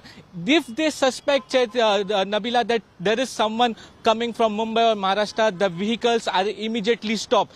MH number vehicle number plate are also stopped at this particular barricading. So Nabila, it is not going to be that easy for anyone from Mumbai or Maharashtra to enter this by breaking this barricade and enter this particular hotel, because this is the single gate from which you have to enter. This is the second layer of barricading, that is the third layer of barricading. And what the police officials are telling us, that inside the hotel as well there are several police officials present. And let me tell you, Nabila, not just the police officials from the city police but from the Surat district police. So extra forces have been called in. This is the hub, this is the main fortress of the BJP. Remember that the CR Patil, the most trusted person of BJP in Gujarat, he is from Surat. Most of the minister, the home minister, the tourism minister, most of the trusted BJP leaders are from Surat, and therefore we should not be questioning that why it was Eknath Shinde and the MLAs came to Surat only. They could have gone to Ahmedabad or Gandhinagar as well, because Surat is the main place for the BJP, and therefore they have now decided, and therefore it was decided that they should be coming to Surat only. Now there are two different things, Nabila, in this. How many MLAs reached the meeting which is going on at CM's residence at Varsha? It will be calculated, because it will be very important to see that how many MLAs are missing. The BJP sources of Gujarat, what they are telling us, that they are directly in touch with 35 MLAs. What they are telling us, they have given us a list, we are not naming everyone, they have given us the list of 26 MLAs. 26 MLAs are right now present inside this particular Le Meridien Hotel, which is now completely turned into a fortress. What they are telling us, Nabila, that more 9 MLAs are about to reach this place. So which brings to total of 35. This is the claim of Gujarat BJP, Nabila. But it will be very important to see that how many MLAs in Mumbai reach CM's residence at Varsha, after which only it will be clear that how many Shiv Sena MLAs are in Gujarat. I did speak with Kamlesh Sutar. Saurabh, Kamlesh Sutar has been with us tracking those developments outside of the Thakre's residence. He says there's hardly the complete strength who showed up at Uddhav Thakre's residence. Barely a few MLAs. He could really literally count about 15 of them who showed up at Uddhav Thakre's residence at this point. It could be very possible that they're delayed or they're stuck somewhere else. But at this point, we're certain that there's not the complete strength of the Shiv Sena at Uddhav Thakre's residence. Barring the 26 odd MLAs and even the ones who are said to be loyals of Uddhav Thakre or Shiv Sena, most of them have not shown up. At this point, they could be late, delayed, maybe stuck elsewhere. But the fact is that Uddhav Thakre does not see full strength at his home in that emergency meeting that he's called for. So, Saurabh Aktania, what does that say to you? And also, at this point, the BJP says that it's not in communication with any of the rebel MLAs. They're not even sure what's going on. They're having a whole different key huddle at this point, meeting after meeting that the BJP is indulging in. But they still claim very strongly that they are not responsible for this kind of rebellion. They are not in touch with any of the rebel camp leaders. So, Nabila, first of all, that we have to understand that how come Shiv Sena MLAs are coming to Surat. Like I told you, that Surat is the main place where all the BJP leaders are present. So how come Eknath Shinde, the most trusted and the most loyal person, the most loyal leader from the Shiv Sena party, only comes to this particular Le Meridien Hotel in Surat? And how come this entire police force of the Surat police as well as the district police is over here protecting all these MLAs inside this Le Meridien Hotel? So this is the big question right now. Now, two things are coming forward, Nabila, in this case, that there were talks that the Eknath Shinde might take a press conference, but what the sources are telling us that he is currently waiting that the meeting at the CM residence in Varsha gets over. The sources in the BJP are also telling us that someone, the party high command from BJP is going to come to Ahmedabad. So there are chances that all these MLAs will be shifted from this hotel to Ahmedabad. So there are possibilities of that as well. Also, the BJP in the Gujarat has got very active. The sources are also telling us that if the situation arises, the MLAs from the Maharashtra all the BJP MLAs from the Maharashtra might be brought to Ahmedabad as well. They want to secure all of them because now the horse trading is going to start, because everywhere we are saying that how people... It's going to be very interesting to observe how the BJP will manage to keep their flock together. The BJP with the single largest party there in Maharashtra in terms of the number of seats that they won. They were the party that got the most number of seats in 2019 assembly elections but lost out on power. It's been 2.5 years that the Mahavikas Aghadi government, very surprisingly, have managed to stay together, but at this point they seem to be on the brink of a collapse. Will that happen? Let's take a listen at all those reactions pouring in on that. क्या कुछ बात हुई है शरद पवार जी से आपकी? सबसे बात चल रही है, एकनाथ शिंदे जी से भी बात चल रही है। हमारे मित्र है, हमारे साथी है पुराने, वो भी वापस आ जाएंगे। इस तरह से मनाने की कोशिश कर रहे हैं आप एमएलएस को? एकनाथ मनाने की, देखिए मैं एकनाथ शिंदे जी को पहचानता हूँ, वो ऐसे व्यक्ति है, वो बिना शर्त एक शिवसैनिक के नाते अपने घर वापस आ जाएंगे। 80 घंटे की सरकार की तरह ये भी असफल होगा, ये प्रयत्न पूरा असफल होगा। भाजपा की जो राजनीति है, केंद्र की सत्ता का दुरुपयोग, केंद्र की तपास यंत्रणा का दुरुपयोग और सत्ता से पैसा और उसमें और सत्ता कैसे कमाना, यही उनकी रणनीति रही है। ये असत्य की तरफ भारतीय लोकतंत्र को लेके जा रही है और इसलिए सत्य की विजय होगी। थोड़ा सा रहता है धूप छाव, जो निसर्ग का नियम है, उस तरह से परिस्थितियां रहती है, लेकिन ये धूप निकल जाएगी और सब अच्छा होगा। यह पुतल फुतल तो थी ही, वो अभी बाहर आई है, क्योंकि 2.5 साल में महाराष्ट्र का जो सरकार है महाविकास आघाड़ी का, वह जनता के हित में कुछ भी कर नहीं पाया। जनता असंतुष्ट है, यह जनता का प्रतिनिधित्व करने वाले आमदार असंतुष्ट है और उसका नतीजा आप देखेंगे कि राज्यसभा चुनाव में आया, हमारा तीसरा कैंडिडेट चुन के आया। उसके बाद में अभी विधान परिषद हुई, हमारे पास 0 एक्सेस कोटा होते हुए भी हम लोग 5वां कैंडिडेट चुन के लाया। इसका मतलब देवेंद्र जी की रणनीति तो है ही, महाराष्ट्र की जनता के मन में सरकार के प्रति असंतोष है, आमदारों के मन में नाराजी है और उसका प्रकटीकरण इस चुनाव के माध्यम से हुआ है। इस सरकार को ये करने के लिए, टॉपल करने के लिए हर तरह से पहले दिन से कोशिश हो रही है। कोई नई बात है? तो मेरा ये सिंपल सा कहना है कि ये सारे शिवसैनिक है, हार्डकोर शिवसैनिक है, आपस में बात करके इसका ये निकालेंगे, इसका हल निकालेंगे। Mahavikas Aghadi Maharashtra is witnessing problem. Is all well as far as Congress camp is concerned? No, these are all distractive politics of BJP. These are all distractive politics of BJP. I think Maharashtra Vikas Aghadi will be intact because their leaders are there. They are fit enough to tackle the situation. So Congress camp is intact? I don't think there may be much problem for Congress camp. Sir, what do you have to say? Because in Maharashtra, once again there are news coming in that Maharashtra Vikas Aghadi is in some trouble. BJP might form the government there. What's your take on it, sir? Nothing will happen. All our people will come back. They have been forcibly taken. We are confident our government will stay stable. How do you see the situation is panning out? Because in Karnataka also we saw, now it's happening in Maharashtra. We remember how you had gone all the way to Maharashtra to bring back the leaders, their MLAs. They are trying to do their best. I think they have been hijacked. I'm sure all will be there. The house will be in order. हमको महाराष्ट्र में कोई खतरा नहीं दिखता। महाविकास आघाड़ी की सरकार स्थिर सरकार है। पूरा विश्वास है हमारे कांग्रेस दल पर और हमारे शिवसेना और एनसीपी के सहयोगी दलों पर। सरकार वो चाहे जितना भी सपनों में देख ले, लेकिन मुंगेरी लाल के सपने हसीन ही रहेंगे, कभी सच में वो परिवर्तित नहीं होंगे। और जहाँ पे शिवसेना की अब बात है, ये उनका इंटरनल मामला है। हमारा विश्वास है कि मुख्यमंत्री उद्धव ठाकरे जी और उनके शिवसेना के वरिष्ठ नेतागण वो अपने पार्टी की कमान अच्छी तरीके से संभाल रहे हैं।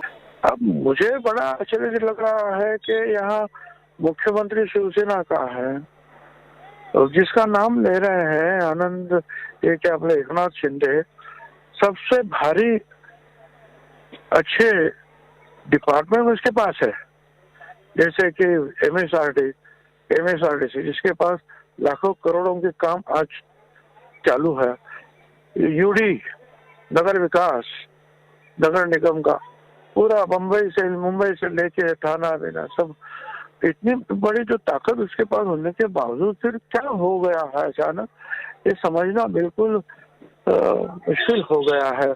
अब ये भी नहीं समझ, कोई बोलते 25 लोग हैं उसके पास, कोई बोलते 13 लोग हैं, कोई बोलते 14 लोग हैं।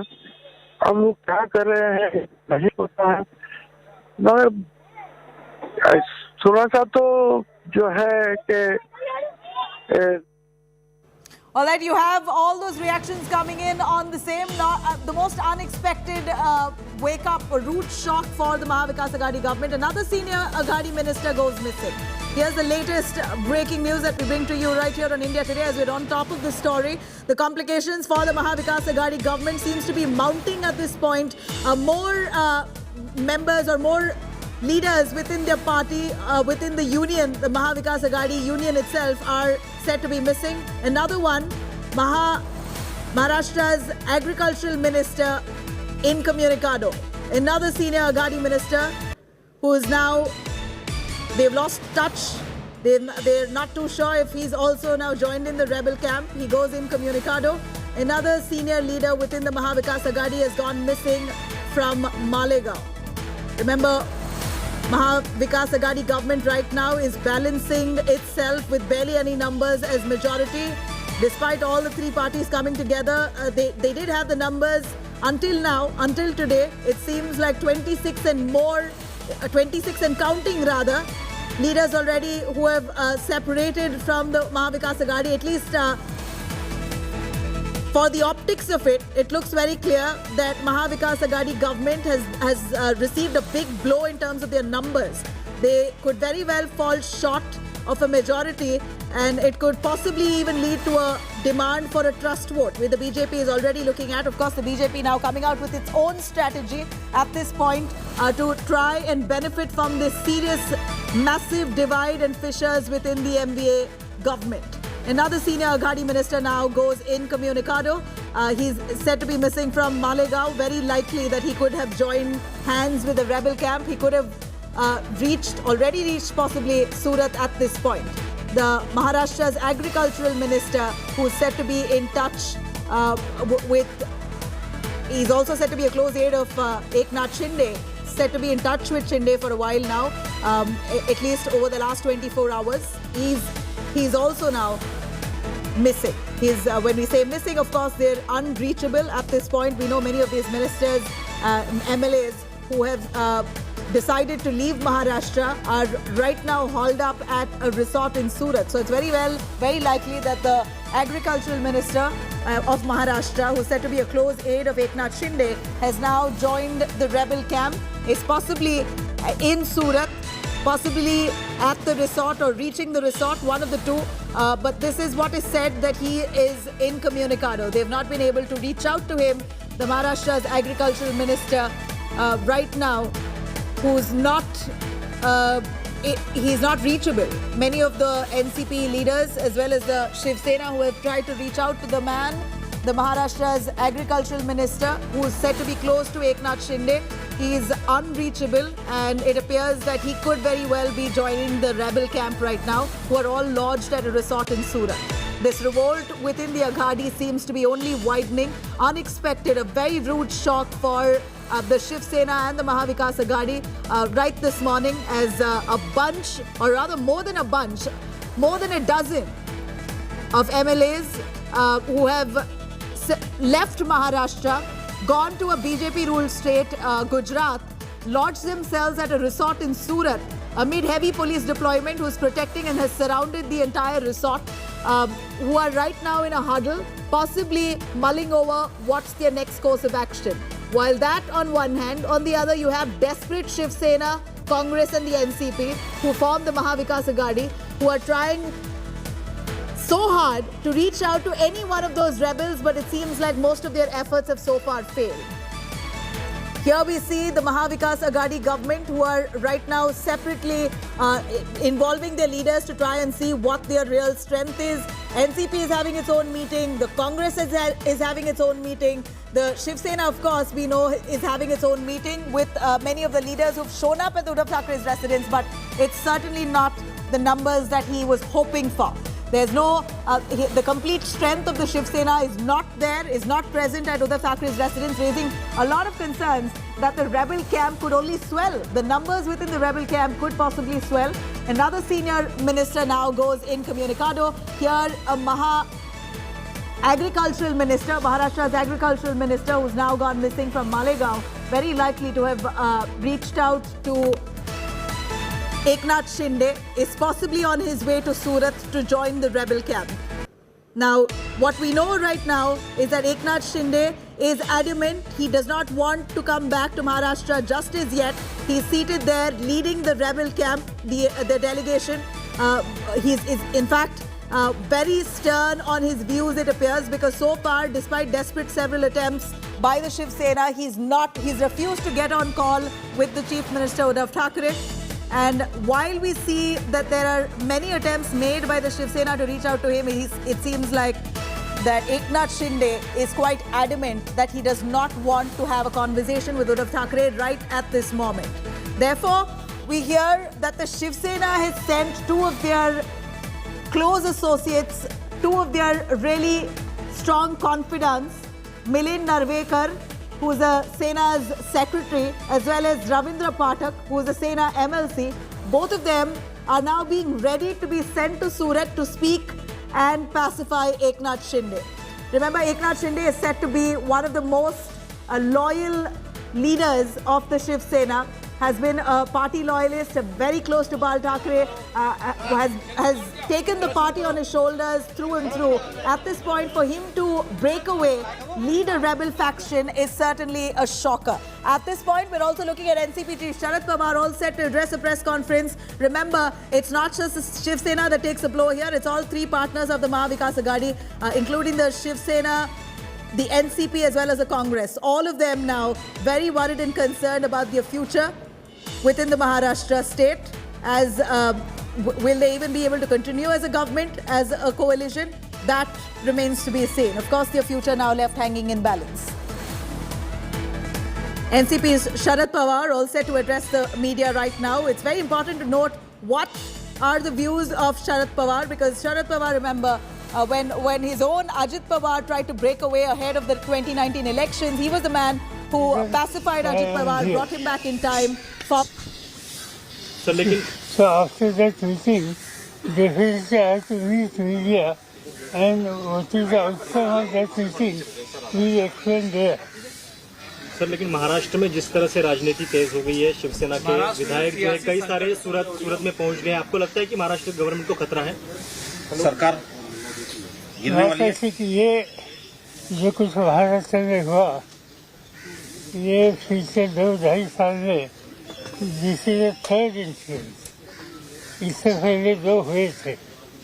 मुझे याद है कि जब उद्धव ठाकरे जी का सरकार बना, इससे पहले कुछ हमारे एमएलए को उठाकर यहाँ हरियाणा में, गुड़गांव में कुछ एरिया में रखे गए थे, मगर बाद में वहाँ से निकलकर वो वापस आ गए. सरकार बनाया. सरकार बनने के बाद पिछले 2.5 साल सरकार ठीक से चल रहा है. कल वहाँ इलेक्शन था, और जहाँ तक एनसीपी है कि एनसीपी के 2 कैंडिडेट थे, और दोनों कैंडिडेट को जो वोटों का कोटा हम लोगों ने दिया था, वो पूरी तरह से मिला. एनसीपी का एक भी वोट इधर से उधर नहीं गया. बिल्कुल डिसिप्लिनली हमारे एमएलए ने वोटिंग वहाँ किया, और इससे वो जो कुछ कल का इंसिडेंट था, इससे हम किसी में हम नाराज नहीं है. एक बात सच है कि हमारे फ्रंट का एक कैंडिडेट वो जीत नहीं सका, वहाँ कुछ वोटों की कमियाँ वहाँ आ गई, मगर ये अन्य पॉलिटिकल पार्टी का जो कोटा था और अन्य पॉलिटिकल पार्टी की जिम्मेदारी थी उनका कैंडिडेट जिताने के लिए, उसमें कामयाबी नहीं आई. मगर हम वापस जाने के बाद जरूर हमारे साथियों के साथ बातचीत करेंगे, ऐसे क्यों हुआ और हुआ तो कैसे करेक्ट एक्शन ले सकते हैं, इस पर हम ध्यान देंगे. शिवसेना के नेता एकनाथ शिंदे बार-बार कह रहे हैं कि उनको सीएम बनाया जाए, इस पर आपकी सहमति है क्या? सरकार संकट में है सर जिस तरीके से एक मिनट यार चुप रहो ना। अरे यार सर जिस तरीके से महाराष्ट्र के भीतर संकट दिखाई दे रहा है, अरे एक क्वेश्चन एट ए टाइम होगा ना। वो एक सरकार बचा दिया था, क्या इस बार सरकार आप लोग बचा पाएंगे? उम्मीद है आपको? मुझे यहाँ की जो स्थिति है वो देखने के बाद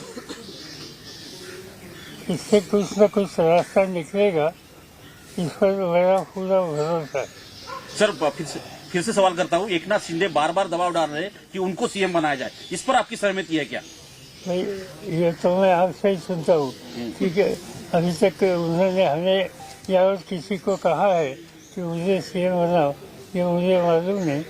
मगर एक बात है कि वहाँ जो अंडरस्टैंडिंग है तीनों पार्टी में, इसमें शिवसेना के पास मुख्यमंत्री की जिम्मेदारी है, डिप्टी सीएम एनसीपी के पास है, और इन्फोर्समेंट बाकी जो मंत्रालय है इसकी जिम्मेदारी सरकार के कांग्रेस के ऊपर है।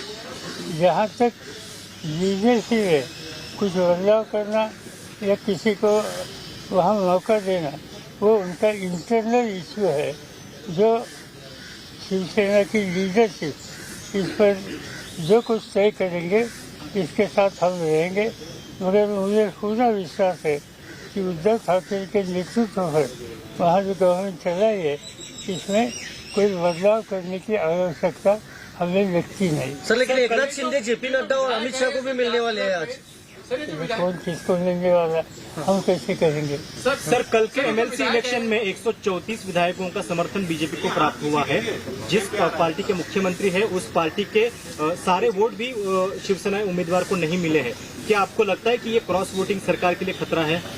नहीं, ऐसे जब इलेक्शन होते हैं तो क्रॉस वोटिंग होते हैं, ये कोई आज की बात नहीं। इससे पहले 20 से 50 सालों में कई बार मैंने देखा है कि क्रॉस वोटिंग होता है और फिर सरकार चलती है।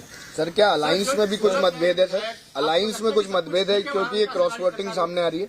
नहीं, ऐसा है कि अलायंस में बिल्कुल मतभेद नहीं है। क्रॉस वोटिंग तब होते हैं कि समझो मैं कॉन्टेस्ट कर रहा हूँ और मुझे कुछ 2-4 वोट की कमियाँ है, तो मेरा पर्सनल कॉन्टैक्ट कहीं हो तो इस पर मैं ध्यान देता हूँ और इसमें कुछ न कुछ वोट कैसे मुझे मिलेंगे इस पर मेरा ध्यान होता है। इससे कुछ क्रॉस वोटिंग इधर उधर होती है।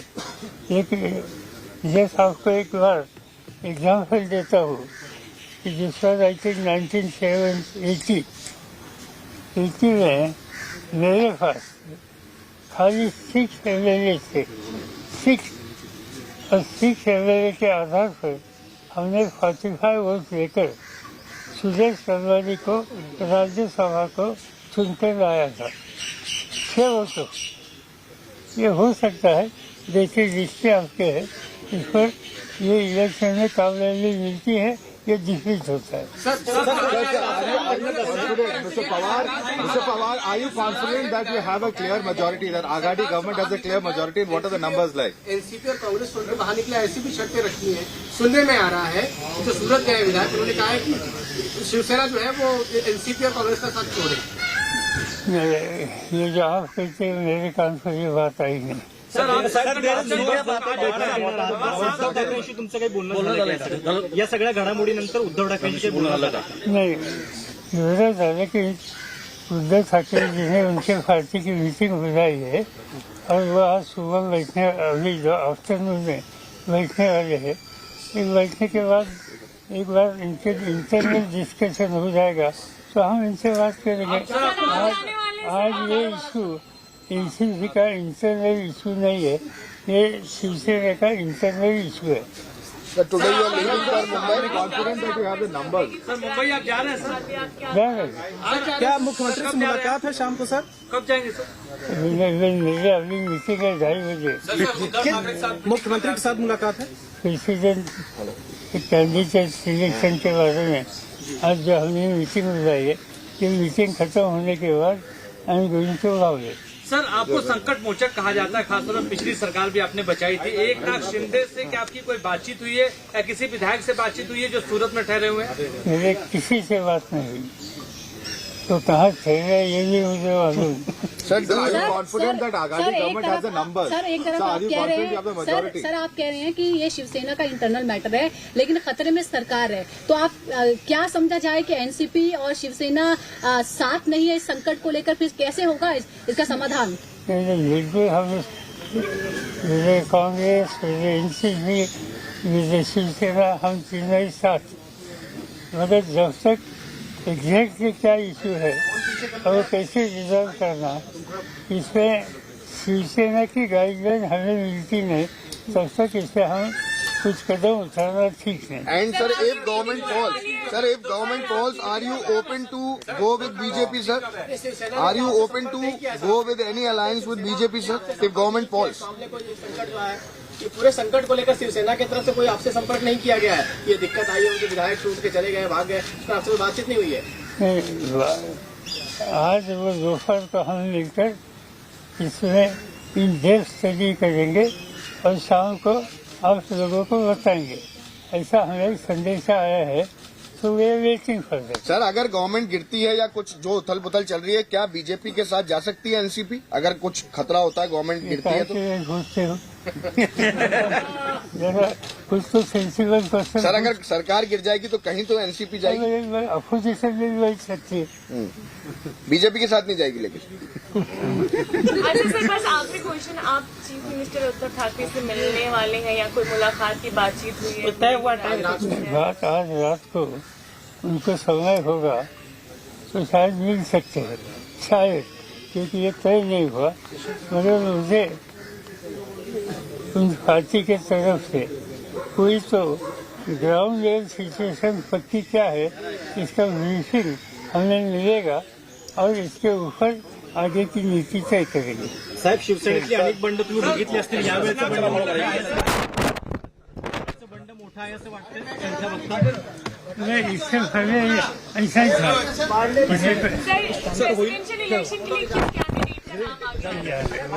सर, यशवंत सिन्हा जी पे मोहर लग गई है सर?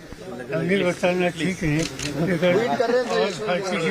यशवंत सिन्हा जी ने ट्वीट किया है सर कि वो बहुत ट्वीट किया है कि बड़ी जिम्मेदारी में बड़ी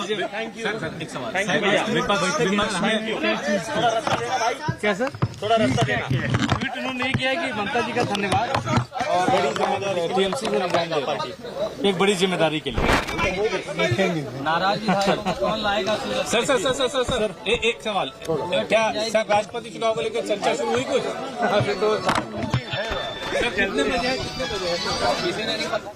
All right, a big word coming in from the NCP chief Sharad Pawar. He says that all is well within the NCP. This is Shiv Sena's internal matter. A big message coming in from the NCP leader, but certainly something that does not add up, considering that he's also an alliance partner in the Maha Vikas Aghadi government. NCP also holds share and fort.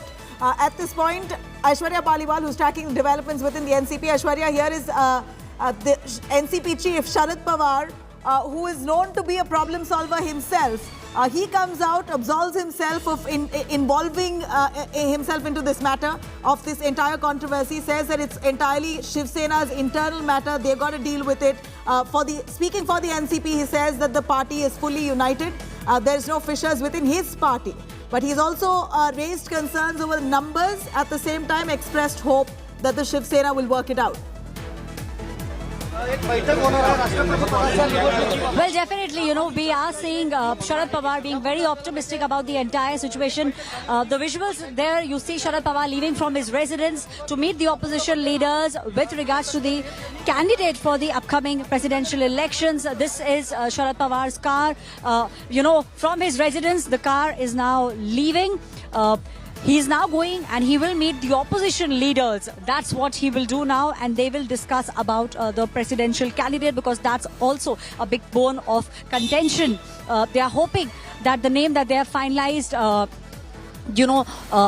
that name will be something which will be talked about. But apart from that, when we talk about the Maharashtra government, what's happening in Maharashtra, he's very confident. He's in fact gone ahead and said that this is an internal matter of Shiv Sena. This is not an internal matter of NCP. He, however, says that he's very confident that the government will be saved, and he also in fact says that it's there is no fear as such. He's not fearing what's happening, and he said if you talk about cross voting, he's been in politics for the past 50 years, and he says that cross voting does happen. Cross voting, according to him, is not a signal that the government will topple. Well, yes, cross voting is not the signal, Aishwarya, but what's signal enough is that there are 26 rebel MLAs who are camping in a resort in a government-ruled state, Gujarat. And that's a big telltale sign that all's not well within the Maha Vikas Aghadi government. Sahil Joshi is also joining us for more on that. Stay with us, Aishwarya. Sahil, over to you. We heard NCP Chief Sharad Pawar speak, and all allegations made against the BJP for trying to topple the Maha Vikas Aghadi government for the last 2.5 years. These are the words of NCP Chief Sharad Pawar, while he also says this is the internal matter of the Shiv Sena and he's confident they're going to resolve it. What's the NCP stance here truly? Well, right now NCP is watching the situation very closely because they have been told by the Shiv Sena leadership that they will be resolving this issue within the party. The government still has the numbers, is what NCP believes, till the time Shiv Sena doesn't come back to them saying that they are facing a major rift and the government does not have the numbers. Till then, NCP has decided to watch from the close quarters. He just had a meeting with Praful Patel and Sunil Tatkare, two of the main important leaders of NCP, and they had reached Delhi. Both of them are member of parliaments.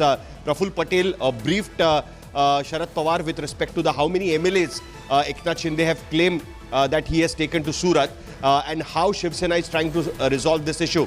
Right now, there is no communication between Uddhav Thackeray and Sharad Pawar directly, but Sanjay Raut has spoken to Sharad Pawar and have assured them that they have been in touch with Eknath Shinde. They are trying to resolve the issue amicably so that the government doesn't fall.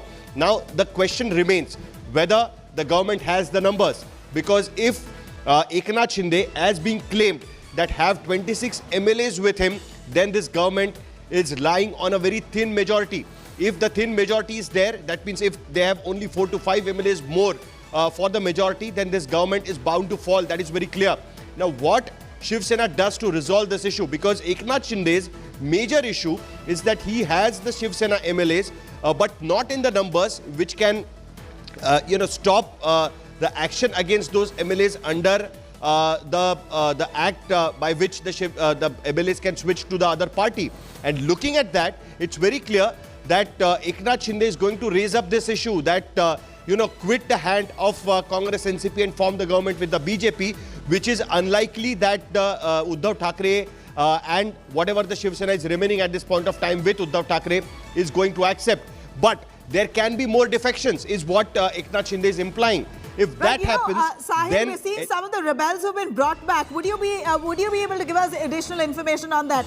We hear that 3 rebels, or rather those who were close to Eknath Shinde, have been brought back. They are now at Uddhav Thackeray's residence. Please give us more information on that. And those are the visuals that we see on our screen.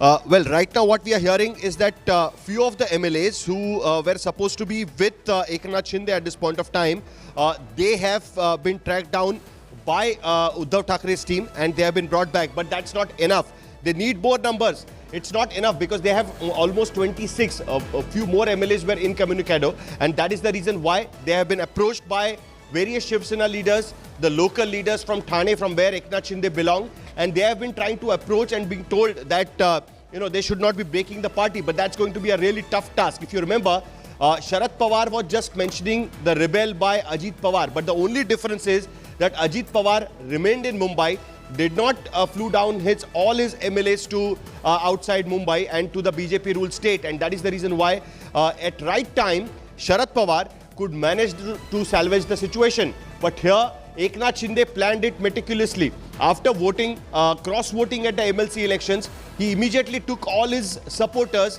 to Surat, which is a BJP ruled state, by which it became very difficult for the Shiv Sena or the Maharashtra government to reach out to them and bring them back to Mumbai. Now it is completely up to Eknath Shinde and the BJP whether to allow these MLAs to leave the Surat resort and come to Mumbai. One of the MLAs relatives have also filed a complaint in Akola police station that the MLA has become incommunicado. He has not been able to reach. The story what we are hearing is that Nitin Deshmukh, the MLA from Akola, has been admitted in one of the hospitals in Surat. So that is going to be another tough challenge for Shiv Sena to solve the situation. Right now what we are hearing is that NCP and Congress are closely watching the situation. They are saying that they are with Uddhav Thackeray, provided Uddhav Thackeray manages to keep his flock together.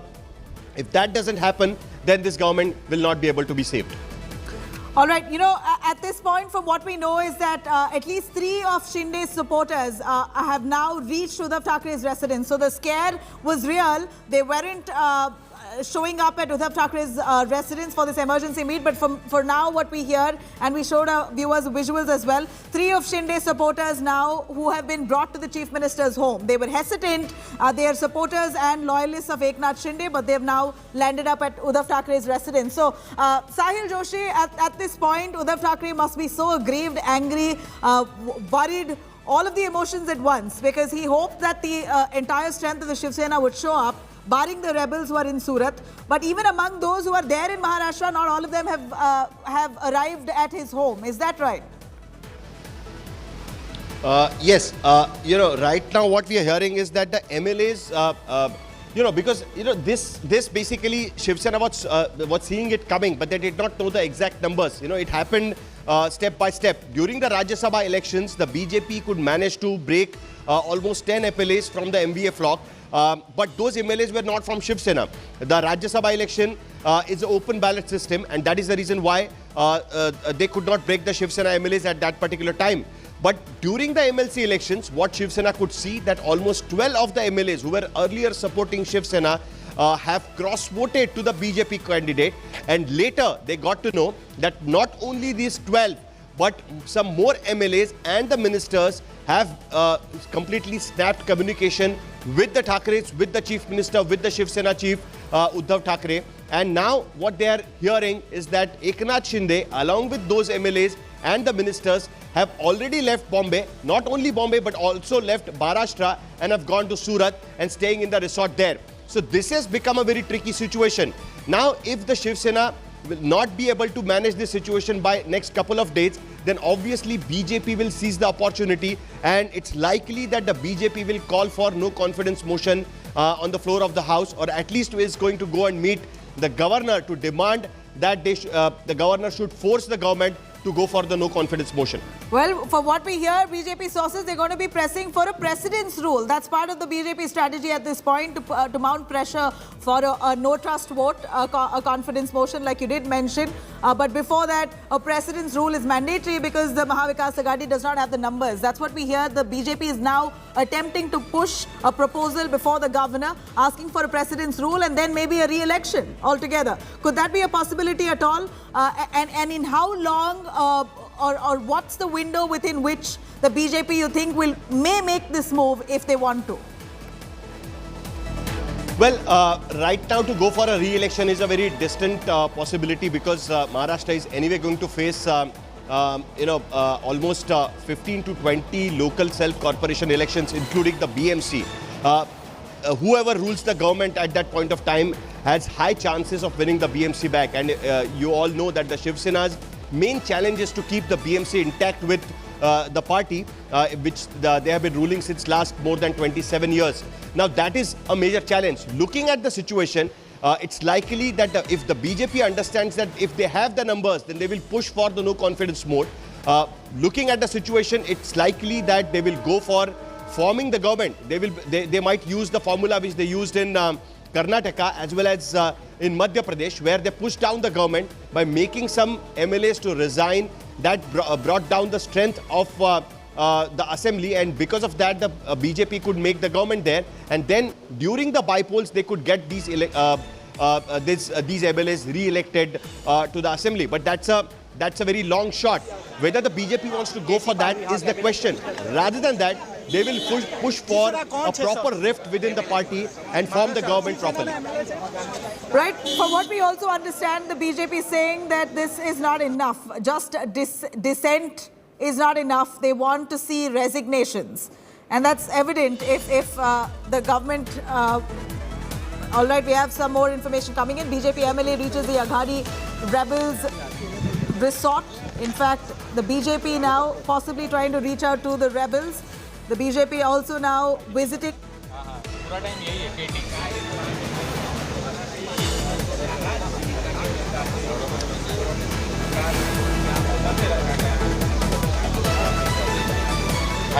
We believe, as per initial information, we understand Uddhav Thackeray's close aide Milind Narvekar and MP Rajan Vichare both have been sent to Surat. And at a time like that, the BJP also now trying to reach out to rebels in that resort in Surat. In fact, what we see here is that the BJP also at the same time attempting to keep their flock together. It's going to be difficult for the BJP also to retain their numbers, if at all this is if all parties are going to be indulging in defections or horse trading at this point. If any of those allegations are true, then the BJP has got to be cautious. Clearly, not leaving anything to chance. The BJP MLA is also now huddled up in a resort. Is it going to be the same resort? Saurabh Akhtania giving us clarity. Saurabh, we know that BJP also moving a bunch of its leaders to a resort. What does that really mean? Are they going to be lodged in the same resort as Eknath Shinde? Or give us some clarity here. So, well, Nabila, the Shiv Sena MLAs are present inside this particular hotel. But what the Gujarat BJP leaders are trying to see is that their MLAs in Maharashtra should not break it. They want to secure all the BJP MLAs. So what the top Gujarat leaders, sources are telling us, that in the outskirts of Ahmedabad, that is near the Ahmedabad district, the BJP leaders are actually finding out some resorts so that all the BJP MLAs from Maharashtra can be taken to Ahmedabad and they can be secured over there. Now, earlier the BJP was telling us that there is no nexus with the Shiv Sena MLAs. They are not in touch with anyone. But just few moments back, let me tell you, BJP MLA from Maharashtra, from Jalgaon, has just entered this particular hostel. He was coming from this particular place because the car was MH number plate. He was earlier not taken by the police official inside this hotel. But let me tell you, then one of the senior cop came from inside and then the BJP MLA entered this hotel. So clearly now the BJP MLA from Maharashtra, from Jalgaon, has reached inside this particular hotel, and right now he will be meeting the Shiv Sena MLAs as well. All right, who is this BJP MLA who is meeting with the Shiv Sena leaders, and is the BJP MLA clearly will get a free way into the resort, while you also have Shiv Sena leaders. All right, we seem to have lost Saurabh Akhtania's connection right there, but from what we hear in the latest, BJP leader reaches out to the Aghadi rebels at that resort in Surat. While on one hand, the BJP is trying to keep their flock together, many of their MLAs, the BJP is also mulling over moving all their MLAs to a resort in Gujarat itself. On the contrary, you have a BJP MLA also attempting to reach out to the rebels, the Aghadi rebels who are lodged in that resort in Surat. Saurabh, if you are with us, who is that BJP leader who's reached out to these Aghadi rebels? And clearly, as we can expect, he must get a free entry into the resort very easily to meet with the rebels there. Who's that leader? Is he alone? Well, Nabila, this was a very interesting and a dramatic situation which just happened here at the moment outside the hotel. What happened is, Nabila, like I told you earlier, any vehicle from MH, which is the MH number plate, no vehicle has been allowed to enter to reach this particular hotel, because like I told you, there are completely 4 layers of barricading. Now, this person was stopped over here. Look at the barricading over here. He was stopped over here. He tried to convince the cops and tried to enter this particular place, but the cops, as they saw that it was MH number plate, is what's a Mercedes car, they did not allow the person to go inside. But what happened next is, Nabila, a senior police officer from Surat Police comes out from the hotel. He tells the cop that this car should be allowed inside. Then we spoke to the senior officer. He clearly told us that this particular person in the Mercedes car was none other than BJP MLA from Jalgaon, that is from Maharashtra, Sanjay Raut. He is an MLA from Maharashtra. So earlier, like BJP was telling us that they are not in touch with the Shiv Sena MLAs, they have nothing to do with this. But clearly now the BJP MLA from Maharashtra, from Jalgaon, Sanjay Raut, has just reached this particular hotel. He is inside this hotel and he's very likely to meet Eknath Shinde and other leaders as well. The sources in the BJP are clearly telling us that they don't find this particular place highly secured. So there are also chances that some of the members from the Shiv Sena might come in over here. They try to storm into this particular hotel and try to meet Eknath Shinde and other MLAs. And therefore, what the BJP top leaders in Gujarat are trying to do is that take all these MLAs from this hotel to Ahmedabad. Some of the top leaders from Ahmedabad and Gandhinagar are telling exclusively to India Today that they are trying to search for a good resort in the outskirts of Ahmedabad. They are not trying to look anything in the Ahmedabad city, but in the outskirts of Gujarat, maybe in Sanand area of outskirts of Ahmedabad, where all this BJP and the Shiv Sena MLAs might be taken. We have also been told that some of the top leaders from Mumbai and Delhi are also reaching Ahmedabad. So there is a lot of things happening.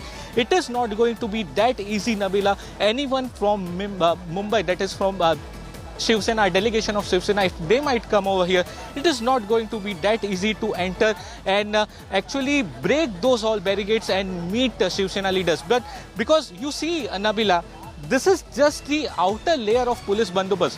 There are so many police officials and top officers, maybe they are the IPS officers who are present inside this particular hotel, and nobody is allowed to go inside. No bookings are happening at this particular hotel. No staff is allowed to come out of this hotel. So clearly the BJP and the police officials are ensuring and securing that no one from Mumbai, Maharashtra enters this hotel or nobody leaves this particular hotel. So a very dramatic situation right now which has been carried outside this particular hotel. It will be very important to see whether Eknath Shinde takes a press conference and reveals why he came to Surat, why is this a rebellious attitude of Eknath Shinde, who is said to be the most loyalist and the most trusted leader of Shiv Sena, why he along with so many MLAs is staying in this particular hotel. So it will be very important to whether Eknath Shinde speaks to media or the BJP takes them to Ahmedabad. It will be a wait and watch situation for now. Nabila, back to you. Well, you say BJP MLA has reached the spot. He's trying to, of course, reach out to those rebel leaders. We also know that Milind Narvekar, who is Sena's strong man, and also along with him, Ravindra Pathak, who's also said to be a close aide of Eknath Shinde, have already set out to Surat to be meeting with the rebel leadership at this point. But will they be will they succeed in pacifying these rebel leaders at this point remains to be seen. But for now, we see that also, on the other hand, Congress sends Kamal Nath to Maharashtra.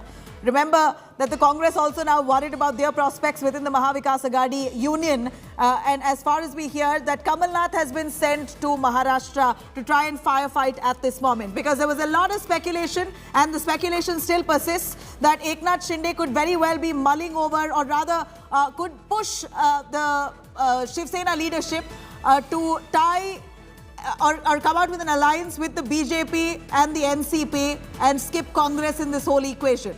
It could be very possible that that a request will be made by Eknath Shinde on the same lines. Now, of course, this is all speculation at this point, source-based information that we get right here. But India Today on top of the story, as far as we know, the Congress party now all set to send Kamal Nath to Maharashtra. Saurabh Bhaktania, here is the Congress party who seems to be left in a corner.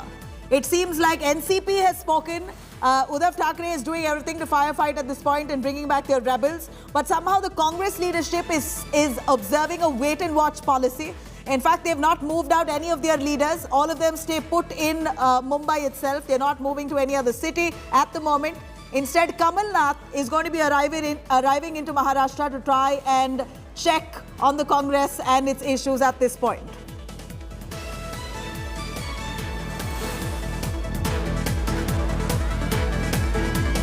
Saurabh Bhaktania, if you can hear me. Saurabh, can you hear me? Yes, Nabila. Yes, Nabila. Saurabh, can you hear me? Saurav Bhaktania, can you hear me? Yes, Nabila, I can hear you. Go on. What I said is that the Congress feels left out. It appears that the Congress is left to a corner while the NCP, Shiv Sena is in a huddle trying to fix their issues. The Congress seems to be slightly clueless on what to do. Well, absolutely, Nabila. First of all, we need to understand that there are clashes within the Congress party as well.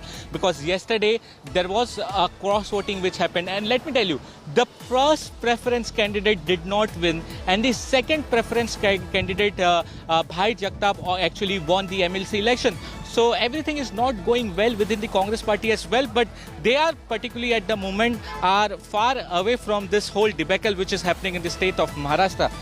We spoke to some of the senior leaders in Maharashtra in the Congress. They clearly told us that everything is very fine. Some of the leaders were not in touch with the senior party high command. The names like Vijay Wadettiwar was coming in, but later on it was said that very much Vijay Wadettiwar is in touch with the party and he is completely reachable. So what the earlier things were said that Congress party leaders and the MLAs from the Congress party are not reachable. Some of them also might be shifting, but those are rumors what the party is right now telling us. The meeting of the Congress party has just got over in Mumbai. They are clearly telling us that all the MLAs of Congress are secured, and right now for the moment there is no plan to shift the Congress MLAs to all right. any place Here's some big either. news that we get right here. Stay with us, Saurav Bhaktania. Big news coming in. Shinde has now been sacked as the Sena Legislative Party leader. This is the big update coming in after Shiv Sena, of course, very upset with the fact that Eknath Shinde has taken a full delegation of leaders away from Maharashtra, huddled up in a camp, is meeting with the BJP leadership. Clearly, all signs exposed of dissent within the own party, in their own party. Shiv Sena is looking or staring at large-scale defections. If at all that would happen formally, it's just about time that would be declared. But here we're looking at Shiv Sena already anticipating that Shinde may not be aligned anymore with the party. At this point, Shinde has been sacked as the party. In fact, he's been sacked as legislative party leader at this point. Sahil Joshi for more on that. Sahil, Shinde has been axed out as Sena's legislative party leader. What do we know more on that? Well, Nabila, it clearly looks like now that the Shiv Sena leadership have decided to take Eknath Shinde by head-on. The way they have removed Eknath Khadse as a leader of the Shiv Sena's legislative party and leader of its group in the Maharashtra Assembly, it's very clear that now now Eknath Shinde will not be able to issue any kind of a whip at this point of time. Shiv Sena still claims that the majority of the MLAs are right now with the Shiv Sena. The MLAs who were elected in 2019 on Shiv Sena's symbol are the MLAs on which the Shiv Sena whip still applies. And Shiv Sena claims that majority of the MLAs are still with Shiv Sena at this point of time. The Shiv Sena's Chief Uddhav Thackeray had called this meeting at his official residence in Varsha, where the Chief Minister resides, and after that, this decision has been taken that Eknath Shinde will be removed as the CLP leader. The letter saying that will be sent to the Maharashtra Assembly Secretary by the Chief Whip of Shiv Sena. That is going to be the major issue right now in the Shiv Sena, because this is going to be a technical fight as well. If tomorrow the no confidence motion is pushed inside the assembly, then the leader of the party in Maharashtra Assembly, that position definitely matters, and that is the reason why the step has been taken to remove Eknath Shinde as a leader of the party.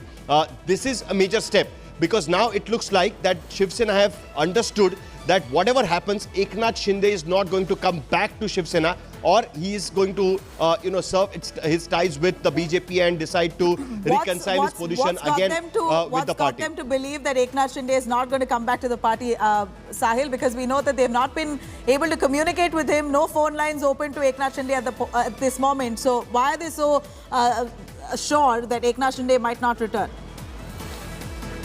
Well, he will not return for a couple of reasons, because he has planned it thoroughly. The way the cross-voting happened yesterday, by the time the Shiv Sena leadership got a whip of it, because after 5 o'clock yesterday evening, the counting of the MLC elections started. And only by 9 o'clock in the night, the Shiv Sena got to know that both of their candidates in the MLC elections have won. But the number of votes they were supposed to get, they haven't managed to get those many number of votes, despite the party had strength inside Maharashtra Assembly. So then the Shiv Sena got to know that yes, there is a cross-voting by the Shiv Sena ranks as well. Then they started calling up Eknath Shinde, who was in charge of this election. Eknath Shinde became incommunicado. After that, they realized that Eknath Shinde have already left Bombay and have gone to Surat, staying in Gujarat, which is a BJP-ruled state, which clearly shows that the BJP hand in Eknath Shinde's rebellion at this point of time. Sanjay Kute, Shiv Sena, BJP's MLA and also who is very close to Devendra Fadnavis, have reached that resort which Saurabh Vakhtania was telling us just a while back. That clearly shows that as much as Sahil, as much as Shinde has now been sacked as the Sena Legislative Party leader, we still see that Shiv Sena has sent 2 of its strong men to firefight and try and pacify the rebel camp, try and meet with Eknath Shinde in Surat. Let me cut across to Vidya on this story. Vidya, Eknath Shinde has now been sacked as Sena's legislative party leader. A quick axe that the Sena has used. Instead of trying to pacify him, this is a stern move by the Shiv Sena to say that this is not acceptable. Well, it certainly is a strong move by the Shiv Sena. They're trying to show to Eknath Shinde that he might have taken 26 MLAs of the party, but the party still firmly stands behind Uddhav Thackeray and will not be splitting. And that's one of the reasons why this entire, entire order was issued. They tried to make sure that Eknath Shinde would not have the power to rule over the party and could actually issue a whip. And that's one of the reasons why this entire move was extremely important. But it certainly sends out a very strong signal to Eknath Shinde to consider that he should get back into communication with the Shiv Sena rather than speak to the BJP. Right. What does this really mean at this point? How does it cripple the powers of Eknath Shinde? Would you be able to elaborate, Vidya? He's been sacked as the Sena's legislative party leader. Does that mean that he will not wield any influence within the party anymore? It's not just an influence. He certainly, being a big Shiv Sena leader, he will be able to exert the influence. That's one of the reasons why 26 MLAs are actually standing firmly behind him in Surat, and they are not here where the meeting that is taking place in Varsha. But it is as a matter of propriety. The fact that he was a leader in the Legislative Assembly, he could actually issue a whip for the other MLAs, for the party MLAs, to follow what he had to say. And that's one of the reasons why this stern action was extremely important at this point for the Shiv Sena to take this step. All right. Stay with us. Vidya, stay with us. I'm going to quickly cut across to Sahil Joshi as Eknath Shinde has put out a tweet, a very cryptic tweet that he's put out on the social media platform. Sahil, would you be able to elaborate what Eknath Shinde has written in his Twitter message? It seems to be quite cryptic. He's also said very clearly that he will not or never betray Bala Sahib's ideology. Does that mean that he wants to stand with the Shiv Sena no matter what acts the Shiv Sena leadership, Uddhav Thackeray, meets out on him at this point? Explain to us what his Twitter message means. Well, Nabila, the tweet clearly shows that he has not taken the name of Uddhav Thackeray. He has taken name of Bala Sahib Thackeray and Anand Dige, who was leader of Shiv Sena from Thane, from where Eknath Shinde belongs, and Eknath Shinde owes his political upliftment because of Anand Dige, who died in 2000, and after that Eknath Shinde had risen to the power within Shiv Sena the way he has risen today. But what he had said is that they are not, they will never go against the teachings of Bala Sahib Thackeray and that of Anand Dige, who had given them teachings of Hindutva. But he has not taken name of Uddhav Thackeray. Just remember, it's BJP who always claim that Uddhav Thackeray deviated from Hindutva. Uddhav Thackeray deviated from teachings of Bala Sahib Thackeray and aligned with Congress and NCP. That is exactly the same line what Eknath Shinde is trying to take at this point of time. Yeah, Uddhav Thackeray, in fact, Eknath Shinde appears to have directly attacked Uddhav Thackeray in that tweet, a clear attack on Uddhav Thackeray and his decision to align with the parties like the NCP and the Congress, which have absolutely different political ideologies and leanings. At this point, Eknath Shinde targeting Uddhav Thackeray directly. What exactly does the tweet say further? What we know is that Eknath Shinde accuses Uddhav Thackeray of trading in Hindutva by allying with Congress as well as the NCP. In fact, a direct attack on Uddhav Thackeray itself. Eknath Shinde's tweet meant to directly attack Uddhav Thackeray and his decision to align with two parties which were ideally the foes of the Shiv Sena. They were never aligned ideologically, and now Eknath Shinde raising those allegations that Uddhav Thackeray decided to align with NCP and the Congress, which have absolutely different ideologies, and therefore he does not stand with Thackeray at this point, Uddhav Thackeray. Sahil? Well, Nabila, it clearly shows that his tweet is in defiance of Uddhav Thackeray. What he's charging Uddhav Thackeray is that he's hinting, basically, he's taunting Uddhav Thackeray. He's saying that he will never ally with for power. He will never compromise with his ideology to get power. And that is the reason why he will always remember teachings of Hindutva given to him by Balasaheb Thackeray as well as Anand Digesh. That clearly shows by not taking Uddhav Thackeray's name, but by hinting that Uddhav Thackeray actually allied with Congress and NCP to become chief minister is what Eknath Shinde is hinting at. It's a direct attack on Uddhav Thackeray. That clearly shows that Eknath Shinde, immediately after he has been removed as the leader of Legislative Party, clearly shows that Eknath Shinde has now started showing his defined colors. He has clearly said that he is also not going to come back. His rebellion is not going to bow down before Thackeray's. He's not going to bow down in front of the leadership of Shiv Sena, and his rebellion is going to continue, is what he had said through his tweet. Now, this is irreparable. What we have seen earlier, Ajit Pawar never tweeted when he had rebelled against his uncle Sharad Pawar. But here what we are seeing, that Eknath Shinde is clearly putting out tweets saying that he will never ally, he will never compromise his ideology, he will never compromise his Hindutva ideology to ally, to become chief minister or to come to power. That is a direct attack on Uddhav Thackeray as what we are seeing. It's an unfolding situation. The moment he left Mumbai, the moment he left Maharashtra to go to Surat, it was very clear that the ties have been snapped. He's not going to turn back. Now, what remains to be seen is that whether Shiv Sena manages to bring back their MLAs once they reach back to Mumbai. It's something is going to be very important. You know, this is certainly huge development so far. A stoic silence by Eknath Shinde has been broken. He's written a social media, a cryptic tweet rather on social media, on Twitter platform, putting out his views on why he's made this move. He's taken a huge delegation of rebels away from Maharashtra, lodged at a resort in Surat, and now puts out a tweet. While he refuses to take any calls from the Shiv Sena, he's instead decided to communicate through Twitter. Puts out a tweet directly attacking Uddhav Thackeray, saying that he is upset or disappointed with the fact that Uddhav Thackeray has decided to ally with the Congress and the NCP, who are not aligned with their Hindutva ideology. Almost saying that Shiv Sena has always been for Hindutva. It's that's what the party's ideology has been through and through. And now, only because Uddhav Thackeray possibly wanted to come to power, become the chief minister, he decided to ally with the party's foes, which is the Congress and the NCP. This is a Shinde, here Eknath Shinde putting out this tweet directly attacking Uddhav Thackeray based on the decision that Uddhav Thackeray made to ally with the Congress and the NCP 2 years ago.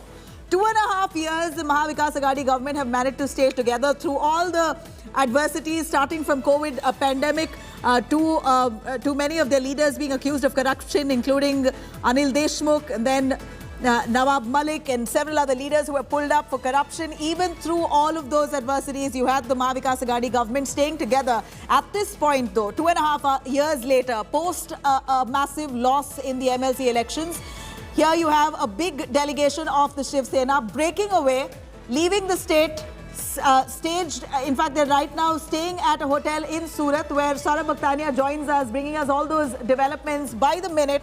Saurabh, what a message that Eknath Shinde has put out. One would really, one did not expect this was possibly the sentiment. We thought it was the party's functioning that wasn't really appealing to Eknath Shinde and many of those other rebels, that they weren't able to reach out to Uddhav Thackeray time and again. It was very difficult. He was inaccessible. Dynasty politics could be the one that Uddhav Thackeray's son was getting much prominence and push within the party. And also the fact that there were just some leaders who had access to Uddhav Thackeray and not everyone else. This kind of hierarchy may have disturbed the rebel camp, but it appears there's a whole different twist to the story. It appears that they're upset over Uddhav Thackeray allying with NCP and the Congress, which has completely different ideologies. Well, absolutely, Nabila. When we are reporting this particular whole debacle of Maharashtra some around 2.5 years back. Now, when this particular three parties government which was forming in the state of Maharashtra, the MVA government, the voices were within the party been raised that somewhere down the line, the most senior, and the most loyalist and the trusted party leader, that is Eknath Shinde, should be made the CM face. If not just the CM face, but he should at least made deputy CM. And several of the MLAs from the Shiv Sena had raised the voice that Eknath Shinde should lead Shiv Sena.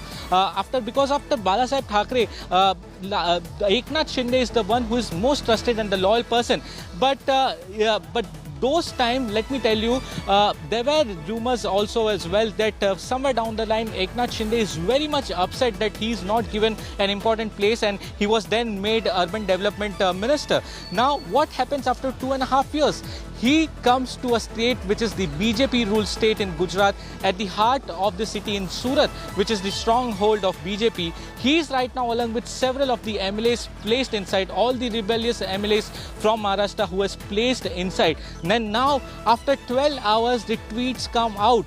The tweet clearly says that he is the Shiv Sainik of Balasaheb Thackeray. The Balasaheb Thackeray himself have taught him Hindutva. He went on to say that he has never and he will never cheat Balasaheb Thackeray's and Anand Dige's teaching. Anand Dige, who was the most senior leader of the Shiv Sena after Balasaheb Thackeray, he was the leader from Thane, and he died somewhere in 2000, like Sahil was mentioning, and after which Eknath Shinde, who actually is a stronghold from Thane, and now Eknath Shinde is here inside this particular hotel with several other MLAs. We don't know the exact figures as of now. What we have been told that 27 of the MLAs are present inside. The exact numbers are not out. But Shiv Sena, now the Shiv Sena MLAs in the state of Gujarat raises serious question.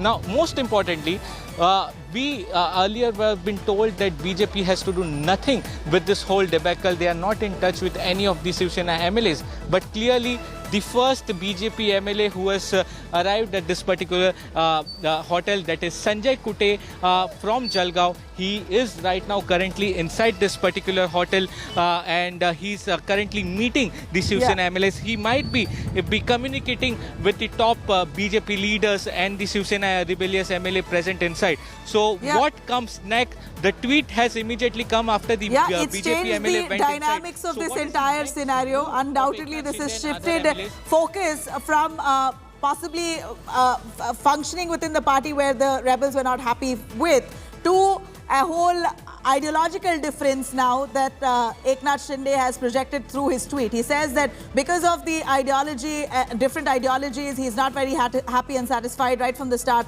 with Uddhav Thackeray's decision to ally with the NCP and the Congress. Now, that's the whole change in scenario after Eknath Shinde puts out a tweet. India Today is certainly on top of the story. Saurabh Bhaktania, who's right there at the resort, are telling us that a BJP leader has already entered that resort to meet with the rebel camp, to meet with Eknath Shinde. What's going to be the outcome of all these developments coming in from the state of Maharashtra? Will the Maha Vikas Aghadi government manage to survive at this point? That remains to be seen. We continue our coverage relentlessly. Do stay with us.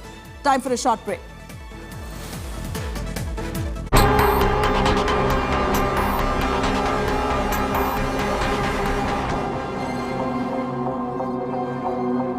Everyone's busy finding what's trending.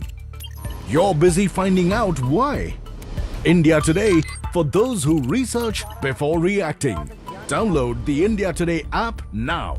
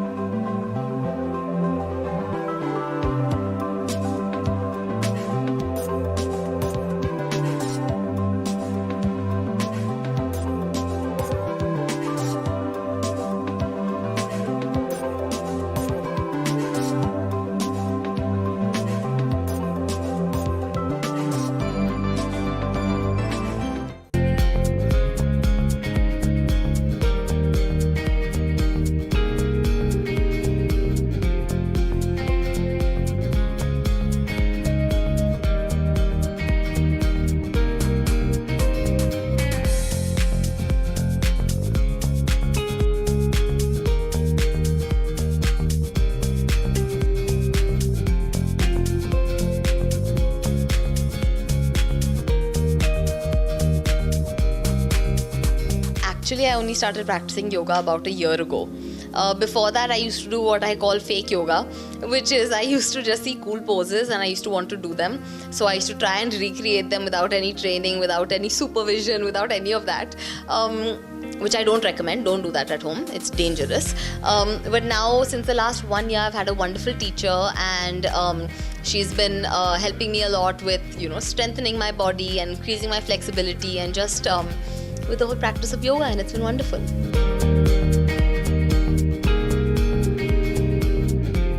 By default, working out or exercising is an act of self-care. And if you are indulging in self-care, it means that you are giving back to your body, and that by default leads to a better mental state. Also, on a more scientific level, when you do work out, your brain does release endorphins. So by default, you do anyways actually scientifically also put yourself in a better frame of mind. So, and of course, for your physical health though, it's great.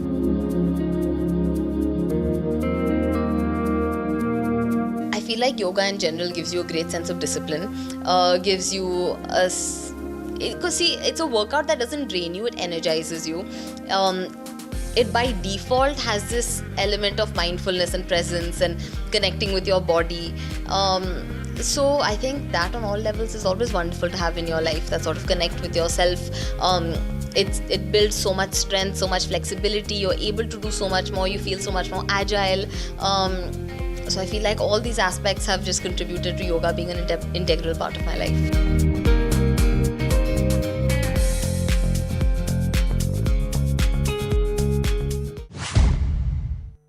India's unemployment crisis has been the talk of the decade. Taking this into account, PM Modi has pushed to recruit 10 lakh people in mission mode within the next year and a half. But given how deep the crisis run, will it be enough? Frustrated job seekers, criticism by opposition parties, and lacks of unfilled positions in central ministries. All of these factors led Prime Minister Modi to tweet about the recruitment of 10 lakh people. Earlier this year, students and cops clashed in Bihar and Uttar Pradesh because of alleged irregularities in railway recruitment. Moreover, COVID added to the crisis. India's joblessness peaked at 23.5% in April 2020, and India fared worse than even Bangladesh, Mexico, and Vietnam. Only 40% of Indians were employed or looking for work, compared to the global average of about 60%. Added to that, India has 130 lakh active job seekers with only about 2 lakh vacancies. This is forcing youth to look for menial jobs or move abroad. The job situation is such that educated people like business graduates, law graduates, and engineers are forced to apply for low-skilled and low-paying jobs or stay jobless. Till March 2020, there were 8.72 lakh vacant positions in the central government ministries and departments, 2.5 lakh in the Civil Defence Department, 2.3 lakh vacancies in the Railways, 1.3 lakh in the Ministry of Home Affairs, 90,000 in the Posts Department, 74,000 in the Revenue Department. Job creation will have to be ramped up as more people queue in for jobs every year. BJP MP Varun Gandhi has been a vocal critic of Prime Minister Modi. He has stressed that there are 1 crore vacancies and the government should keep its promise of providing 2 crore jobs. McKinsey Global Institute states that India needs to create at least 9 crore new non-farm jobs by 2030. The government has taken over the task of creating 6 million jobs in the next 5 years, which won't be easy. More investment in labor-intensive industries will be needed. Skilling and tapping into tourism could be a potentially crucial area. India also has the lowest female workforce participation. It went down from about 35% in 2005 to 21%. With the economy recovering, it is time to address the looming crisis of joblessness. Sun. We depend on it for energy and light, but solar flares from the sun could be deadly. Are you confused and don't understand what this means? Don't you worry, we have it covered. A massive solar flare erupted from Earth's star as it got active in its new cycle. A sunspot exploded and produced flares which lasted for 8 hours. The event led to a shortwave radio blackout for 8 hours over Japan and Southeast Asia. Before we get into the technicalities of what caused this, let's learn about solar flares. A solar flare is an intense, localized eruption of electromagnetic radiation in the sun's atmosphere. Its occurrence will disrupt radio signals. The occurrence of solar flare also varies upon 11-year cycle. The solar flare unleashed superheated plasma from the sun, powering them at speeds ranging in millions of kilometers per hour. The growing sunspot AR3032 exploded, producing M3 class flares that lasted nearly 8 hours. It hurled towards the inner planets, including Earth, ionized the top of the atmosphere with the extreme ultraviolet radiation released from the sun. Geomagnetic storms are a major disturbance of Earth's magnetosphere that occurs when there is a very efficient exchange of energy from the solar wind into the space environment surrounding Earth.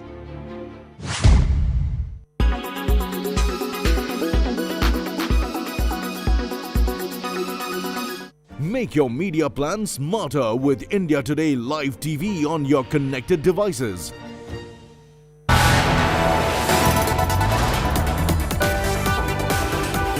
You are watching India Today.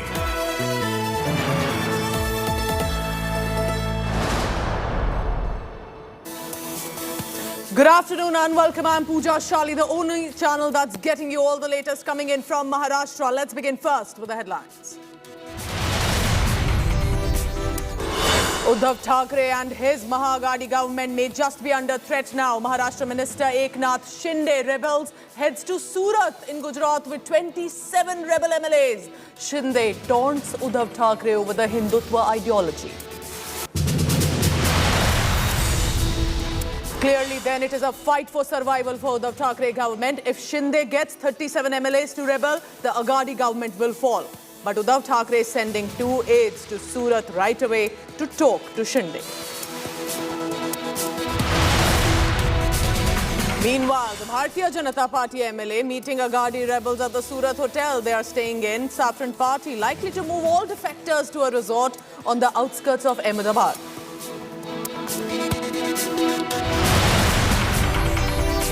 Meanwhile, the Congress party, which is a part of the Mahavikas Agadi, fighting to also keep its flock together. This time, Kamal Nath has been deputed for Maharashtra. NCP chief says he's hopeful of a solution to the crisis soon.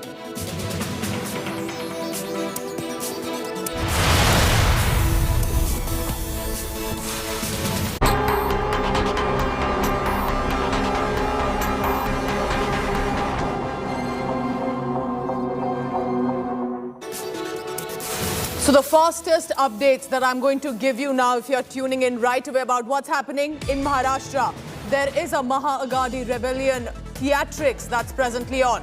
On top, remember, right now the BJP MLA is reaching out to the rebels expectedly, and that in Surat in Gujarat. What happens then?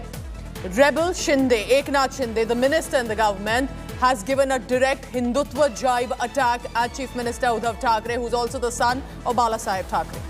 Number 3, Chief Minister Uddhav Thackeray deciding to immediately axe Eknath Shinde as the Sena legislative leader that he was till now. And that number 4 is very important. The Congress party trying to solve the crisis deputes Kamal Nath, who's one of the senior leaders of the party, being Madhya Pradesh's chief minister, to firefight this crisis of the Mahagadi government. So these are a quick 4 pointers that we can give to you right now, because remember, there is this sudden emergency crisis that has befallen on the Mahavikas Agadi government, and this happened overnight when there was the MLC election polling, and it appeared that some of the Agadi government MLCs have rebelled and have defected, and that for now these MLAs, the rebel ones, have been now taken to a resort.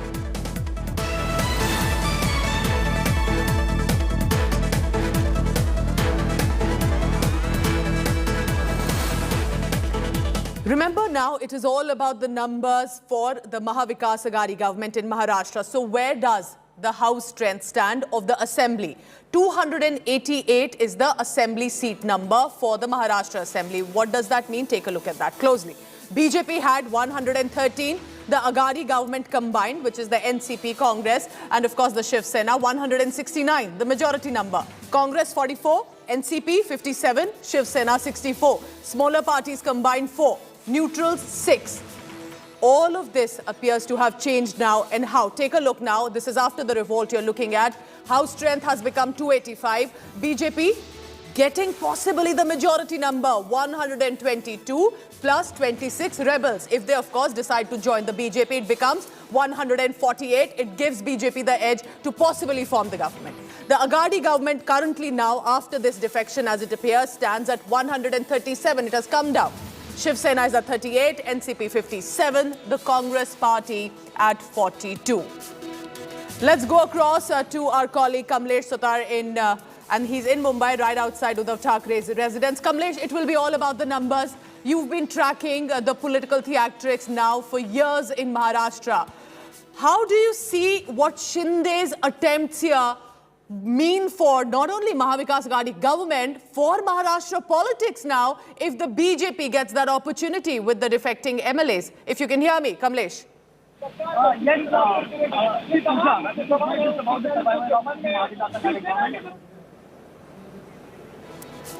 All right, we'll just try and get that link back with Kamlesh Sutar. Remember, Kamlesh knows exactly the political nerves there in the state of Maharashtra. Paras Dama is also joining me. He's outside the residence of Eknath Shinde residence, the minister who appears to have organized all of this coup. Paras, you are standing right outside the residence where, of course, this action appears to have been planned. But where is Eknath Shinde, one? And secondly, what does the government look like right now?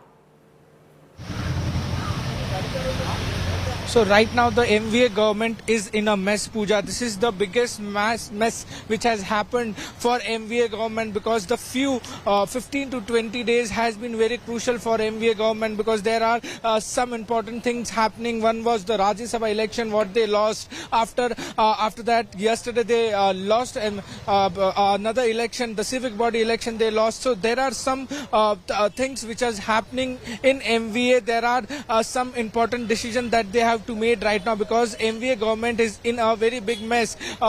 If we talk about NCP, there are some a very senior leader who has been in ED custody, and all the things have been happening. And now if we see Shiv Sena, so the major key person of Shiv Sena has just been a rebel, and he has run to Surat. So right now situation in Maharashtra is very crucial. The political things have been very crucial right now, because we are sensing changes in some other way right now, because if we see how things had come out in last few days are very critical for MVA government. Nothing is going good for MVA government, because first they lost Rajya Sabha, and yesterday they lost MLC election. So now there are pressure situation on MVA government, and the major thing is that show to our viewers how our team of reporters is spread in different locations to get you the latest. Kamlesh Sutar is right outside Uddhav Thackeray's residence, and that is where, remember, right now all the permutations and combinations will be on. Paras Dama is right outside Eknath Shinde resident,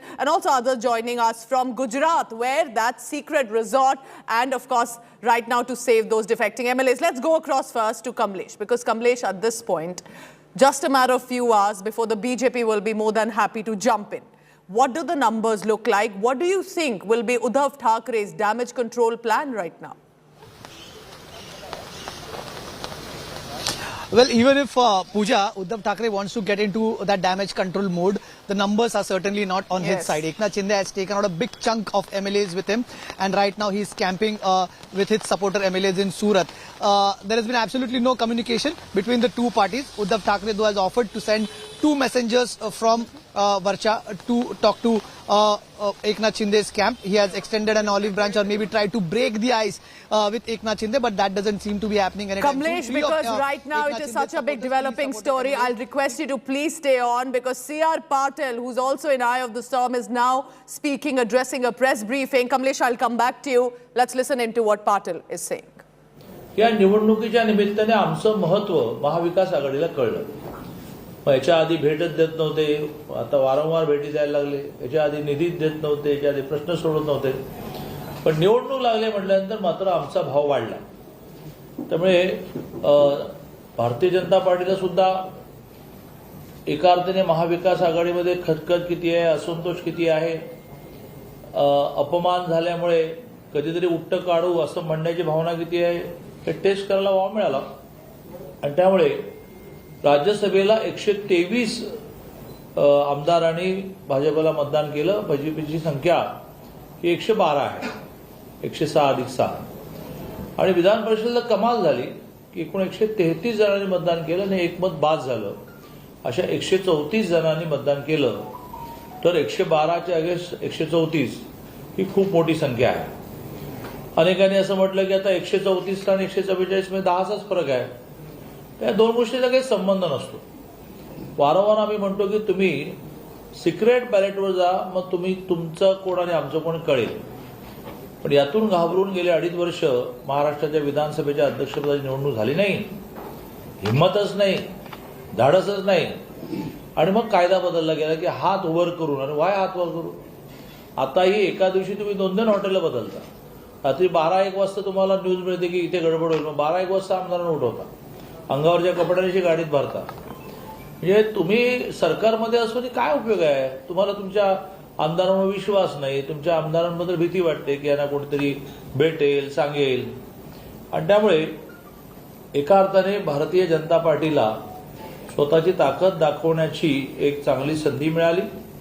पण त्या दोन्हीचा, सरकार बनण्याचा आणि त्या निवडण्याचा काही संबंध नाही. या सगळ्याचं नेतृत्व नेहमीच देवेंद्रजी करतात, पण ह्या वेळेला त्यांचं नेतृत्व काय आहे, त्यांची हुशारी काय आहे, त्यांचा लोकांशी संवाद काय आहे, त्यांचा लोकांशी संपर्क काय आहे, हे ह्या निमित्ताने सिद्ध झालं. आणि त्यामुळे देवेंद्रजी हे महाराष्ट्राचे मुख्यमंत्री होते, पण महाराष्ट्राचा अध्यक्ष या नात्याने मी त्यांचंही महाराष्ट्रातल्या तमाम कार्यकर्त्यांच्या वतीने, महाराष्ट्रातल्या तमाम नागरिकांच्या वतीने की जे पहाटे 4-4 पर्यंत निकाल बघायला आपला टीव्ही ऑन करून बसले होते, केवढी उत्सुकता, भाजप विजयी होण्यासाठीची केवढी हुरूर, त्या सगळ्यांच्या वतीने माननीय देवेंद्रजींचे मनापासून अभिनंदन करतो.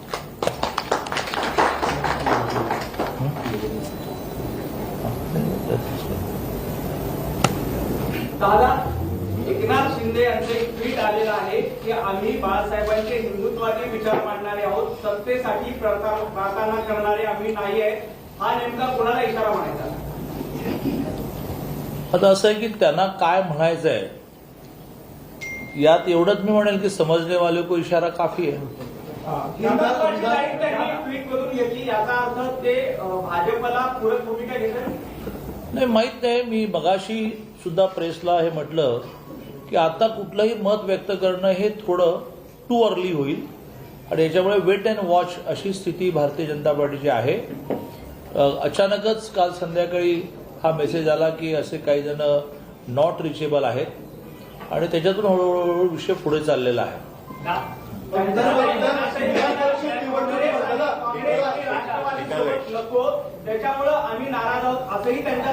हे 2.5 वर्षापूर्वी ज्या वेळेला हे एका अर्थाने अनसायंटिफिक, अशास्त्रीय सरकार निर्माण झालं, तत्वाशी तडजोड करून आणि एका अर्थाने विश्वासघात करून, तेव्हाच तो जो पहिला कॅम्प होता महिन्याभराचा, त्या कॅम्पमध्येच अनेक आमदारांनी काँग्रेस राष्ट्रवादीवर जायचं असेल तर आम्हाला तुमच्यावर राहायचं नाही असंच म्हटलं होतं. पण नेतृत्वाचं एक स्किल मानलं पाहिजे आणि नशीब पण मानलं पाहिजे. स्किल असं आहे की ते लोकांना उद्याचा वायदा करण्यामध्ये खूप प्रसिद्ध आहे. आणि त्याने आमदारांना उद्याचा वायदा दिला की मला अल्टिमेटली बीजेपीवरच जायचं आहे, मला हिंदुत्व सोडायचं नाही आहे, पण ही काही काळापुरती ऍडजस्टमेंट आहे. हा भारतीय जनता पार्टीला धडा शिकवण्याचा प्रयत्न आहे असं सांगून सत्तेमध्ये सहभागी व्हायला लावणं हे फार दिवस टिकत नाही. आणि त्यामुळे लोक रोजच विचारत राहिले की आपण कधी बाहेर पडणार आहोत, आपण कधी नॅचरल अलायन्स करणार आहोत.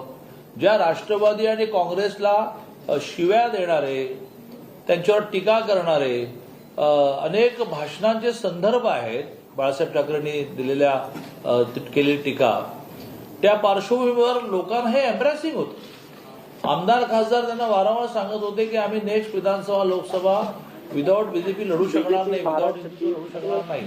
Chandrakant Patil is taking a press conference in which he is saying that MLAs and MPs were unhappy with Shiv Sena. They were time and again informing the Chief Minister Uddhav Thackeray about this.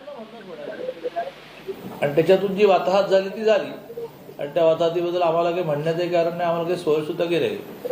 परंतु राज्यसभा निवडणुकीच्या वेळेला विधान परिषद निवडणुकीच्या वेळेला हेच लक्षात आलं की काही केलं फ्लेक्झिबिलिटी ठेवायची नाही.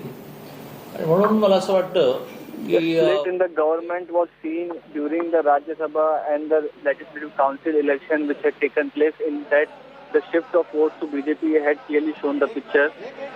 एक आपण बोलतो पहिला समीर मग समीर पहिला समीर एक विधान परिषद आणि राज्यसभेच्या वेळेस तुम्ही असा तरी वारंवार व्यक्त केलं की आमची रणनीती होती, रणनीतीचा विजय झाला. तर आता सरकार ज्या पद्धतीने गडगडताना दिसत आहे तर काही रणनीती ठरलेली आहे का पर्यायी सरकारने? आता माननीय एकनाथ शिंदेजींनी जे बंड केलेलं आहे किंवा एक वेगळी वाट उखाळण्याचा प्रयत्न केलेला आहे, त्यात कोणतीही भारतीय जनता पार्टीच्या बरोबर ज्याला आपण म्हणतो की पूर्वयोजना नाही. यातून पुढे काय इव्हॉल्व होणार आहे हे म्हणण्यासारखं सांगण्यासारखी मी काही ज्योतिषी नाही. Eknath Shinde is doing. BJP is not involved in whatever Eknath Shinde is doing. That's what Chandrakant Patil has said.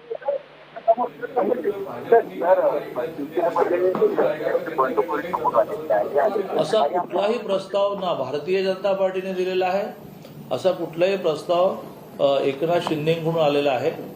शेवटी अशा प्रकारच्या मोठ्या घटनेमध्ये एकमेकाला भेटणं, शिवसेनेचे त्यांनी बंड केलेला असताना सुद्धा शिवसेनेचे नेते गेलेत ना भेटायला. राज्यसभेला भाजपाने 10 मतं फोडली, विधान परिषदेला भाजपाने 20 मतं फोडली. याचा अर्थ एकनाथ शिंदे गटाकडून भाजपाला सुरुवातीपासून मदत होत होती का? नाही, आम्हाला मिळालेली मतं एकनाथ शिंदेचीच मिळाली असं कोणी सांगितलं? आम्हाला सर्व पक्षांनी मदत केली. आमचा सर्व पक्षांमध्ये संपर्क आहे आणि जी नाराजी व्यक्त झाली आहे शिवसेनेमध्ये ती उद्या काँग्रेस आणि राष्ट्रवादीमध्ये व्यक्त झाली तर आपल्याला आश्चर्य वाटण्याचं कारण काय? एक सूचक विधान करताय, जी नाराजी आज एकनाथ शिंदेनी व्यक्त केली, आज एकनाथ शिंदे एक गट घेऊन बाहेर पडले, तशीच नाराजी उद्या काँग्रेसमध्ये होऊ शकते, म्हणजे काँग्रेसचा एक गट बाहेर पडू शकतो. मी मला वाटतं क्लिअर बोलतो आणि मी क्लिअर बोललोय. मी पुन्हा येईन या उक्तीला एकनाथ शिंदेच्या या कृतीमुळे बळ मिळतंय का? नाही, मला असं वाटतं की स्पेक्युलेशन्स आहेत, असंच होईल असं नाही. हिंदी मराठी ही स्पेक्युलेशन्स आहेत, असंच होईल याची काही गॅरंटी नाही. एकनाथ शिंदेनी एखाद्या वेळेस ह्या निमित्ताने त्यांच्या नेतृत्वाला हा इशारा दिला असेल किंवा तुम्ही हे राष्ट्रवादी, राष्ट्रीय आणि हिंदुत्व सोडणं आणि अजांच्या स्पर्धा विर्धा सगळं जे आहे ते बंद करणार असाल तर आम्ही पुन्हा येऊ. त्यांनी म्हटलं असेल की पुन्हा येऊ. इस दौर में, इस संकट के काल में संजय कुटे का मिलना क्या भाजपा की तरफ से दूत के रूप में उन्हें भेजा गया है? नहीं, ऐसी कोई बात नहीं. संजय कुटे जी, गिरीश महाजन जी, इनके सारे पक्ष में मित्र रहते हैं. तो अब इतनी बड़ी एकनाथ शिंदे जी ने बहुत धाड़स किया है ना, तो जब अपना मित्र कोई धाड़स करता है तो हम बोलते ना कि डरो मत, हम है आपके साथ में. तो ये एक इंडिविजुअल संजय कुटेजी हो या गिरीश महाजन जी, इनकी इंडिविजुअल एक्टिविटी है, ये कोई पार्टी एक्टिविटी नहीं है. दादा, सुरतला नेण्याचा प्लॅन आधीच ठरला होता, हॉटेलमध्ये ठरला होता आणि यामध्ये भाजपचा सहभाग होता अशा चर्चा. असे संजय राऊत म्हणाले. अशी चर्चा असे संजय राऊत म्हणाले. असं संजय राऊतांशिवाय कोणीच म्हणू शकत. दादा, भाजपच्या आमदारांना सुरतला किंवा गुजरातला घेऊन जायचा काही प्लॅन आहे का? भाजपच्या आमदारांना आम्ही कधीच कुठे नेत नाही. 2.5 वर्षापूर्वी ज्यावेळेला 1 महिना सरकार बनलं नाही, काँग्रेसने त्यांचे आमदार जयपूरला नेऊन दिले, शिवसेनेने दिवसातून 3 वेळा रिसॉर्ट बदलली, राष्ट्रवादीने कुठे नेऊन ठेवले, बीजेपीने कोणाही आमदाराला कुठे ठेवलं नाही. आताही आम्ही जे राज्यसभा आणि लोकसभेसाठी हॉटेल बुक केलं त्याच्यामध्ये ट्रेनिंग हा पार्ट होता आणि त्याचा परिणाम म्हणून अतिशय व्यवस्थित आमचं मतदान झालं. दादा, आप कह रहे हैं कि बीजेपी का कोई रोल नहीं है, लेकिन गुजरात बीजेपी के अध्यक्ष वहाँ एकनाथ शिंदे से मिलते हैं. इसके अलावा ये जो एकनाथ शिंदे हैं वो गुजरात में जाकर ठहरते हैं जहाँ बीजेपी की सरकार है. तो ये कहीं बीजेपी का जो है कोई गेम प्लान तो नहीं है? नहीं, मैंने कहा वो वही सच है. एकनाथ शिंदे जी के पूरे देश में काफी सभी से रिलेशंस है तो जब उन्होंने ऐसा है कि जब आप कोई प्लान करते तो उस प्लान करते वक्त आप पहले ये सोचते हैं ना कि कौन से प्रांत में ये ठीक रहेगा, कौन मेरे मित्र मदद करेंगे। तो उन्होंने 3-4 लोगों को टटोला होगा, तो उसमें से उनको अच्छी जगह लगी होगी। असं दिसतंय सध्या ही बैठक पार पडली वर्षा निवासस्थानी शिवसेनेचे आमदार खासदार उपस्थित होते, त्यामध्ये घटनेचे म्हणून अजय चौधरी यांची निवड करण्यात आली। त्यामुळे प्रश्न असा आहे की सरकार अल्पमतात आहे, संकटात आहे, असं भाजपला वाटतं। तर हा त्यांचा अंतर्गत मामला आहे आणि घटनात्मक पेचावर बोलण्या इतकं मी तज्ज्ञ नाही। त्याला सगळे म्हणजे जे कोणी घटना तज्ज्ञ आहेत ते समर्थ आहेत। उमाकांत आणि मग राजकुमार दादा, तुम्ही गेल्या 2.5 वर्षामध्ये तुम्ही असेल, सुधीर मुनगंटीवार असतील, नारायण राणे असतील की हे सरकार कोसळेल अशी वाटणी केली, अनेक सूत्र दिले गेले। आता शिवसेनेतल्या बंडाची परिस्थिती बघता महाविकास आघाडीचं सरकार पडेल असं तुम्हाला वाटतं का? आणि या निमित्ताने तुम्ही सरकार स्थापन करू शकाल याबाबत इच्छुक आहात का? नाही, मी मगाशी म्हटलं की अशा प्रकारची स्पेक्युलेशन म्हणजे अंदाज व्यक्त करणं याची अजून वेळ आली नाही, हे टू अर्ली होईल असं माझं मत आहे। आणि आम्ही जे नेहमी म्हणायचो त्याच्यामध्ये मी ग्रामीण माणूस असल्यामुळे सुधारण सांगतो ना, तसं मी म्हटलं की बाबा ग्रामीण भागात म्हण आहे काशीस जावे नित्य वदावे, तसं काशीस जावे नित्य वदावेसारखं सरकार आम्ही पाडणार आहोत असं कधी म्हटलं नाही। सरकार यांच्यातल्या अंतर्गत कलहामुळे पडेल, अंतर्गत कलहामुळे पडेल। व्हॅक्यूम निर्माण झाल्यानंतर हा व्हॅक्यूम कोण भरून काढेल हे ठरवेल, अशीच माझी वाक्यरचना काही वेळेला होती आणि ती वाक्यरचना माझी आजही आहे। काशीस जावे नित्य वदावे मधलं आता काशीस जाण्याची वेळ आली आहे का, मी जरा थोडा अंदाज घेऊन सांगतो। राजकुमार दादा, आज की राजनीतिक हालात को देखते हुए क्या बीजेपी सरकार बनाने का दावा पेश करेगी? नहीं, अभी ऐसा कोई प्रस्ताव नहीं। अभी ऐसे कि पूरी स्थिति जो है वो जो हम कहते हैं ना अस्पष्ट है। ऐसे स्थिति में जल्दबाजी करने वाला इमैच्योर्ड पॉलिटिकल पार्टी बीजेपी नहीं है। दादा, बीजेपी की तरफ से क्या कोई प्रस्ताव एकनाथ शिंदे के पास गया है या एकनाथ शिंदे की तरफ से अभी तक प्रस्ताव गया नहीं है, कोई आया नहीं, और पॉलिटिक्स में कभी भी कुछ भी हो सकता है। Sorry not necessary. हमारे तो आज योग दिन के कार्यक्रम हुए, रात्रि 3 बजे सोने के बाद भी हम अपने अपने कार्यक्रमों में गए। तो बूथ रचना के बारे में बहुत चला है, पूरे देश के कुछ लोकसभा मतदार संघ कॉन्सल्ट किए। तो लगातार बैठक यही हमारा ही कार्य पद्धति है कि जिनमें से जो सब्जेक्ट है वो भी आगे जाते हैं, आपसी दोस्ती आपसी संवाद भी होता है। हाँ, रंजीत कौन रंजीत? जिस तरीके से कल वोटिंग की बात सामने आई है, भाजपा के पक्ष में कई लोगों ने मतदान किया है, जिसमें माना जाए कि शिवसेना के भी लोग रहे होंगे, कांग्रेस के भी लोग रहे होंगे, एनसीपी के भी। आपका क्या आकलन है, किस पार्टी से कितने लोग भाजपा की तरफ आए? कुछ ऐसे निर्दलीय जो भाजपा की तरफ नहीं थे, क्या उन्होंने भी वोट किया है? ऐसी कोई संख्या है किस पार्टी से कितने लोग? क्लियर संख्या है ना, बीजेपी के 112 तो मिले 134, एक इनवैलिड हुआ, तो ये मिलकर 22 वोट मिले, तो क्लियर है। और राज्यसभा के समय बीजेपी के 112 मिले, 123, 11 मत मिले। किस पार्टी से कितने आए इस बारे में आकलन है बीजेपी के पास? नहीं, ऐसा है कि बहुत लोगों को संपर्क किया, सीक्रेट बैलेट था, अंदाज ही व्यक्त हो सकते, बाकी कुछ नहीं। 27 वर्ष युतीत होतात, छोट्या भावाच्या भूमिकेत शिवसेना होती, मोठ्या भावाच्या भूमिकेत होतात। आता जी परिस्थिती शिवसेनेची दिसते, तर मोठ्या भावाचं मत काय तुझ्या भावाबद्दल? आता जी स्थिती निर्माण झाली ती आपल्या कर्माने निर्माण झालेली आहे आणि ती स्थिती नीट करण्यासाठी त्यांच्याकडे संजय राऊतांसारखे खूप सक्षम लोक आहेत। बीजेपी शिवसेना अलग हुई, तब से फिर से एक बार सरकार बनाने के लिए कोशिश लगातार बीजेपी करती रही।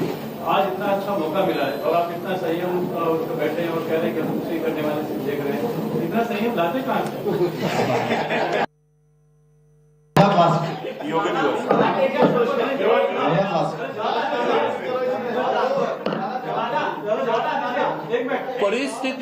परिस्थिति व्यक्ति को सिखाती है। तो अब 16वें साल में सिद्धार्थ कॉलेज में था, तब एबीवीपी का एक्टिविस्ट बना। Now I am crossing 63। 1 साल 1 महीना 1 दिन 1 घंटा भी रुका नहीं, कभी विद्यार्थी परिषद, कभी आरएसएस, कभी बीजेपी, तो ये अनुभव से हुआ शुरू के दिनों में।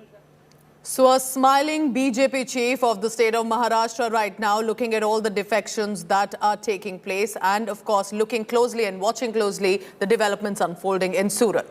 Let's now get you all the top developments that are currently on with regard to the Maharashtra Agadi revolt. BJP MLA Sanjay Raut has reached the Le Méridien Hotel in Surat, where all the rebel MLAs were present amid plans to shift all the MLAs to Ahmedabad now to secure them. Top BJP leader from Gujarat is looking also for a resort in the outskirts of Ahmedabad.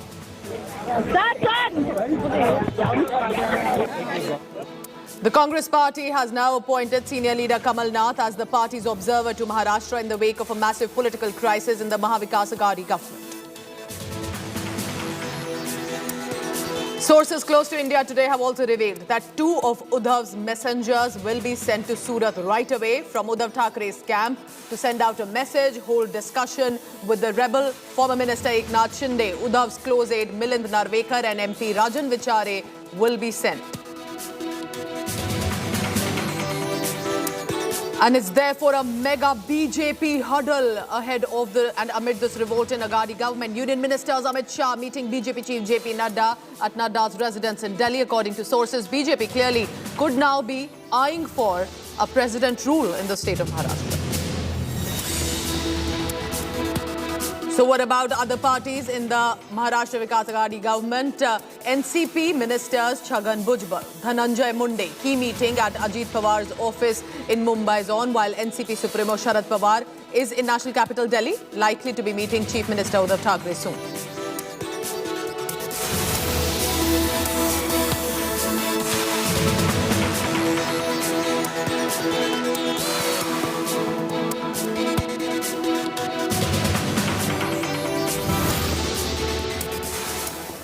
And we have some big news coming in right away from the state of Maharashtra in Mumbai. There's high drama unfolding at the Chief Minister's residence in Mumbai. Shiv Sainiks are gathering outside Varsha and they're probably, of course, looking at what is unfolding there in the state. Everyone's caught off guard. Remember, Eknath Shinde is one of the top leaders of the Shiv Sena. So basically the revolt has come from within the Shiv Sena already, and the Shiv Sainiks, as they are called, the supporters and workers of the party, have reached right outside the Chief Minister's residence in Mumbai. We'll be trying to get you the latest on this from our reporters who've been tracking the latest from Mumbai, and also in Surat, where that resort is, where some of the defecting MLAs are presently and secretly also holed up to ensure that nobody meets them right away. We'll try and get you the visuals coming in. Remember, Shiv Sainiks are the supporters, and latest visuals on your screen now. Varsha is the residence of the Chief Minister, and as you can see, supporters sloganeering in support, of course, of their Neta, because at this time it's a big jolt for Uddhav Thackeray, one of the biggest crises that he has to deal with because of one of his own Netas, Eknath Shinde, a senior Neta. The government in Maharashtra could fall. And that could happen any time now, because it appears that Eknath Shinde has numbers on his side. And if Uddhav Thackeray will not be able to resolve this, it could become perhaps a massive political crisis for the state of Maharashtra. So sloganeering there for Shiv Sena in support of Uddhav Thackeray, but clearly also will be upset and angry of what is unfolding. Let's listen in to what the Shiv Sainiks are shouting.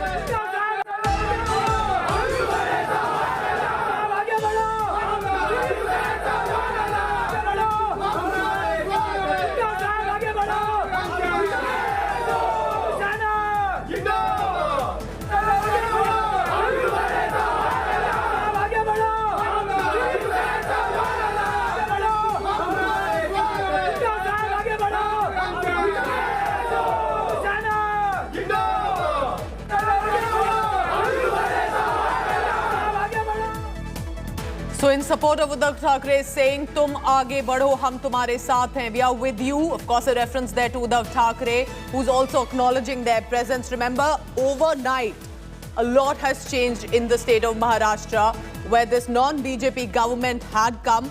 And even though it was initially appeared that the coalition may not last long, they managed to keep it together unless this meeting, this election voting that took place, and in this cross voting with regard to MLCs, suddenly there was a surprise for the Shiv Sena and for the Mahavikas Aghadi government. So not just this protest right now that you see and support by the Shiv Senics, we're also being told that at 4 p.m. at the Sena Bhavan, there's going to be a show of strength by the Shiv Sena, the show of strength to show that they have the numbers with them in the 288 assembly seats of the state of Maharashtra. They will need a majority to keep the government running. As you can see the numbers below on your screen to help you understand why the numbers will matter, because most of the MLAs right now, the number is only increasing as it appears. For Eknath Shinde, who has rebelled, there has been a cross voting, but he's taken most of these MLAs to a resort in Surat. The BJP also appears to be taking and booking another resort in the outskirts of Ahmedabad in Gujarat. So a lot is right now happening, permutations and combinations, and Chandrakant Patil, who's the Maharashtra BJP chief, also just was speaking about a short while ago, smiling and of course stating that they have nothing to do with this, but they can see what is unfolding in the Mahavikas Aghadi government. So as of now, will Uddhav Thackeray be able to ensure that MLAs return to his side? Was the Chief Minister ambition of Eknath Shinde that came in the way? Was it some promise by Uddhav Thackeray or the senior leaders of the Shiv Sena that was not ensured for Shinde, that he managed to get not 2 or 3 MLAs, remember? MLAs enough of a number, and the clarity of that number is still not here, but enough MLAs with him to cross vote and possibly defect. Will they be joining the BJP? Will it be next step, an advantage for the Bharatiya Janata Party that could not form a government in Maharashtra, that eventually went across to a coalition of NCP, Congress and the Shiv Sena?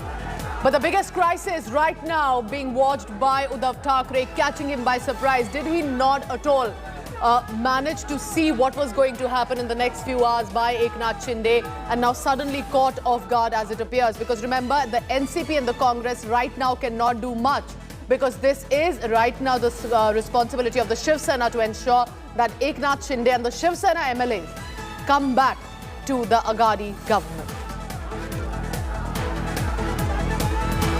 India Today's editor Kamlesh Sutar joining me now from Mumbai's right outside Uddhav Thackeray's residence. Kamlesh, a lot of Shiv Senics managing to come there, support. But what does it look like for the Shiv Sena? Because here Eknath Shinde is not from the NCP or the Congress. He's a Shiv Sena senior neta. So eventually it falls on Uddhav Thackeray. Well, Pooja, Shiv Senics gathering here is not going to make much of a difference. In fact, what is more worrying for the Shiv Sena is the number of Shiv Sena leaders that attended the meeting at Uddhav Thackeray's residence. Uddhav Thackeray had called for an important meeting, but since majority of the MLAs are with Eknath Shinde, going by the numbers that we have got from our sources in Shiv Sena, hardly 17 MLAs attended the meeting called by Uddhav Thackeray, one of the MLAs who is in Mumbai. But in spite of that, he preferred not to attend the meeting. So that is what shows the situation of Shiv Sena at this point in time. If I can just quickly go through the list, yes, that 17 MLAs include Aditya Thackeray himself. So that leaves around 16 other MLAs. So it's Aditya Thackeray, Vaibhav Naik from Sindhudurg, Ravindra Vaikar from Mumbai, Gulabra Patil from Chelgaon, Sanjay Raut was brought later, Dada Bhusi was brought later, Mangesh Kudalkar from Kurla in Mumbai, Sunil Prabhu again from Mumbai, Prakash Fatharfekar again from Mumbai, Ajay Chaudhary, who's been made the new legislative party leader of Shiv Sena, again from Mumbai, then Rahul Patil, then Dilip Lande again from Mumbai, Uday Sawant from Konkan, Rajan Salvi from Konkan, Santosh Bangar from Vidarbha, Sunil Raut, who is Sanjay Raut's brother, also from Mumbai, Ramesh Korgaonkar again from Mumbai. So of these 17 MLAs, at least 13, 14 MLAs are only from the city of Mumbai. So that shows the dwindling numbers of Shiv Sena and its area of influence that strictly now remains in Mumbai. So that is something which is very, very worrying for Uddhav Thackeray, because governments can be saved and brought in later. But if it is with the question of his party, this is the question of the existence of his party, and that somewhat is staring staring at a blank. Kamlesh, existence of the party and also existence of and survival of Uddhav Thackeray here as one of the top leaders. What do you think, Kamlesh, if you can hear me, happened here? Because why do you think suddenly Eknath Shinde decided that he can possibly have the numbers and he can defect, he can rebel? So do tell us about what do you think happened here in the Shiv Sena? Well, this was somewhere, building for last 2.5 years. It started on the very day when Eknath Shinde was made the legislative party leader, and when there was no question of Uddhav Thackeray coming into picture. Uddhav Thackeray became the chief minister later, which was to the utter surprise of many, because no one from the Thackeray family had ever held any constitutional post. Uddhav Thackeray himself becoming CM was in a way shock to Eknath Shinde, who thought that after being made the legislative party leader of Shiv Sena in the house, he would be default made the chief minister in case the Shiv Sena decides to take power.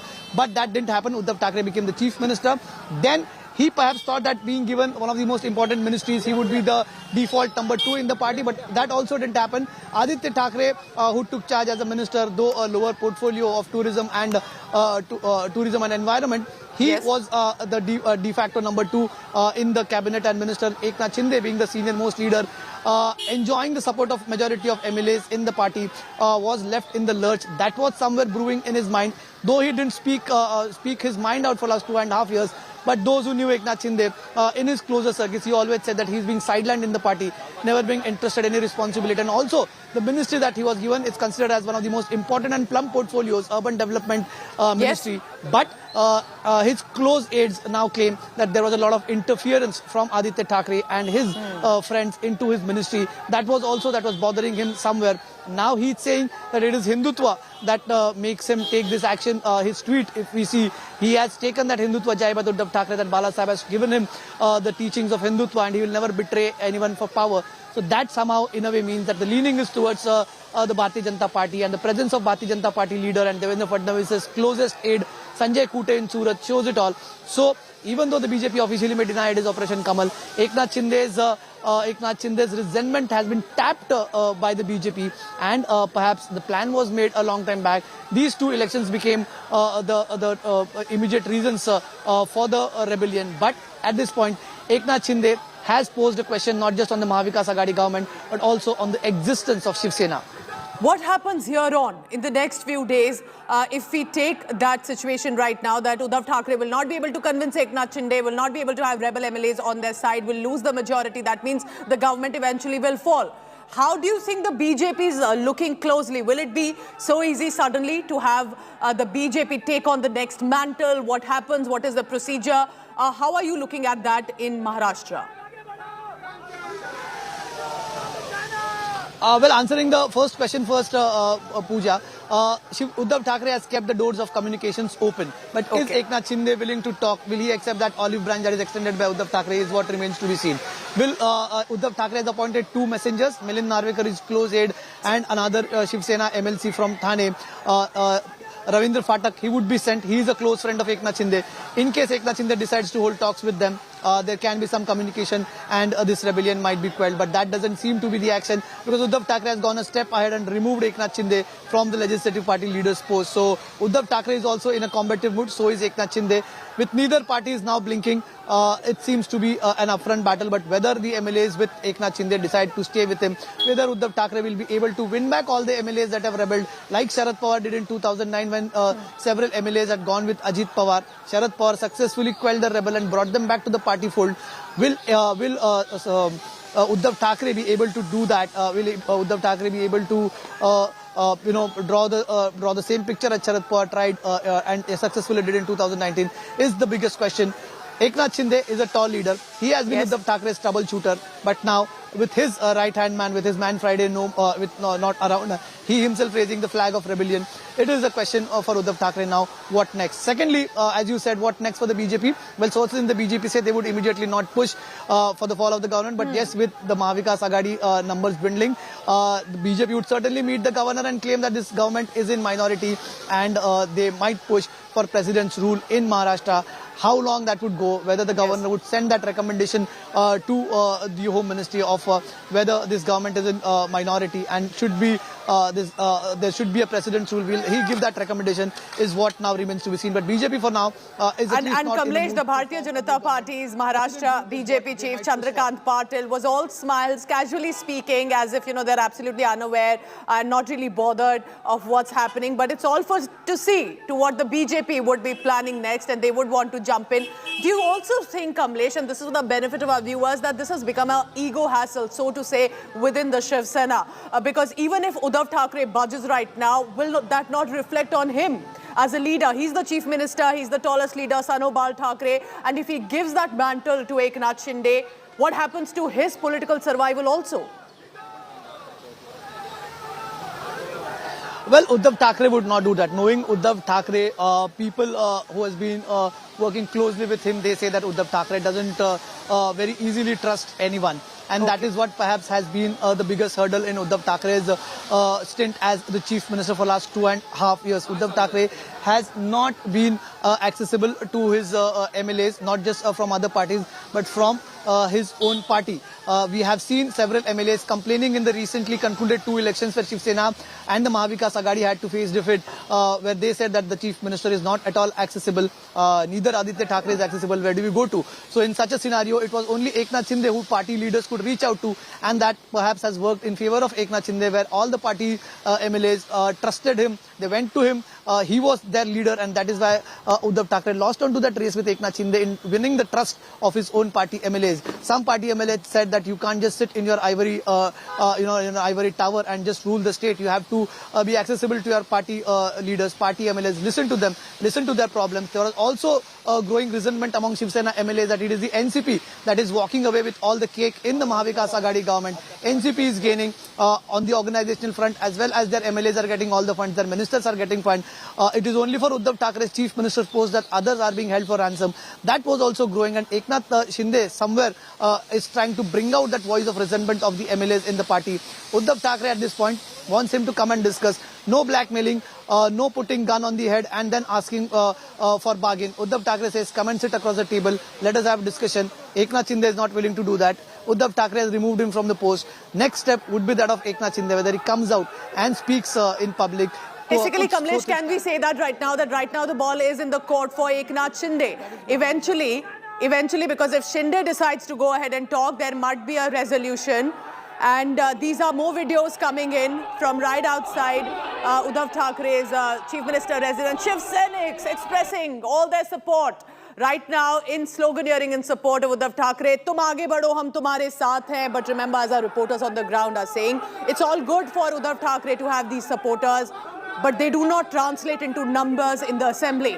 And that is exactly why Shinde and rebel MLAs and their support will matter much more. This is moral support for Uddhav Thackeray, sure, but not exactly that will help the Mahavikas Aghadi government to continue in Maharashtra.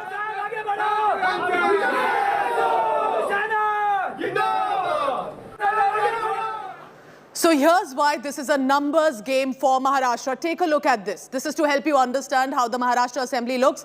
BJP right now looks like in a majority. Why is that? The orange that you see here, the Shiv Sena, remember, at 64. NCP at 57. The Congress at 44. That's the Mahavikas Aghadi government. Neutral 6, others 4. It's a 288 assembly seat for Maharashtra. Now this looked like before the revolt, where eventually the Mahavikas Aghadi, 3 parties, even with different ideologies, managed to come together, have a government.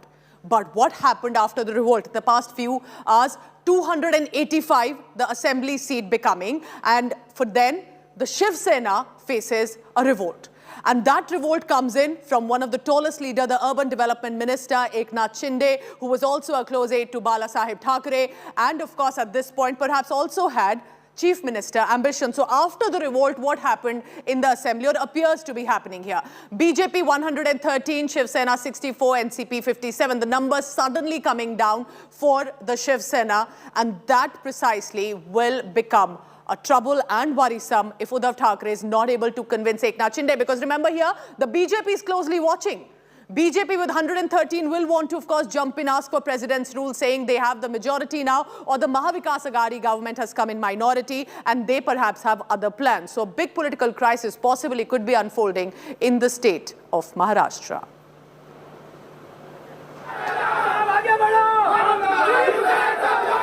So Uddhav Thackeray waving, acknowledging the support of the Shiv Sainik, loyal supporters and workers of the Shiv Sena party, founded by Bala Saheb Thackeray, today facing a mega revolt.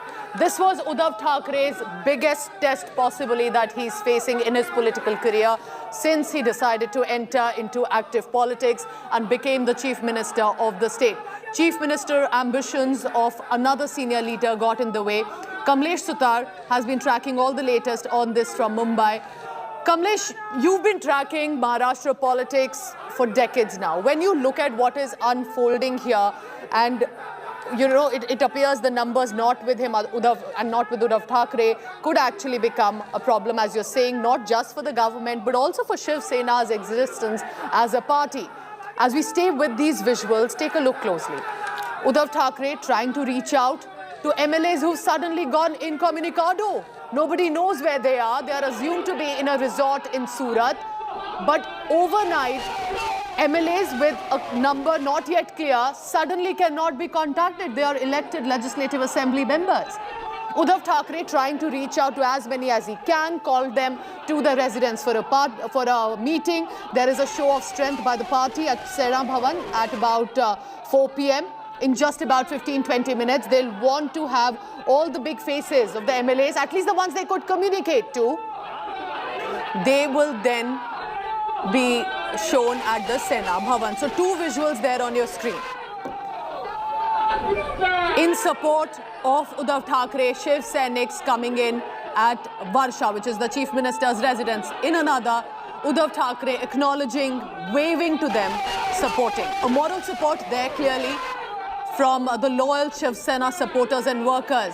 But even Uddhav Thackeray knows that this support may not translate into numbers in the assembly, because some of these MLAs who are right now cannot be communicated have been taken to Surat. And Saurabh Vaktania is there in Gujarat right now, tracking all the latest on that. Saurabh, because you understand both Maharashtra politics and also now reporting live from Surat, any clarity now, how many MLAs has Eknath Shinde managed to get from Maharashtra to this resort in Surat?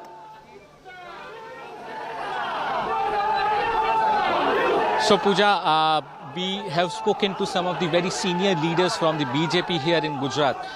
What they are telling us is that inside this particular Meridian Hotel, there are around 26 MLAs, including senior Shiv Sena MLA Eknath Shinde. And there are still in touch with around more 9 MLAs from Shiv Sena. What they are trying to say is that the 9 other MLAs are not here, but they are at some different place. So that brings us to total of 35 MLAs of Shiv Sena, the rebellious MLAs from Shiv Sena. This is the claim made by the BJP in Gujarat. These are the sources-based information. But what the camp from the rebellious camp has told us, that around 25 MLAs are placed inside. But this is again a huge number, Pooja. And Shiv Sena MLAs, and most importantly, Eknath Shinde, the most trusted and the loyal person, the second person to go about in the Shiv Sena party, leaving his state, coming to Gujarat, which is ruled by the BJP. It's clear indication that it's a crumbling situation for Shiv Sena. The second most important thing is that why Eknath Shinde took this particular step. The sources are clearly telling us, and the tweets which also mentioned by Eknath Shinde recently, he made a tweet which clearly tell us that he is not happy and indirectly targeting Uddhav Thackeray, clearly telling us that the way Shiv Sena, who was fighting against the party, fighting against the principle, they joined hands with them, and now he's CM with all those parties. So clearly Eknath Shinde is telling us that we are the Hindutva followers of Bala Saheb Thackeray, and we are not cheating the teachings given to us by Bala Saheb Thackeray and Anand Dighe. So what Eknath Shinde is trying to indirectly target Uddhav Thackeray, that the way the current government is in Maharashtra, this is not what Bala Saheb Thackeray has taught us. Second important thing, Pooja, we have to understand over here, that Eknath Shinde is a very powerful leader from Shiv Sena, very powerful personality in Maharashtra. He has influence on over 40 to 45 MLAs directly. So the MLAs during the 2019 election, Pooja, were not happy when a very good post was not given to Eknath Shinde. There were talks within the Shiv Sena party at 2019 that Eknath Shinde Shinde should be made deputy CM, or even a CM post should be given to Eknath Shinde, but that did not happen. And there were talks that Eknath Shinde is very much upset. Just stay on. Saurabh, stay on, because Saurabh is right where that resort is where some of these MLAs are holed up. The exact number still not clear. Could be more than 20, could be less. Listen in now to the reactions that have been coming in constantly on this big developing story. सरकार ऐसे कि ये जो कुछ महाराष्ट्र में हुआ, ये पिछले 2-2.5 साल में this is the third incident. वो जो कुछ कल का इंसिडेंट था, इसमें हम किसी में हम नाराज नहीं है. एक बात सच है कि हमारे फ्रंट का एक कैंडिडेट वो जीत नहीं सका. वहाँ कुछ वोटों की कमियाँ वहाँ आ गई, मगर ये अन्य पॉलिटिकल पार्टी का जो कोटा था और अन्य पॉलिटिकल पार्टी की जिम्मेदारी थी उनका कैंडिडेट जिताने के लिए, उसमें कामयाबी नहीं आई.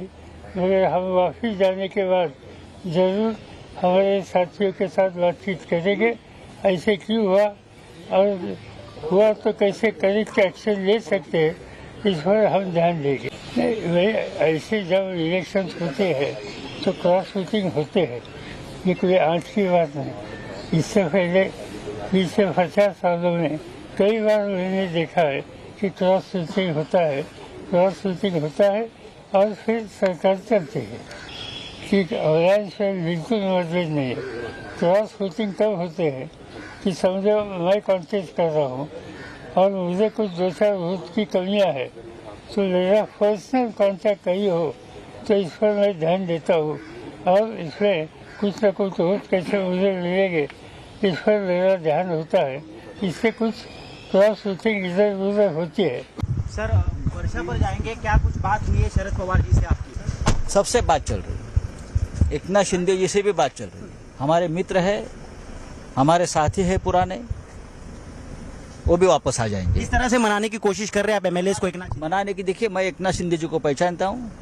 वो ऐसे व्यक्ति है, वो बिना शर्त एक शिवसैनिक के नाते अपने घर वापस आ जाएंगे. क्या 80 घंटे की सरकार की तरह ये भी असफल होगा? पूरा असफल होगा. मला असं वाटतं की हा शिवसेनेचा अंतर्गत प्रश्न आहे. नंबर 1. नंबर 2, हे काही थोडासा वेळ लागेल, परंतु हे सगळं जे वादळ मला असं वाटतं की निश्चितपणे शमल्याशिवाय राहणार नाही.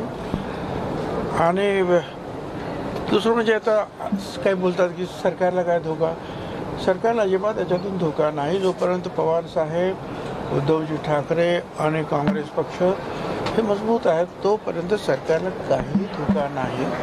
भाजपा की जो राजनीति है, केंद्र की सत्ता का दुरुपयोग, केंद्र की तपास यंत्रणा का दुरुपयोग और सत्ता से पैसा और उसमें और सत्ता कैसी कमाना, यही उनकी रणनीति रही है. ये असत्य के तरफ भारतीय लोकतंत्र को लेके जा रही है और इसलिए सत्य की विजय होगी. थोड़ा सा रहता है धूप छाव, जो निसर्ग का नियम है, उस तरह से परिस्थितियां रहती है, लेकिन ये धूप निकल जाएगी और सब अच्छा होगा. Next few hours will be very crucial for the state of Maharashtra.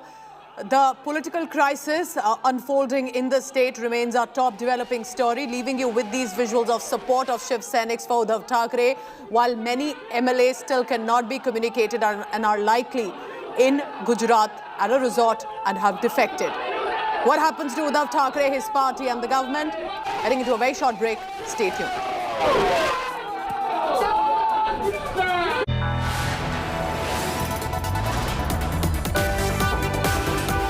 You are watching India Today.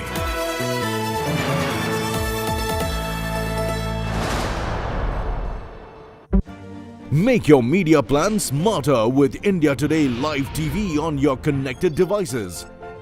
Amplify your brand with 100 million smart internet viewers.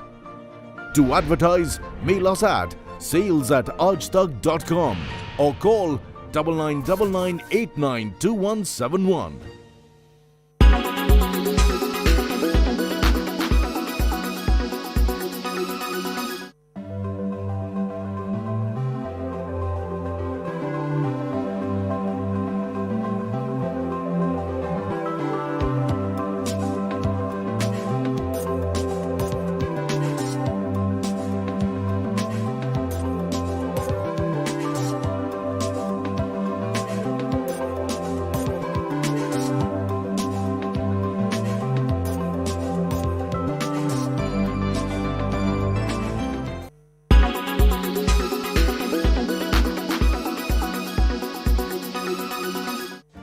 Make your media plan smarter with India Today Live TV on your connected devices. Amplify your brand with 100 million smart internet viewers. To advertise, mail us at sales@aajtak.com. Make your media plan smarter with India Today Live TV on your connected devices. Everyone's busy finding what's trending. You're busy finding out why. India Today, for those who research before reacting. Download the India Today app now. Make your media plan smarter with India Today Live TV on your connected devices. You are watching India Today.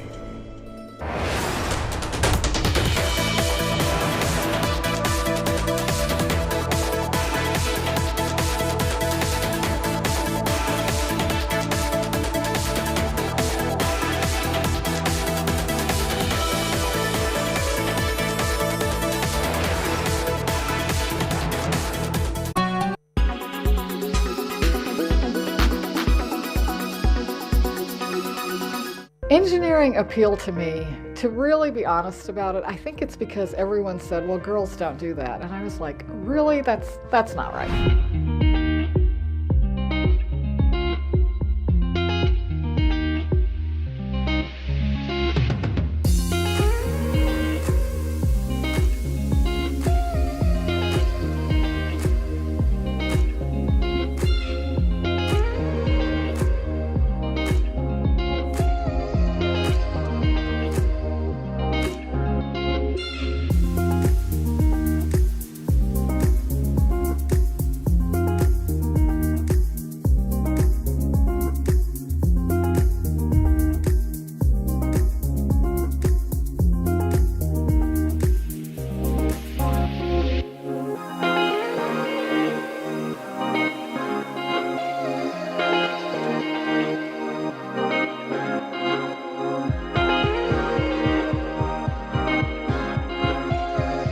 In the choices we make, we will reveal who we are and who we will become as human beings.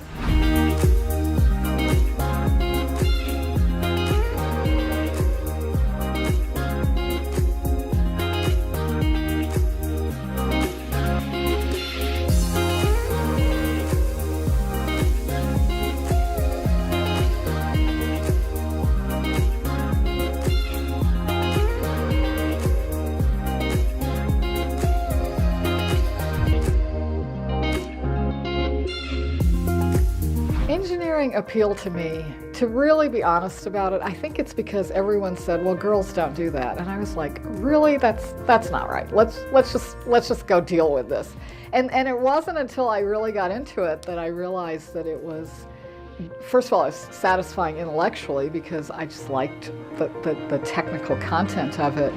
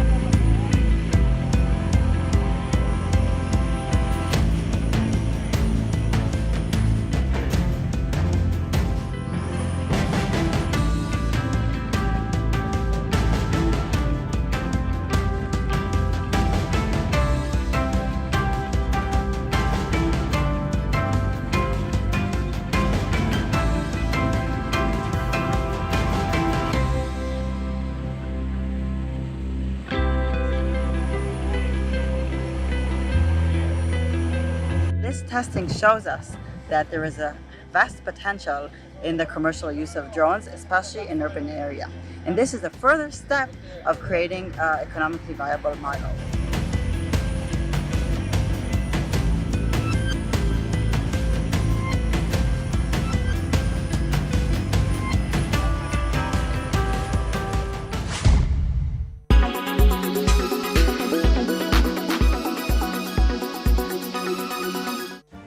Make your media plan smarter with India Today Live TV on your connected devices.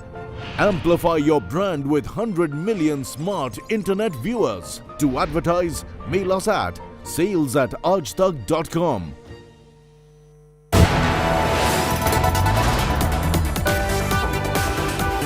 You are watching India Today.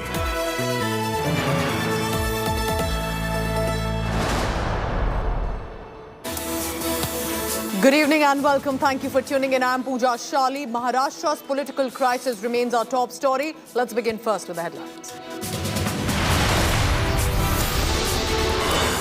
Uddhav Thackeray and his government could be under threat. Maharashtra Minister Eknath Shinde rebels, heads to Surat with 27 rebel MLAs at least. Shinde taunts Uddhav Thackeray over the Hindutva ideology.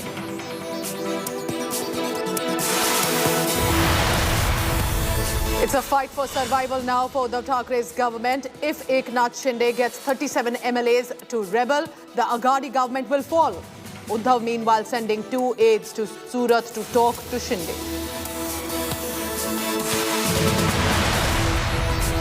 The BJP MLA meets the Aghadi rebels at the Surat hotel they're staying in. Saffron Party likely to move all defectors to a resort in the outskirts of Ahmedabad. Meanwhile, the Congress party, which is part of the government, fighting to keep its flock together. Kamal Nath, a senior neta of the Congress party, deputed to Maharashtra, NCP chief Sharad Pawar says he's hopeful there will be a solution soon to the crisis.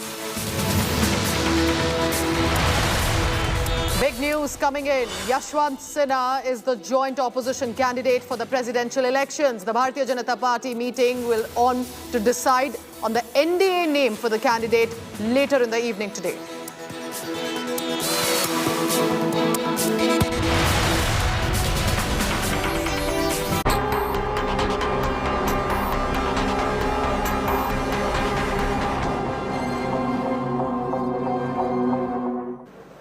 Chief Minister of Maharashtra Uddhav Thackeray is presently fighting for the survival of his party and for himself.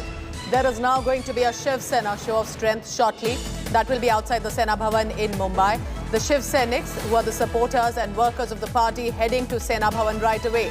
Uddhav Thackeray, meanwhile, as you can see on your screens there, also made a brief appearance with the Sena supporters to acknowledge them, who are there to give moral support to Uddhav Thackeray, the tallest leader right now for the Shiv Sena. But Eknath Shinde, meanwhile, the rebel leader, with 26 rebel MLAs at least, are presently in a hotel in Surat in Gujarat. And that, of course, is being closely watched by the Bharatiya Janata Party. And at this point, if Uddhav Thackeray is not able to convince Eknath Shinde to return, the government will fall, and then what happens next to Shiv Sena will also be in question. Remember, on one hand, there is Uddhav Thackeray, the son of founder, the patriarch of Shiv Sena, Balasaheb Thackeray, the chief minister of the state. On the other is Eknath Shinde, urban development minister, one of the senior netas of the Shiv Sena, a close aide earlier of Balasaheb Thackeray. Today, both of them at loggerheads. And at this point, the disgruntled minister, Eknath Shinde, likely who had chief minister ambitions, with rebel MLAs managing a coup for the Shiv Sena and the Aghadi government. Listen in to how the supporters there are cheering for Uddhav Thackeray at the Sena Bhavan.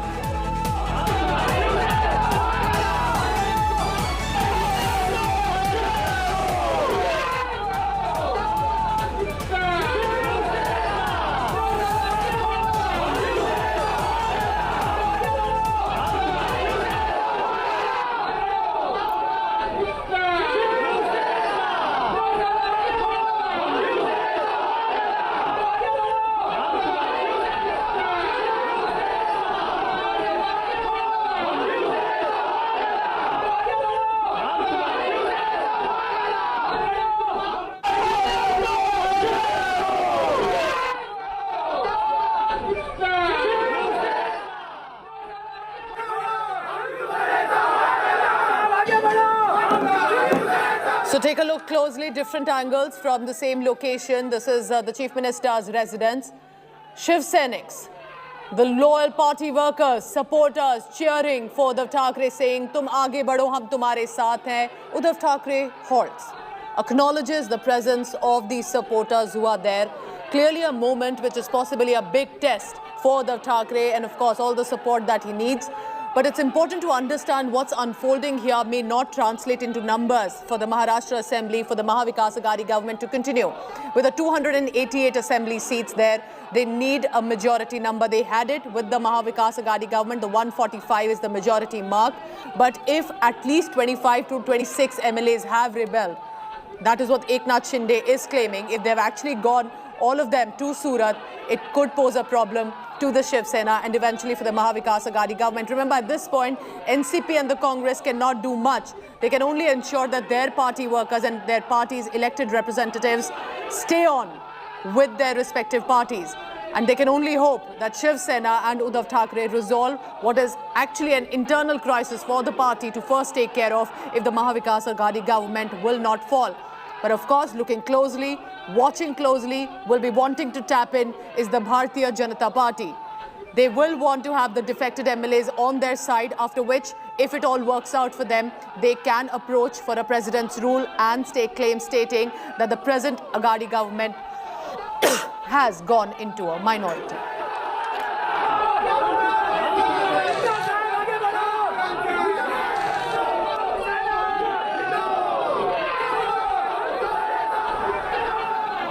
So you must know, what does the Maharashtra Assembly look like before and after the revolt, because it is eventually about the numbers. Take a look at that closely. The House strength of Maharashtra Assembly is 288. The BJP has 113. Now the Aghadi government, which is NCP, Congress and the Shiv Sena, together managed to have 169. The Congress 44, NCP 57, Shiv Sena managed the highest number of 64, and therefore they could form this government. Smaller parties also 4 in number, neutral 6. But all of this changed in the last few hours, actually by after midnight yesterday. After the revolt, what does the assembly possibly look like? The 285 is now the House strength. The BJP stands at 122 plus. Of course, looking forward and will be hopeful of the 26 rebels of the Shiv Sena to join them. 148 becomes a number, crosses the majority mark, BJP can hope. The Maha Vikas Aghadi government falls below the majority mark, 137. Shiv Sena 38, NCP 57, Congress party 42. If Eknath Shinde does not return to Uddhav Thakeray's party and joins the BJP, that's it for the Maha Vikas Aghadi government in Maharashtra. It could become a massive political crisis, and the BJP is looking closely at this. Meanwhile, the Shiv Sainiks ensuring that till that plan is being discussed and permutations, combinations are on, that Uddhav Thackeray notices the support of the party workers. But eventually it will be what the elected representatives of the Shiv Sena and of the Maha Vikas Aghadi government decide to either stay together or perhaps defect to the Bharatiya Janata Party. So, of course, sort of emotional scenes also for Uddhav Thackeray right now, who's been taken in about what's unfolding. The biggest test for him, the biggest political crisis since he's taken over as the chief minister, because this is not just about internal crisis of the Shiv Sena, which it started with.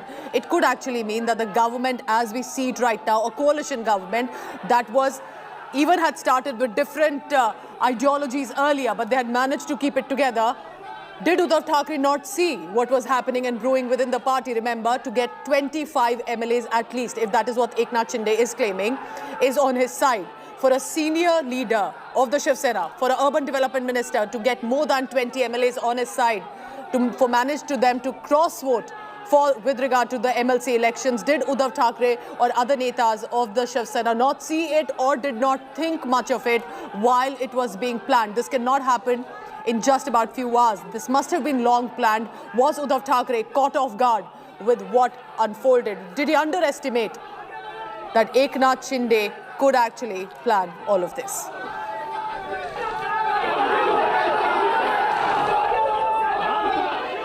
So to help you understand, these are the top developments I'll be taking you through on the Maha Aghadi revolt that is unfolding. Now, 1. BJP's member of Legislative Assembly, Sanjay Raut, has reached the Le Méridien Hotel in Surat in Gujarat, where all the rebel MLAs are present right now.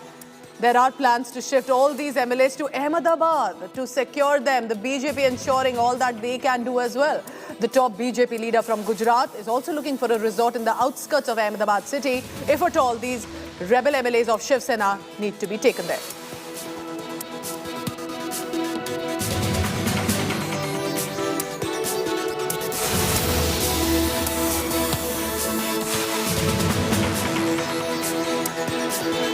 Also remember, the Congress party, meanwhile, is also looking to send their senior-most neta as well. We are being told that Kamal Nath, who is the senior neta of the Congress party, former Chief Minister of Madhya Pradesh, has also been sent to talk to at least the Congress netas and keep the flock together. So these are the visuals on your screen right now of Kamal Nath, who's a senior neta of the party and who has been sent to now Mumbai to talk to other netas.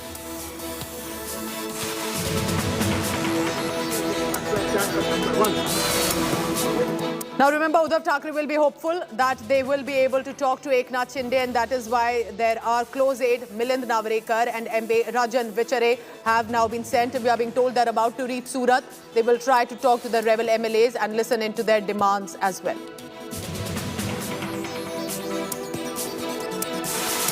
And with the BJP closely watching, whether it's for presidential elections or what's unfolding in Maharashtra, Union Ministers Amit Shah has met BJP Chief JP Nadda at Nadda's residence in Delhi. These were the visuals from short while ago that came. And this while there is, of course, BJP unit in Gujarat ensuring they are in touch with the rebel MLAs. NCP ministers, meanwhile, Chhagan Bhujbal, Dhananjay Munde are at a key meeting at Ajit Pawar's office in Mumbai, while NCP Supremo Sharad Pawar is in Delhi and is, of course, likely to be meeting Uddhav Thackeray very soon as and when possible.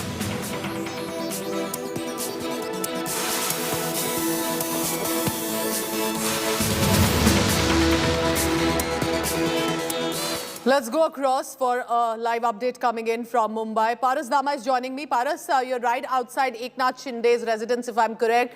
What is the latest right now brewing? Because, yes, the Shiv Sainiks are there. They are shouting in support of Uddhav Thackeray. But that is moral support. It will not translate to the numbers that are needed in the assembly.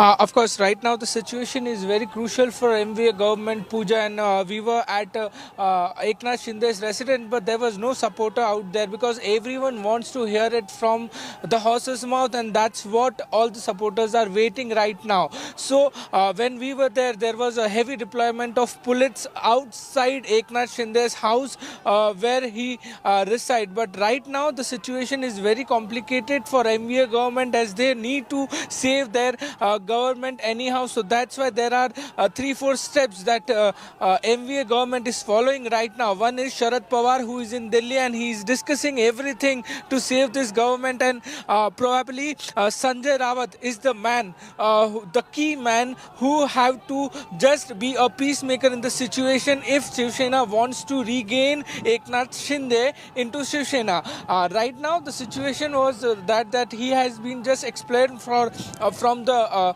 party right now, but still there may be chances that Eknath Shinde, some delegation will go to Surat and something will happen. So right now situation is that Eknath Shinde is the power man, and everyone wants this man in their side to just become just to set up the new thing. So situation right now is that key man is Eknath Shinde, and everyone wants him on his side. Pooja. Paras, stay on and keep tracking all the latest that is coming in from the Mahavikas Aghadi government political crisis that's unfolding. Now, at this point, Shiv Sena continues to speak right now. We're going across now to Sanjay Raut. He's speaking.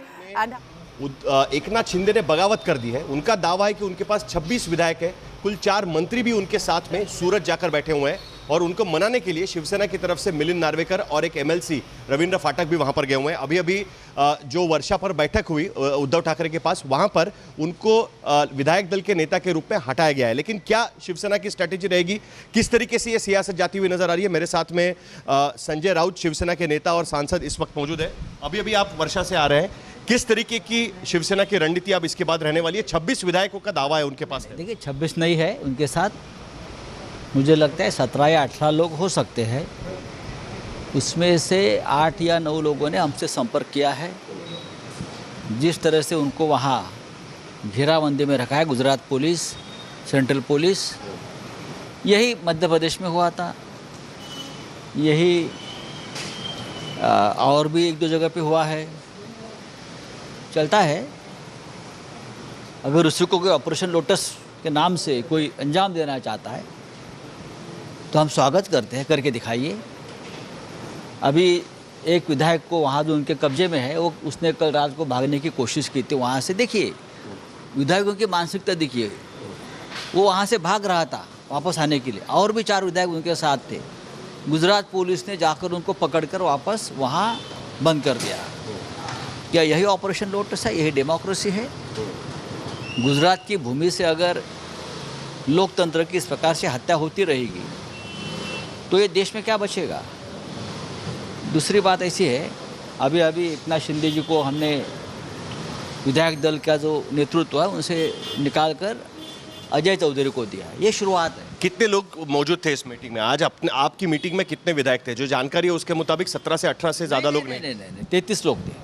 Vidhan Parishad के भी लोग थे? 33 लोग थे, और भी 7-8 लोग आसपास हमारे हैं। लेकिन आज हमारे एक विधायक को सीबीआई का नोटिस दिया है, सुहास कांदे, वो मुंबई में बैठा है, और 4-5 लोगों ने संपर्क किया है, वो भी मुंबई में आने के लिए आप बैठे हैं। आज शाम तक बहुत से लोग जमा हो गए। अगर मुंबई पुलिस को सूरत में जाने का मौका मिला तो लगभग जो आंकड़ा बोल रहे हैं उसमें से सभी विधायक लगभग वापस आ जाएंगे। उनका हमारे पास संदेश है कि हमको वापस यहाँ से छुड़ाइए, हमारी जान खतरे में है। ठीक है, उनकी जान खतरे में है, उसका मतलब इस देश का लोकतंत्र खतरे में है। एकनाथ शिंदे ने ट्वीट करके कहा है कि वो बाला साहब के विचारों पर अड़े हुए हैं और सत्ता के लिए वो विचारों में परिवर्तन नहीं करेंगे। सीधा उद्धव ठाकरे को चैलेंज वो कर रहे हैं। जिस तरीके से बीजेपी का कहना होता है कि हिंदुत्व को छोड़ दिया। पार्टी को चैलेंज कोई नहीं कर सकता। एकनाथ शिंदे जी हमारे मित्र हैं, एकनाथ शिंदे जी हमारे साथी हैं। हमने बहुत साल एक साथ एक दूसरे के साथ हमारा काम करने का अनुभव है, संबंध है। पार्टी में उनका योगदान भी है, ज़रूर मैं मानता हूँ। लेकिन ये जो कदम उठाया है, देखो उनको सब कुछ पार्टी ने दिया है। मैं हूँ, एकनाथ शिंदे हो और कोई हो, अगर पार्टी नहीं होती तो हम क्या होते, हमारी पहचान क्या होती? बाला साहब ठाकरे जाने के बाद उद्धव ठाकरे जी के नेतृत्व में जो पार्टी है, यही पार्टी ने उनको मंत्री बनाया 2 बार, वो भी बड़े बड़े पोर्टफोलियो दिए हैं। ये भूल नहीं सकते हम। तो ये पार्टी बाला साहब ठाकरे की, ये पार्टी उद्धव ठाकरे की, ये बयान गलत है। पार्टी होती है। बाला साहब जी के पास साथ उद्धव ठाकरे जी पार्टी का लीडरशिप कर रहे हैं। क्या उनको वापस पार्टी में लाने की कोशिश की जाएगी या उनको पार्टी से निकाल दिया जाएगा? अब तक हमने देखा हुआ है नारायण राणे को पार्टी से निकाल दिया गया था, छगन भुजबल को पार्टी से निकाल दिया गया था। क्या एकनाथ शिंदे को पार्टी में शामिल कर लिया जाएगा अगर वो वापस आते कि उनको निकाल? उनको उनके ऊपर कोई एक्शन नहीं ली है, लेकिन ज़रूर उनके साथ जो मंत्री है अभी जल्द ही उनको उनका मंत्री पद वो खो सकते हैं। एकनाथ शिंदे अपना मंत्री पद नहीं खोएंगे। आज 1-2 दिन में, आज 24 घंटे में क्या होता है देख, लेकिन जो एक्शन लेना है वो ले लेंगे। वहाँ विधायक का उनको मन में डर है।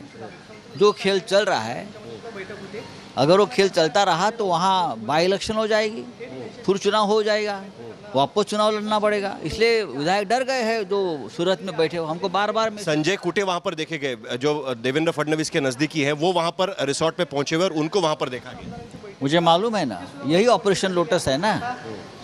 आपकी ताकत वापरो, सब कुछ करो और ऑपरेशन करो, ये नहीं चलेगा। ये हम उद्धव ठाकरे के खिलाफ नाराजगी यहाँ से नजर आती है, क्योंकि राज्यसभा में हमने देखा कि विधायक बोल रहे थे कि उनका ये नहीं रहेगा।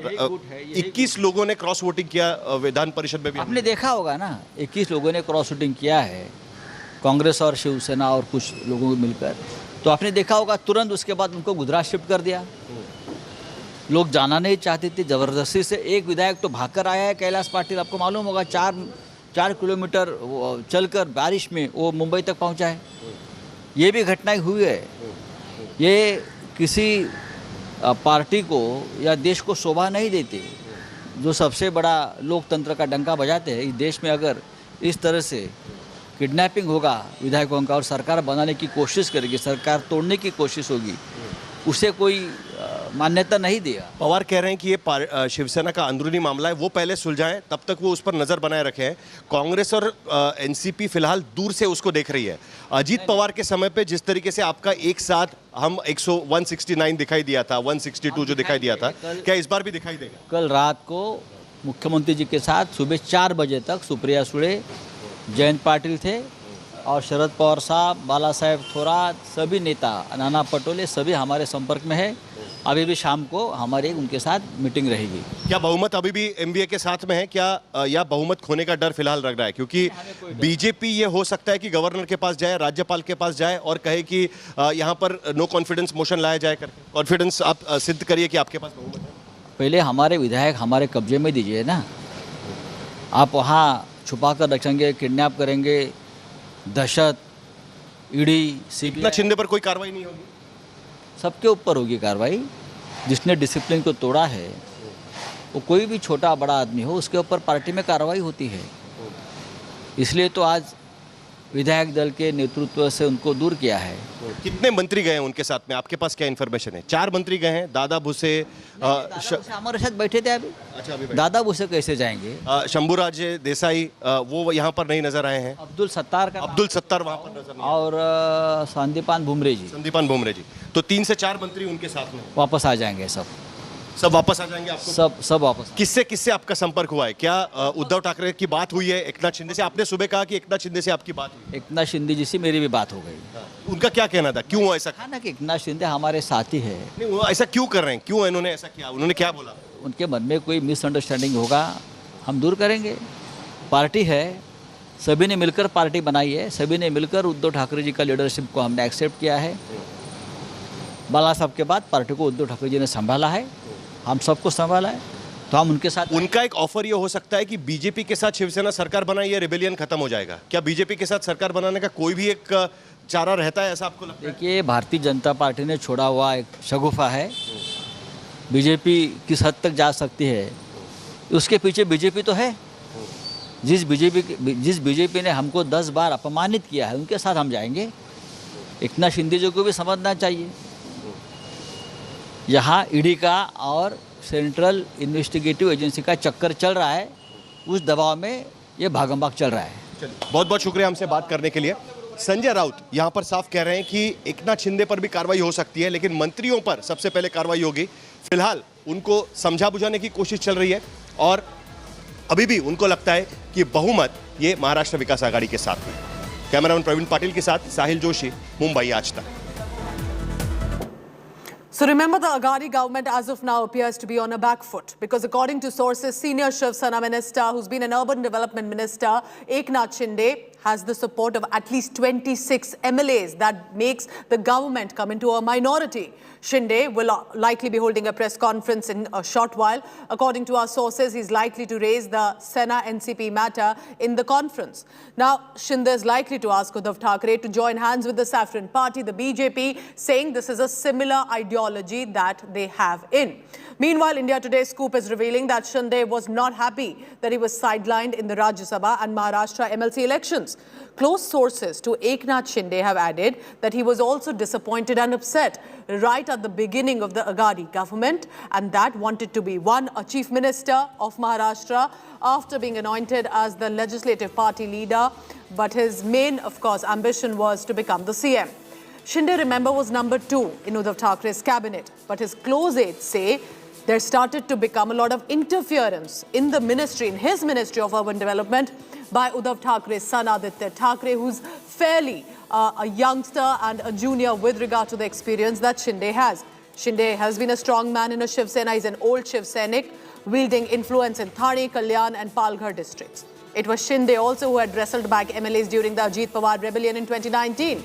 But that revolt, remember, caused a massive uproar within the Aghadi government. Today, the same man is at loggerheads with Uddhav Thackeray.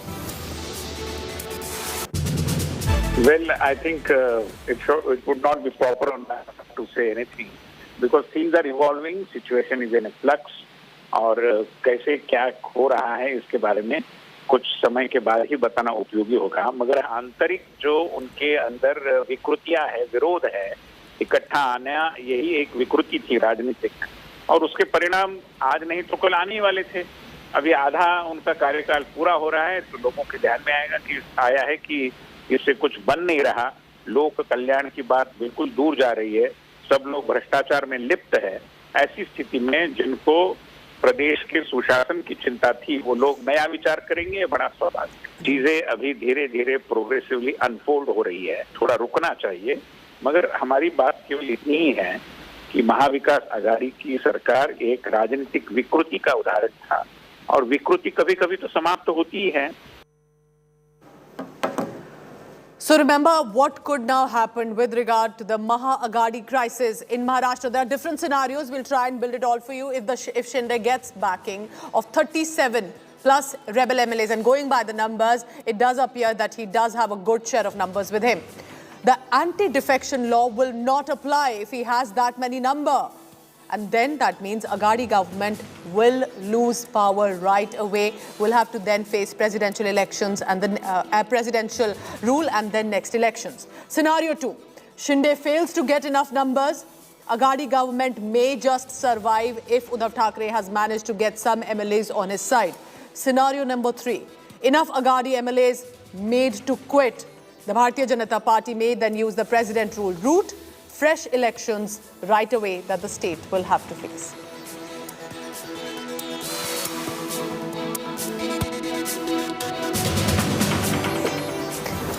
Now, we decided to dig out from India Today archives a 2020 interview. Former Chief Minister Devendra Fadnavis, a BJP neta, told India Today's consulting editor Rajdeep Sardesai that the Mahavikas Aghadi government will not complete a full 5-year tenure. Can we say today that Fadnavis's prophecy is coming true? Listen in. ये सरकार 5 साल चलेगी या नहीं, हाँ या ना? ऐसी सरकार कभी 5 साल चली है? बताइए हाँ या ना? कभी नहीं चली। यानी आप कह रहे हैं कि नहीं, क्योंकि उद्धव जी, शरद पवार, संजय राउत ने सब ऑन रिकॉर्ड कहा है कि ये सरकार 5 साल चलेगी। देखिए, हम इस सरकार को गिराएंगे नहीं, लेकिन मैं आपको स्पष्ट रूप से कहता हूं, अपने बोझ से ये सरकार गिरेगी। अंतर विरोध से भरी हुई सरकार है, ये सरकार अपने बोझ से गिरेगी।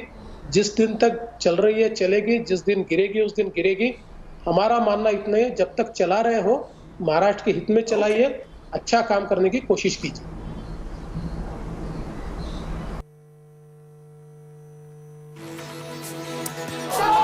That happened in 2020, 2 years ago. Today, Uddhav Thackeray, the man on your screen, facing though a support of the Shiv Sainik supporters, but in the assembly where the numbers matter, he may just be about to lose the government, the biggest test for the Chief Minister of Uddhav Thackeray. So interestingly, let's listen in again once to what Devendra Fadnavis had said. And could that be coming true today? ये सरकार 5 साल चलेगी या नहीं, हाँ या ना? ऐसी सरकार कभी 5 साल चली है? बताइए हाँ या ना? कभी नहीं चली। यानी आप कह रहे हैं कि नहीं, क्योंकि उद्धव जी, शरद पवार, संजय राउत ने सब ऑन रिकॉर्ड कहा है कि ये सरकार 5 साल चलेगी। देखिए, हम इस सरकार को गिराएंगे नहीं, लेकिन मैं आपको स्पष्ट रूप से कहता हूं, अपने बोझ से ये सरकार गिरेगी। अंतर विरोध से भरी हुई सरकार है, ये सरकार अपने बोझ से गिरेगी। जिस दिन तक चल रही है चलेगी, जिस दिन गिरेगी उस दिन गिरेगी। हमारा मानना इतना है, जब तक चला रहे हो महाराष्ट्र के हित में चलाइए, अच्छा काम करने की कोशिश कीजिए। So let's now quickly bring you the numbers to help you understand what does Maharashtra Assembly look like today. Take a look at this representation that we have made for you. This is to help you understand the numbers before the revolt, which is still about yesterday. 288 is the seat number for Maharashtra Assembly, which means BJP had 113. They had a massive share of MLAs, but Shiv Sena with 64, NCP with 57 and Congress with 44 managed to come together, form a Mahavikas Aghadi government with 6 neutral and others 4. 288 assembly. But today, just about what appears to be a coup, a defection, a rebellion within the Shiv Sena. What you see after the revolt is with 285 assembly, the minority in the government coming in from the Shiv Sena as the numbers continue to change. Eknath Shinde, the rebel MLA and minister, claiming they have managed to have numbers on their side. Now, India Today gets you the inside track of the late night Agadi mutiny. What exactly unfolded last night? What happened today that the Agadi government could fall? The missing Shiv Sena MLAs are believed to right now be holed up in a hotel in Surat in Gujarat, which is a BJP-ruled state. Eknath Shinde is orchestrating and organizing all of this right now. BJP MLA Sanjay Raut has reached the Le Méridien Hotel in Surat, where he is likely to meet them, try to convince them. But all of that, remember, with also Ahmedabad outside and the outskirts of the city, may have a resort by the BJP to take them there. Top BJP leader from Gujarat is looking for that resort to take these rebel MLAs, not give a chance to Shiv Sena to bounce back and take their MLAs together. At around 2 a.m. last night, security was tightened at the Le Méridien Hotel for the safety of the MLAs as well. At around 2:30 a.m., just giving you a background, cops in Surat barricaded the area with the security outside also that was tightened, about 500 meters from the hotel. And now, latest visuals on your screen coming in from the Sena Bhavan in Mumbai. This is a show of strength by the Shiv Sena with their existing MLAs, with the supporters, and also to ensure that the supporters and workers of the Shiv Sena have their morale high, because this is Uddhav Thackeray trying to show we're not in a minority government yet. We do have the numbers, because remember, clarity is still coming in as Shiv Sena is desperately trying to get in touch with all of its MLAs from across the state. What you see on your screen are the MLAs who have been contacted. But what about the MLAs who've suddenly gone incommunicado since last night? According to Eknath Shinde, this number could be any time above 25. If it goes beyond 35, that's it for the Mahavikas Agadi government, because even the defection law, which is the 2/3 number that is needed, is not with them. They do not need anything else. The BJP will quickly jump in. The game is over for the Mahavikas Agadi government. But right now, Shiv Sena trying to show we have the numbers by our side.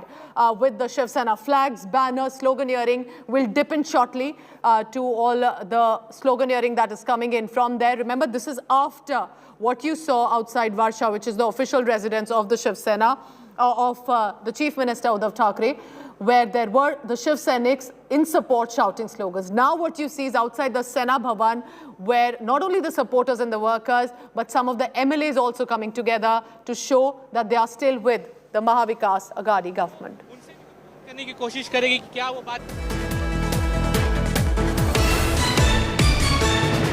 The big news coming in, these are the Shiv Sainiks on your screen staging protest against the rebel MLAs who are currently holed up and in Surat.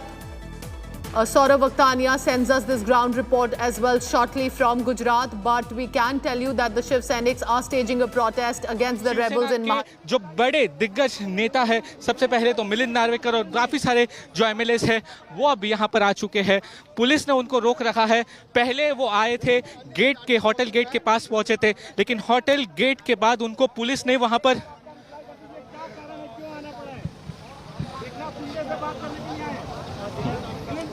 So Saurav Vakhtania sending us that report from Gujarat, and what he's actually trying to tell you, I'll briefly explain this. These are the messengers of Uddhav Thackeray from the Shiv Sena who have been sent to Gujarat to try and speak to Eknath Shinde and others. Let's go across quickly to Saurav. Saurav, can you tell us exactly who is in that vehicle? Are they the Shiv Sena messengers sent by Uddhav Thackeray? Are they the BJP netas? Because there's also a simultaneous protest happening in Mumbai. Right now playing out over here, and let me tell you that the situation is very, very dramatic. First, let me show you that this is particular hotel wherein the Shiv Sena MLA, Eknath Shinde and others are present over here. Now, the whole delegation, the whole convoy of senior Shiv Sena leaders have present over here. They've come over here. Let me show you from the beginning. The police have completely barricaded the road. They are not going to allow them to go inside. This is the first car over here. Senior Shiv Sena leaders and Milind Narvekar is in this second car. So from here, let me show you. This is the first vehicle. This is the second vehicle, and there's a front seat. I'll ask my camera person Sajid Alam to show you. That's the visuals of Milind Narvekar, and one of the most trusted and the savior, the troubleshooter for Shiv Sena. He's right now seated in the second vehicle over here. One of the very much trusted person of Uddhav Thackeray. He has reached over here. Now, these are not just the two vehicles. Let me show you the visuals over here. Let me show you the visuals over here. There is one MLA car also here. You can see the Maharashtra Vidhan Sabha Amdar vehicle. This is the third vehicle. That's the third vehicle over there. Now, from over here, you can see the fourth and the five. Total 5 vehicles. The convoy of 5 vehicles are over here, all from Shiv Sena. They have reached over here. Let me tell you that they have come first to the hotel, but they were not allowed to go inside. Now they are over here. Would like to speak to them if someone from them speaks. But kya baat karenge? So they are not ready to speak, but they are all the Shiv Sena leaders, you can see. First, let me tell you, they tried to enter the hotel from the front side. Let me tell you that there are total 4 entry points to this particular La Meridian hotel, wherein Eknath Shinde and all the other MLAs are present. They first tried to reach from those gates, but then the MLAs were stopped by the police official. They went straight from here. They took a U-turn, and now this whole convoy of Shiv Sena leaders, there are around 5 vehicles over here, all Shiv Sena leaders from the state of Maharashtra. Nobody is allowed to go inside. Milind Narvekar once again sitting inside the car over here. He's not ready to move. He's not even, he's not trying to. All right, so Saurabh, as you bring us these visuals, I'll give you a moment to catch your breath as well. What he's showing us, take a look closely. These are the messengers sent by Uddhav Thackeray to probably save the Mahavikas Aghadi government. Speak to Eknath Shinde, the rebel minister who's managed to get a good number of MLAs to defect and rebel against the Shiv Sena, against Uddhav Thackeray, and as a result of that, the Aghadi government could fall. This is a Save Uddhav campaign, and these are important messengers who've been sent. Saurabh, how many in number? How many in cars? If they're not allowed, then what happens? Because as we can see, the gates are shut for them. We can see the cops also trying to talk. But has anyone been permitted, whether it was BJP or the Shiv Sena or any other party, Saurabh, to go and speak to Shinde or his MLAs inside the hotel? No, not at the moment. Nobody is allowed to move ahead. In the front seat, if you can see, that's Ravi Phatak. He's the MLA from Thane. He's also a very good close aide of Eknath Shinde. He too is from Thane. With him is sitting is Milind Narvekar, and it's a very dramatic situation. The cops are telling them to move out immediately, but the Shiv Sena leaders are clearly telling that they are not going to move out. A very dramatic scene over here. Look at the visuals. Extra police force have been called in. They are clearly telling them that they have to immediately move the vehicle out. Now, it will be very important to see what is going to happen. See, the cops are telling us, they are telling them to move ahead. They are telling them to move ahead. And now, what is going to happen? It will be very interesting to see. One car is going on the right side because this car will not be allowed to go inside. Now, this is the vehicle of Milind Narvekar. Look at the visuals over here. Ravi Phatak, he is the MLA from Thane. He's a very good friend of Eknath Shinde as well because they both come from Thane. Next to him is the troubleshooter of Shiv Sena, Mr. Milind Narvekar. Behind them is the several vehicles, the convoy of vehicles. So, what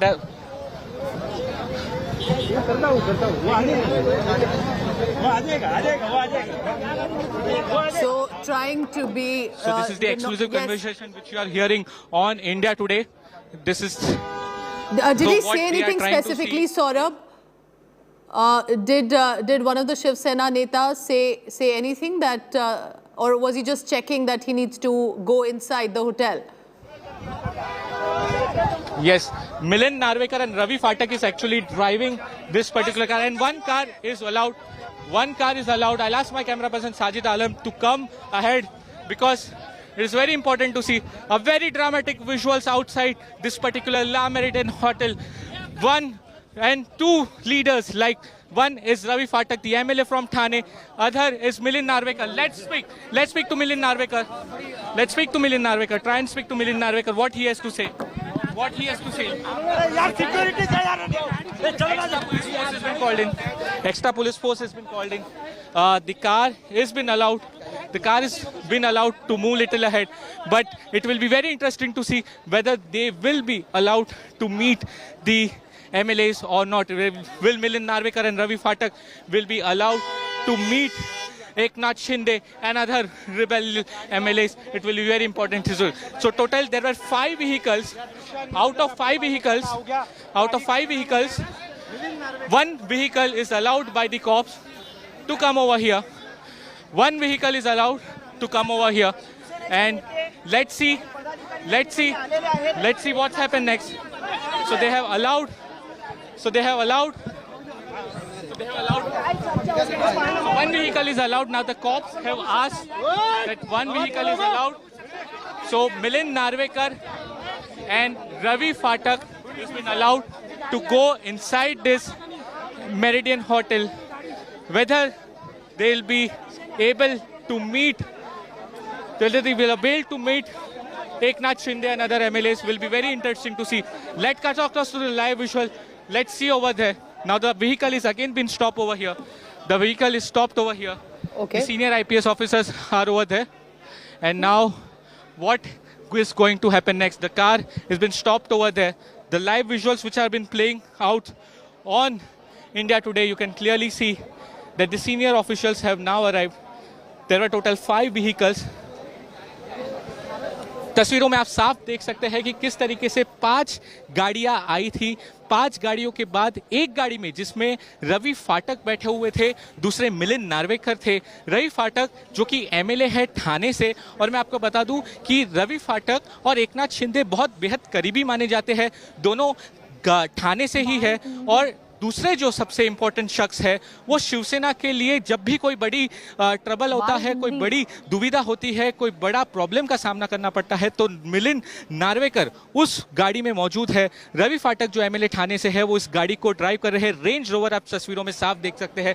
5 गाड़ियों का पूरा काफिला था। बड़ा ही dramatic visuals हुआ। पहले 5 गाड़ियां दूसरे गेट से अंदर घुसने की कोशिश की, लेकिन सब पुलिस वालों ने उनको रोक दिया। फिर वो तीसरे गेट पे आए, तीसरे गेट पे भी पुलिस ने उनको रोका, तो आगे से उन्होंने यू टर्न किया। यू टर्न करने के बाद सिर्फ 5 में से एक गाड़ी, जिस गाड़ी में रवि फाटक और मिलिंद नार्वेकर मौजूद थे, अब देखिए तस्वीरों में आपको आज तक पर दिखती होगी कि किस तरीके से अब उस होटल के अंदर दाखिल हो रही है, जहां पर एकनाथ शिंदे और बाकी की जो बाकी एमएलएस है वो मौजूद है। बड़ा तामझाम अफरा तफरी हुई, लेकिन आखिरकार पुलिस ने जो रवि फाटक और मिलिंद नार्वेकर को अलाउ किया है कि वो होटल में जाए, और शायद उनकी मुलाकात एकनाथ शिंदे और जो बाकी के बाकी एमएलए से उनसे हो सकती है। जिस तरीके से मैं आपको पहले बता रहा था, रवि फाटक ठाणे से एमएलए है और वो एकनाथ शिंदे के बेहद करीबी है। दूसरे मिलिंद नार्वेकर, उद्धव ठाकरे का जो भी काम होता है वो ऑफ रिकॉर्ड काम, यानी कि बिहाइंड द कवर्स, यानी कि वो कभी सामने नहीं आते, वो कभी मीडिया को बाइट नहीं देते। लेकिन ज्यादातर जो शिवसेना का सबसे बड़ा काम होता है, जब भी कोई दुविधा होती है, कोई प्रॉब्लम होती है, तो मिलिंद नार्वेकर हमेशा मौजूद होते हैं। तो वो अब यहाँ पर पहुंच चुके हैं। बहुत ही इंटरेस्टिंग सिचुएशन है। क्या उनको एकनाथ शिंदे से मिलने दिया जाएगा? क्या वो एकनाथ शिंदे से मिलेंगे तो क्या बातचीत होगी? एकनाथ शिंदे किस तरीके की प्रतिक्रिया देते हैं, क्या कुछ वो डिमांड रखते हैं, वो काफ़ी ज़्यादा इंटरेस्टिंग होगा। सबसे महत्वपूर्ण बात हमको ये भी देखना होगा कि क्या उनको अकेले में मिलने दिया जाता है, क्योंकि वहाँ पर हमें बताया जा रहा है बीजेपी के लोग भी मौजूद है, साथ ही पुलिस वाले भी मौजूद है। तो क्या उनको अकेले में मिलने दिया जाएगा या पुलिस और बीजेपी के प्रेजेंस में ये पूरी मीटिंग होगी? सबसे बड़ी बात तो ये भी होगी कि किस तरीके की मीटिंग ये आगे बढ़ेगी। देखिए, एकनाथ शिंदे ने पहले ही ट्वीट करके बताया है कि वो असली हिंदुत्व पे चल रहे हैं, वो बाला साहेब के सिखाए हुए हिंदुत्व पे चल रहे हैं। वो उन्होंने कभी चीटिंग नहीं की। उनका साफ इनडायरेक्टली जो टारगेट था वो उद्धव ठाकरे थे, क्योंकि जिनके खिलाफ वो लड़ रहे थे महाराष्ट्र में, उसके साथ आज सरकार बनाकर आज वहां पर सीएम पर बैठे हैं। तो ये साफ तौर पर एकनाथ शिंदे कहीं ना कहीं बताना चाहते हैं। तो अब आगे की बातचीत किस तरीके से होगी वो काफ़ी ज़्यादा महत्वपूर्ण है। एक बार फिर से मैं आपको तस्वीरें दिखा दूं, वहाँ पर सबसे पहले जो तमाम लोग थे शिवसेना के 5 गाड़ियों का पूरा कॉन्वॉय था वो पहले वहाँ पर पहुँचा था और वहाँ पर उनको एंटर नहीं किया जाने दिया। फिर वहाँ से यू टर्न करके आए। यू टर्न करने के बाद एक ही गाड़ी, 5 टोटल गाड़ियाँ थी, फिर एक ही गाड़ी जिसके अंदर मिलिंद नार्वेकर और साथ ही रवि फाटक मौजूद थे, उनको अब अंदर जाने दिया गया है। अब वहाँ पर किस तरीके की बातचीत होती है, देखिए बीजेपी की तरफ से जो एमएलए संजय कुठे वो पहले से ही अंदर मौजूद है। संजय कुठे जो कि महाराष्ट्र बीजेपी के जलगांव से एमएलए है, वो यहाँ पर मौजूद है। अब शिवसेना की तरफ से उनके सबसे भरोसेमंद मिलिंद नार्वेकर और रवि फाटक जो एमएलए ठाणे के हैं वो पहुंच चुके हैं। किस तरीके की बातचीत होगी वो बहुत ही इंटरेस्टिंग होगा और आने वाले समय में पता चलेगा। That's Saurav Aktania telling us all about what's happening right outside the hotel in Surat. Remember, on one side, you've seen Mumbai appears to be a show of strength for the Shiv Sena and sloganeering against the rebel MLAs. But on the other, where right now the live action is the messengers sent by Uddhav Thackeray from Maharashtra to Gujarat in the hotel here, where as of now we are being told that it's possible that the messengers will be allowed inside. So Saurabh, have the vehicles been stopped? Have they been allowed to go in? Because a lot of shouting and sloganeering by the Shiv Senics in Maharashtra. But there's complete silence for now by the Shiv Sena rebel MLAs. We absolutely have no information. How many of them? What do they have to say? What is their plan of action? Shiv Sena trying to stop them to leave, while the BJP will be more than eager to have them on their side. Well, absolutely, because BJP will definitely have them on their side, because we can clearly see that BJP is trying to gather the majority, and that majority can be only provided by Eknath Shinde, the senior most leader of the Shiv Sena. He has all the support within the party. He has influence of over 30 to 35 MLAs. Now, what very interesting thing happened over here is that there are total 4 gates of this particular hotel. They entered from the 3rd gate, which is at the highway side. That time the cops did not allow them. Then they entered to this particular side over here. But here again the cops did not allow them. Then they went straight ahead, and after a U-turn, they made a U-turn and came back again at this particular place. There were total 5 cars in this whole convoy. And later on, when the police officials came there, Ravi Fatak and Milind Narwekar clearly said that they are not going to move out from here. Their MLAs are inside the hotel and they are not going to leave this particular place. They will meet their MLAs, and only after which they can move. Later on, several other police officials came in. There were high security. The cops asked them that they cannot allow them inside, but Milind Narwekar clearly said, the police official, that without meeting their MLAs, he's not going to go from here. After which there was discussion with the senior officials. Later on, it was said that out of 5 vehicles, only 1 vehicle which has Ravi Fatak, which is the MLA from Thane, and Milind Narwekar, the person who actually solves all the major problems of the Shiv Sena party, who is always there for the party, who works behind the screen. So what the cops allowed them, that only 1 vehicle with 2 people from the Shiv Sena, Ravi Fatak MLA and the senior most party leader Milind Narwekar, they were allowed inside. Here in the visuals you can clearly see currently that right now they are inside this particular hotel. A very tight security. Like I told you, if cops willed that nobody should be allowed inside, then cops would have not allowed anyone to go inside.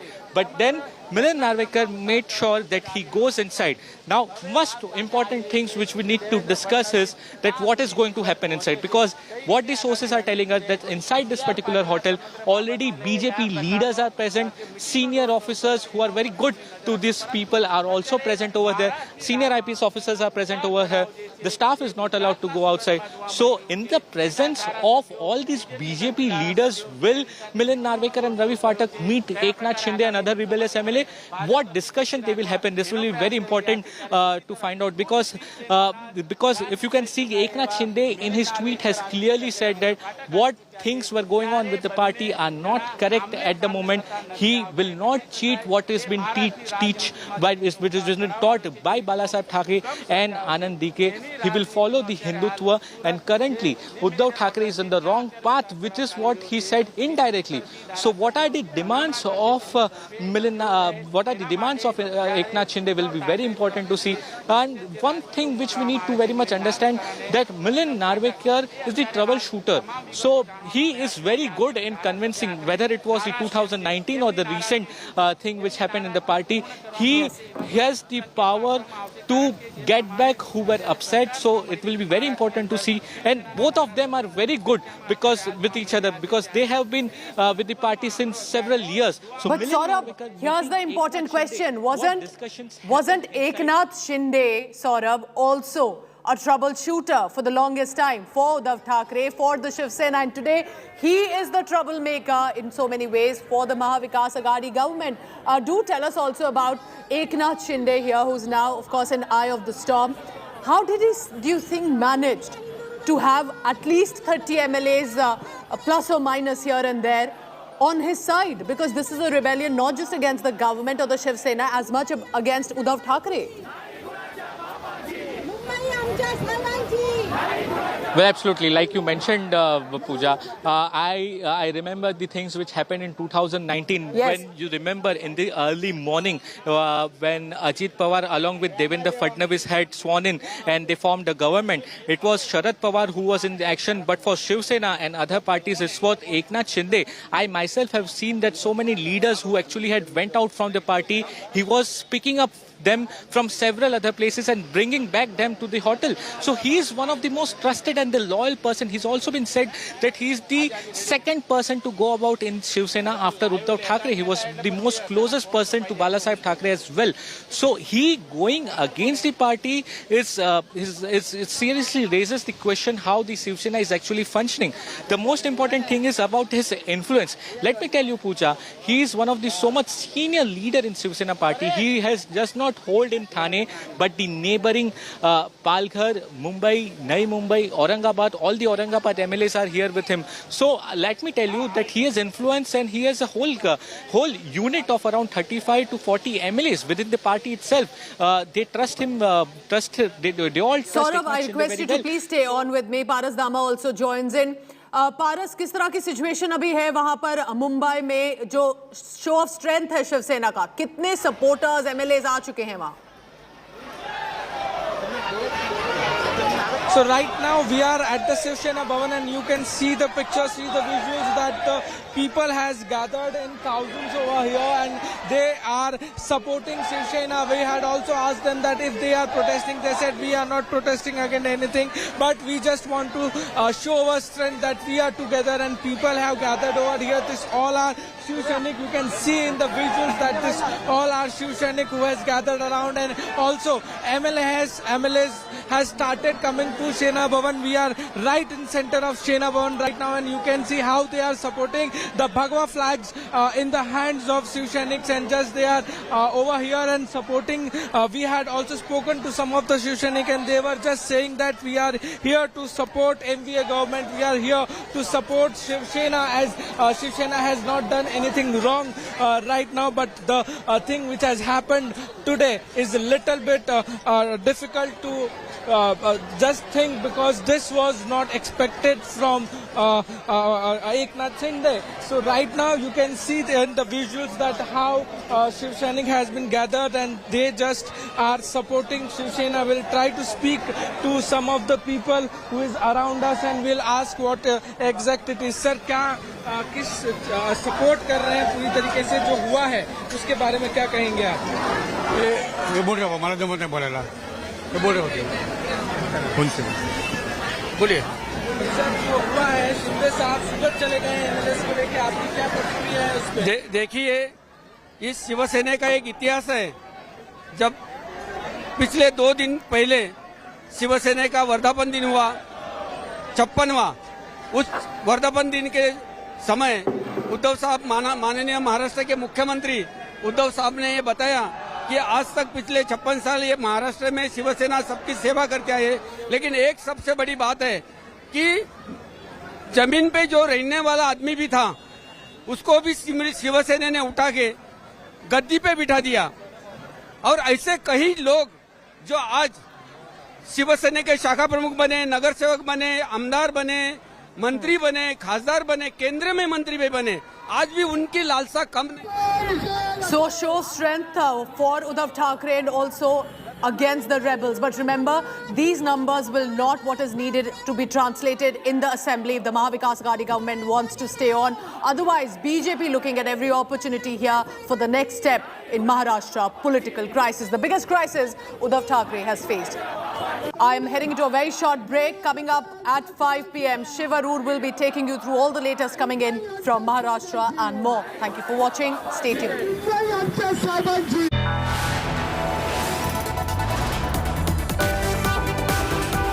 You are watching India Today.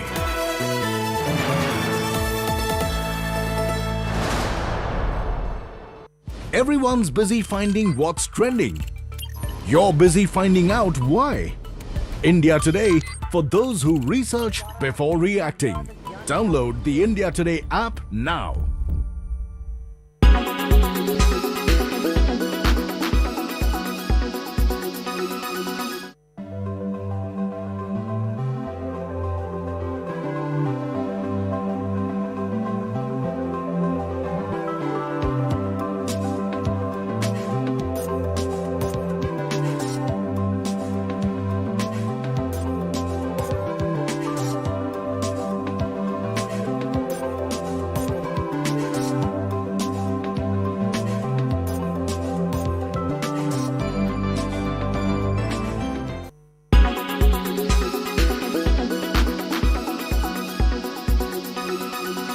Make your media plan smarter with India Today Live TV on your connected devices.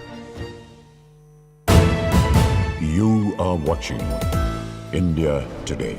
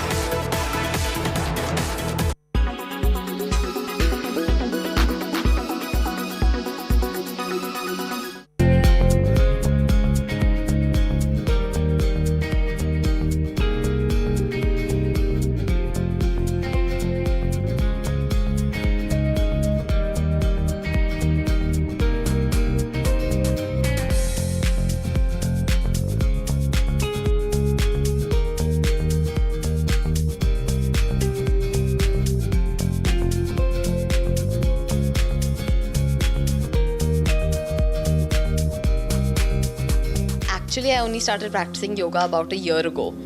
Before that, I used to do what I call fake yoga, which is I used to just see cool poses and I used to want to do them. So I used to try and recreate them without any training, without any supervision, without any of that. Which I don't recommend. Don't do that at home. It's dangerous. But now, since the last 1 year, I've had a wonderful teacher, and she's been helping me a lot with, strengthening my body and increasing my flexibility, and just with the whole practice of yoga, and it's been wonderful.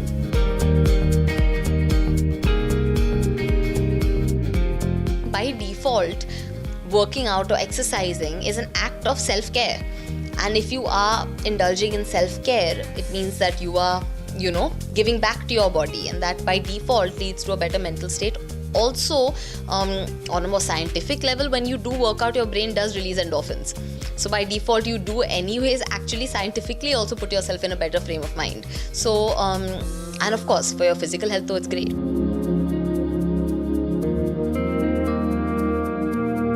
I feel like yoga in general gives you a great sense of discipline, gives you a...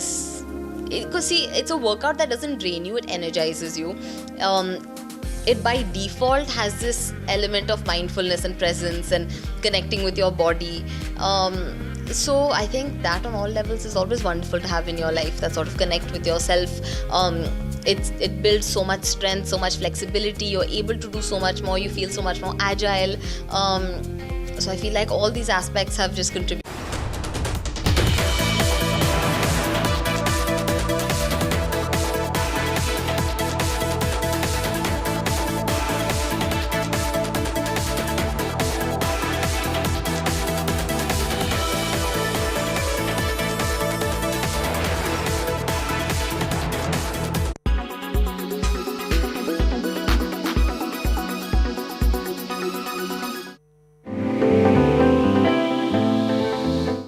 plastic cause pollution. But did you know microplastics can also be a cause of pollution? Microplastics are plastic particles with dimensions less than 5 millimeters. Some are so small, they are invisible to the naked eye. Nylon and polyethylene, for example, are mixture of polymers and additives, are themselves microplastics created from tiny pellets known as nurdles. These elements are found in everyday products like shower gels and cosmetics, as well as fertilizers, detergents, and paint. Another major source of this pollution is car tire wear. Difficult to filter, these microplastics get everywhere, in rivers and then the oceans, on land or in the air we breathe. Billions of items of plastic waste taking hundreds of years to break down litter beaches all around the world. All living species in the oceans that are part of the human food chain, from zooplankton to whales, are likely to ingest microplastics. The impact of microplastics on organisms or on ecosystems is unknown, but the additives they contain are potential chemical contaminants.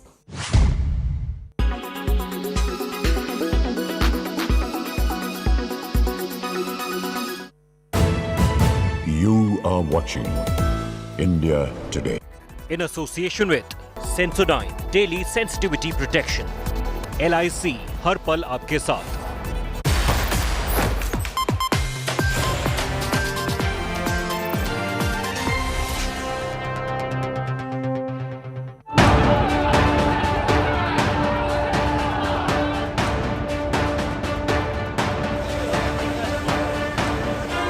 Ruthless Maharashtra Game of Thrones.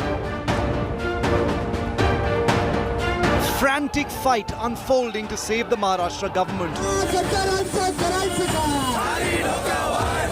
Uddhav's war for Maharashtra in top gear. 5 साल नहीं होगा prophecy coming true. BJP prepares for fight to the finish. Is collapse snapping at Uddhav's heels? The full, unadulterated anatomy of a rebellion. The big focus on 5 Live.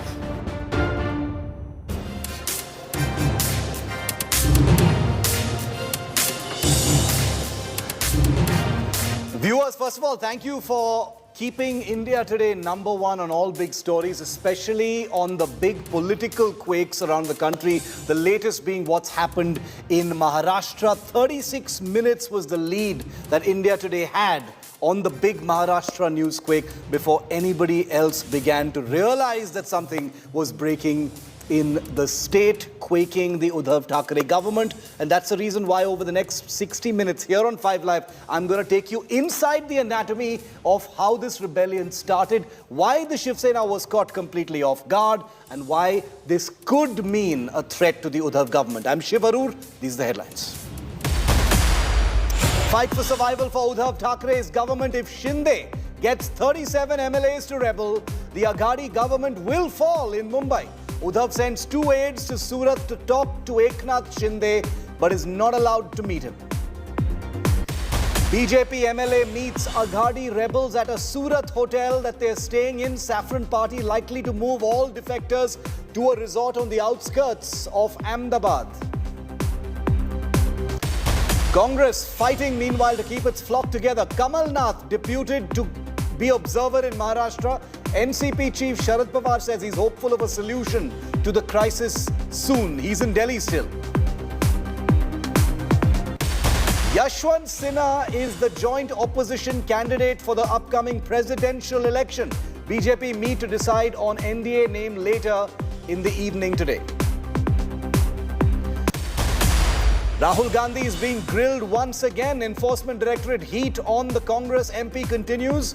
He has been back at the ED office for the last few hours for his 5th round of questioning. Sonia Gandhi summoned on the 23rd of June. The Congress has been protesting all morning.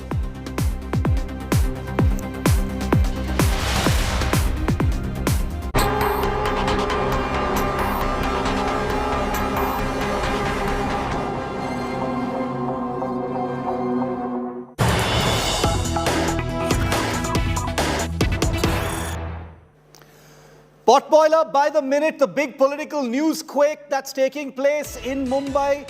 threatening the Maharashtra government right after India Today's big news break at 8 a.m. this morning. It's been a non-stop series of twists and turns, and now the Uddhav government has called for a meeting of Shiv Sena MPs at 7 p.m. at his residence at the Varsha Bungalow. Uddhav Thackeray, the Chief Minister of Maharashtra, has called for a meeting of Shiv Sena MPs at his residence in Mumbai. Ajit Pawar of the NCP will be calling on Chief Minister Uddhav Thackeray at his residence at 6:30 this evening. Hectic huddle in Maharashtra to save the Uddhav government as the BJP sniffs blood and the possibility of badla against a man they believe has betrayed the age-old ties between the Shiv Sena and the BJP. Is this the big badla against Uddhav Thackeray? That's the big question. Starting 6:30 p.m., there will be big VIP arrivals at Uddhav Thackeray's residence, all in an effort to save a government that has been jolted by the biggest rebellion in the last couple of years. Paras Dhama joining me live from outside Uddhav Thackeray's residence in Mumbai. Paras, MPs of the Shiv Sena have been summoned by Uddhav Thackeray to meet at 7 p.m. Ajit Pawar meeting him at 6:30 p.m. What's happening at this stage? Shiv, first of all, I am at the Shiv Sena Bhavan, where you can see in the visuals how the supporters had gathered around this very place to support Shiv Sena. What has happened from today morning, they are here to support that. They are here to support Uddhav Thackeray's Sarkar, and they are over here to support MVA Sarkar. Right now, the situation is being tricky for MVA and Shiv Sena, as we had seen from the morning. The Eknath Shinde, the key member of Shiv Sena, left from Mumbai with 26 MLAs to Surat, and it's a big blow to MVA government and Shiv Sena government, and this is the replication that right now we can see, and this is what Shiv Sainik has been gathered in support of Uddhav Thackeray's Sarkar. And plus the main thing is that in the morning also Uddhav just had a meeting with MLAs, but we had not seen many MLAs coming over there. But now at 7 there will be an important meeting with MPs, which will be the major key point in this whole messy, tricky situation. But right now, for now, you can see how supporters have gathered. There are hundreds of supporters near Shiv Sena Bhavan. This is the official workplace of Shiv Sainiks, so that's why they had gathered, and they are just lending their support to Uddhav Sarkar. Okay, so you know that huge crowd behind you, Paras, all the Shiv Sena supporters have arrived at the Shiv Sena Bhavan as you know, something of a show of strength. But you know, the numbers are looking uncomfortable for Uddhav Thackeray at this point of time. He briefly made an appearance with his supporters, but he knows that this is a serious game that's being played right now. Eknath Shinde sitting in Surat right now. You know, if he manages to somehow demonstrate the numbers, 37 is the number I think he needs to demonstrate to make this government fall. What is the mood there at Shiv Sena Bhavan? So the mood at the Shiv Sena Bhavan is that they just want to give one more chance to Eknath Shinde. There are some people who are very angry with Eknath Shinde, but there are some people who are saying that we will give chance to Eknath Shinde because Eknath Shinde is a key member of Shiv Sena. The major part of this whole conversation, or we can see the major about the Eknath Shinde. Eknath Shinde was the most trusted person of Balasaheb Thackeray. When Balasaheb Thackeray was alive, he was the one person who has created lot of things for Shiv Sena. You know the 2019 elections where there were so many things happening around here. Eknath Shinde was the person who has gathered all the MLAs together in a hotel, and he managed to save the Sarkar over at that time. So you can imagine how Eknath Shinde will be the important key man for Shiv Sena, and why Eknath Shinde has taken this decision to go to Surat with 26 MLAs. And right now you can see the support. It's not for Eknath Shinde, it's for Shiv Sena. What has happened to Shiv Sena? They are in a mess right now. MVA government is in a mess right now. So the main thing is that just they are looking for something that can give them another chance. But BJP is not in the mood. They just want want to take back Mumbai, as we can sense, because the situation is being created like that. Paras, the Shiv Sainiks over there are saying, let's give another chance to Eknath Shinde. But Eknath Shinde has removed Shiv Sena from his Twitter bio. He's taken a very direct pot shot at Uddhav Thackeray, on the subject of Hindutva and what Balasaheb Thackeray had actually wanted. It's gotten very personal now. In fact, Paras, stay with me. That image live on Paras's camera shows you what it's like inside Shiv Sena Bhavan right now. In fact, outside Shiv Sena Bhavan. But I want to take you to Surat now. Stay with me, Paras. Let's go to Surat, to the Hotel Le Méridien, where Eknath Shinde and the rebel faction are currently holed up. They have been out of communication. Nobody is able to reach them on the phone.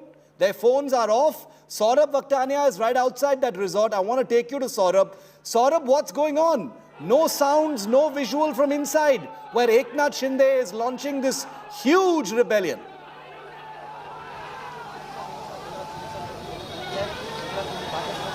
Well, Shiv, what a situation which happened just few moments back. Let me tell you that there are total 4 gates of this particular hotel, and of the 4 gates, there are total 5 barricades have been put up by the Surat police officials. That's the second number of barricades which is put up by the Surat police official. Let me tell you what happened actually 15 minutes back.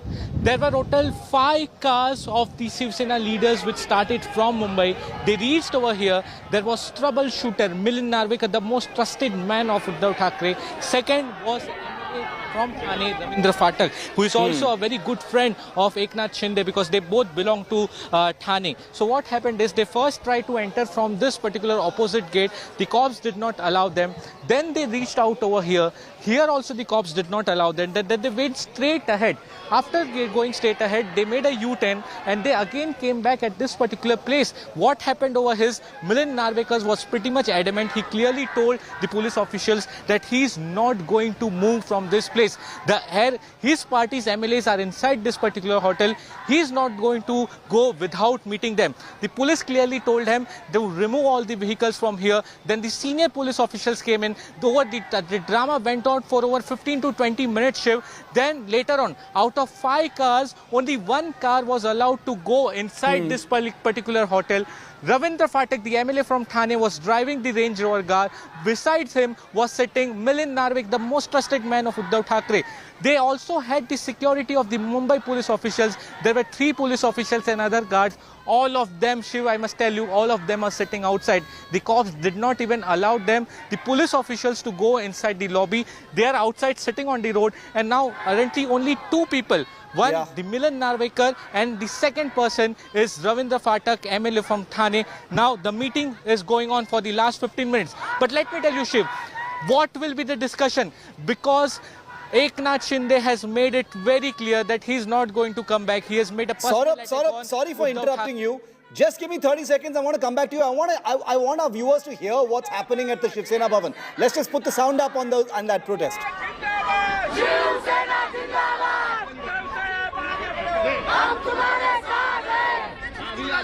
Shiv Sena प्रमुख बाळासाहेब ठाकरे यांचा आवाज कुणाचा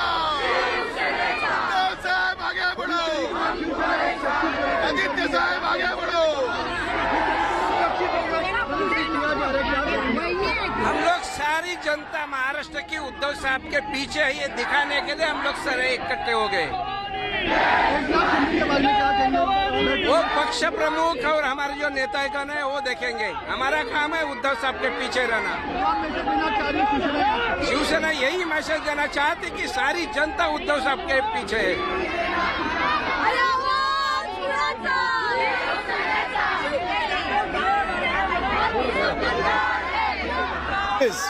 These images, viewer, are live on India Today's cameras, coming to you from outside Shiv Sena Bhavan in Mumbai, where large numbers of Shiv Sainiks, remember this is a party that has mastered the art of mobilizing its cadres. They're out there in large strength to show support for Uddhav Thackeray. More reactions coming in. योग्य वेळी धडा शिकवल्याशिवाय राहणार नाही. शिवसेनेमध्ये गद्दारांची जागा नाही आणि वेळ पडलीच तर गद्दारांना जिथे गाडायचंय तिथे गाडल्याशिवाय राहणार नाही.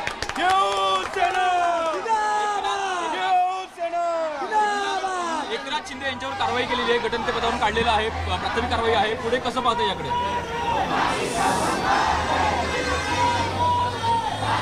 मी तुम्हाला सांगितलं, शिवसेनेमध्ये गद्दारांना थारा नाही आणि याचं प्रत्युत्तर दिल्याशिवाय राहणार नाही, एवढंच मी सध्या सांगतो.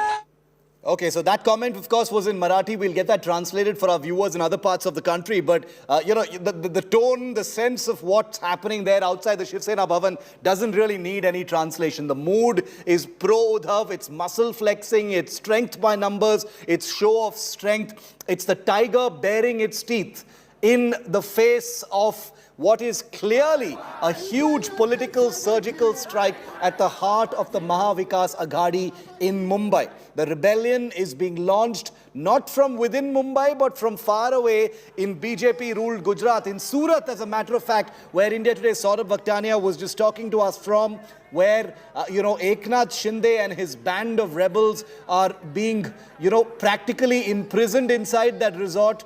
If I may use that word, they're actually in there of their own volition, but they haven't managed to meet the Shiv Sena emissaries who've been sent by Uddhav Thackeray, which is an indicator in many ways. Saurabh, to bring you back in on our live coverage, you know, I don't know if you can see the screen, Saurabh, but at Shiv Sena Bhavan, the numbers have swelled to a huge proportion. It's a capacity crowd outside the Shiv Sena Bhavan in Mumbai. I'm sure you've reported from there many times before. In Surat, it's a different scenario. People aren't being allowed to go in and meet Eknath Shinde. Do we know what Eknath Shinde's plan of action today is? We understand that the BJP has reached out to him.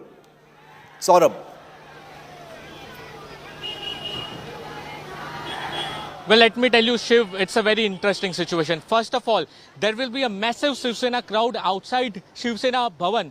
But where are the numbers? Let me tell you, when we saw the visuals coming out from the Shiv Sena Bhavan, only few of the MLAs were present, around 15 to 20 MLAs. But where are the rest of the MLAs?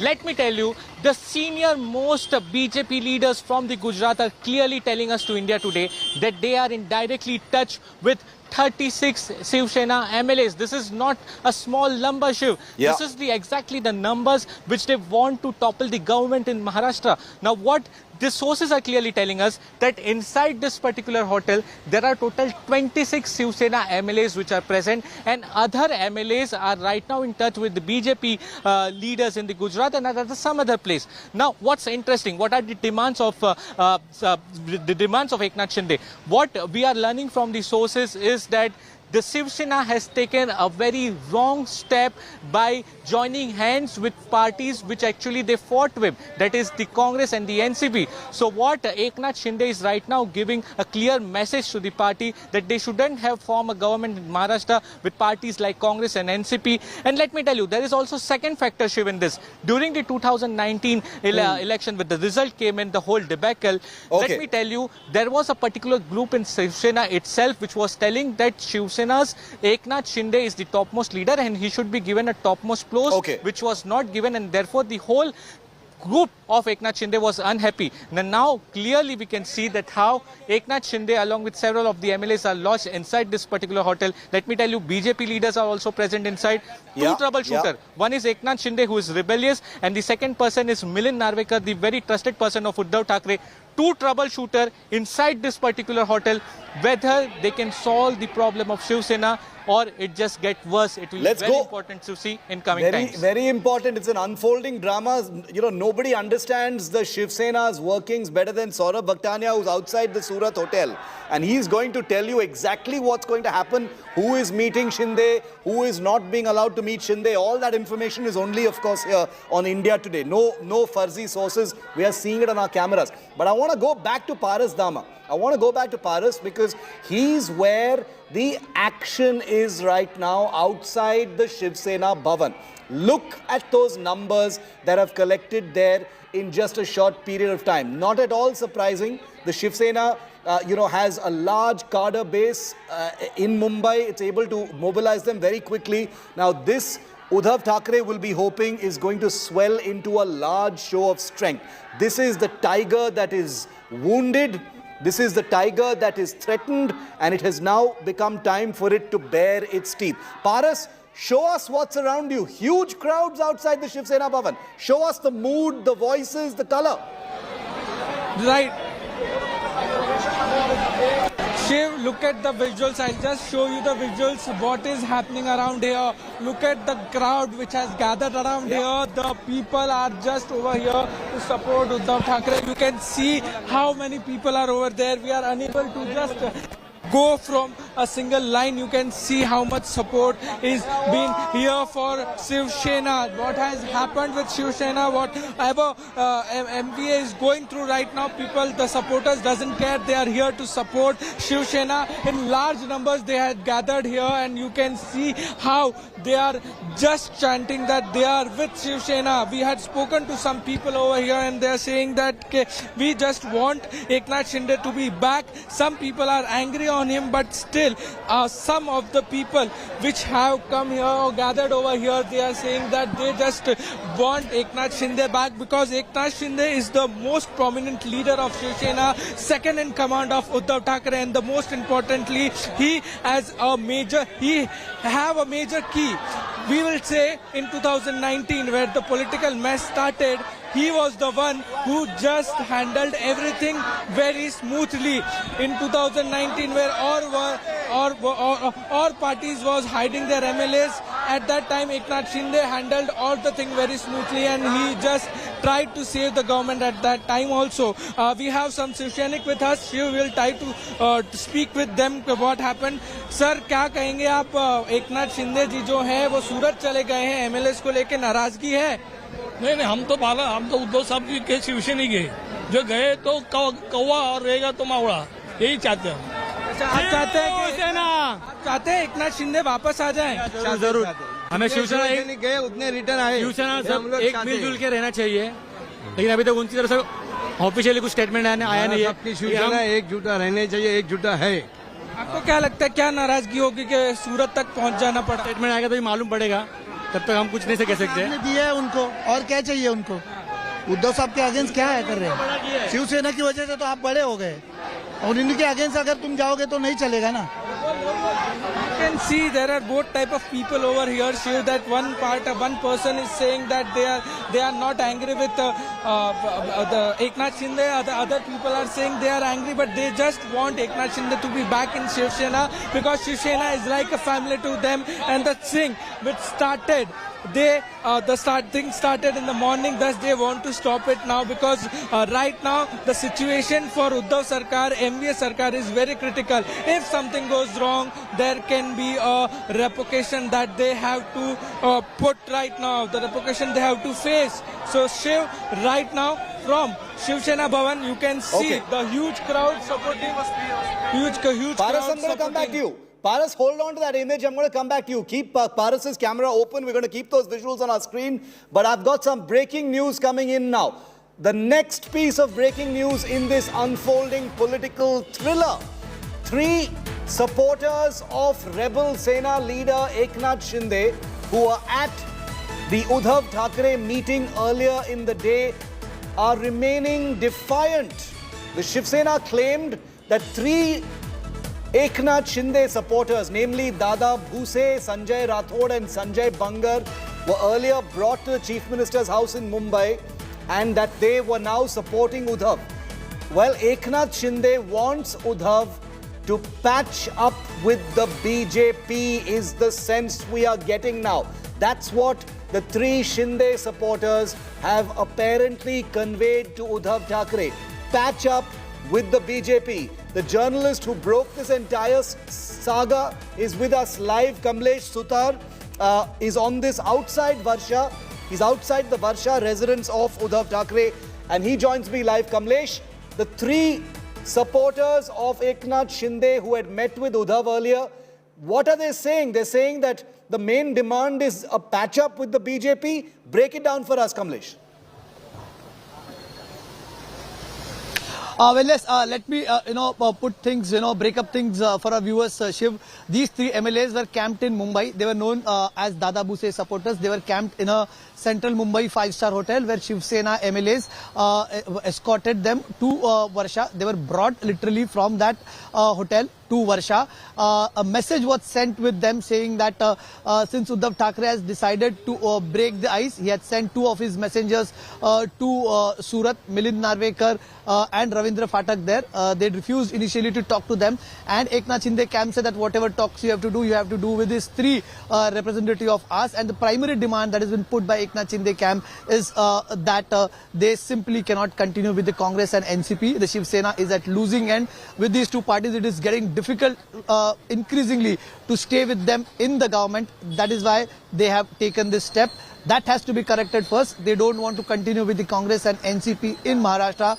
And if at all they want to continue in the government, they have to patch up with the Bharatiya Janata Party and go with them. That perhaps on the ideological front and even as far as the ease is concerned, they can continue with them. So these 3 supporters of Eknath Shinde who have been brought here, they will be the messengers of Eknath Shinde, whereas Uddhav Thackeray had sent 2 of his messengers in Surat. Initially, they were not allowed to meet them, but at this point in time, Uddhav Thackeray though wants to open the doors of communication, wants Eknath Shinde to come and sit and have a word to discuss the problem that he has. But Eknath Shinde camp believes that even discussing at this point is going to lead to nowhere. They have made up their mind.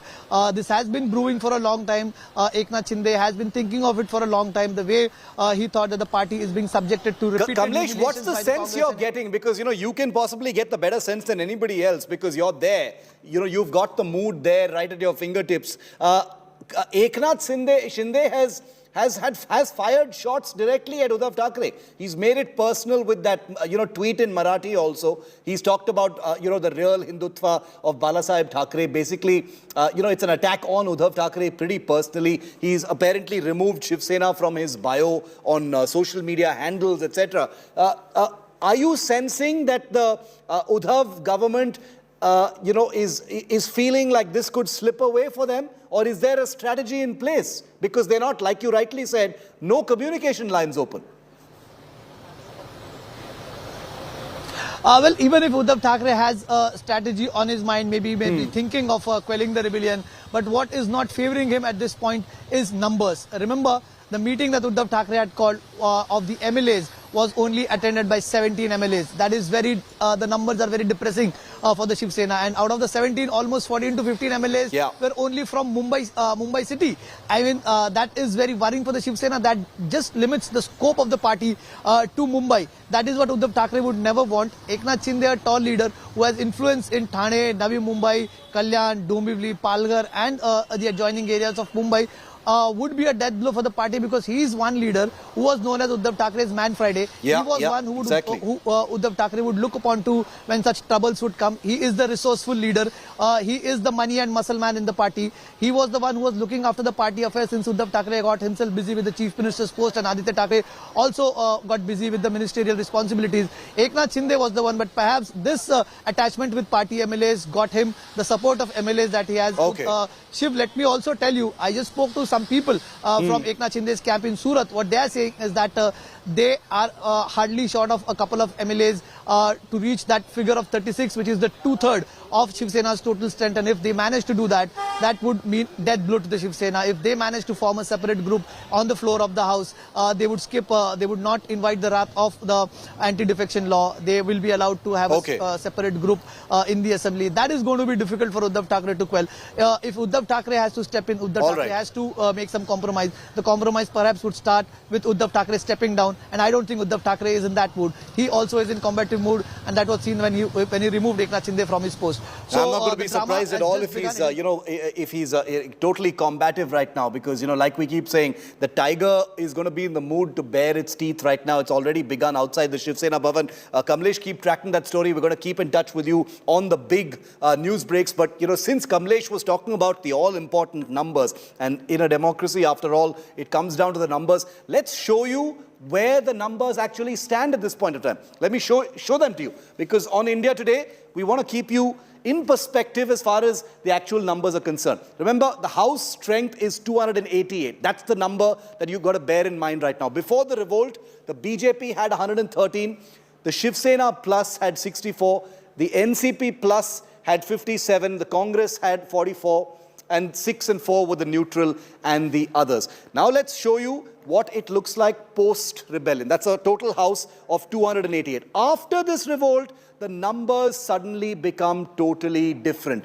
The house strength is 285. The BJP has 113. Theoretically, with 26 of the rebels, that is the Eknath Shinde faction, that is a total of 148, which crosses the magic figure. The Shiv Sena is drastically reduced to 38 seats. The NCP remains at 57, and the Congress has 42 seats. So this is what it looks like. If 26 move over to the BJP, the total number is 37. Remember, the defection laws won't kick in only if there is a 1/3 movement across the board into another party. So 26 rebels of the Eknath Shinde faction of the Shiv Sena are now supposed to be in touch with the BJP. Let's go straight back to Paras, who's outside the Shiv Sena Bhavan, which is where the biggest reaction from the Shiv Sena is taking place right now. 3 Shinde supporters who have met Uddhav Thackeray continue to be defiant. What is Uddhav Thackeray's plan, Paras? Is he going to be coming to Shiv Sena Bhavan? We do know that he has meetings lined up, with Ajit Pawar and Shiv Sena MPs starting at about 6:30 p.m. Over the next hour, what is Uddhav Thackeray likely to do? Paras. Shiv, there are so many meetings which has been lined up by Uddhav Thackeray because the concern right now is to handle the situation which is out of control. So that's why there are few meetings that will be attended by Uddhav Thackeray, CM Uddhav Thackeray, Ajit Pawar. It will be MPs meeting at 7 o'clock. So there are some of the busy schedule which will be attended by CM Uddhav Thackeray. Right now we are at Sena Bhavan. There is no sign of Uddhav Thackeray that he will be coming over here, but still you can see the supporters how they are chanting that they are with Shiv Sena and they will do everything for Shiv Sena. Look at that crowd, 100 of people gathered near Shiv Sena Bhavan. It's raining very badly in Mumbai. Still, they all are here and they all are supporting Shiv Sena and MVA government right now. Situation is not good for MVA government, not for Uddhav Thackeray, because the situation and the pace of situation which has been created right now, it's very difficult to get out because numbers are in favor of BJP right now, and some of the numbers are very difficult to escape in the situation where your key person is been a rebel and he has been to Surat right now. In Surat there are 26 to 27 MLA with him, so it's a very difficult situation, and Uddhav Thackeray must be thinking and making a plan of action how to handle this situation, because if he doesn't handle the situation, he should be ready for the repercussion that Sarkar will face. So right now the main point for Uddhav Thackeray and his Sarkar MVA is that he needs to plan something big and something very effective that can stop Eknath Shinde. So right now he had sent 2 messenger also to Surat, but it's not working out for them. They are not allowed to go inside and they are not allowed to meet Eknath Shinde and the MLAs which are in Surat resort. So the situation is getting bad for the government, bad for the Uddhav Thackeray, but still supporters have gathered near Sena Bhavan and they are supporting Shiv Sena. There is no sign of Uddhav Thackeray to come here, but he has some important meeting lineups where he will discuss the important points. Eknath Shinde will be the talk, but there will be the other plan which will be very important, that if something bad happens, how to handle the situation. So 6:30 to 7:30, the most important time for today. Shiv, over to you. Bharat, stay with me. All the action happening outside the Shiv Sena Bhavan at this point of time. I'm going to replay the numbers, graphics that we had on our screen in just a moment. Some of our viewers have pointed out an obvious mathematical error in that. We'll just get that updated. I apologize for that. We'll get that updated and put it back on our screen. We said, we had basically pointed out that we pointed out that 113 plus 26, translated to 148. That's not right. It's 139. But we'll get you the mathematics on that in just a moment from now. But let's get you the other top developments on the Maha Aghadi revolt that's happening at a very, very rapid rate. In a huge show of strength amidst this revolt, Chief Minister Uddhav Thackeray made an appearance just a few minutes ago with Shiv Sena supporters. Uddhav met 17 MLAs at his residence Varsha. 17 MLAs are asserting that no leader is incommunicado and the party is in touch with each MLA. In a big India Today exclusive, Sena MP Sanjay Raut, who is the right-hand man of Uddhav Thackeray, has pinned the blame of the Eknath Shinde rebellion on the Enforcement Directorate, saying that he's just fearing action by the agency. Raut also said that no MLA wanted to go to Surat resort, but they were forcibly taken as well.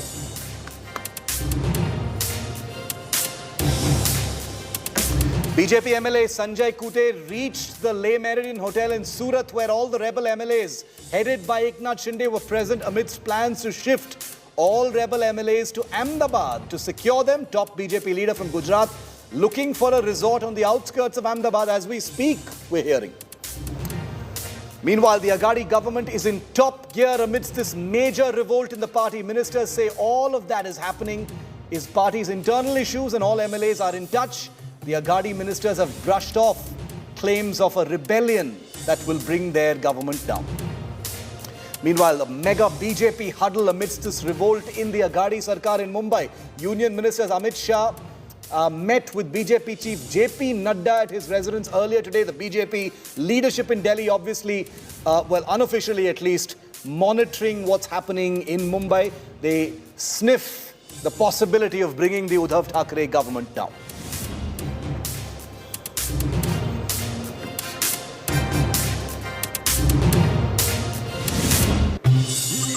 So this big Maharashtra pot boiler is taking place across 4 cities. In Mumbai, Uddhav Thackeray is getting ready to meet with Shiv Sena MPs. In Delhi, Sharad Pawar has said that there is no threat to the Mahavikas Aghadi. In Surat, Eknath Shinde has mounted his big rebellion to bring down the Uddhav Sarkar. He's taken a pot shot at Uddhav Thackeray as well. In Ahmedabad, the BJP is trying to ready a resort to move all these rebel Shiv Sena MLAs over there to keep them safe, as part of this entire mission to bring down the government. The BJP, remember, has been conspicuously silent about this whole thing. Obviously, there are machinations happening behind the scenes. There's a lot of shadow play going on, but the BJP officially being totally silent about it. Obviously, echoing in the background to this entire drama playing out is former Chief Minister of Maharashtra, the BJP's Devendra Fadnavis, who had predicted that this government would not last its 5 years. Does a government of this kind ever last 5 years? He had laughingly said in a viral soundbite right here on India Today, and it looks like that prophecy might be playing out. Nothing is ever over until it's over in politics.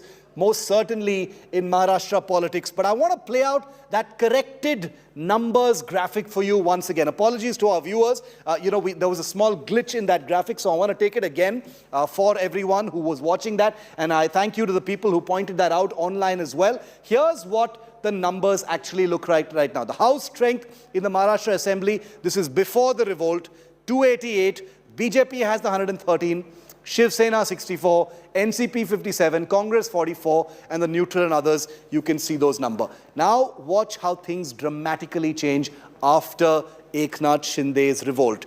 The BJP with 122 plus 26 goes up to 148, which is just above the magic figure, the halfway mark in the assembly. The Shiv Sena is drastically reduced to 38, the NCP to 57, the Congress to 42. They're able to keep their numbers largely intact, but the Shiv Sena loses hugely, taking the BJP into the winning position. This is what the scenario looks like.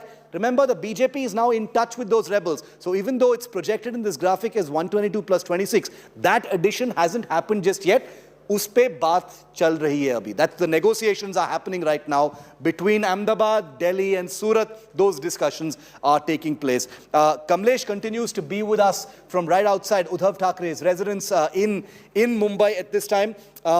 hectic evening of meetings coming up for the Chief Minister of Maharashtra, Kamlesh. Anything else you're picking up on, what Uddhav's strategy is going to be? Where does Sharad Pawar fit into all of this, Kamlesh? Well, two things. First, updates on the meetings. Shiv, Uddhav Thackeray will be holding a meeting with party MPs at 7 o'clock. All party MPs have been called here. Remember, Eknath Shinde's son is also an MP from Kalyan Dombivli parliamentary seat. So obviously he would not be here. He will be with his father's camp in Surat. So he will not be here. Other party MPs have been called for the meeting to strategize on what next for the party. At least if the Shiv Sena loses number in the Maharashtra Legislative Assembly, the numbers in parliament should be intact. Whether some of the MPs are also in touch with Eknath Shinde camp is what now the Shiv Sena is worried about. Secondly, Deputy Chief Minister from the NCP, Ajit Pawar, will be calling on Chief Minister at around 6:37. Before that meeting, or probably during the meeting as well, he might take out time for that meeting with Ajit Pawar.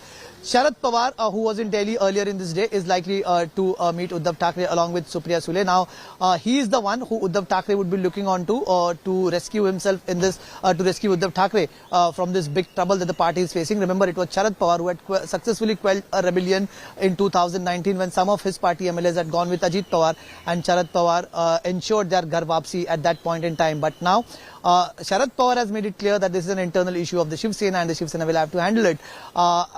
Immediately after that, Uddhav Thackeray took his first step and announced that Eknath Shinde is removed from his party post. Now, the next strategy for Uddhav Thackeray, one obviously, as we discussed earlier, is going to be keeping the doors of communication open with Eknath Shinde. But alongside that, to avoid any further damage to the party. But now the damage has already been done. Eknath Shinde camp is claiming that they might soon go to the number of 36, which is 2/3 of numbers, to obviously escape the anti-defection law at that point. But the demands that would be coming in from Eknath Shinde, they are waiting for that. Uddhav Thackeray at this point is left with no option. All the MLAs that are left with him are only from Mumbai. Of the 17 MLAs, one obviously is Aditya Thackeray. So, and this is looking bad. I'm going to talk about the Aditya Thackeray angle in just a moment, Kamlesh, because I want your views on that. But, before that, let's just show our viewers once again how it played out, because this is a live developing story. We've had to remain on the latest pictures like the ones you're seeing right now outside Shiv Sena Bhavan, and inside the Chief Minister's house right now. But in case you missed the incredible drama that India Today broke, first and exclusive 36 minutes before any of our rivals, Maharashtra Minister and Shiv Sena leader Eknath Shinde, get used to hearing that name for a while, viewer. He has plunged the Uddhav Thackeray government, the Maha Vikas Aghadi alliance in the state, into a huge political crisis and an existential crisis. Is it going to survive or not? Eknath Shinde is sitting in a resort hotel in Surat while his party, or his erstwhile party, is facing a survival attack. Eknath Shinde has been elected for 4 back-to-back terms in the Maharashtra Legislative Assembly, seen as the right-hand man, number 2 to Uddhav Thackeray. Take a look at this. A nail-biting political thriller playing out in Maharashtra after India Today's big agenda-setting political newsbreak. The man on your screen has created a huge political storm. Senior Shiv Sena Cabinet Minister Eknath Shinde, who has now turned rebel. Holed up with over 26 MLAs at a resort in Gujarat's Surat, India Today's scoop revealed that it may be Chief Minister Uddhav's son and Minister Aditya Thackeray who may have alienated Shinde by denying him a free political hand. According to sources, Eknath Shinde was not happy about being sidelined in the Rajya Sabha and Maharashtra MLC polls recently. In fact, he was upset even right when the Aghadi government was formed, harboring chief ministerial ambitions after being elected leader of the Sena Legislative Party, but pipped to the post, obviously, by the Thackeray Uddhav. Shinde's close aides say, despite being seen as number 2 in the Uddhav government, there was a lot of meddling in his urban development ministry, allegedly by Uddhav's son, Aditya Thackeray, and even his aides. Eknath Shinde wields considerable influence in Thane, Kalyan and Palghar districts. It was Shinde who had wrestled back Aghadi MLAs during the Ajit Pawar rebellion in 2019. He felt cheated, with what he perceived as a raw deal from Chief Minister Uddhav and his son Aditya. Shinde tried to highlight his anger in the recent Dharamveer movie on late Sena leader Anand Dighe. The movie is said to have portrayed Uddhav Thackeray in bad light and angered the Sena leadership. We broke the story first, and we'll keep you posted on what this Maha Potboiler is unfolding into. Bureau Report, India Today.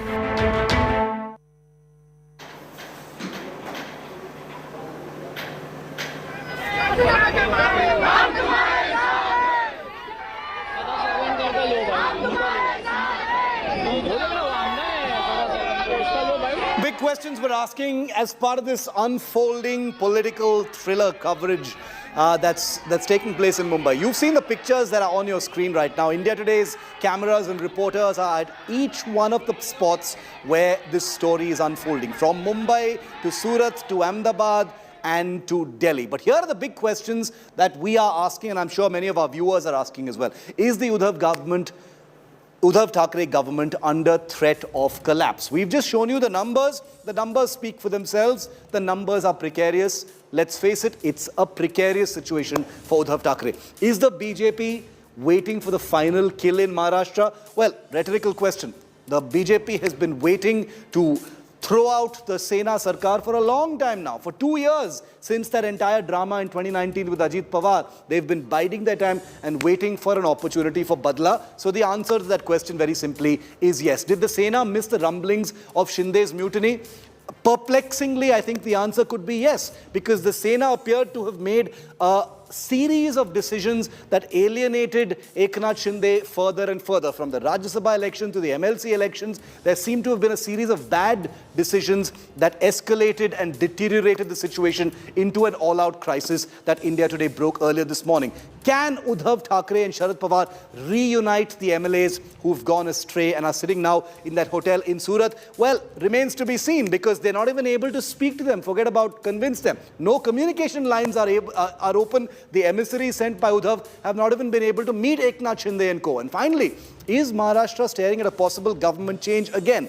It's possible. It's very, very possible. It's one of the theoretical possibilities. That's precisely what this rebellion appears to be all about. And remember that the fact that the BJP is in touch with these rebels right now, the numbers translate into, the magic figure for the BJP means it is definitely possible for the government to collapse in Maharashtra. But nothing is over, like we always say, until it's over. Let's go straight back to Kamlesh Sutar, who's live outside Uddhav Thackeray's residence.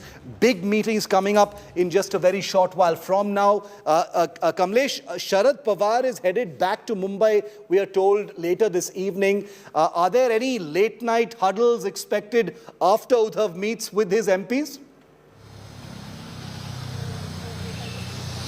Well, this night is endless, and when such type of political dramas happen, obviously all the activities take place during the night. We have seen how MLAs were shifted to resorts earlier in 2019 as well, and even during small elections. There's going to be no end to the meetings and huddles that will take place. Of course, the ones which are officially known and the ones which would take place behind the curtains. But there is a lot of activity that is expected with Sharad Pawar's entry. It would be interesting to see what role Sharad Pawar will have to say. But whatever has to be done by Uddhav Thackeray is what the Mahavikas Aghadi constituents are clear about. Both the Congress and NCP say that it is Shiv Sena's problem, and though they have shown their trust in Uddhav Thackeray, saying that Uddhav Thackeray will find a way out of this. But for Uddhav Thackeray, the biggest problem is how does he get his Eknath back. But not Shiv, I would like to mention a couple of things that led to the rebellion. On Sunday, Uddhav Thackeray was addressing his party MLAs who were placed inside a 5-star hotel in suburban Mumbai just a day before the election. So like 48 hours before, barely 48 to 60 hours before Uddhav Thackeray was speaking to them.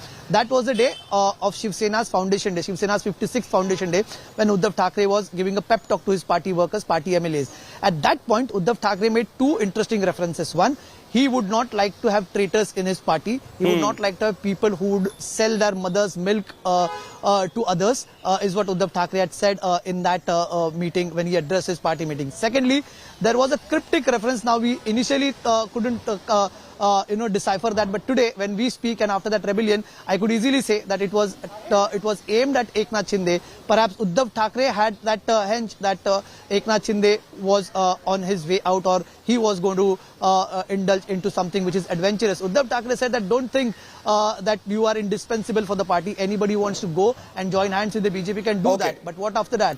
If you go out, there are several options that are open for the party. That is what Uddhav Thackeray said, and perhaps Uddhav Thackeray's speech there was hint enough that he was sensing something. Perhaps he was aware of what Eknath Shinde was planning to do. I just want to tell all of our viewers that, Kamlesh is one journalist who probably knows more about what's going on than most people. Kamlesh also happens to be the best-selling author of a book called 36 Days, which chronicled the last time such a potboiler happened in the Game of Thrones of Maharashtra, the famous aftermath of the 2019 election. Read that book. Kamlesh knows everything about what's going on right now, and that's the reason why we broke the story, and that's the reason why we will keep you ahead on this as well. Kamlesh, thanks for the moment, my friend. Thank you. We will keep coming back to you. Like you said, it's going to be a long night for Maharashtra politics. Okay, and now we've got some breaking news coming in from Delhi. Absolutely revolting, shocking video as part of the Congress protests in favor of Rahul Gandhi have been captured on camera. This is the Mahila Congress president in Hyderabad, Netta D'Souza, has been caught on camera spitting at the police and women security personnel at a Save Rahul protest. Netta D'Souza is going viral now for these images that have been captured on camera, where she appears to spit at the police and the women security officers after she was bundled into a bus. This is part of the Save Rahul protests. This video, among many, going viral at this point of time. Netta D'Souza is head of the Mahila Congress there, and these images, of course, being circulated on social media and going viral. Not the kind of attention the Congress would have wanted on day 5 of Rahul Gandhi's grilling. This was captured in a Rahul Bachao protest that was taking place earlier today. This is the Mahila Congress chief got on camera spitting contemptuously at the forces and the police as part of this protest. There's been no clarification. There's been no clarification that's come in yet, no apology that's come in yet. But very much like other dramatic acts that have been seen as part of the Congress protests in Delhi today, on day 5 of Rahul Gandhi's grilling, here comes the latest. Shehzad Poonawalla of the BJP with us live. Shehzad, you've no doubt seen this video of the Mahila Congress chief appearing to be spitting at the police. Have you seen the video? Your reactions, Shehzad? Sir, this is absolutely disgusting. It reeks of the mindset the Congress party has, and no sane person would ever spit on that too on female cops or female police personnel. But this has become a pattern here. If you notice, Renuka Chaudhary held the collar of a cop in Hyderabad. In Assam, they beat up another cop. In Delhi, they've been indulging in violence. They've been doing tire burning and holding people to ransom. And now this act of spitting on cops and police personnel, only so that the first family of corruption can't be held to account.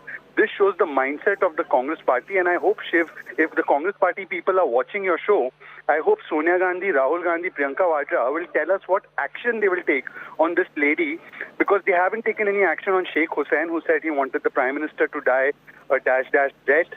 They've not taken any action on Subodh Khan Sahai, and now you have this third instance. So I hope the Congress party will watch your show, see this disgusting act, and tell us what action they will take on this particular person.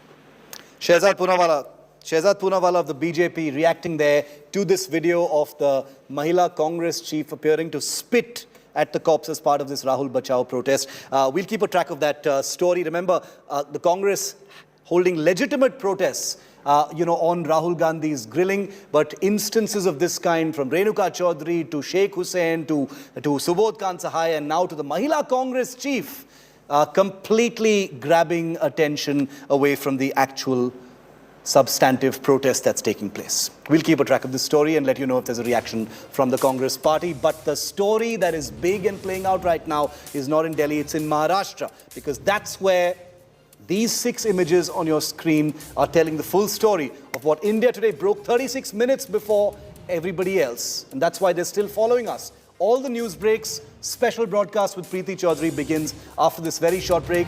It's a super prime time on the battle for Maharashtra. That's coming up next with Preeti.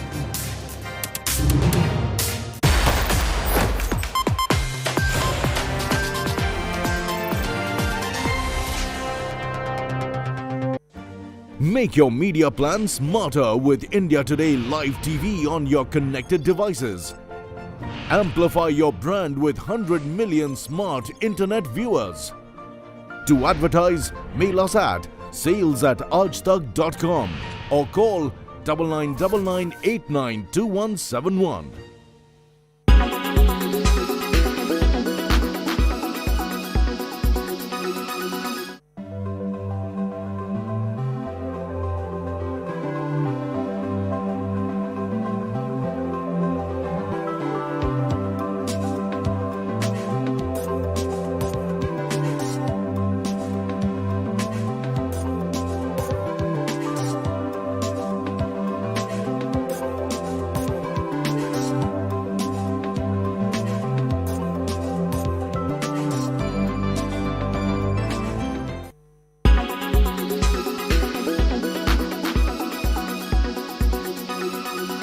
Make your media plan smarter with India Today Live TV on your connected devices.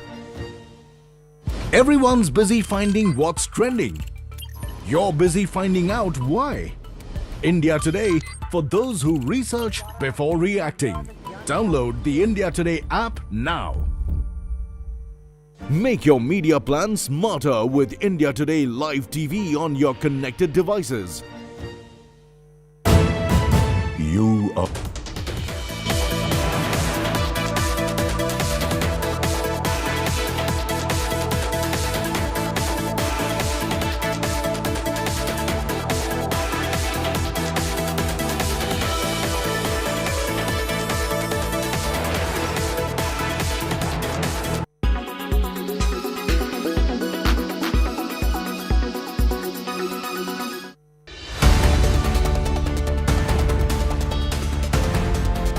Mango, pharma, textiles, cow dung. What's really common in these things?